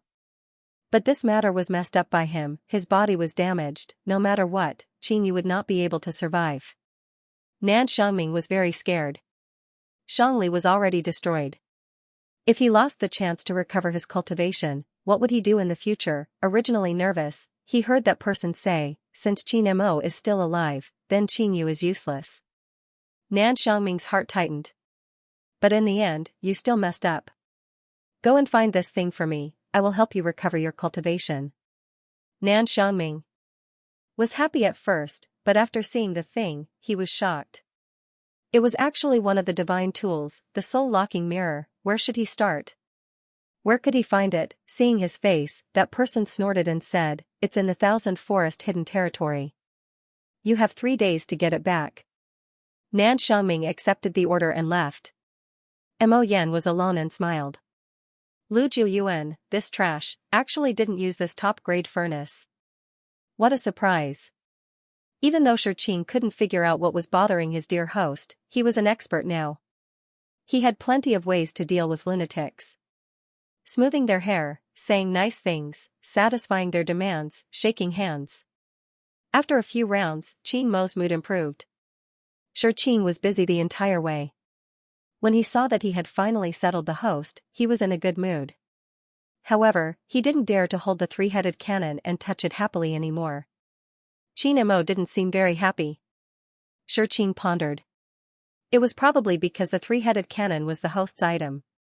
Was the host dissatisfied with him always coveting it? Thus, he consciously ignored three-headed cannon. Although he really wanted to hug the three-headed cannon to sleep, three-headed cannon. Pervert. After leaving the cave, other than the initial rest, Qin Mo continued to move forward with a goal in mind. Since Qin Mo didn't say anything, Shurqing didn't ask either. He just kept an eye on the time and seriously calculated how much time was left until the system space opened. On one hand, he was afraid that if there was danger, they would have nowhere to hide. On the other hand, he was looking forward to quickly returning to the system space and checking his coins to see if he had enough to buy the skill. Therefore, he looked at the time very seriously. They spent 20 minutes in the cave, 1 hour and 10 minutes to escape the cave, half an hour to rest by the stream, and 40 minutes of walking just now. Oh yeah, there were only 20 minutes left, and Qin Mo finally reached his destination. Shurqing looked over and felt that something wasn't right. This place didn't look like a good place no matter how he looked at it, it was dark in front of him. If he looked carefully, it seemed to be a forest, if those bearing fangs and brandishing claws were called trees. The road couldn't be seen. It was covered with dark green and dark blue shrubs. There wasn't any place to step on, and these plants weren't cute at all. Just by looking at their strange colors, one couldn't help but wonder if they were poisonous. This was just the entrance. When they looked further in, they actually felt a strong sense of dizziness. It was as if there was an unfathomable black vortex in front of them. It was like a black hole in space, able to suck everything in and grind it into powder. Shurqing was a little scared. He had received most of Qin Mo's memories. Although there were some missing details, he remembered the major events clearly. He really didn't remember Qin Mo coming to such a place. Therefore, he couldn't guess why Qin Mo came here and what he came here for. But Shurqing really didn't want to go in. This kind of dark unknown horror made one's scalp tingle uncontrollably and felt very guilty. This feeling was like knowing that in front of him was the mouth of a monster and that if he went in, he would be crushed by its sharp teeth, but he still took the initiative to send himself in. It would be strange if he wasn't scared. He watched as he moved back little by little, and was only a step away from Qin Mo. Qin Mo turned back to look at him and said in a low voice, "Come here." Shurqing paused. He didn't walk back, but he didn't dare to go forward either. Qin Mo frowned and walked towards him.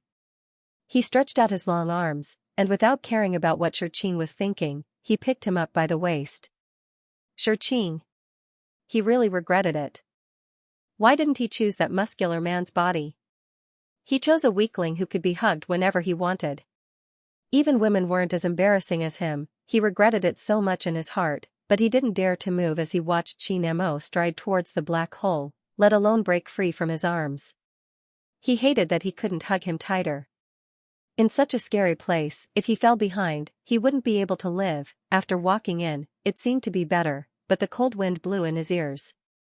It was so cold that he had goosebumps. There was also the faint fire and the strange whimpering sound that made his scalp tingle. Xianxia didn't even dare to breathe too fast. It was really hard for him to relax. He was almost nervous to death. He didn't know how long he walked. When he left the darkness and saw the light, Xianxia heaved a big sigh of relief. He looked at the time. Good Lord. After walking for 20 minutes, the system space opened. He was excited and hurriedly said to Xianxia, "The space opened. Do you want to go in?" Xianxia said, "Wait." With that, he closed his eyes. Xianxia was confused. He didn't know what he was doing, but as long as the system space opened, he was much more relieved. After about 5 minutes, the bright place suddenly darkened. It was as if the light source was blocked. Xianxia immediately became nervous and was on full alert. Then, he heard a sharp roar. He quickly looked towards the source of the sound and was shocked by the monster in front of him. This was a hydra. He quickly turned to look at Xianxio's expression was normal. He didn't have a trace of fear when facing this huge monster. But then, he said to Xianxia, "Let's go back to the system space."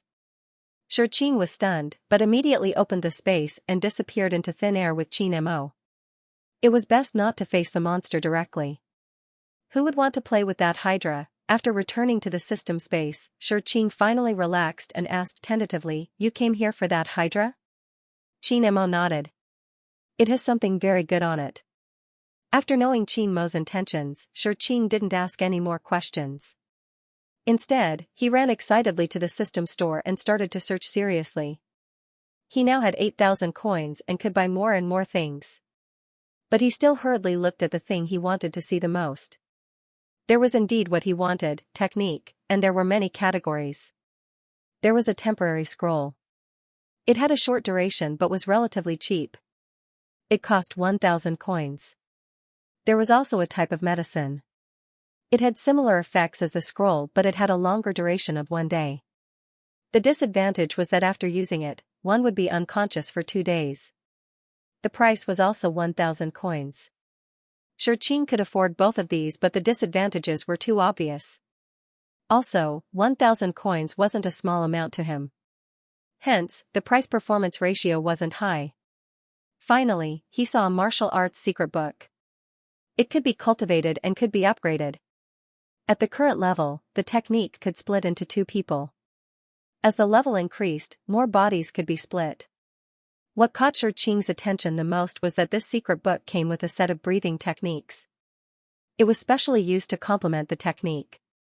It could resolve the pain of splitting and strengthen the body. Xianxia looked at the introduction carefully. The more he looked, the more excited he was. He wanted to buy it immediately but when he looked at the price, he withered.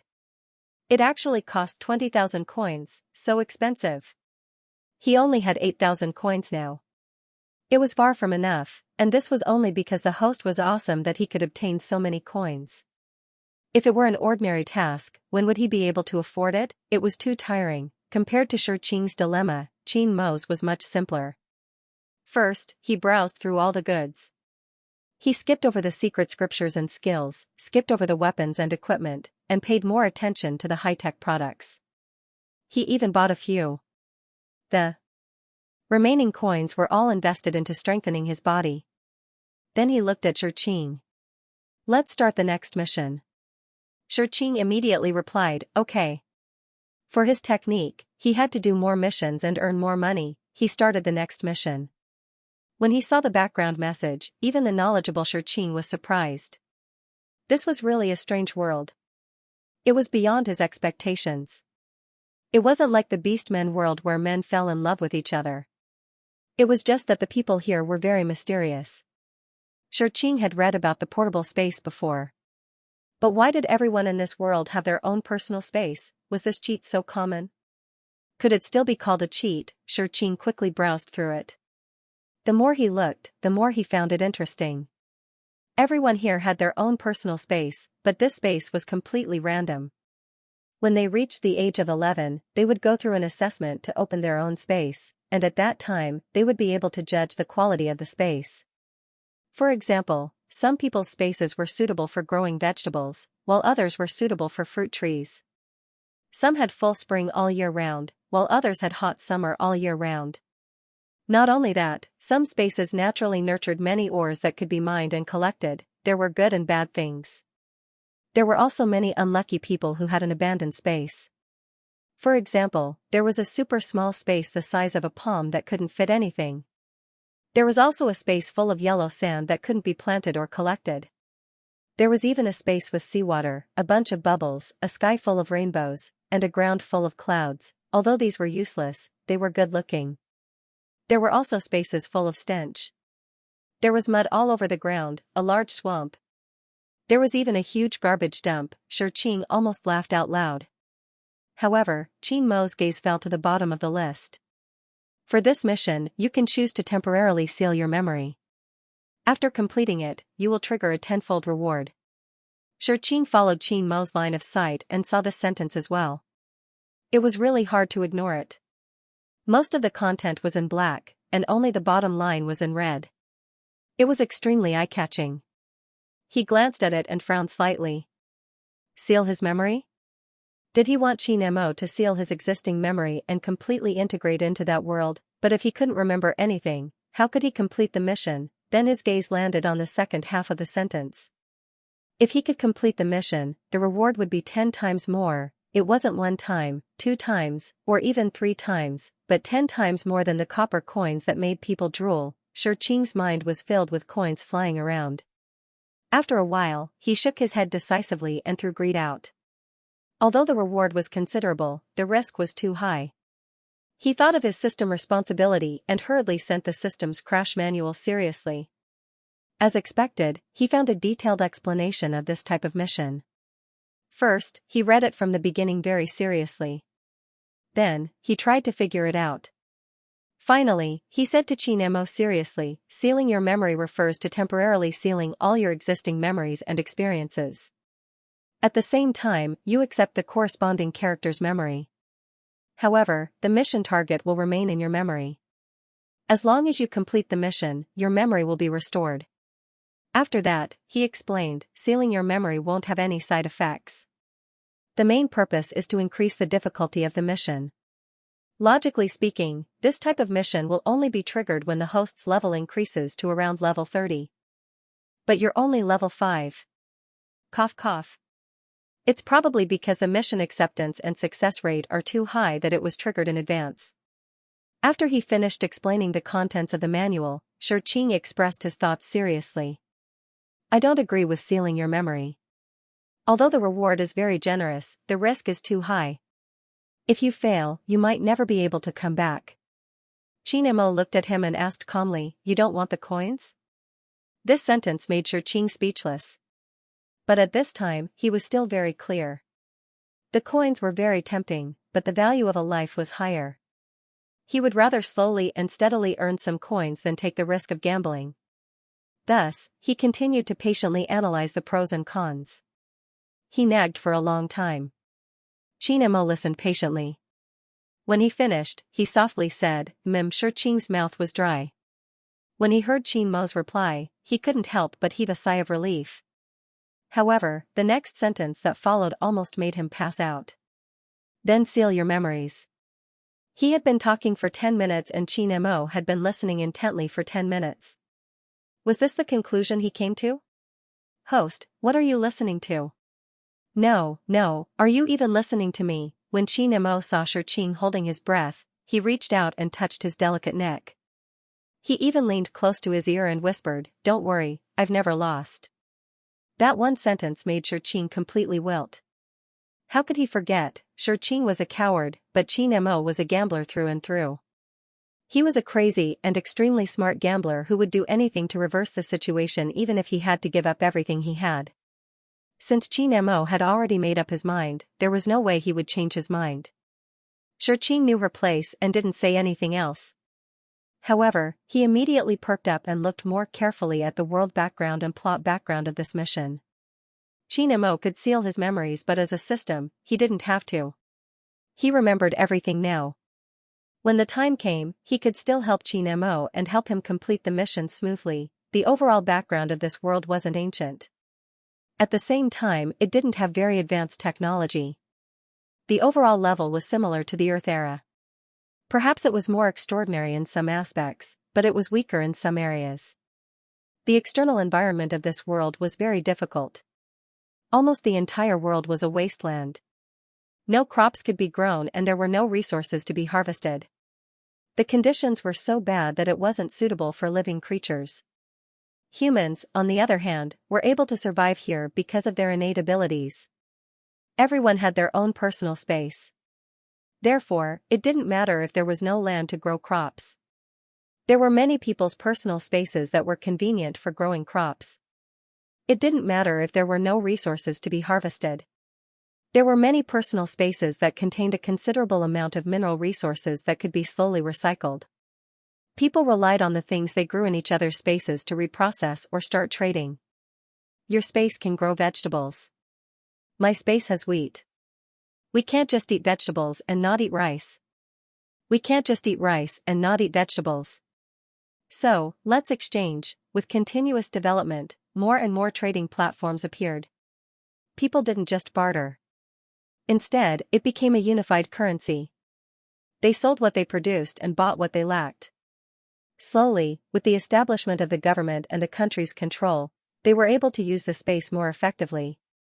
A complete society was formed under the support of this alternative energy source, and it operated well. The use of the space was divided into different categories: planting, resources, storage, gathering, and so on.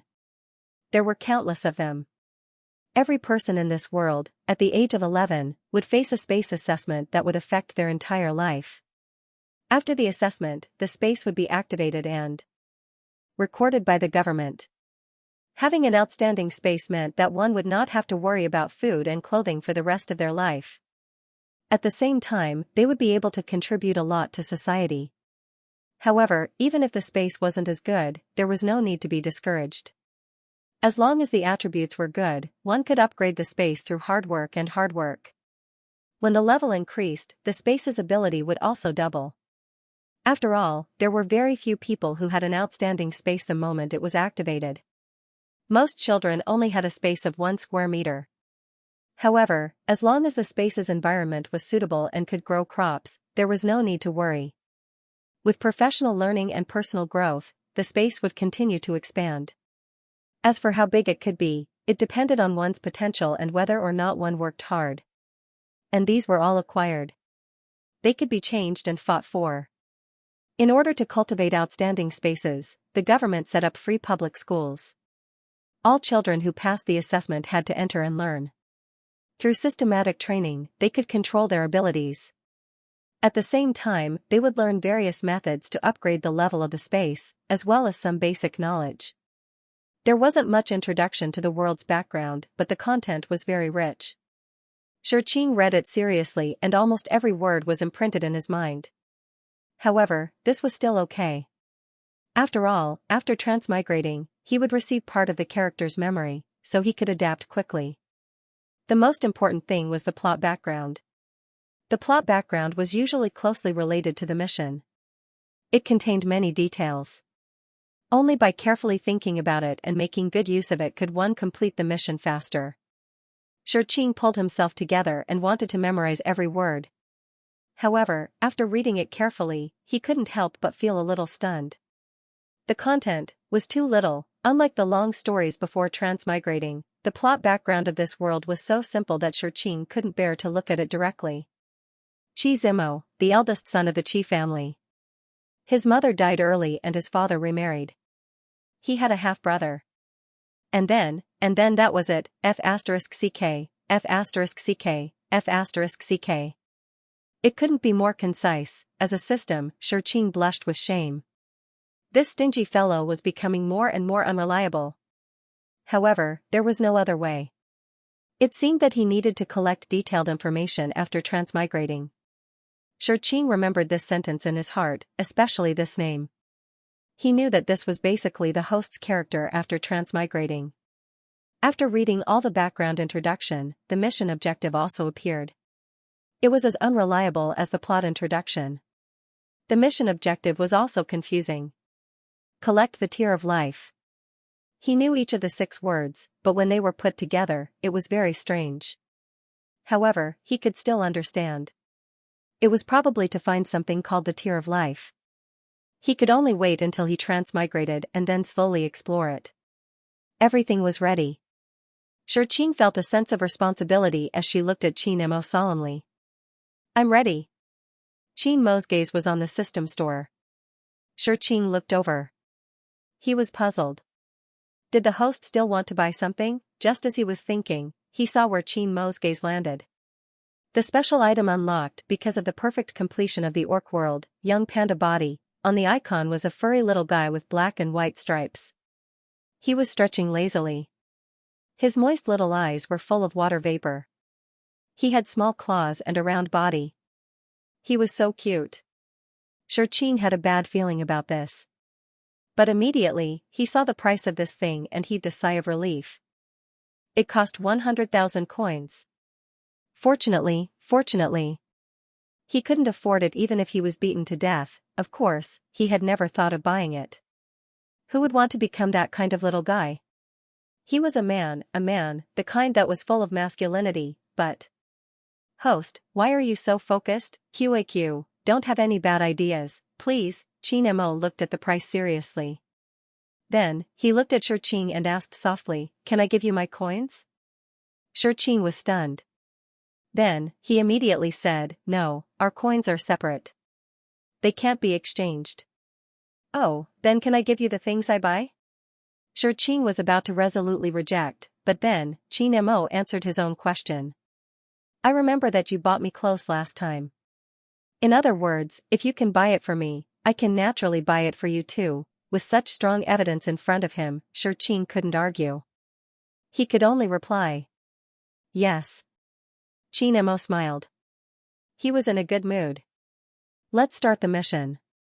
Then, he took the initiative to hold Xianxia's hand and pressed the button to start the mission without letting him refuse.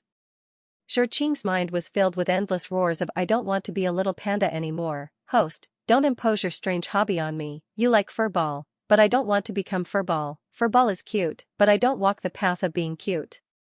He didn't come back to his senses until he successfully transmigrated and the force holding his hand disappeared. He was a little dazed because the familiar aura was not by his side. But then, overwhelming memories attacked him. He couldn't care less. Xianxia calmed down and slowly organized. He first extracted the most important memories and looked at all the memories related to Qin Mo. He was originally worried that it would be difficult to find a person's name. But after looking at these memories, he realized that Qin Mo was a famous person. But what he cared about the most wasn't Qin Mo's identity, but his age. Yes, Qin Mo, the so-called eldest son of the Qi family, was only 10 years and 10 months old this year, a 10-year-old little Shota. His cold, cool, and domineering crazy host actually transmigrated into a 10-year-old Shota. Xianxia couldn't care less about the memories of his character. His mind was full of the shrunken Qin Mo. Oh my god, so cute. Asterisk. The cute version of the host. Xianxia was so excited by his own imagination that he was about to drool. A host who was only 10 years old, a pure host who had sealed the memories of a lunatic, an adorable, obedient, and sensible host. Xianxia's imagination couldn't stop. He wanted to rush to the host's side like never before.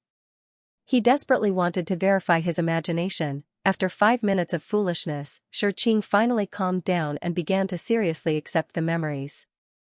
The person he transmigrated into was called Xianxia. He was 20 years old this year and would graduate from the space school in a month.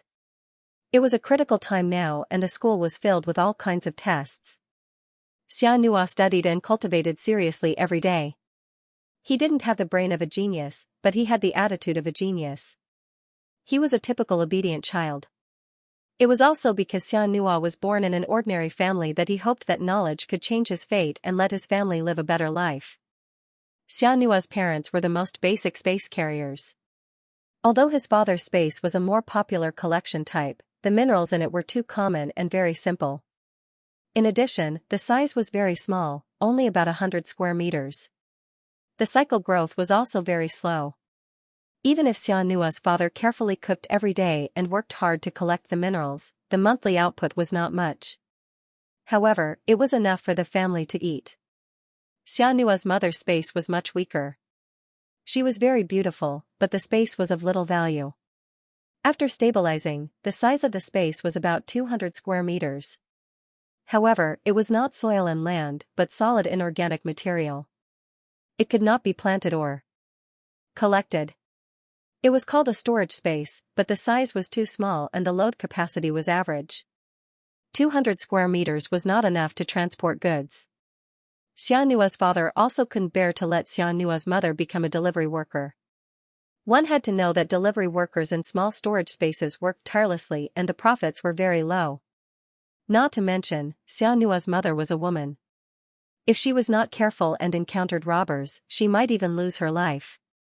Therefore, Xianxia's mother only took care of the housework at home and helped Xianxia's father with his personal space. She helped pick out the minerals, organize, pack, grind, and other trivial things. Xianxia was the only son of the two. When he was assessed at the age of 11, he was found to have a rare dual-use space.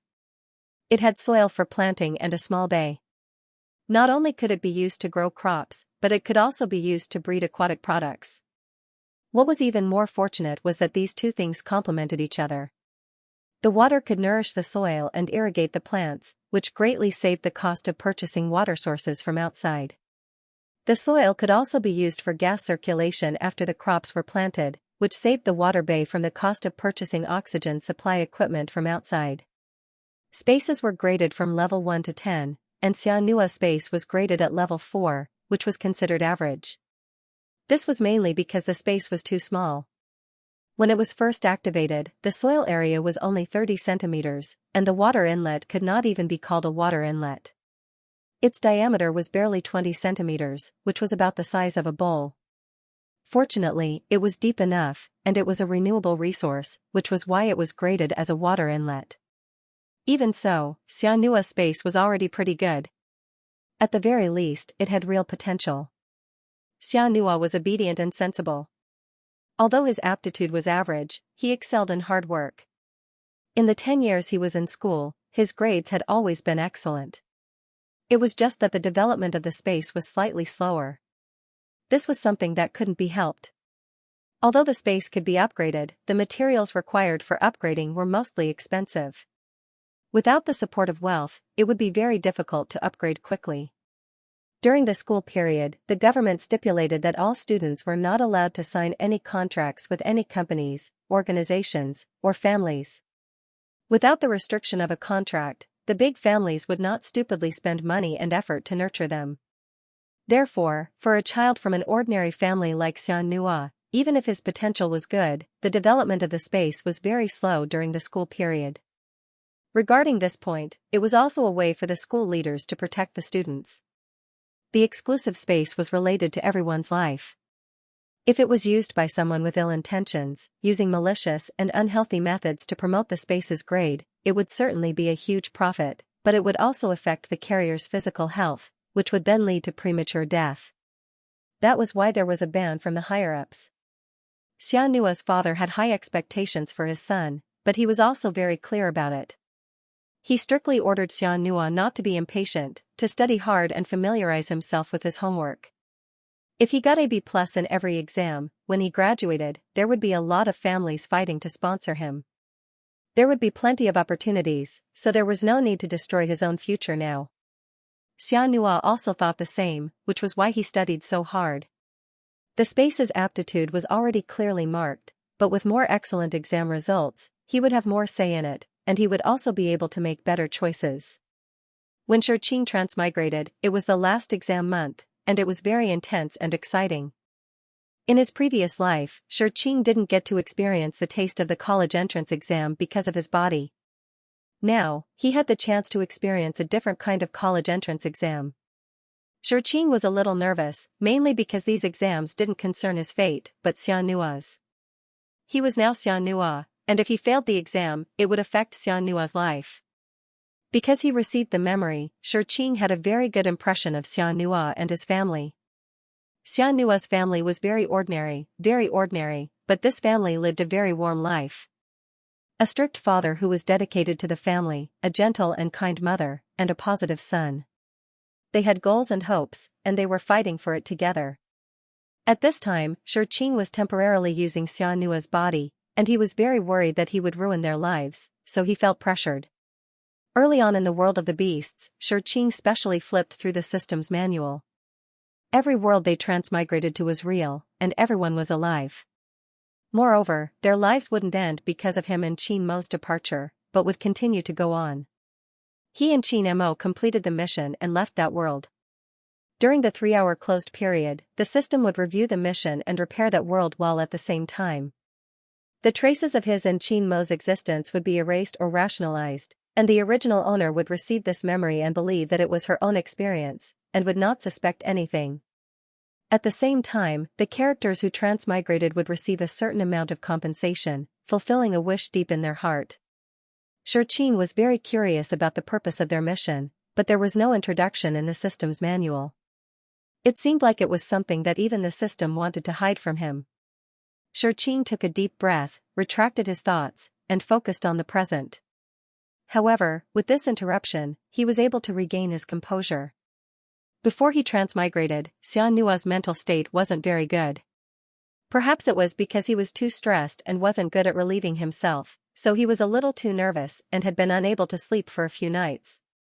In this state, even if he had 10% ability, he would only be able to use 6% during the exam, and it would be easy for him to make mistakes. Although Xianxia was also a little nervous, his mentality was much better than Xianxia's. He kept telling himself that the knowledge belonged to Xianxia, and Xianxia had already worked hard. He just needed to show Xianxia's ability, and that was enough. There was no use in being nervous. The mission had already started, and there was no pause button. The exam month was tense, but Xianxia was more worried about how to get in touch with Qin Mo. Qin Mo was the eldest son of the Qi family, and the Qi family was very influential in this world.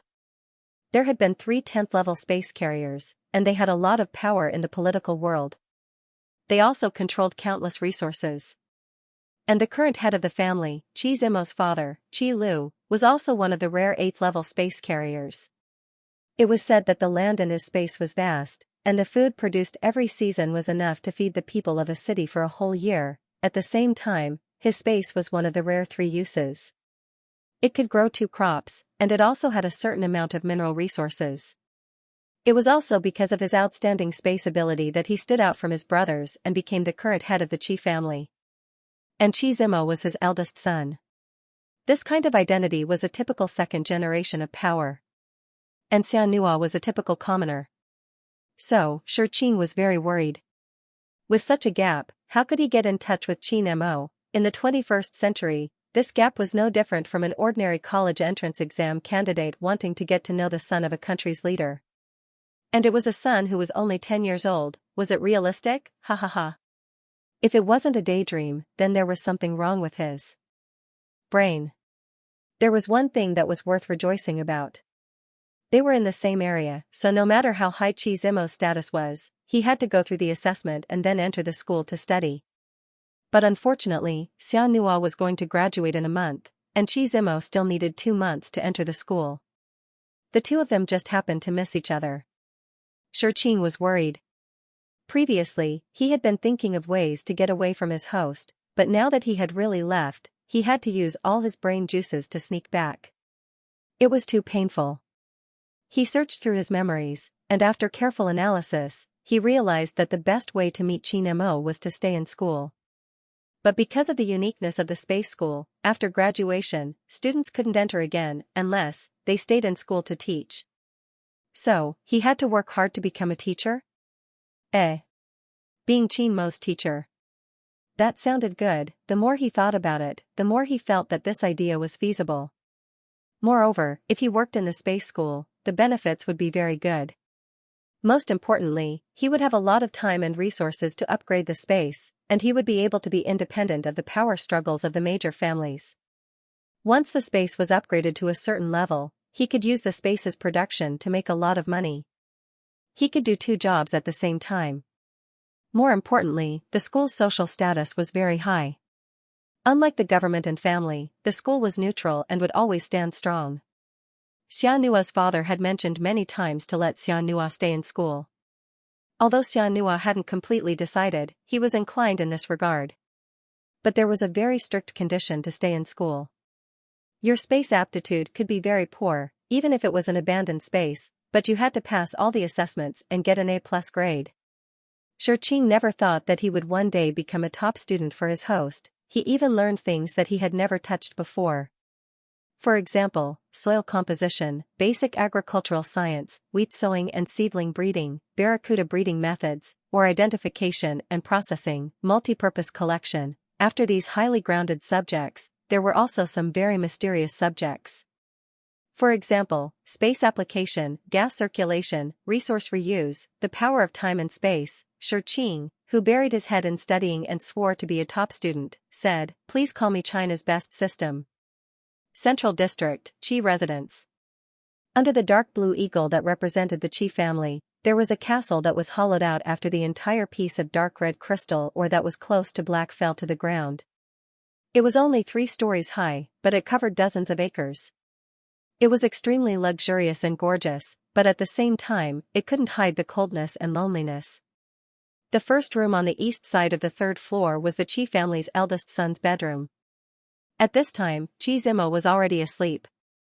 His servant, Xianxia, slept in the side room outside. Although it was already late at night, he was alert, afraid that the young master would wake up to drink water or pee. Just as he was thinking, the sound of someone waking up suddenly came from the room. The sound was very loud, as if someone was suddenly awakened from a dream. Xianxia almost rolled off the bed. He immediately put on his shoes and walked over with small steps. He lit a small lamp at the bedside. He looked and indeed, the young master was awake. Xianxia lowered his voice and said, "Young master, you," before he could finish his sentence, he couldn't make a sound. In the dark night, the young man's cold gaze locked onto him. His unique black eyes were like the lake in the winter night, with a bone-piercing coldness and a murderous intent that made one's scalp numb. Xianxia was frightened by this thought. His voice was trembling, but he still forced himself to say, "Young master, what orders do you have? Get out." It was a calm voice that didn't sound like a child's at all. Xianxia didn't know what happened. His mind was in a mess. He bowed and quickly left the room. It wasn't until he saw the bright night crystal in the corridor that he suddenly regained his senses. The scene just now was like a nightmare. "Young master, what happened to him?" Xianxia sat on the bed. He didn't know why he woke up, or how he fell asleep. The moonlight shone in through the wide window. The pale light lacked vitality. It reflected on the gray bedding, and it was silent like a cold grave. He lowered his head and looked at his palm. A strong sense of dissonance came over him. It wasn't because his palm was thin and small, but because of the empty space in his palm. The things that belonged to him were not by his side. P*WXCP Xianxia studied hard for an entire night, which directly caused her to be in a trance the next morning. She was in a daze and wished that she could throw herself onto the bed and fall asleep. But the tragedy was that he still had to go to class today. After a quick breakfast, he walked out of the dormitory and bumped into a yellow-haired kid. The yellow-haired kid here was not young. In fact, he was 5 days older than Xianxia. He was also a fresh graduate and was already 20 years old. But his surname was Huang and he liked Huang. Unfortunately, his bloodline was a problem and he had a head of yellow hair. So, the nickname Yellow-Haired was born. Xianxia was not very popular in school. Mainly because his family background was ordinary, but his space talent was not bad. He belonged to the type with potential. Thus, the school he belonged to was filled with elites. These elites were born, and some were nurtured by their parents. But no matter which type, they were a group of strange people.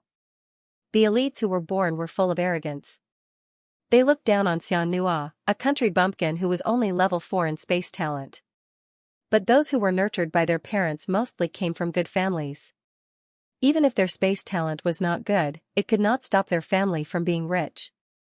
With a large amount of excellent materials and nurturing from a young age, they were definitely much stronger than ordinary people's spaces. Of course, this did not conflict with the ban mentioned earlier. The school prohibited students from signing contracts with any family, but it did not prevent their parents from taking care of them. In fact, to be able to use expensive materials to nurture the space when it was just activated was a good thing for every child. But the materials were too rare and expensive. It was impossible to popularize it. The children of the big families had the ability to be nurtured, but the children of ordinary families did not even think about it. And if they did not sign a contract with any family, they would not selflessly contribute such expensive materials. If they raised an ingrate, wouldn't it be a waste of their feelings? The school forbade anyone from signing a contract with any family, mainly to prevent malicious manipulation. However, if there really was a kind-hearted family that agreed to selflessly contribute materials without signing a contract, then, the school's leaders could only turn a blind eye to it. Who would care about something as good as a gift falling from the sky? As for the yellow-haired kid, he was an elite who was nurtured by his family. But he also had his own troubles. The Huang family had some status in the central district, but unfortunately, the yellow-haired kid was a branch of the Huang family. How far did he go? Roughly 4 generations up, they were one ancestor. The reason why yellow hair still belonged to the family was because yellow hair's father was a rare resource in the level 6 space. Moreover, he was a very popular gatherer type. The space produced as many as 3 kinds of ores. Although one of them was common, the other 2 were very rare. Ores. With such an excellent space, how could the patriarch of the Huang family let him go? He immediately acknowledged his ancestors and returned to the family. Not to mention 4 generations, even 8 generations of relatives would be able to climb up to him. What's more, Goldie's mother's storage space wasn't bad either. It was a level 5 storage space, which complemented Goldie's father's. However, Goldie's space was a little weak. It didn't inherit it from its parents, nor did it have a mother. It was a planting space, but it could only plant fruits, and it had only one purpose. The worst thing was that when it was first activated, it was extremely small, only 10 centimeters. It was about to break the record for the smallest space. It was also thanks to Yellowhair's father who gave him a lot of money and a lot of materials, especially one of the ores used for upgrading, which was produced by himself. Therefore, Yellowhair had been cultivated according to strict regulations since he was young. It was only at the age of 20 that he developed to a certain scale. If he were to be evaluated again, he would at least reach the standard of a level 5 space. Because of Yellowhair's half-baked reputation as a rich family and the poor quality of his space, he didn't do well in the Central District School. He was quite enthusiastic, but no one wanted to play with him. He was bored to death. Finally, he met Xianxia. Xianxia was very quiet. He wasn't used to being alone, but he didn't reject Yellowhair who came up to him. After a while, the two became good friends. Xianxia's personality was quite different from Xianxia's. Xianxia was spoiled by his parents, had a good family background, and had an older brother who spoiled him. If it wasn't for his stomach cancer, he would definitely have lived a peaceful life. However, after receiving Xianxia's memories, he could understand his personality. He wasn't a cold-faced person, but he was very quiet. He did things in a down-to-earth manner, was serious, and used as much energy as he could. If it wasn't for his good looks, cold face, and poor social skills, creating the illusion of "I'm very cold," he might have been a good guy who was bullied by others. At least Yellowhair had a deep understanding of him after becoming friends with him. If he couldn't finish his thesis, it didn't matter. He could find Xianxia. If he couldn't finish the project, it didn't matter. He had Xianxia. If there was a problem in his space, it didn't matter. He could still find Xianxia. Therefore, it was fortunate that there was only Yellowhair, or else Xianxia would have been bullied to death. However, it was also thanks to Yellowhair. Although he wasn't good at studying and his family background wasn't considered powerful here, he was a loyal person who didn't care about anything. If anyone dared to bully them, no matter whose son they were, no matter what space they had, he would fight them first. Most of the elites didn't like to provoke this kind of little bastard, and the young masters wouldn't lower themselves to fight. One had to know that they didn't have attendants to accompany them to school. Over time, Yellowhair's reputation spread, and he unknowingly protected Xianxia. Xianxia knew this very well. Perhaps it was because he was a bystander, but he saw it more clearly than Xianxia, so he had a good impression of Yellowhair. However, considering that he was Xianxia now, he only responded with a faint to Yellowhair's enthusiastic greetings.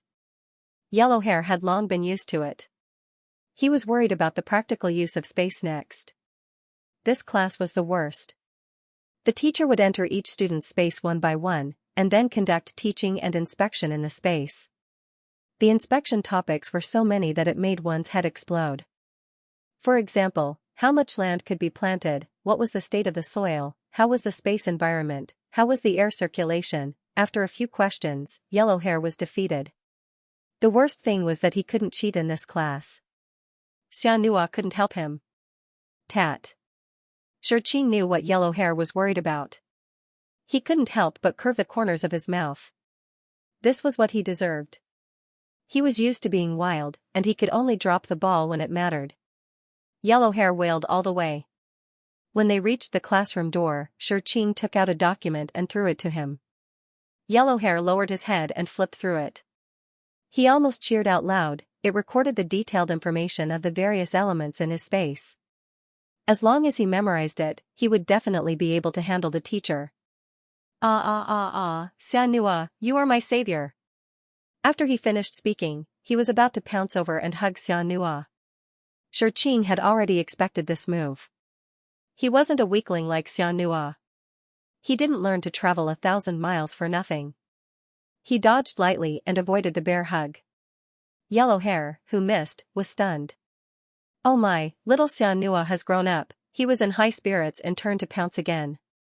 Xianxia dodged easily, but he didn't want to continue playing, so he said, "There are still 10 minutes before class starts. Can you memorize it all without looking?" This sentence made Yellowhair stop in his tracks. He quickly sat down and memorized it seriously. Xianxia also sat down. The classroom was in the shape of a staircase. It was different from a high school classroom. It should be similar to a university classroom. However, Xianxia didn't have the chance to go to university, so it was hard to judge. Seeing Yellowhair memorize seriously, Xianxia couldn't help but yawn. He studied hard last night. He wanted to sleep in the middle of the night, but after he finished reading, he slowly sorted out the knowledge that Xianxia had already learned. He found that this kid mostly memorized by rote and lacked a comprehensive understanding. And this thing still needed more practice. At this time, one of the benefits of being a system stood out. The memories that he received from Xianxia were all like a movie. Every image was very clear. He could rewind and watch it again. He definitely wouldn't miss anything. This way, he could retrieve it at any time and use it at any time. Xianxia's seriousness was also useful. Although he couldn't understand it, the advantage was that he had memorized it. Xianxia only needed to carefully analyze it again.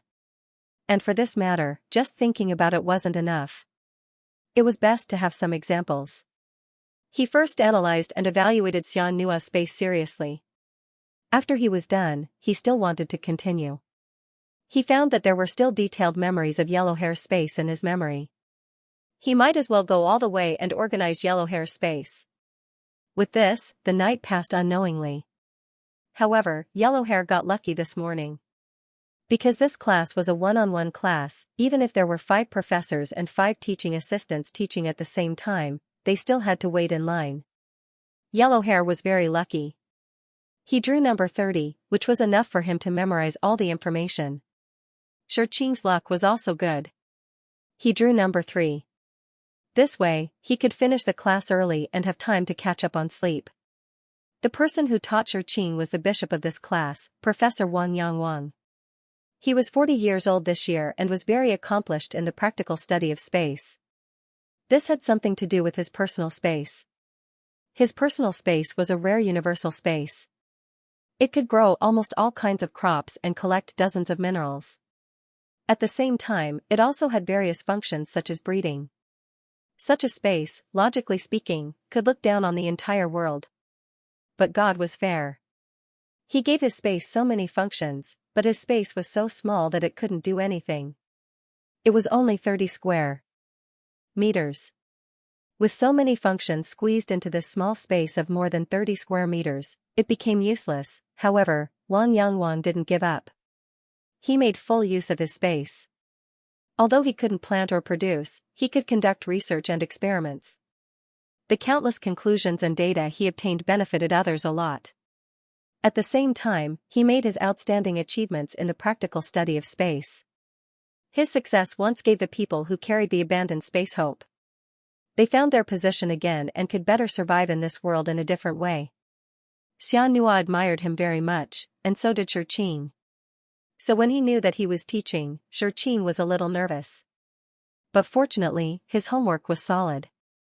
Also, because of the problem of resources, Xianxia's space hadn't made much progress. The 1 meter square soil and the small water bay that could barely grow to 2 meters were too small. In such a small space, Xianxia hated that he couldn't turn over and study every stone in it. Wang Yangwang didn't make things difficult for him. He asked a few questions in detail. Seeing that Xianxia answered smoothly, it was obvious that he had done his homework. He couldn't help but nod and then corrected a few mistakes. After the inspection, Wang Yangwang added some more questions seriously and arranged a topic for Xianxia to try to plant seedlings. Xianxia memorized them one by one. In the blink of an eye, the short 10-minute class was over. The two of them were still a little unsatisfied. When they were about to leave the space, Wang Yangwang asked, "Xianxia, have you considered staying in school?" Xianxia was stunned and immediately said, "Professor, I'm preparing." Wang Yangwang nodded and said, "Then do your best. Your results have been very stable. There won't be a problem." Hearing the encouragement, Xianxia was even more motivated. He couldn't help but smile and said happily, "I will." Wang Yangwang was slightly stunned. Although he had many students, he had always had an impression of Xianxia. This child was down-to-earth and hard-working, but he didn't like to talk much. He didn't expect that his smile today would be so beautiful. Oh, with a beautiful assistant by my side, the practical study of space will definitely be carried forward. Xianxia had no idea that the seemingly profound professor he admired so wholeheartedly had such a deranged heart. After he finished the class, he recorded the main points that the professor said. Then, he became sleepy. He told the blonde and strolled back to the dormitory. He fell asleep on the bed. This sleep was actually awakened by a beeping sound in his ear. Xianxia was confused for a moment, but then he reacted. He looked at the wristwatch-like thing on his wrist. It was a communicator. Needless to say, it had the same function as a phone. He opened it and saw that there were 2 messages. From Xianxia's mother, asking if he was going home this weekend and if he needed Xianxia's father to pick him up. From the blonde, there was a big smug smile followed by a lot of thanks. It seemed that this kid passed smoothly with the help of the information. The last message was an invitation to dinner. Master Huang wanted to treat him to a meal to reward him. Xianxia was looking at it. He hadn't looked at the messages in a long time. There was a familiar feeling of strangeness. He first replied to Xianxia's mother, saying that he would go back and didn't need his father to pick him up. Then, he immediately received a message from Xianxia's mother. There was only one good word, but he could feel the thick happiness in it. Xianxia couldn't help but smile. He was about to reply to the blonde when he suddenly looked at the chat box and froze. Then, he slapped his head hard, F***ck. How could he be so stupid? Why did he need to meet Qin Mo?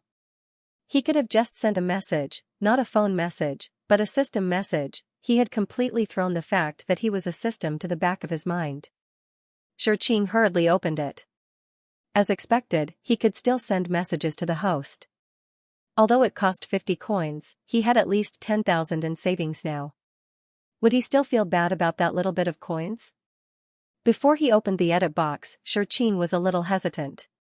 What should he say? Qin Mo didn't remember him at all. After thinking about it, Xianxia sent a message according to the rules. "Hello, I'm Xianxia. I'm your Before he could type the word system, his hand tilted and sent it out. Xianxia was speechless. What was this? What did he mean by "I'm your meal"? He was just about to salvage the situation when he saw the reply. It was a short sentence with only 4 words, "Where are you?" Xianxia was very worried. Very, very worried. He was Xianxia's personal servant. Since he was 12 years old, he had been by his little master's side.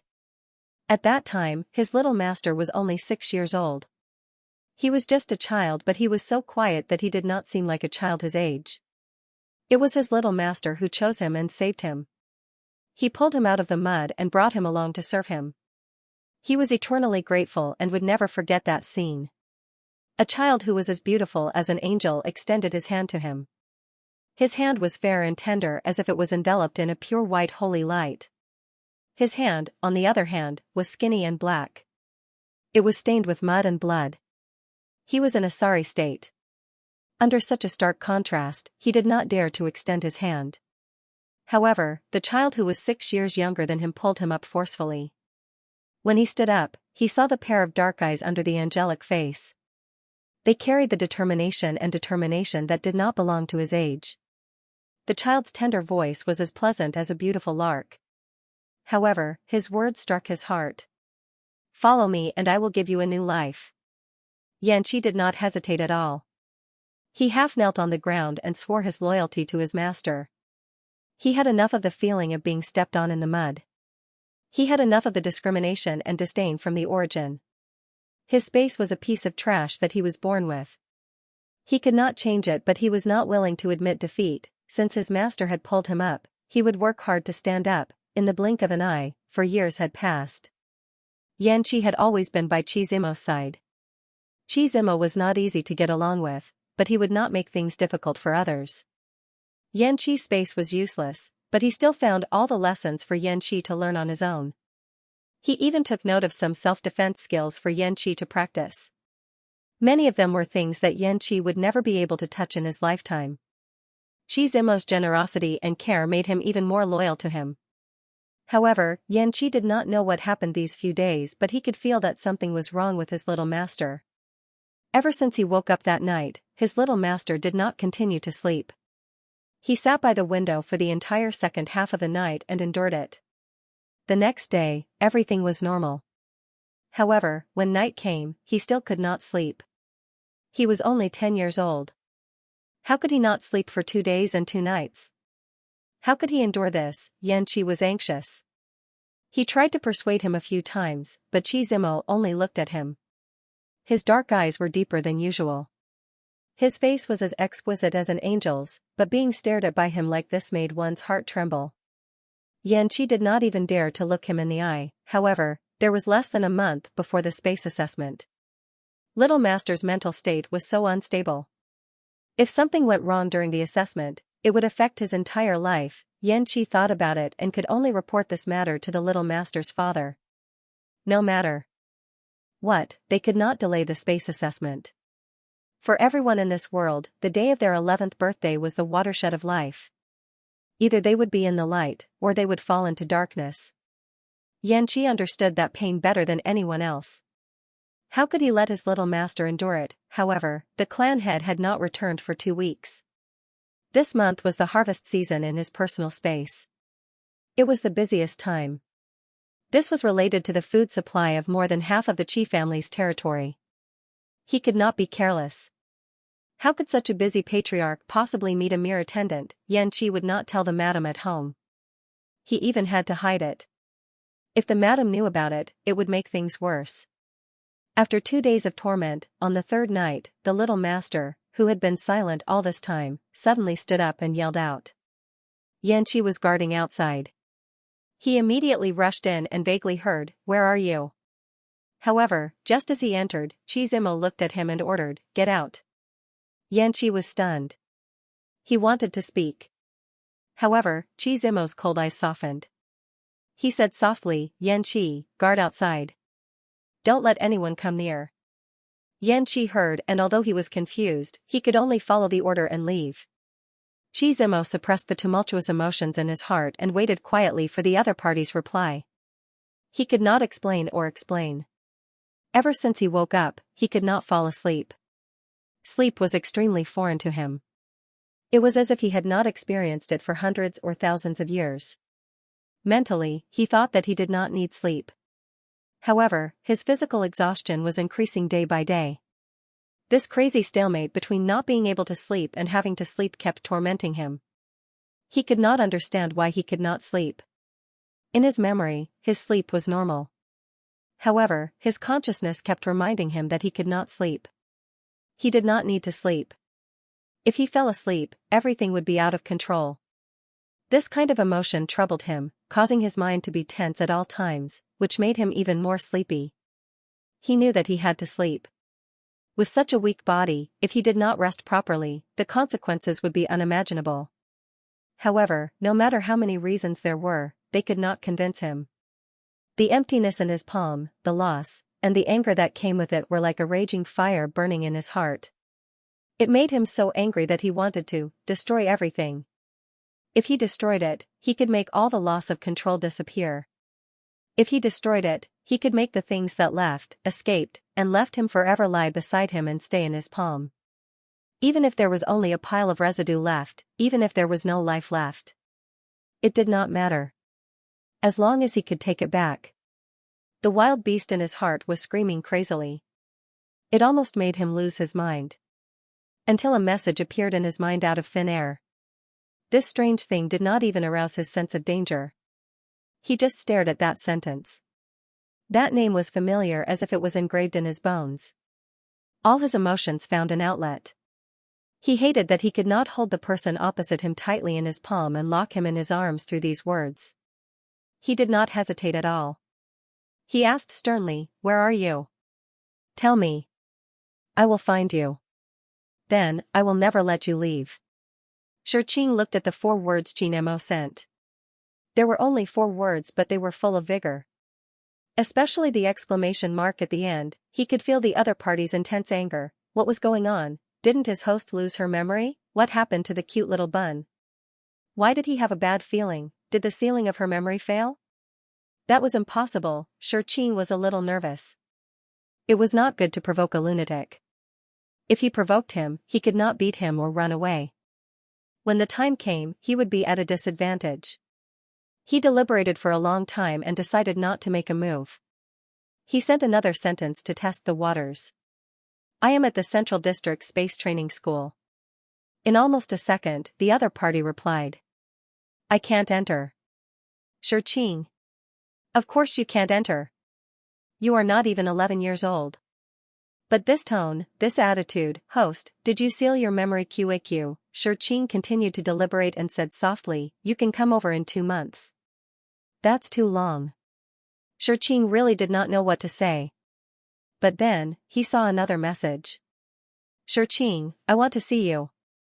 In an instant, Xianxia was stunned. Then, he felt an inexplicable surge of emotions.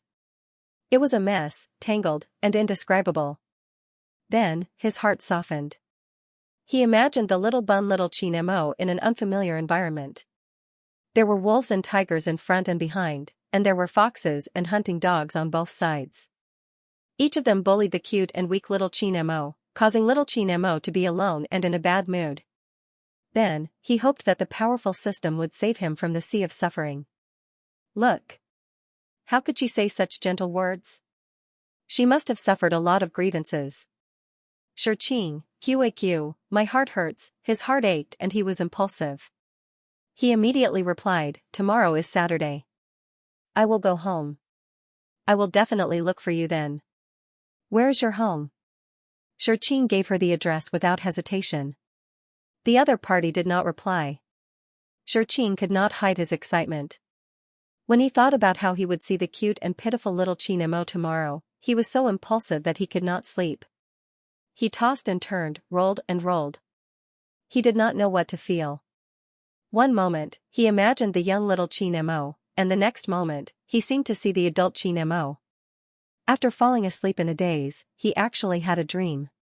In the dream, he seemed to have returned to the world of the beastmen. However, Xianxia did not look like Alec. He still maintained his body and appearance. He was wearing a capable riding suit, which made his posture look even more tall and straight. There was a faint smile in between his exquisite eyebrows, which made his already perfect face even more breathtaking. They seemed to have said a few words. Then, he was held in Qin Mo's arms. A hoarse and seductive voice sounded in his ears. It was as moving as gently plucking the strings of a zither. "Xianxia, I miss you." This sentence was like a flame that lit a firecracker.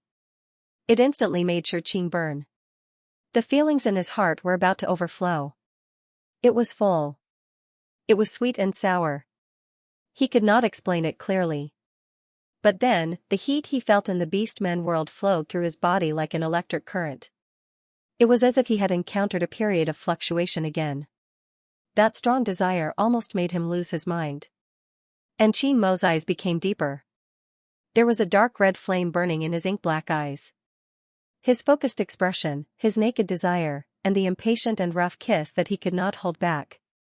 Intense, hot, lingering. The chase in the mouth, the entanglement on the tip of the tongue, the unreserved demand between each other. It was like a wild beast that had been hungry for an entire winter and was crazily devouring its prey. It hated that it could not become one with it.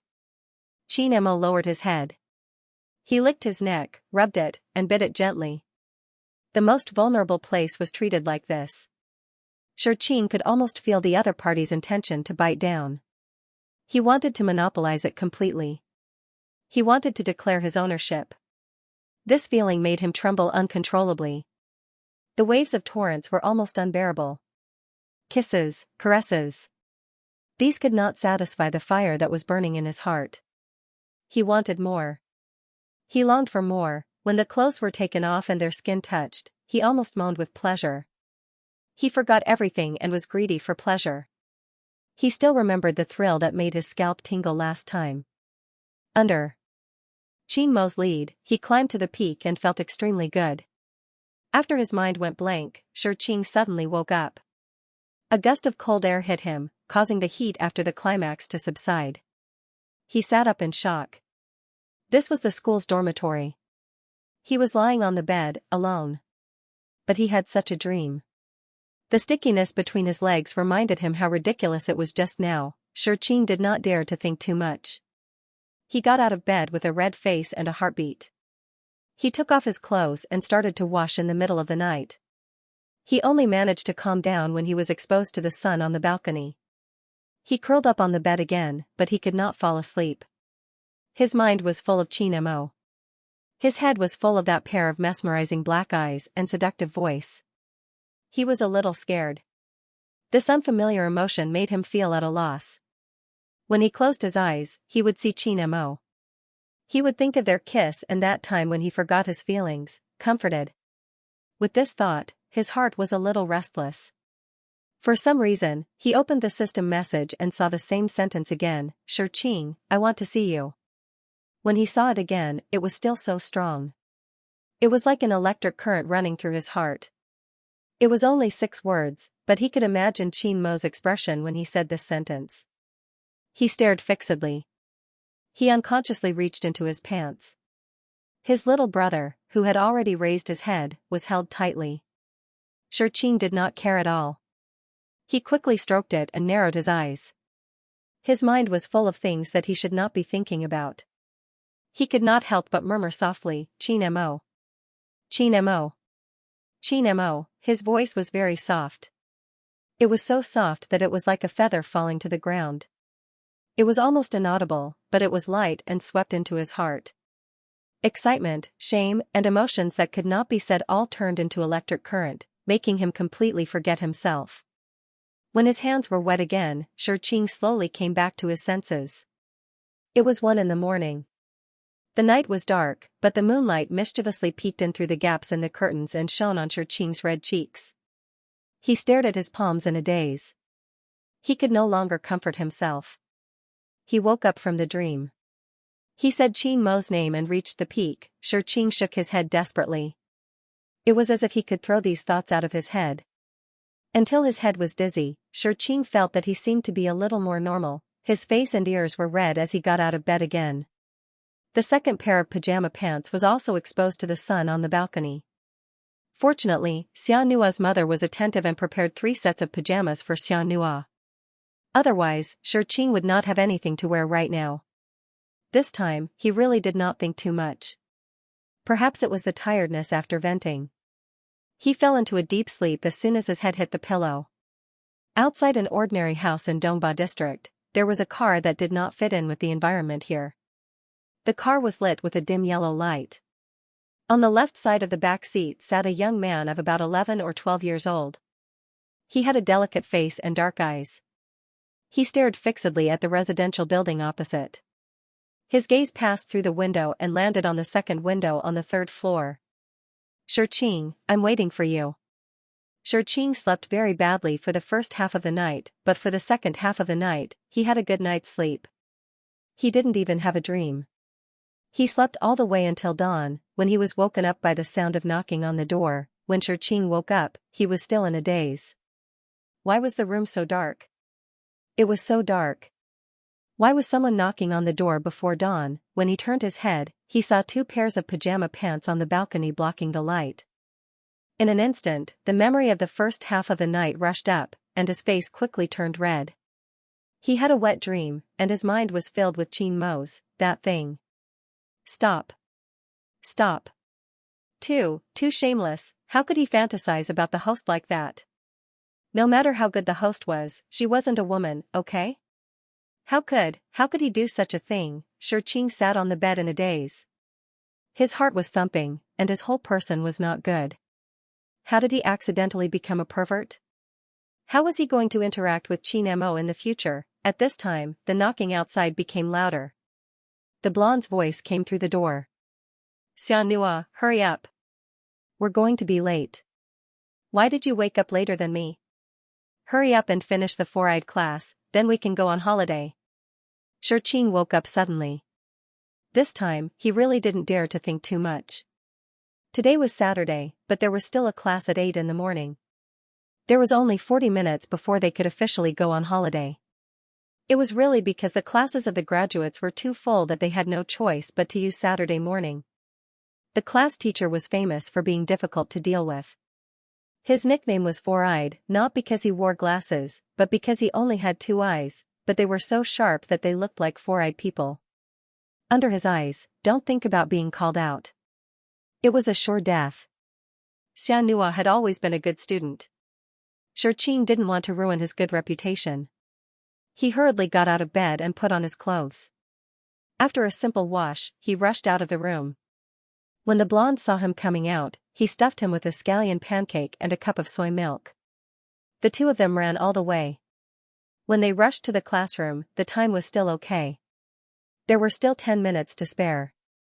The 2 of them hurriedly had a simple breakfast. Qing was very grateful for the blonde's thoughtfulness. The blonde said, "You helped me so much yesterday, and I didn't invite you out for dinner tonight. It's only right that you give me a scallion pancake in the morning." Qing smiled. The moment she heard the word night, her mind started to float and her face couldn't help but turn red. The yellow-haired man was looking at him. Xianxia's face was really beautiful. In the past, his boss had lowered his head, so he didn't notice it. But these few days, the more he looked at him, the more beautiful he became. Now, because he ran too fast, his cheeks were slightly red. He looked more and more like a peach, making people want to take a bite. Oh my, now that he thought about it, he really wanted to eat peaches. They were sweet and juicy, and he was drooling. Foodie Blondie's thoughts ran wildly all the way, and even 10 horses couldn't pull him back. In this class, both of them were in a mess. One's mind was filled with host, while the other's mind was filled with peach. Fortunately, the 2 of them chose to sit in the front row and sat properly. They kept staring at the 4-eyed lecturer on the podium. Their expressions were extremely focused, which made the 4-eyed lecturer quite satisfied. Look, how much his students loved his lectures. After 40 minutes, the students all left, but Qing and the yellow-haired man were still sitting seriously. He looked around and thought, there aren't many good children who study so seriously nowadays. It's almost the holidays and they're not in a hurry to go home. How much do they love to study? With this thought, he even remembered their names. He thought that when they went back for the assessment, he wouldn't make things difficult for them because they were so serious. This would let the students know that he wasn't as harsh and picky as the rumors said. He still loved good children. The two lucky ones didn't know that a pie was falling from the sky and were still daydreaming. The yellow-haired man was the first to wake up from the sea of peaches. He smacked his lips and looked at Xianxia. Xianxia, are you going home? Do you want to go to my house? I'll go buy some fresh fruits to eat. Only then did Xianxia come back to his senses. When he heard that he was going home, he suddenly realized that Xianxia was still waiting for him. He had to hurry home and say hello to Father Xia and Mother Xia first. Then, he would contact Xianxia to see where they would meet. When he thought about meeting soon, he actually felt a little uncomfortable. What was going on? What was wrong with him? Was there any hope for him? No. He had to correct his attitude. He couldn't continue to be a pervert. Xianxia took a few deep breaths. He didn't even care about the yellow-haired man. He carried his school bag and ran out. The yellow-haired man frowned and shook his head. He didn't know what was wrong with Xianxia, but he couldn't take it anymore. On the way, he hurriedly sent a message to his mother. He wanted to eat peaches. The school was located in the East 2nd District, and Xianxia's house was in the East 8th District. It was across 6 districts. It took nearly an hour by car. This was also why Mother Xia asked if he was going home. The journey wasn't short, and it was the critical time for graduation. Last week, Xianxia didn't go home. But this week, he should go home. Otherwise, his parents would be worried. Xianxia was on the way home. He still couldn't calm down, but the more he waited, the slower time passed. He took out a book and reviewed his homework. As he read, he was engrossed. Time passed very quickly. He got out of the car and followed his memory to the entrance of the district. He was thinking about sending another message to Xianxia to discuss where to meet. Then, he saw the car parked downstairs.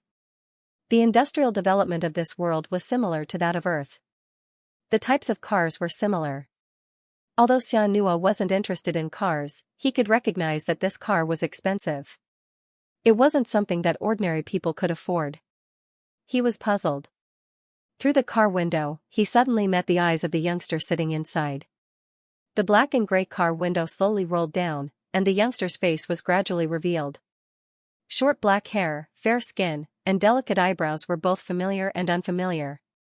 He looked 70 to 80% like Xianxia, but because he was younger, his originally long and narrow eyes were slightly round. There was less hostility and more youthfulness. With just one look, Xianxia heard his heart beating rapidly. It was as if it was going to rush out of his chest. The car door opened, and the youngster walked out. His clothes were exquisite. His figure was slender, but his steps were steady. He walked step by step, elegant and calm. In a trance, Xianxia almost thought that he was looking at Xianxia. He walked until he was in front of him. The youngster raised his head slightly. His thin lips opened slightly. His voice was as pleasant as spring water flowing by his ears. I found you. After he finished speaking, he held Xianxia's hand and pulled him down forcefully. Xianxia leaned forward slightly because of his strength. He couldn't help but lean forward slightly. The youngster took advantage of the opportunity to grab his collar and pull him in front of him. Looking at the fair neck in front of him, Xianxia felt the throbbing in his heart and an unreasonable thirst. He followed his desire and leaned over.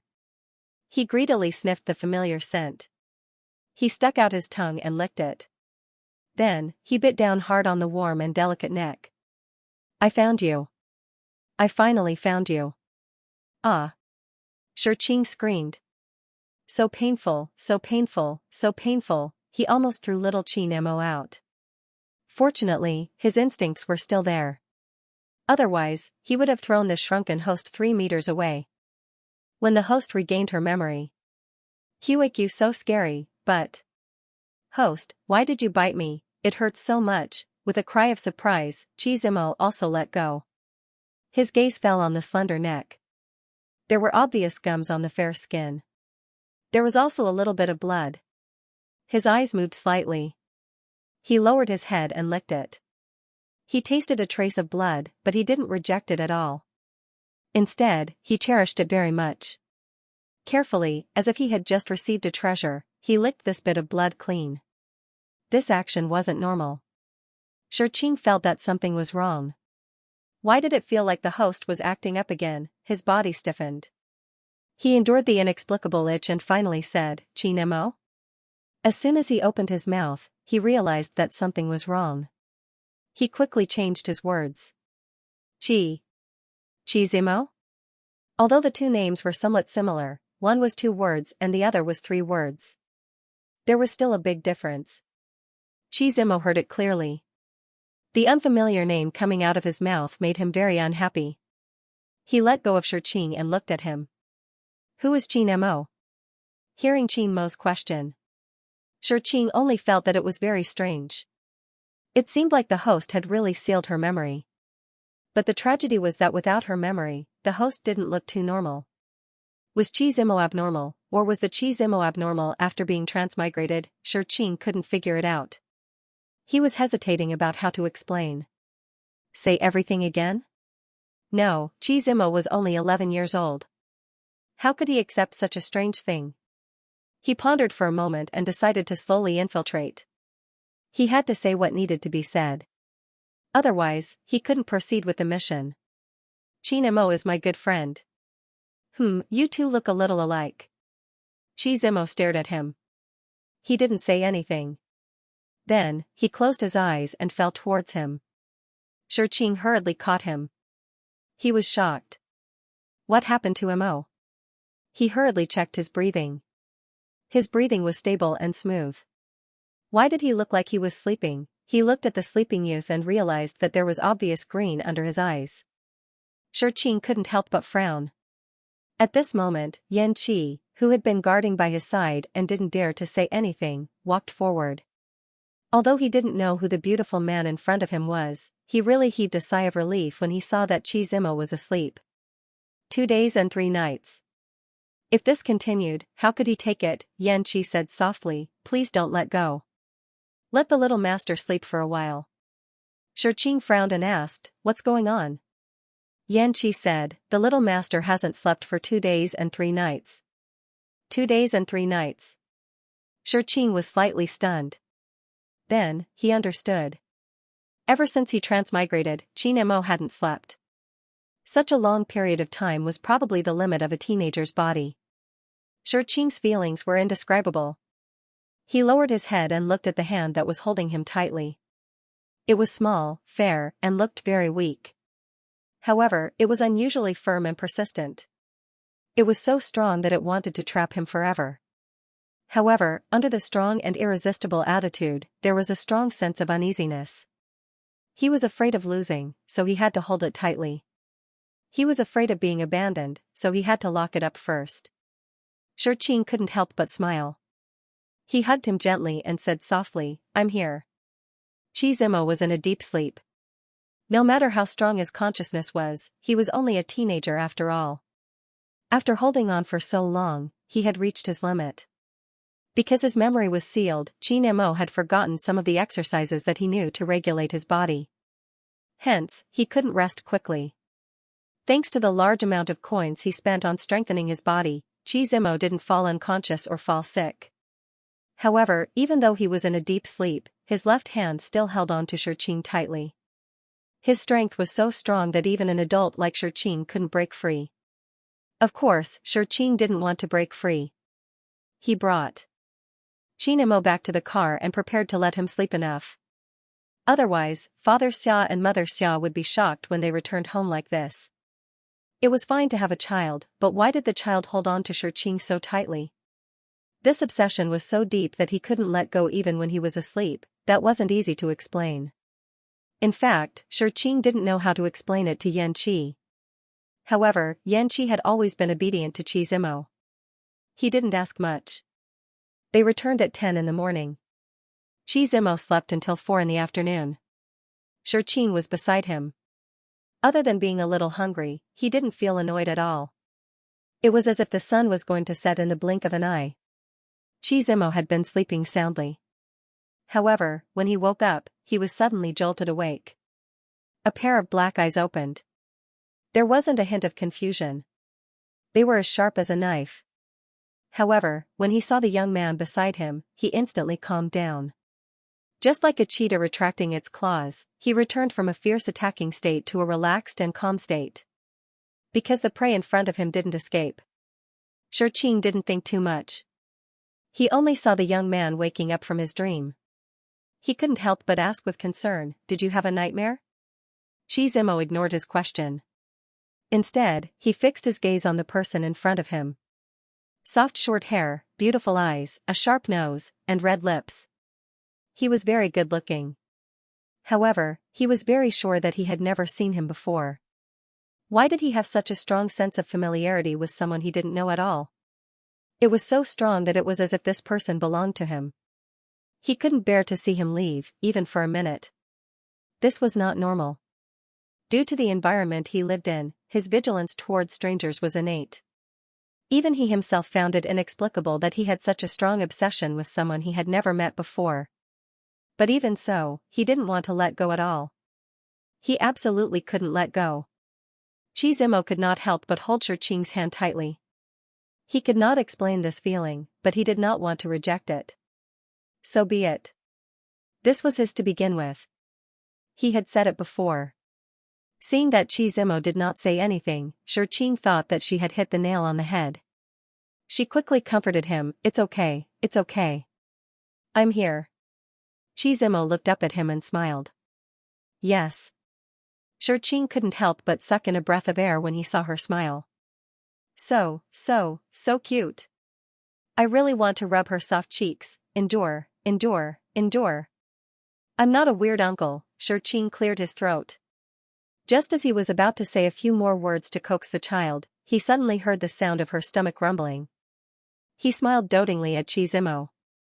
Are you hungry? Xianxia's gaze fell on Xianxia's lower abdomen. Xianxia's doting expression was a little difficult to maintain. It couldn't be his stomach, right? It couldn't be. In response, his stomach rumbled again. This time, the rumbling sound was even louder. He also felt waves of pain. The pain of hunger. Xianxia's face was a little embarrassed. He happened to meet Xianxia, who was standing silently at the side. Xianxia quickly smiled generously. Ha, Xianxia, right? Haha, Xiaoqi must be hungry too. You're all hungry. Come, let's go home and eat. Xianxia smiled and held Xianxia's hand tightly. He softly replied, okay. Xianxia's face was very dry. It was so embarrassing. Why did he feel like he was being doted by a 10-year-old child? This role was a little messy. Xianxia had already sent a message to Father Xia and Mother Xia. He casually made up an excuse and said that he would not be home until dinner time. So at this time, Mother Xia had already prepared a table full of good food. As soon as he entered the house, the aroma of the food assailed his nose. It made his hungry Gugu's stomach rumble even more happily. After introducing themselves to each other, Father Xia and Mother Xia were very surprised. After all, Xianxia's name was very popular recently. Lv's eldest son was going to undergo the space assessment this year. The common people were all looking forward to the appearance of another 8th-level space carrier. One had to know that because of the Qi family's bloodline, there was a 50% chance that there would be a 5th-level space carrier in every generation. Xianxia's grandfather had 6 children. The eldest was a 6th-level space carrier. The second was a 4th-level space carrier. The third was a daughter and had a 5th-level space carrier. The 4th and 5th were twins and also had 5th-level space carriers. Only the 6th was Xianxia's father, Lv. This time, he had a big breakthrough and was a rare 8th-level space carrier. They were all very talented. One was their bloodline, and the large amount of resources to nurture them also made their space growth rate very good. One had to know that among the common people, a 4th-level space carrier was already very outstanding. But in this generation of the Qi family, a 4th-level space carrier was the weakest. This kind of outstanding physique was the foundation of the aristocratic families. Therefore, during the annual aptitude assessment, all the children of the aristocratic families who had reached the age of 11 were the focus of attention. The common people were very happy to discuss their aptitude, and at the same time, they were very excited. The level of their space aptitude directly determined the resources of the area they were in. If the level was too low, it would directly affect the living standards of the people in the next few decades. For example, when Chi LV's level 8 planting space was first identified, it was simply a joyous occasion for the entire region. It was decorated with lanterns and streamers for a month, and after Chi LV entered the school, the attention was doubled. Everything was the best, and the best was exposed to the eyes of the people almost all the time. And Chi LV did not disappoint. He was smart and serious in his studies. The space had been steadily growing. By the time he graduated, it was already very big. Now, not only did he succeed the position of the head of the Chi family, but he also increased the number of residents and attracted more people to move in, making the Lannu district more prosperous. And Chi Zimo was Chi LV's eldest son, the first successor of such an outstanding father. Almost from the moment he was born, he was given high hopes. More than 10 years of anticipation. Seeing that he was going to turn 11 in 2 months, Chi Zimo's name was even more well known. This was the real focus of attention. If there was another level 8 space carrier, or a rare level 9 or level 10 space, the benefits would be unimaginable. Father Xia and Mother Xia were definitely nervous to see a legendary figure, but Shurqing had already thought of an excuse. He explained that he was recommended by the teacher to be in charge of the basic tutoring for Chi Zimo in these 2 months before entering the school. This was a rule that had been in place for a long time, and it was indeed the responsibility of the new graduates. But because the graduation exam was more arduous, the graduates who were chosen to take on this task were mostly very good students. This way, their grades would not be affected. Xianxia had this opportunity. The teacher had mentioned it to him many times, but Xianxia was too nervous and focused too much on the exam results, so he did not dare to delay. Therefore, even if he knew that the young master of the Chi family was among the new graduates, he did not dare to take the risk. After all, there was only one Chi Zimo, but there were tens of thousands of new students. He did not want to take the risk with such a small chance. But Xianxia did not have time to mention this to Father Xia and Mother Xia, so it was not a problem for Shurqing to say that he was chosen now.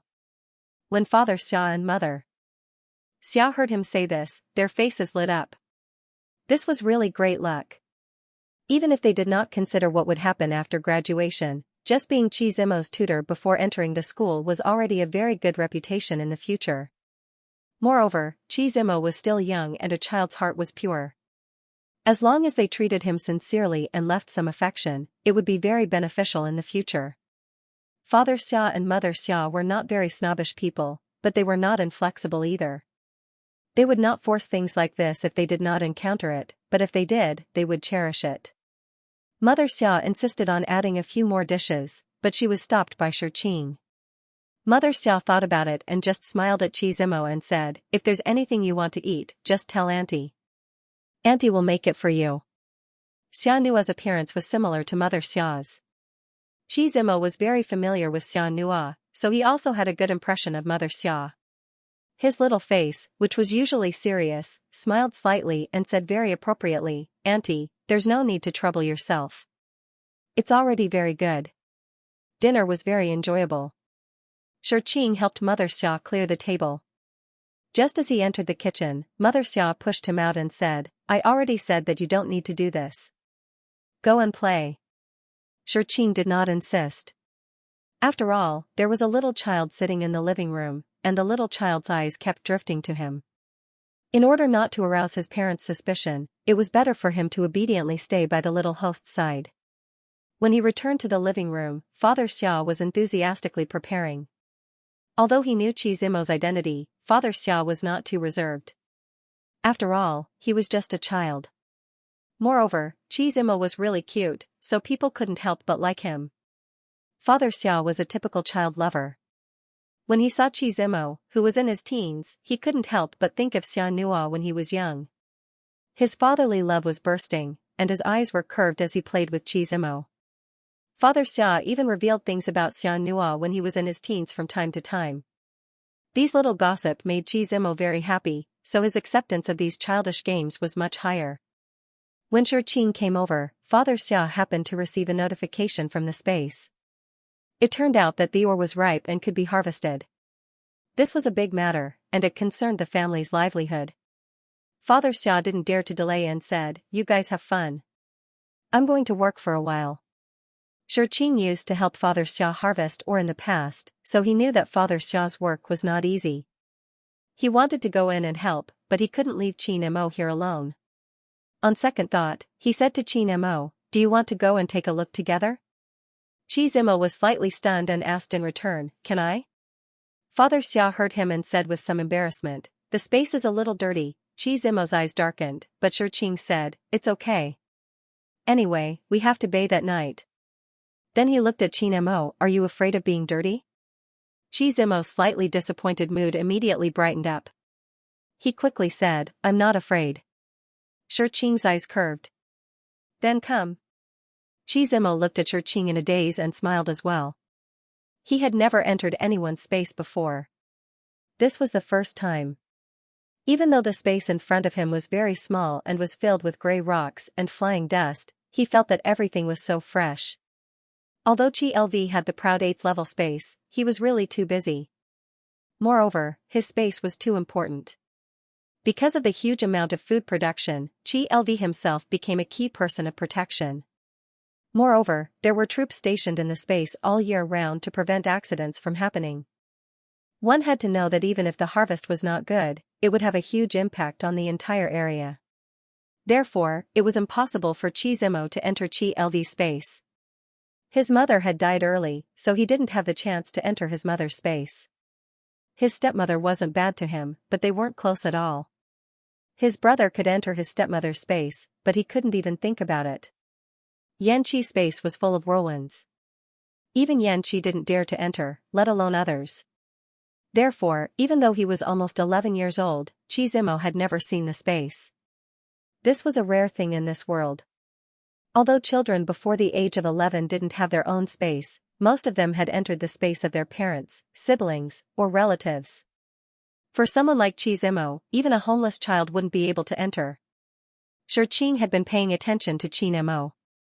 He saw the trace of loneliness in Qin Mo's eyes clearly. Although he had some doubts in his heart, he didn't ask much. "I've never entered the space" was not something worth sharing. To put it bluntly, this kind of thing was a little shameful in this world. It was something that was hard to talk about. This could mean that you were an orphan without parents or relatives. Moreover, this orphan was very popular, so bad that he didn't have any friends. But in reality, Qin Mo had a bunch of immediate family members and many people around him, but none of them really cared about him. At this thought, Shurqing sighed in his heart.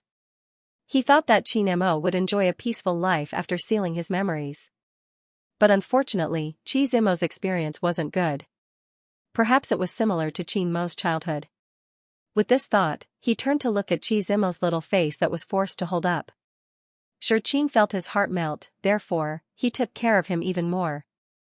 Father Xia's space was a typical ore space.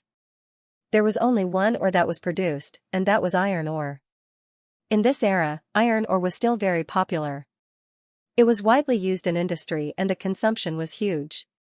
But the problem was that there were many spaces that were rich in iron ore. This caused the price of iron ore to not be high, and sometimes it would even plummet.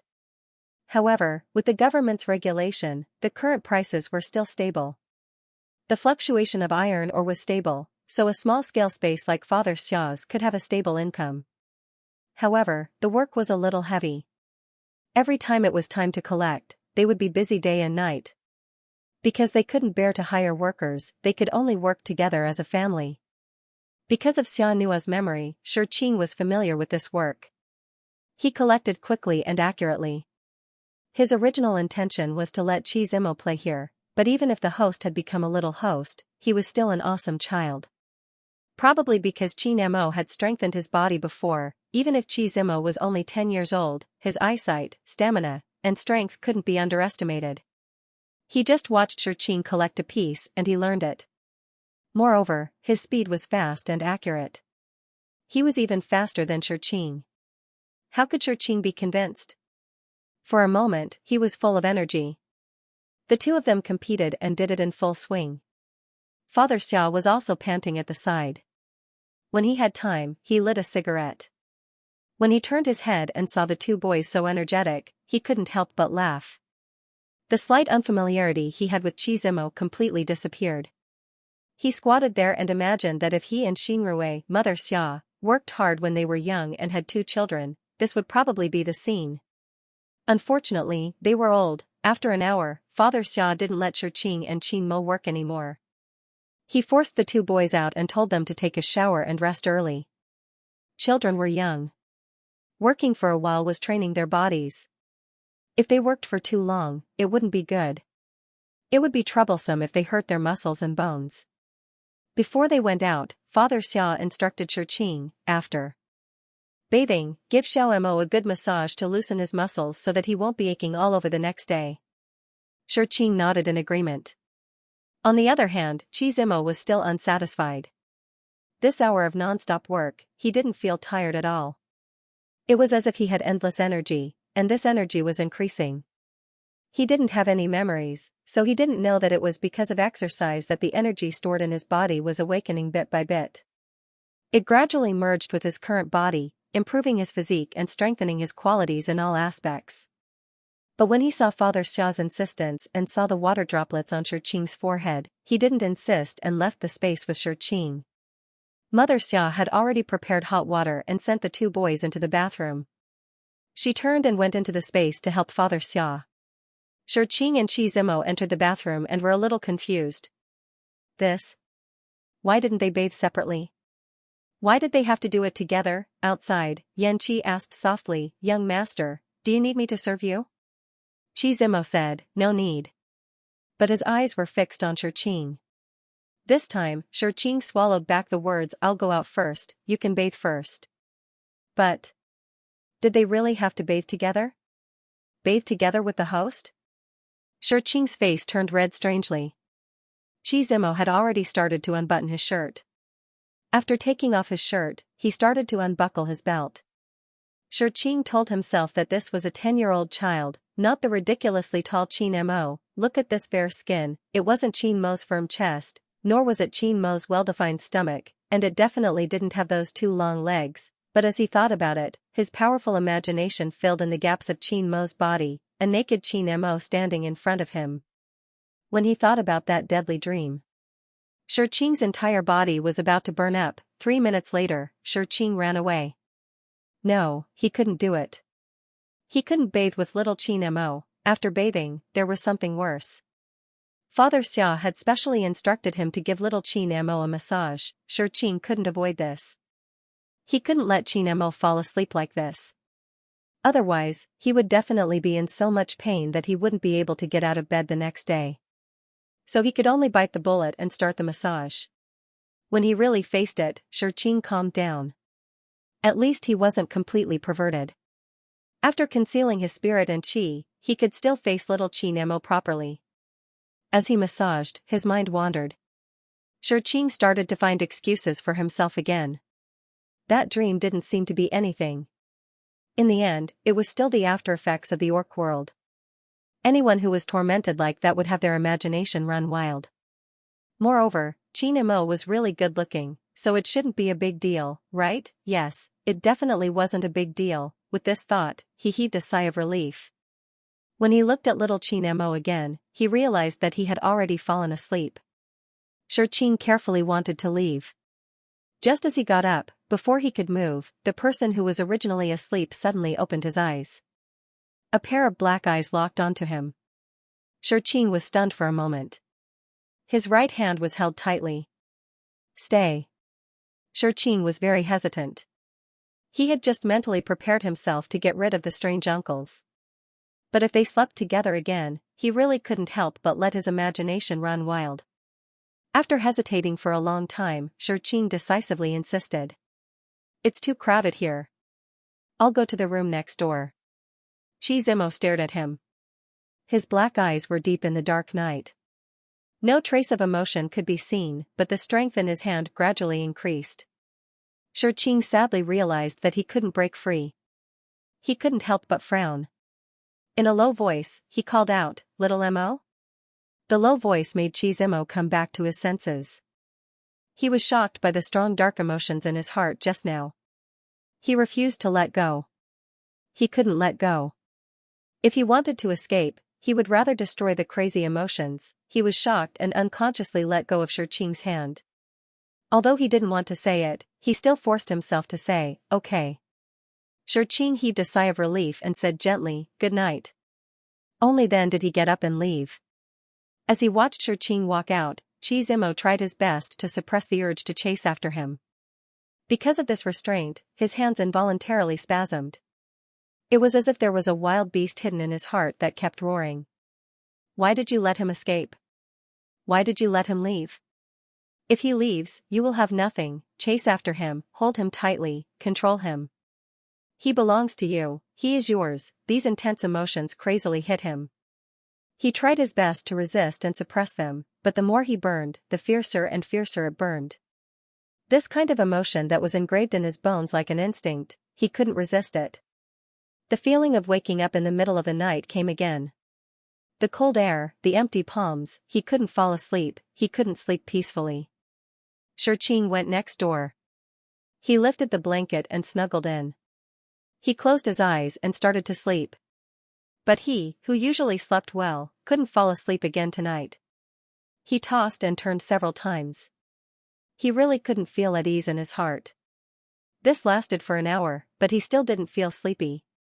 Xianxia simply lifted the blanket, jumped out of bed, and decided to take a look. He quietly moved next door and carefully opened the door. As soon as he entered the room, he was stunned. In the dark room, the young man sat quietly by the bed. His actions were no different from when Xianxia left. He was quiet and cold, like a lifeless statue. There was no doubt that if Xianxia didn't come to take a look, he would sit there for the whole night. Just like the previous 2 days and 3 nights. Alone, he stayed until dawn. How could Xianxia leave when he saw this, especially when Xianxia turned to look at him? Although there was no expression on his little face, Xianxia's heart ached even more. This was a child who didn't even know how to cry for a reward. Xianxia's heart softened. He walked quickly to the side of the bed. Then, he considered that this was little Xianxia and his strong self-esteem, hence, he slowed down a few steps and touched his nose. He smiled and said, "Ah, I'm used to sleeping here. I'm not used to a sudden change of bed." Little Xianxia's eyes were obviously flickering. Xianxia continued, "If you don't mind, let's squeeze together?" Little Xianxia nodded quickly. Xianxia also slipped onto the bed. The 1.5-meter bed wasn't very wide, but Xianxia was a thin bamboo and Xianxia was just a child, so it wasn't too crowded when they slept together. However, Xianxia was still squeezed. He thought that holding little Xianxia's hand would be enough, but he didn't expect this fellow to insist on hugging him after he fell asleep. It wasn't even a proper hug. Logically speaking, with the height difference between the two, little Xianxia should be in Xianxia's arms. However, little Xianxia had never hugged anyone before. He treated Xianxia as a large pillow and hugged Xianxia's head, pressing him into his arms. Xianxia resisted a few times and sadly found that this fellow was too strong. He couldn't handle it. After tossing and turning in the middle of the night, little Xianxia said unhappily, "Don't move. Sleep." Xianxia, he thought that he wouldn't be able to sleep, but in reality, after he stopped struggling, he fell asleep faster than anyone else. He closed his eyes and opened them again. The sun was up. If he knew that he could sleep so soundly, he wouldn't have done anything last night. Speaking of which, little Xianxia was a child after all. No matter how beastly he was, he couldn't have any thoughts about this child, right? He was thinking too much indeed. Xianxia woke up earlier than Xianxia. For as long as he could remember, he had never slept in. He always woke up at 6:30 a.m., washed up, ran in the morning, and had breakfast. Although he was a child, he was more self-disciplined than the average adult. There was a reason for this. The Qi family had been passed down for hundreds of years, and there were so many high-level space carriers. On one hand, it was because of their excellent bloodline, but on the other hand, it was also because of their family's health. Before the age of 11, the more one paid attention to rest and maintenance, the more one maintained their body in peak condition, the more outstanding the activated space would be. From the moment Xianxia was born, he was given high hopes. With such a family background above him and such a father in front of him, he could only do better. But today, he didn't want to get out of bed. When he opened his eyes and saw the person in front of him, he could clearly feel the calmness and stability in his heart. The corners of his mouth couldn't help but curl into a happy arc. Since he didn't want to let go, then he wouldn't let go. No matter what the reason was, he had already grabbed onto him and would keep him by his side forever. As he thought about it, he couldn't help but move closer to Xianxia. He gently kissed Xianxia's still closed eyes. I gave you a chance, but you came back on your own. You don't want to leave me, do you? So, stay by my side obediently. Father Xia and Mother Xia woke up very early, mainly to collect ores, but they also prepared food for the children early. Xianxia looked at the time and estimated that Xianxia was about to wake up. Then, he went to reheat the food. When Xianxia and Xianxia came out, they saw hot porridge, soup dumplings, and refreshing side dishes. Xianxia said to Xianxia, sorry to trouble you. Xianxia was slightly stunned. He was a little embarrassed, but he still said obediently, it's my duty. After Xianxia sat down, he also said to Xianxia, let's eat together. Xianxia was really flustered this time. He stuttered for a long time. Xianxia glanced at him and said, this is not the Qi residence. Xianxia's eyes immediately filled with tears. This sudden change of expression made Xianxia feel awkward. But he saw that Xianxia was so calm, so he couldn't be too surprised. So, he stubbornly pretended not to see it. After eating, Xianxia brought Xianxia to Father Xia's space in the iron mine. Father Xia and Mother Xia were resting and drinking water. When they saw the two of them come in, they hurriedly said, go out and play.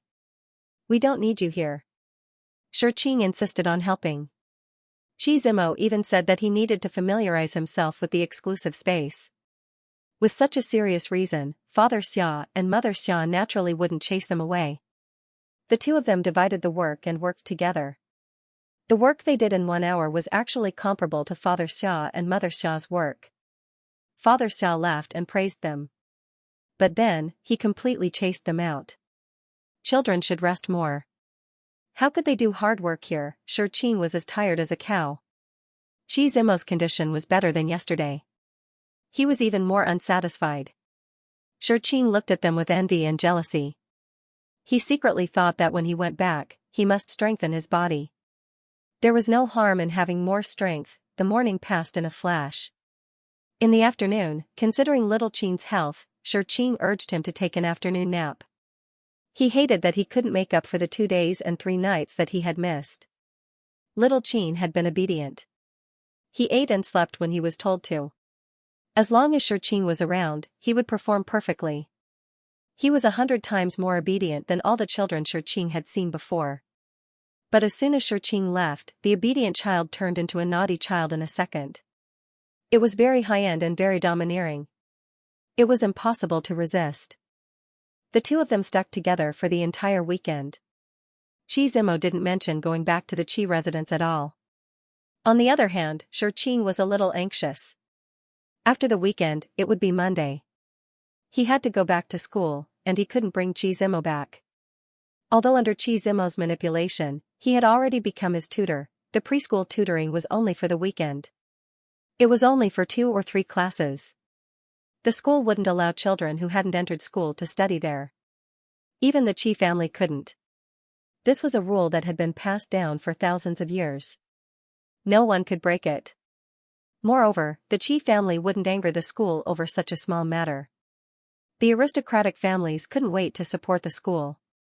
Why would they take the initiative to look for trouble and tarnish their own reputation, and Xianxia couldn't not go to school? It was the critical moment of graduation. How could he ruin Xianxia's life? He had worked hard for more than 10 years, but in the end, he failed in the last month. This was definitely going to anger Father Xia and Mother Xia to death. Xianxia couldn't be so stupid, so, they were facing a separation. On Sunday night, the two of them washed up and went to bed. Xianxia looked at the obedient little Xianxia and felt his heart soften. After these 2 days of interaction, he found out. Xianxia was a young master, but he didn't have a young master's temper at all. Although he was young, he didn't smile much and looked like he wasn't easy to get along with. But in fact, he was very attentive and considerate. Everything he said and did was carefully considered.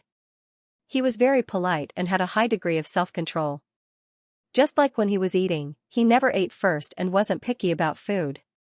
There were 3 dishes on the table, so he would definitely eat a little of each dish. His intake of vegetables, meat, and rice was very precise. Not a single bit more, not a single bit less. Learning, sports, entertainment, and work and rest were very regular. Of course, the premise of sleeping was that Xianxia was in front of him. Xianxia had always been very polite to Father Xia and Mother Xia. The Xia family's conditions were very ordinary. Perhaps in front of a young master who was born with a silver spoon in his mouth, it was considered shabby, but he didn't show it at all. A golden house and a shabby house were the same. Such a mentality and way of doing things would be praised by others if it were an adult, let alone a 10-year-old child. In less than 2 days, Father Xia and Mother Xia liked him from the bottom of their hearts. They really treated him as their second son. Xianxia wasn't jealous at all. On the contrary, he was too proud. Look, his host was so likable before she got sick. It made people's heart ache, but on second thought, his heart clenched. He had seen Qin Mo's life experience before, including when he was young. Qin Mo was very similar to Xianxia when he was young. Although their family environment was different, their personalities were very similar. They were overly demanding of themselves and had strong self-esteem. Because of their parents' cold eyes, they blindly set higher standards for themselves. They could persevere, were not afraid of hardships, and had strong perseverance. But since he was young, he was intelligent and had good qualifications. So he was excellent in everything and everything could be said to be perfect. Such a child, no one would hate. Just a little closer to him would make people's heart ache. But even though Qin Mo had done so much, his parents never took him seriously. They were still cold and indifferent. And Qin Mo's stubborn personality forced him. This made him work harder, and his expectations became higher and higher. At the same time, he became more outstanding. This kind of effort, in the end, was a blow to the head. He was framed, he was abused, he was bruised all over, and he was on the verge of death. None of these could compare to the mental damage caused by the collapse of the belief he had always held on to. His personality was very clear. He could be outstanding to the ends of the sky, but if he collapsed, he would sink to the deepest hell. So he completely turned evil. The belief he held on to became a dark revenge. The hard work to improve turned into crazy destruction. He could have ascended to the 6 realms and become a god. But now, he abandoned the light and became a demon. Xianxia missed Qin Mo's childhood, but when he saw Xianxia, he seemed to touch that memory. So he instinctively wanted to protect Xianxia and let the Qin Mo in the other world have a completely different ending. Xianxia was in a daze when he was pulled back by a light touch on his neck. The beautiful face in front of him stared at him with a pair of black eyes. "What are you thinking about?" Xianxia was stunned. Of course, he couldn't tell Xianxia that he was thinking about little Qin Mo. He hurriedly said, "Tomorrow is Monday. I have to go back to school, Xianxia, okay?" Xianxia could only force himself to continue. "That, you can't go to school, Xianxia, yes." "Xianxia. Child, don't you understand your brother's hint?" Xianxia took a deep breath and prepared to say it directly. But Xianxia spoke again. "Come to my place after class. I'll help you apply for day school." Xianxia. F***ck. So it could be like this, but why did this sound so strange coming from the mouth of a teenager? "Young master, you're just a little kid. You're not a cool and arrogant CEO, but applying for day school didn't seem like a big deal. At least, it was far from Wangpa of Tianliang." Xianxia mourned for his low IQ for half a second. Then, he hugged the doll and went to sleep. Xianxia, who wasn't sick, was much kinder than Qin Mo, who was sick. At least he didn't need to tie Xianxia to his side all the time. As long as Xianxia's pillow could be at his beck and call when he wanted to sleep, it was fine. Considering that applying for day school would be difficult to explain to Father Xia and Mother Xia, and that the Xia family was in the 8th district of the East and the 2nd district of the East, Xianxia's legs would become thin if he ran back and forth. The Qi residence was in the central district and was very close to every district. It was only a 10-minute drive from the 2nd district of the East where the school was located. It was much more convenient for Xianxia to go to and from school. In addition, Xianxia said that Qi Zimo couldn't stay away from home all day. Since Xianxia wasn't conspicuous in the Qi residence, they decided to stay at the Qi residence. Xianxia didn't have much of an opinion about this. On Monday, Xianxia rushed to school early in the morning. Unexpectedly, the blonde, who had been stuck on time, came early today. The blonde had a sad face. When he saw Xianxia, he cried and complained, "Xianxia, the first class today is old Wang's class. I didn't finish the homework he gave me last week." Homework? Xianxia's heart thumped. Damn. He had completely forgotten about this matter. Old Wang was Wang Yang. Last time, he thought highly of Xianxia. The homework he gave Xianxia was practical and asked him to plant seedlings in his personal space. It was a pity that Xianxia had been busy coaxing Jingtai for the past few days and had completely forgotten about this matter. Today's first class was this. What was he going to do? No, he couldn't ruin Xianxia's good reputation. Moreover, Wang Yang thought highly of Xianxia. He might be able to help him stay in school. If today's impression was ruined, wouldn't it ruin everything? After thinking for a long time, Xianxia had a plan in his heart. No matter what, he had to hurry up and plant seedlings in his space, but seedlings had a growth cycle, especially these special seedlings, which were specially used for early planting. 2 days was enough for them to grow to maturity if they were taken care of carefully.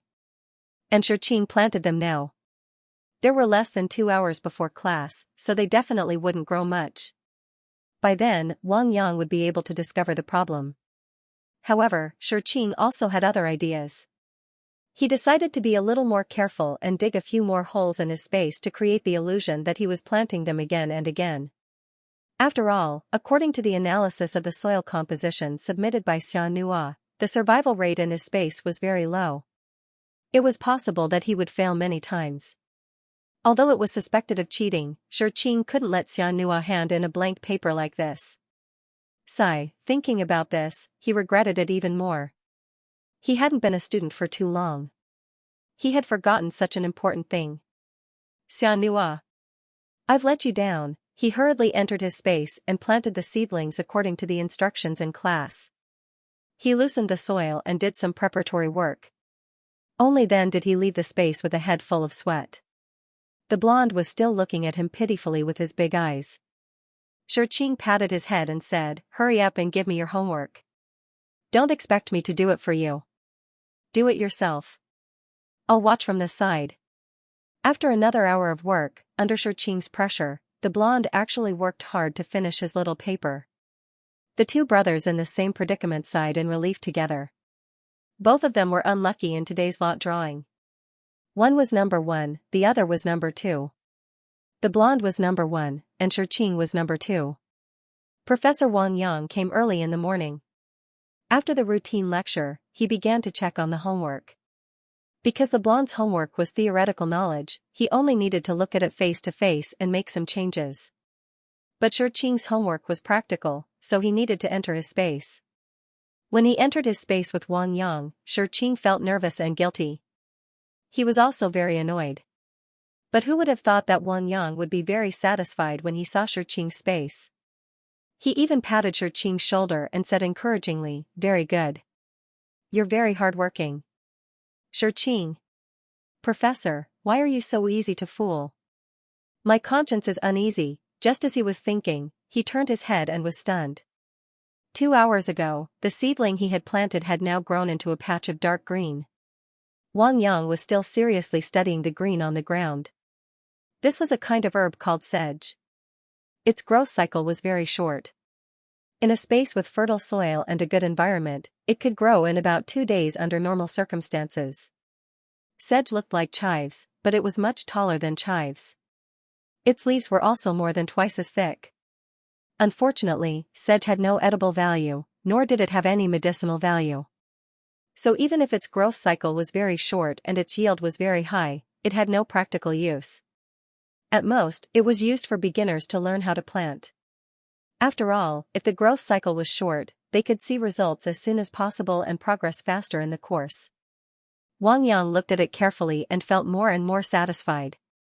Looking at the growth situation, Xianxia definitely started planting right after the last class. Because he had a lot of theoretical knowledge, he was very skilled. The planting rate was very high, and the survival rate was also very good. But, he frowned and looked at the other half of the open space. He asked, "Why is it so bumpy here?" Xianxia was speechless. How was he supposed to explain this? That was just a facade he'd put on to fool her. But it was useless, Xianxia could only laugh and fool him. Wang Yang did not pursue the matter. Instead, he carefully guided him, corrected some details, and summarized some flaws. He hoped that Xianxia could go further next time. In fact, Xianxia was also surprised, but he did not dare to show it. He only listened carefully and quickly absorbed more knowledge. When the class ended, Xianxia heaved a sigh of relief. Only then did he have time to think about the problem just now. The plant needed 2 days to mature. Why did it grow in just 2 hours? Xianxia slowly recalled. Xianxia had never planted any plants in the space before. There was a reason for this. Because the space was too narrow, if he planted carelessly before the time was ripe, he would lose soil nutrients and destroy the fragile space environment. Then, it would affect his future growth and advancement. So even if Xianxia was very curious, he did not dare to plant it easily. But now that he was about to graduate, and Wang Yang had specially assigned homework, Xianxia dared to plant it. But he also strictly followed the requirements of the textbook. Although time was tight, he did not dare to make the slightest mistake. But he really did not expect Xianxia's space to be so special. Speaking of which, everyone here had a space, and the quality of the space was very different, but there was a certain degree of commonality. For example, although the scale of the planting space was different, the environment and soil composition were different.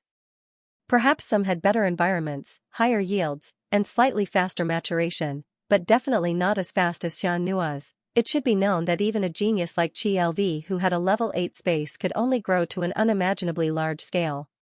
However, after planting crops, even if a large amount of fertilization was applied, the most it could do was to increase the yield, but the speed was fixed. On the other hand, in the collection space, due to the different minerals, the resource cycle was also different. Some minerals in the collection space matured faster, while others matured slightly slower. However, there was a reason for this. It was completely determined by the overall quality of the space. If the elements were widespread, it would be faster to cultivate more ores. If the elements were dispersed, it would naturally be slower to cultivate more ores. However, he had never heard of a planting space that could allow crops to mature earlier. For example, in Qi level 8 space, if a batch of wheat was planted, the maturity period would be 3 months, and the harvest would be enough to feed the people of a large region. If the maturity period of the wheat was shortened to 3 days, then the yield would be terrifying. Now that Xianxia's space was evaluated as a level 4 space, there was already a lot of room for development. Although the final scale would definitely not be as big as Qi, even if the space was only 1% of Qi size, the final yield would be shocking enough. Xianxia was a little excited, but he forced himself to calm down. Everything was just a guess, and he still needed to verify it. Just now, he had only planted sedges, so he could not be sure that all plants could grow faster. The class schedule for these 3 days was packed, and it was the final rush before the exam. 3 days later, it would officially be the exam month, and by then, he would be so busy that his feet would not touch the ground. Xianxia did not dare to delay this time, and he could only practice at night if he wanted to. Fortunately, he had applied for a day school, so when he returned to the Qi residence at night, he had a lot of time to study. Xianxia was in class seriously, and Qi had also returned to the Qi residence. Unexpectedly, the usually cold and cheerless Qi residence was lively today. Qi had not yet entered the house when he saw the cars parked in the courtyard. There were 5 cars, 2 pure black, 1 silver, 1 fiery red, and the last one was sapphire blue. The cars were all top-notch luxury cars, especially the fiery red and sapphire blue, which were this year's limited edition cars, and could not even be bought with money. But Qi Zimo only took a glance, and calmly looked away. He already knew that his eldest uncle, second uncle, third aunt, and two cousins had all returned. Without stopping, he walked in steadily and returned to his room first, and methodically changed his clothes. Xianxia stood guard outside. He had followed Qi Zimo for many years, and he knew the Qi family like the back of his hand. Old Master Qi had passed away, and the 6 siblings had their own developments. Qi Lv had become the head of the family because of the rare level 8 space, and lived in the big house. Originally, the youngest son had become the most successful. Although it was an established fact, it did not stop the other brothers from feeling uncomfortable in their hearts. Especially Qi Lv's eldest brother, Qi Rui. Qi Rui was Old Master Qi's first child, the first to grow up, and also the first among the brothers to activate the space. He had a good start. Level 6 space aptitude was already very good. One had to know that Old Master Qi only had a level 6 space. Therefore, Qi Rui was almost raised as the head of the family. He was the eldest, and his space was outstanding. Old Master Qi also doted on him. It was really smooth sailing for half of his life, especially when the next few brothers and sisters were not as good as him, which made him feel even more at ease. Old Master Qi was almost certain that he was the next generation's successor. Especially at that time, Old Master Qi and Old Madam Qi were already 45 years old, and it was impossible for them to have another child, so Qi Rui was even more relieved. But who knew that Old Madam Qi would die in an accident a year later? Old Master Qi lost his first wife, and was very depressed for a while, almost passing down the position of the head of the family. Unfortunately, the current society's rules were there. Any man under the age of 55 with a level 5 space aptitude or above was encouraged by the government to remarry. Old Master Qi could not be persuaded, but he had no intention of having another child. Even if he remarried, he had always been cold. However, Qi Lv's mother was also a person who had her own ideas. It was self-evident why she married an old man who was nearly 50 years old. Moreover, if she did not have a child by her side, her future life would not be good. A gentle and virtuous wife was thoughtful and considerate. Even if Qi Rui and the others mocked her and made all kinds of bad moves, Mrs. Qi still endured and gave birth to Qi Lv. How could Old Master Qi not be happy to have a son at his old age? However, he also had some concerns. After all, Qi Rui had already established a family and his grandson was the same age as his youngest son. At this time, if he doted on his youngest son, he was afraid that Qi Rui would have other thoughts. What's more, Qi Rui really had other thoughts. At that time, he did not think that Qi Lv could do anything. He just felt disgusted and felt that his father was already so old. Even if he married according to the government's regulations, how could he give him another younger brother? What would his brothers and sisters think of this? They already had 5 children? Was there a need to have another one? To be honest, Qi Rui really did not feel that it was a glorious thing to have a younger brother as his son. Because of this, he was mocked by his friends for more than half a year. They even gave him a nickname, Little Daddy. This was to say that he would have to raise this younger brother who came from nowhere in the future. The Qi family had a big business, so it was not a big deal to raise someone. It was just that they felt uncomfortable. Because of Qi Rui's mentality, Qi Lv's childhood was not pleasant. The mother and son lived in fear and trepidation. Old Master Qi loved them in his heart, but he did not dare to show it on his face. Because of his attitude, Qi Rui's siblings suffered a lot. Qi Lv and Mrs. Qi really suffered a lot. When he was 11 years old, Qi Lv's space assessment was a rare 8th level space. It almost overturned the entire mainland. This time, in the strong conflict of interests, Qi Rui instantly hated Qi Lv to the bone. Unfortunately, once the result was out, Qi Lv was protected. Old Master Qi completely did not hide his love for his youngest son. With the family's guards and the government's support, Qi Lv was only 11 years old, but he had an elite team to protect him. No matter how much Qi Rui wanted to do, he could not implement it. When Qi Lv became an adult and inherited the position of the head of the family, he only secretly regretted that he did not ruthlessly kill this bastard earlier. Therefore, it could be said that Qi Lv's siblings were a mess.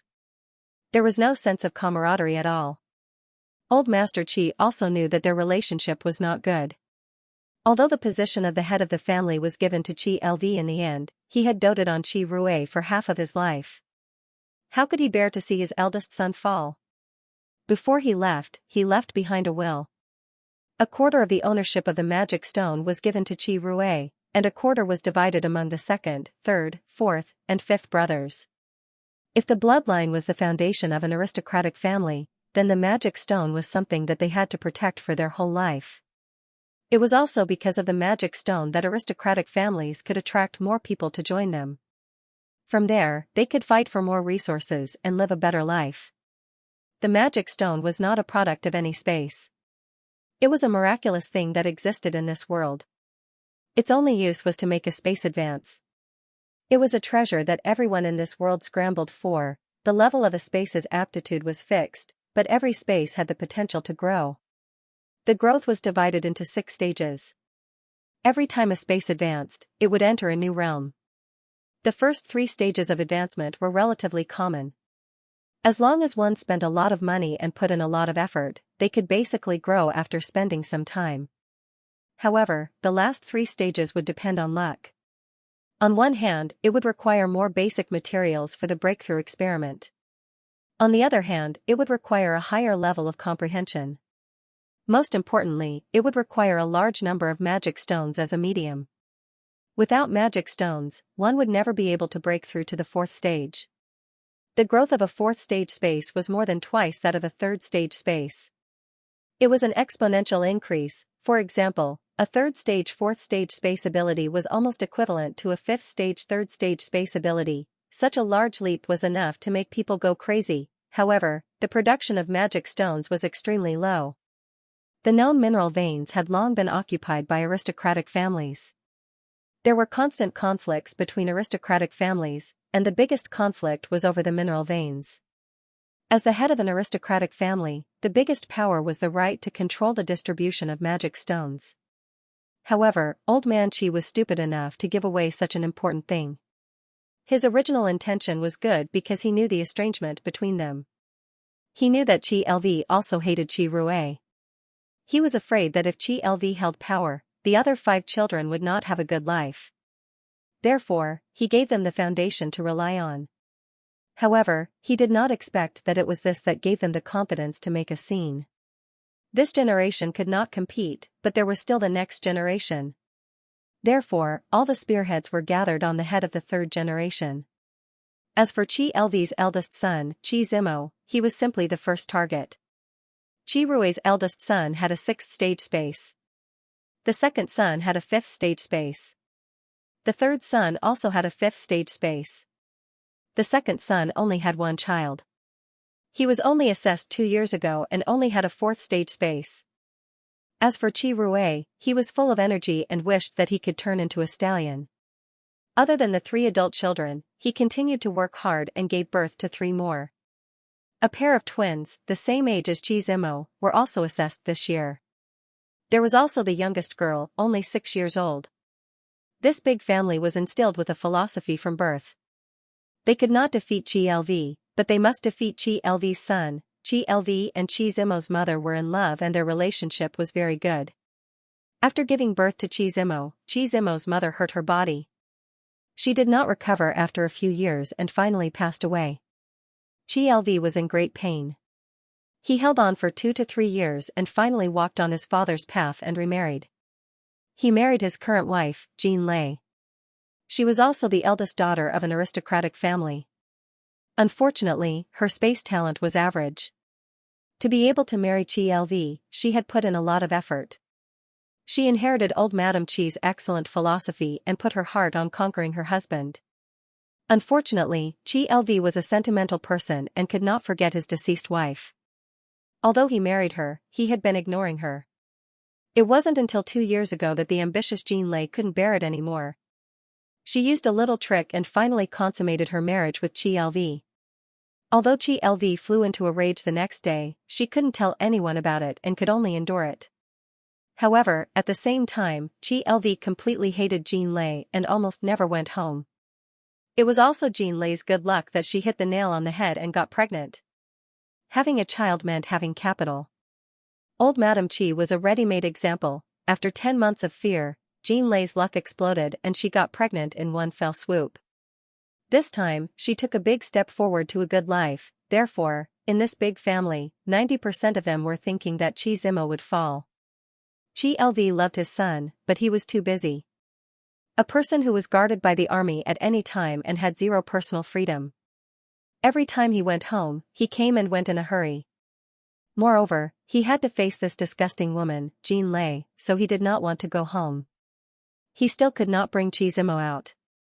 He could not let a child follow him around all day.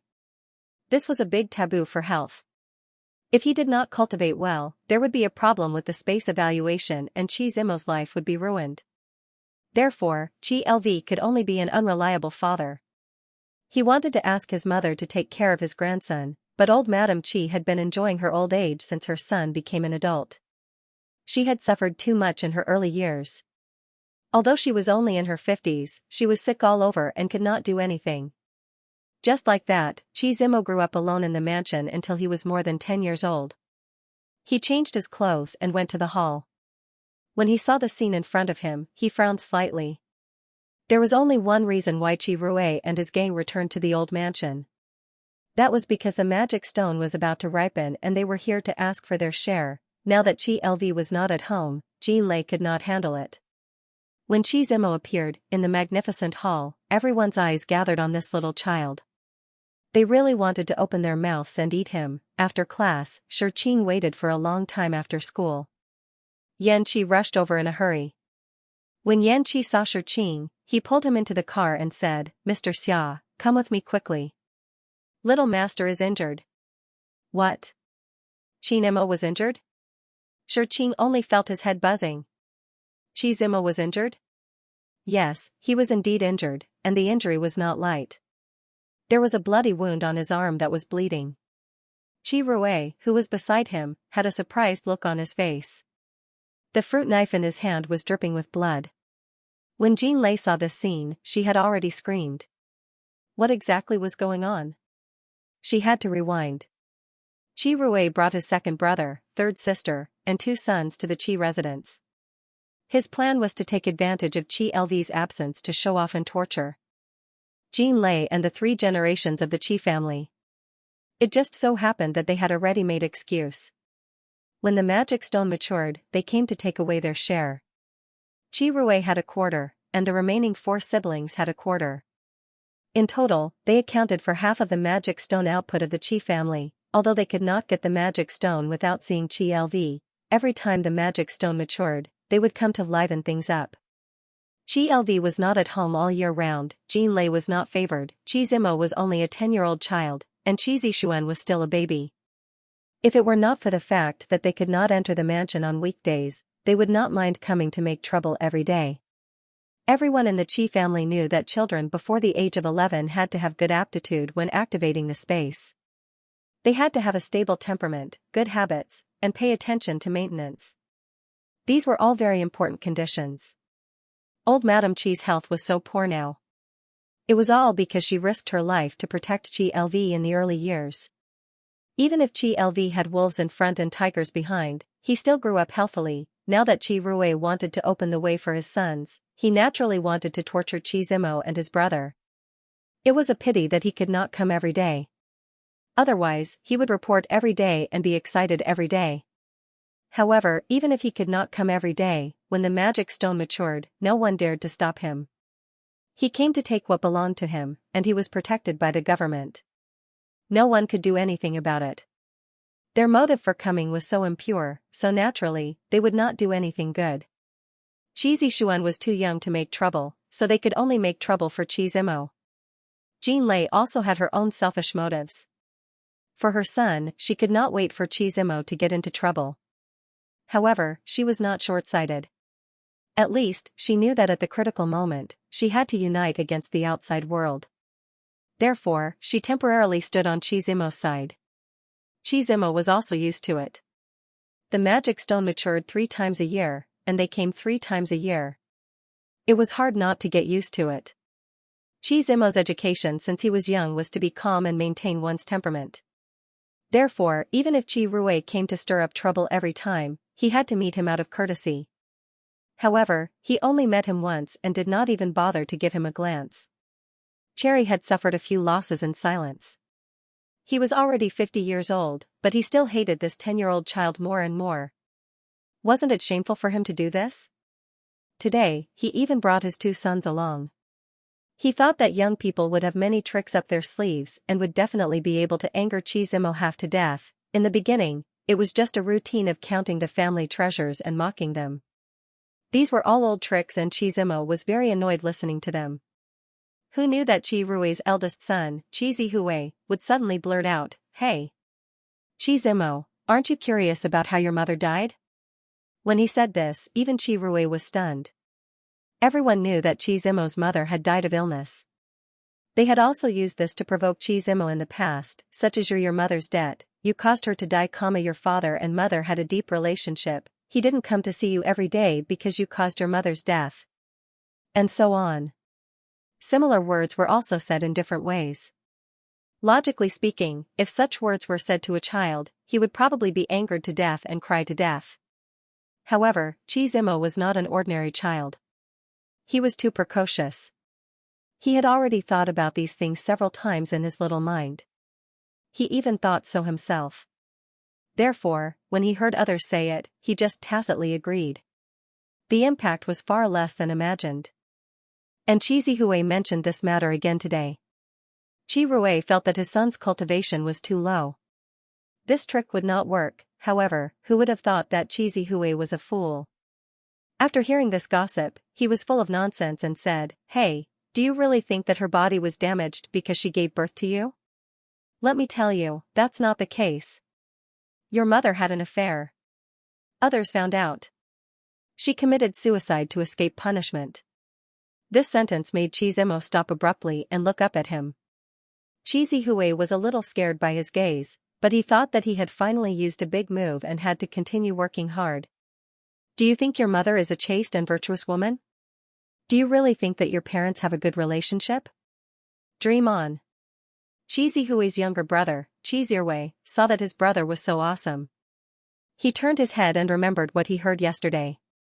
He also rushed to court death. "You're just like your mother.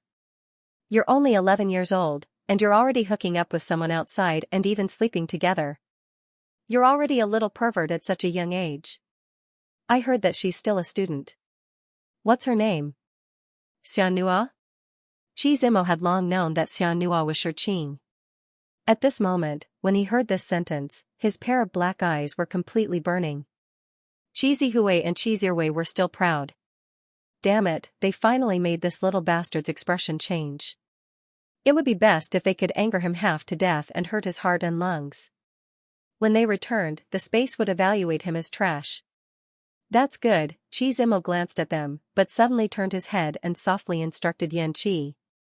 Yan Qi's expression changed, and he turned to run out. The little master asked him to call the police. Although Yan Qi did not understand in his heart, he had always been obedient to Chi Zimo. He would do whatever he asked him to do, so he ran quickly. After Yan Qi left, Chi Zimo walked towards Chi Zirui and Chi Zihui. The 2 brothers were still working hard, competing to see who would die faster. But now that they saw Chi Zimo walking over, the 2 brothers did not know why they were a little scared. But on second thought, he was just a little child. What could he do? How could he possibly hurt them? Therefore, one after another, they talked excitedly. Unexpectedly, Chi Zimo suddenly approached Chi Zihui and grabbed his arm. Just as Chi Zihui was about to shake him off, his eyes suddenly widened. A wave of intense pain hit him and his arm instantly lost all feeling. A blood-curdling scream pierced through the air. Chi Zihui, a man in his 30s, fell flat on his face when he raised his head. His face smashed right into the sharp edge of the coffee table, shattering all his teeth and smearing his face with blood. Everyone at the scene was stunned. There was no time to react. Chi Zimo took care of one and quickly walked towards Chi Zirui. He did not give him a chance at all. He kicked his knee, and the sound of bones breaking was heard. He turned around and grabbed his arm. Crack! His arm was broken too. That was not the end of it. He aimed another kick at his back and sent him flying 3 meters away, smashing into a shelf against the wall. He landed precisely on his face first. His mouth hit the corner of the solid wood, and 4 of his front teeth fell out. He even bit his tongue, and his mouth was full of blood. In just a short 10 seconds, there was chaos and wailing. Jean Lei, who was holding her son, was stunned. Qi Ruwei was also stunned. However, Qi Zimo did not stop. He walked towards Qi Ruwei. Seeing the miserable state of his sons, Qi Ruwei was already stunned. At this moment, when he saw Qi Zimo coming, it was as if he had seen a demon. His legs were trembling, however, Qi Ruwei was old and experienced, so he was somewhat prepared.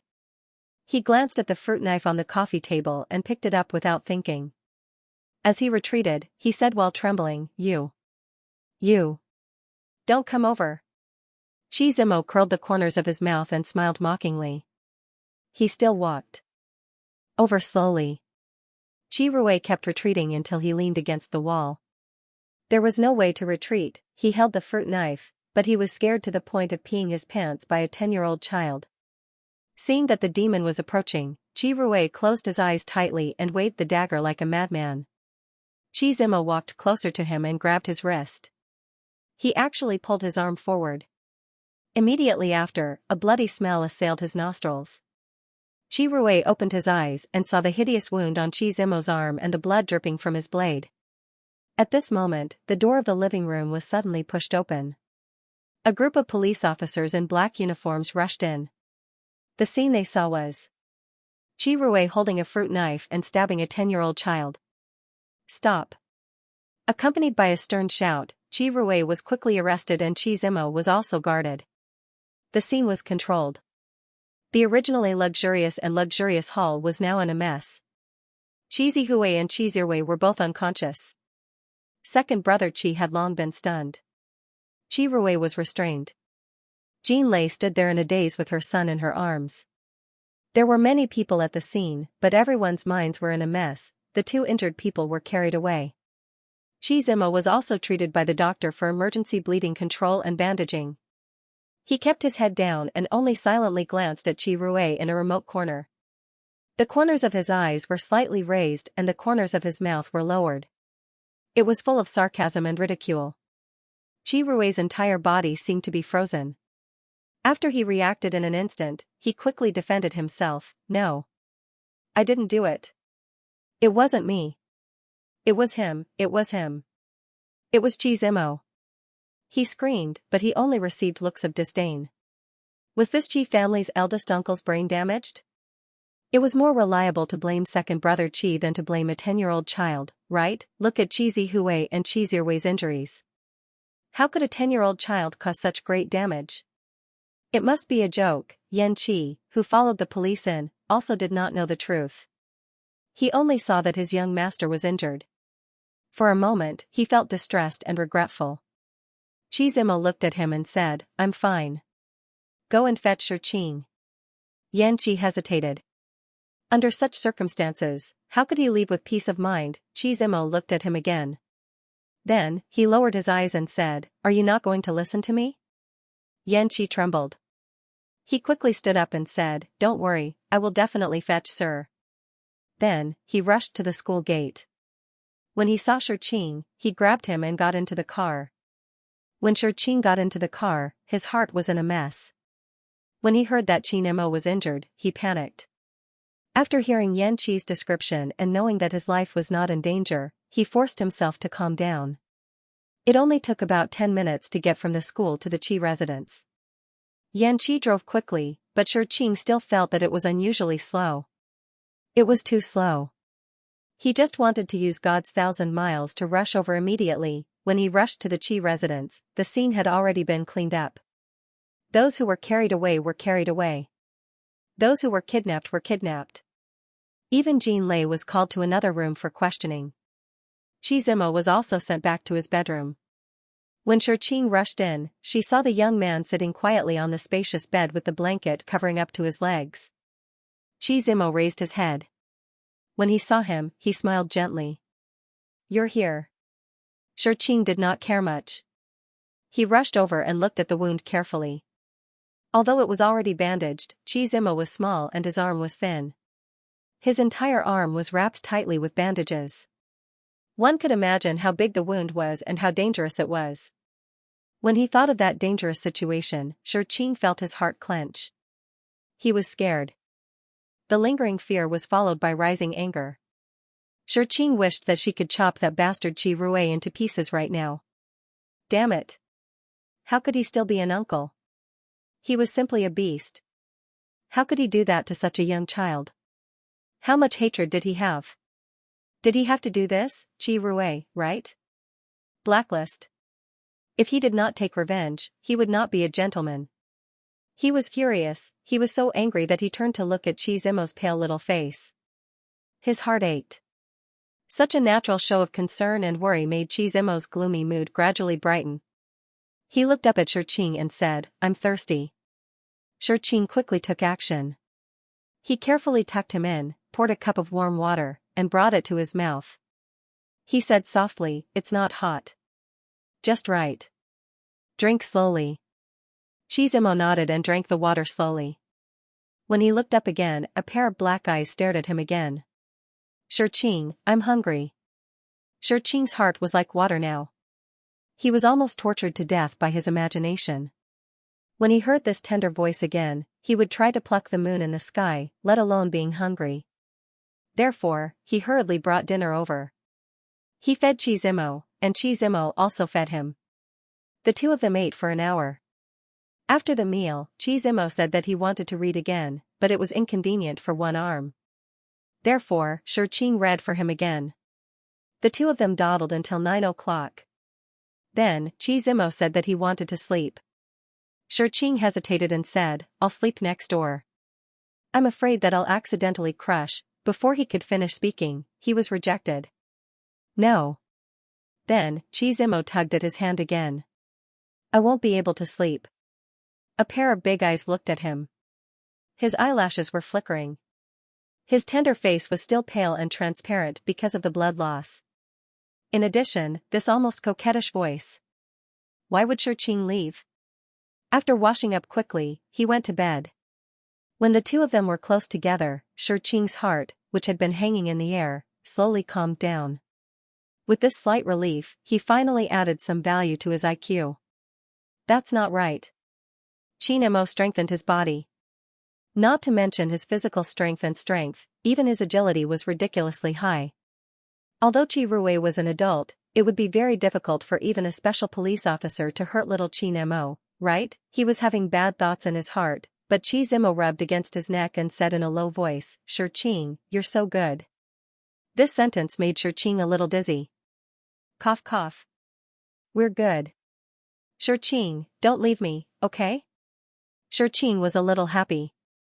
He couldn't help but say in his heart, "I can't leave you even if I want to. We've signed a contract. Xianxia, when I grow up, I'll marry you, okay?" Marry. Marry. Marry what? Xianxia's brain successfully tripped, and there was a complete blackout. Was he being proposed to? And on the bed, he was proposed to by a 10-year-old child, and a boy at that. He didn't use marry, but marry, F***ck. The main point was off. He quickly corrected it. Xianxia's face was slightly red, but he came back to his senses a little. Cough cough. Xianxia was only 10 years old, how would he know what marriage was? He was just playing around, he would be an idiot if he took it seriously. Xianxia turned into a caring older brother and said earnestly, "Little Mo, you're still young, you don't know what marriage is. Also, you have to marry a woman, you can't marry a man." Xianxia didn't refute, but his hand on Xianxia's body tightened. Xianxia was afraid that he would go into a dead end, and was about to explain in simple terms. Xianxia said, "I know, you don't like me." His voice was muffled, hoarse, and full of dejection. Xianxia felt that his heart was tied up by this sentence, and it hurt. He hurriedly said, "How can that be?" Xianxia looked up and stared at him with a pair of black eyes. "You think I'm young, you think I'm a child.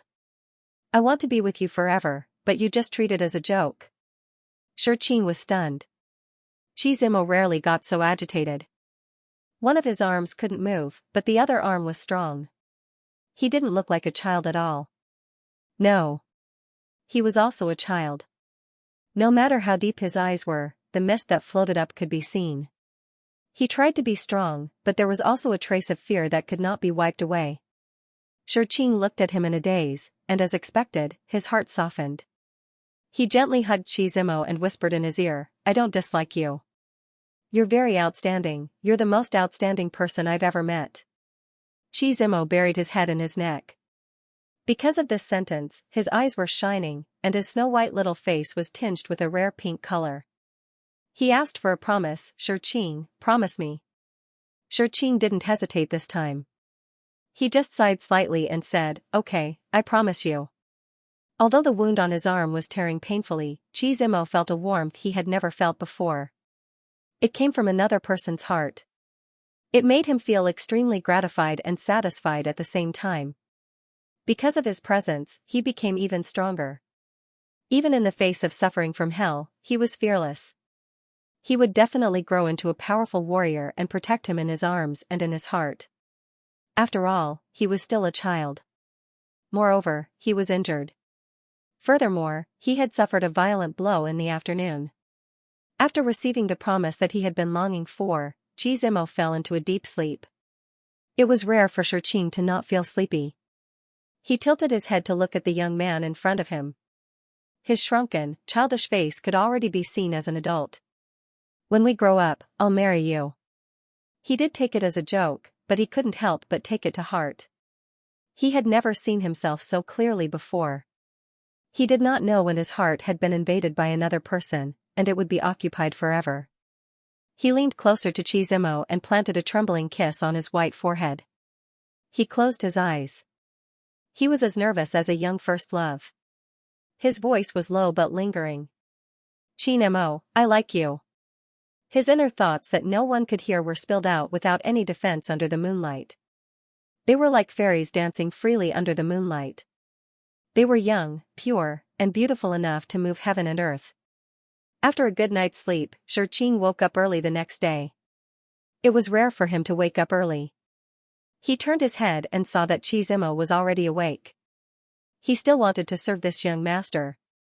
He didn't expect that the young master was even more diligent than him. After he finished washing up, Zimo came in. Xianxia followed behind, pushing the dining cart.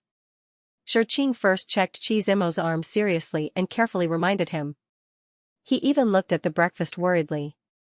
When he found that there was nothing inedible, he was relieved. Zimo watched silently. Although there wasn't much expression on his face, the slightly raised corners of his eyes revealed his thoughts. He was very happy. After breakfast, Xianxia hesitated for a moment. In the end, he still applied for leave from school. Although it was close to the exam month and the classes were very tight, Xianxia was still worried about Zimo. Even if he left for class, his thoughts would run wild the whole day. In addition, Xianxia's homework was solid. Xianxia had been combing and summarizing these days. With clear memories that won't be forgotten, he was still very confident about the exam. So he decided to take a day off. Zimo knew that and a smile appeared on his face. It was light and gentle, making him look extra obedient and cute. The two of them were together, and the morning passed in the blink of an eye. When it was time for lunch, Xianxia recalled the thoughts that had been interrupted last night. But he couldn't ask. No matter how strong Zimo was, he was injured after all. What was the point of asking? But Xianxia still reminded him seriously. He emphasized things like don't worry about being young. If someone bullies you, must fight back. It doesn't matter if it's an adult, as long as you can avoid it, no matter what, your safety is the most important. Zimo also nodded. He didn't mention a word about what had happened. Xianxia could only give up. He woke up from his afternoon nap and changed the medicine on Zimo's arm. Because of the strengthening of his physique, his recovery ability was very strong. The wound that looked fierce before had gradually healed, but because it was no longer bleeding, the terrifying wound was especially obvious. On his white and tender arm, it was like a ferocious dragon. It was especially terrifying. What made Xianxia glad was that because of the strengthening, at least there wouldn't be a scar. Otherwise, such an obvious place would be ugly when he grew up. There was plenty of time in the afternoon. Shurqing thought of his own space and wanted to take this opportunity to go in and study it. He didn't treat Qi Zimo as a child and directly told him about his space. Qi Zimo was slightly stunned. His voice was a little tight. Can you bring me in to take a look? Of course.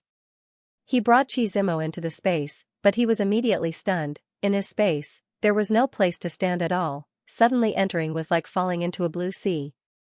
He was 175 meters tall, but in here, only his shoulders could be seen, and Qi Zimo was completely buried. However, our little friend had always been domineering. Although one arm was injured, the other arm didn't stop him from being domineering. With a wave of his hand, the sedges that were taller than him shrank by half a head, and Qi Zimo stood out. Looking at this scene, Shurqing couldn't help but think of Napoleon's famous words, "If you think that I am shorter than you, I will immediately cut off your head to eliminate the gap." He lit a candle for the sedges. Unlike Shurqing's imagination, Qi Zimo didn't have a trace of worry. Instead, he was excited. Although he was only 10 years old and hadn't entered school yet, because of his family, he knew a lot. He had long been in contact with common teaching plants like sedges. But no matter where the books recorded it, the height of sedges was 20 to 60 centimeters. There was definitely no such thing as the one in front of him, which was a super height of 1.5 meters. Either there was a problem with the sedge seeds that Shurqing planted, or there was a problem with Shurqing's space. The sedge seeds were uniformly distributed by the school, so there couldn't be a problem. Then, it must be Shurqing's space. Thinking back to what Shurqing said, he used only 2 hours to achieve the same effect as 2 days to grow the sedges. According to this ratio, Shurqing left the space at 10 o'clock in the morning yesterday and did not have time to come back. Until now, it was a total of 28 hours, that was equivalent to 28 days in an ordinary space. So, these sedges grew freely for 28 days, and there was one more thing. The sedges broke through their own growth limit. From the highest height of 60 centimeters, they grew to 1.5 meters, more than doubling their height. If they planted practical crops, the output would be beyond imagination. Moreover, Shurqing's space was only level 1. There was still a lot of room for improvement. If it was upgraded to level 6, its ability might be many times stronger than Qi LV's. No. There was no need to upgrade it. Shurqing's space was definitely more than level 4. Qi Zimo suppressed the excitement in his heart. He took Shurqing to clean up the sedges and then took care of the soil again.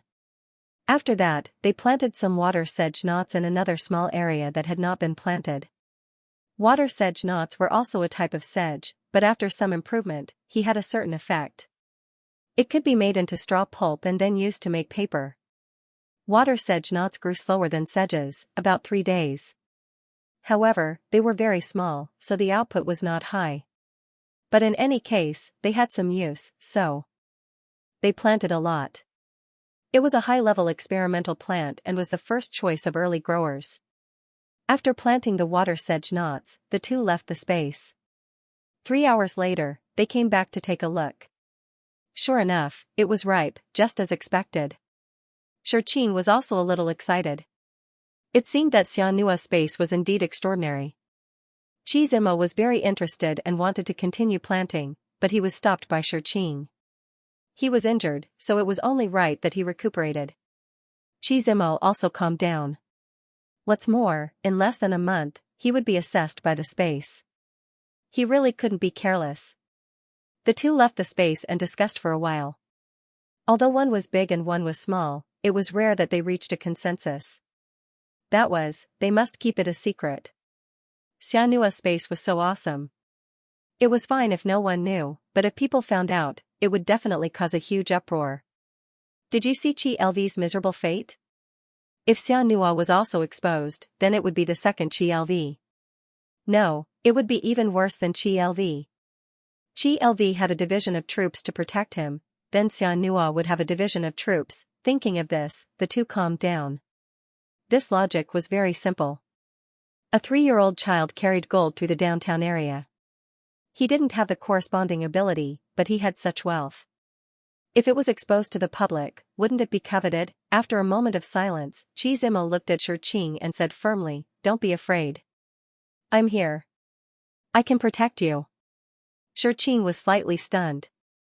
He was embarrassed to be promised by a cute little bun like this, however, he couldn't bear to reject Chizimo's good intentions. He only smiled and said, okay. Chizimo was still a child after all. When he heard Xianxia agree, he couldn't help but smile faintly. Xianxia only thought, oh my, so cute. Host, you're so cute. Do you know when you grow up, it wasn't difficult to keep the space a secret. After all, Xianxia hadn't graduated yet. After graduation, he was prepared to stay in school. If he stayed in school, not only would he have the resources to improve his space, but he could also stay hidden. It couldn't be better. After resting for a day, Xianxia returned to school the next day. The blonde rushed over excitedly. He waved a newspaper in his hand. The expression on his face was just short of saying, gossip, gossip, gossip. Xianxia, big news. The Qi family has a scandal. Xianxia frowned slightly and snatched the newspaper. The headline on the front page was, Brothers kill each other, Uncle goes crazy, young master is seriously injured. End of chapter 52. Don't forget to subscribe, like, and share the video to support the channel.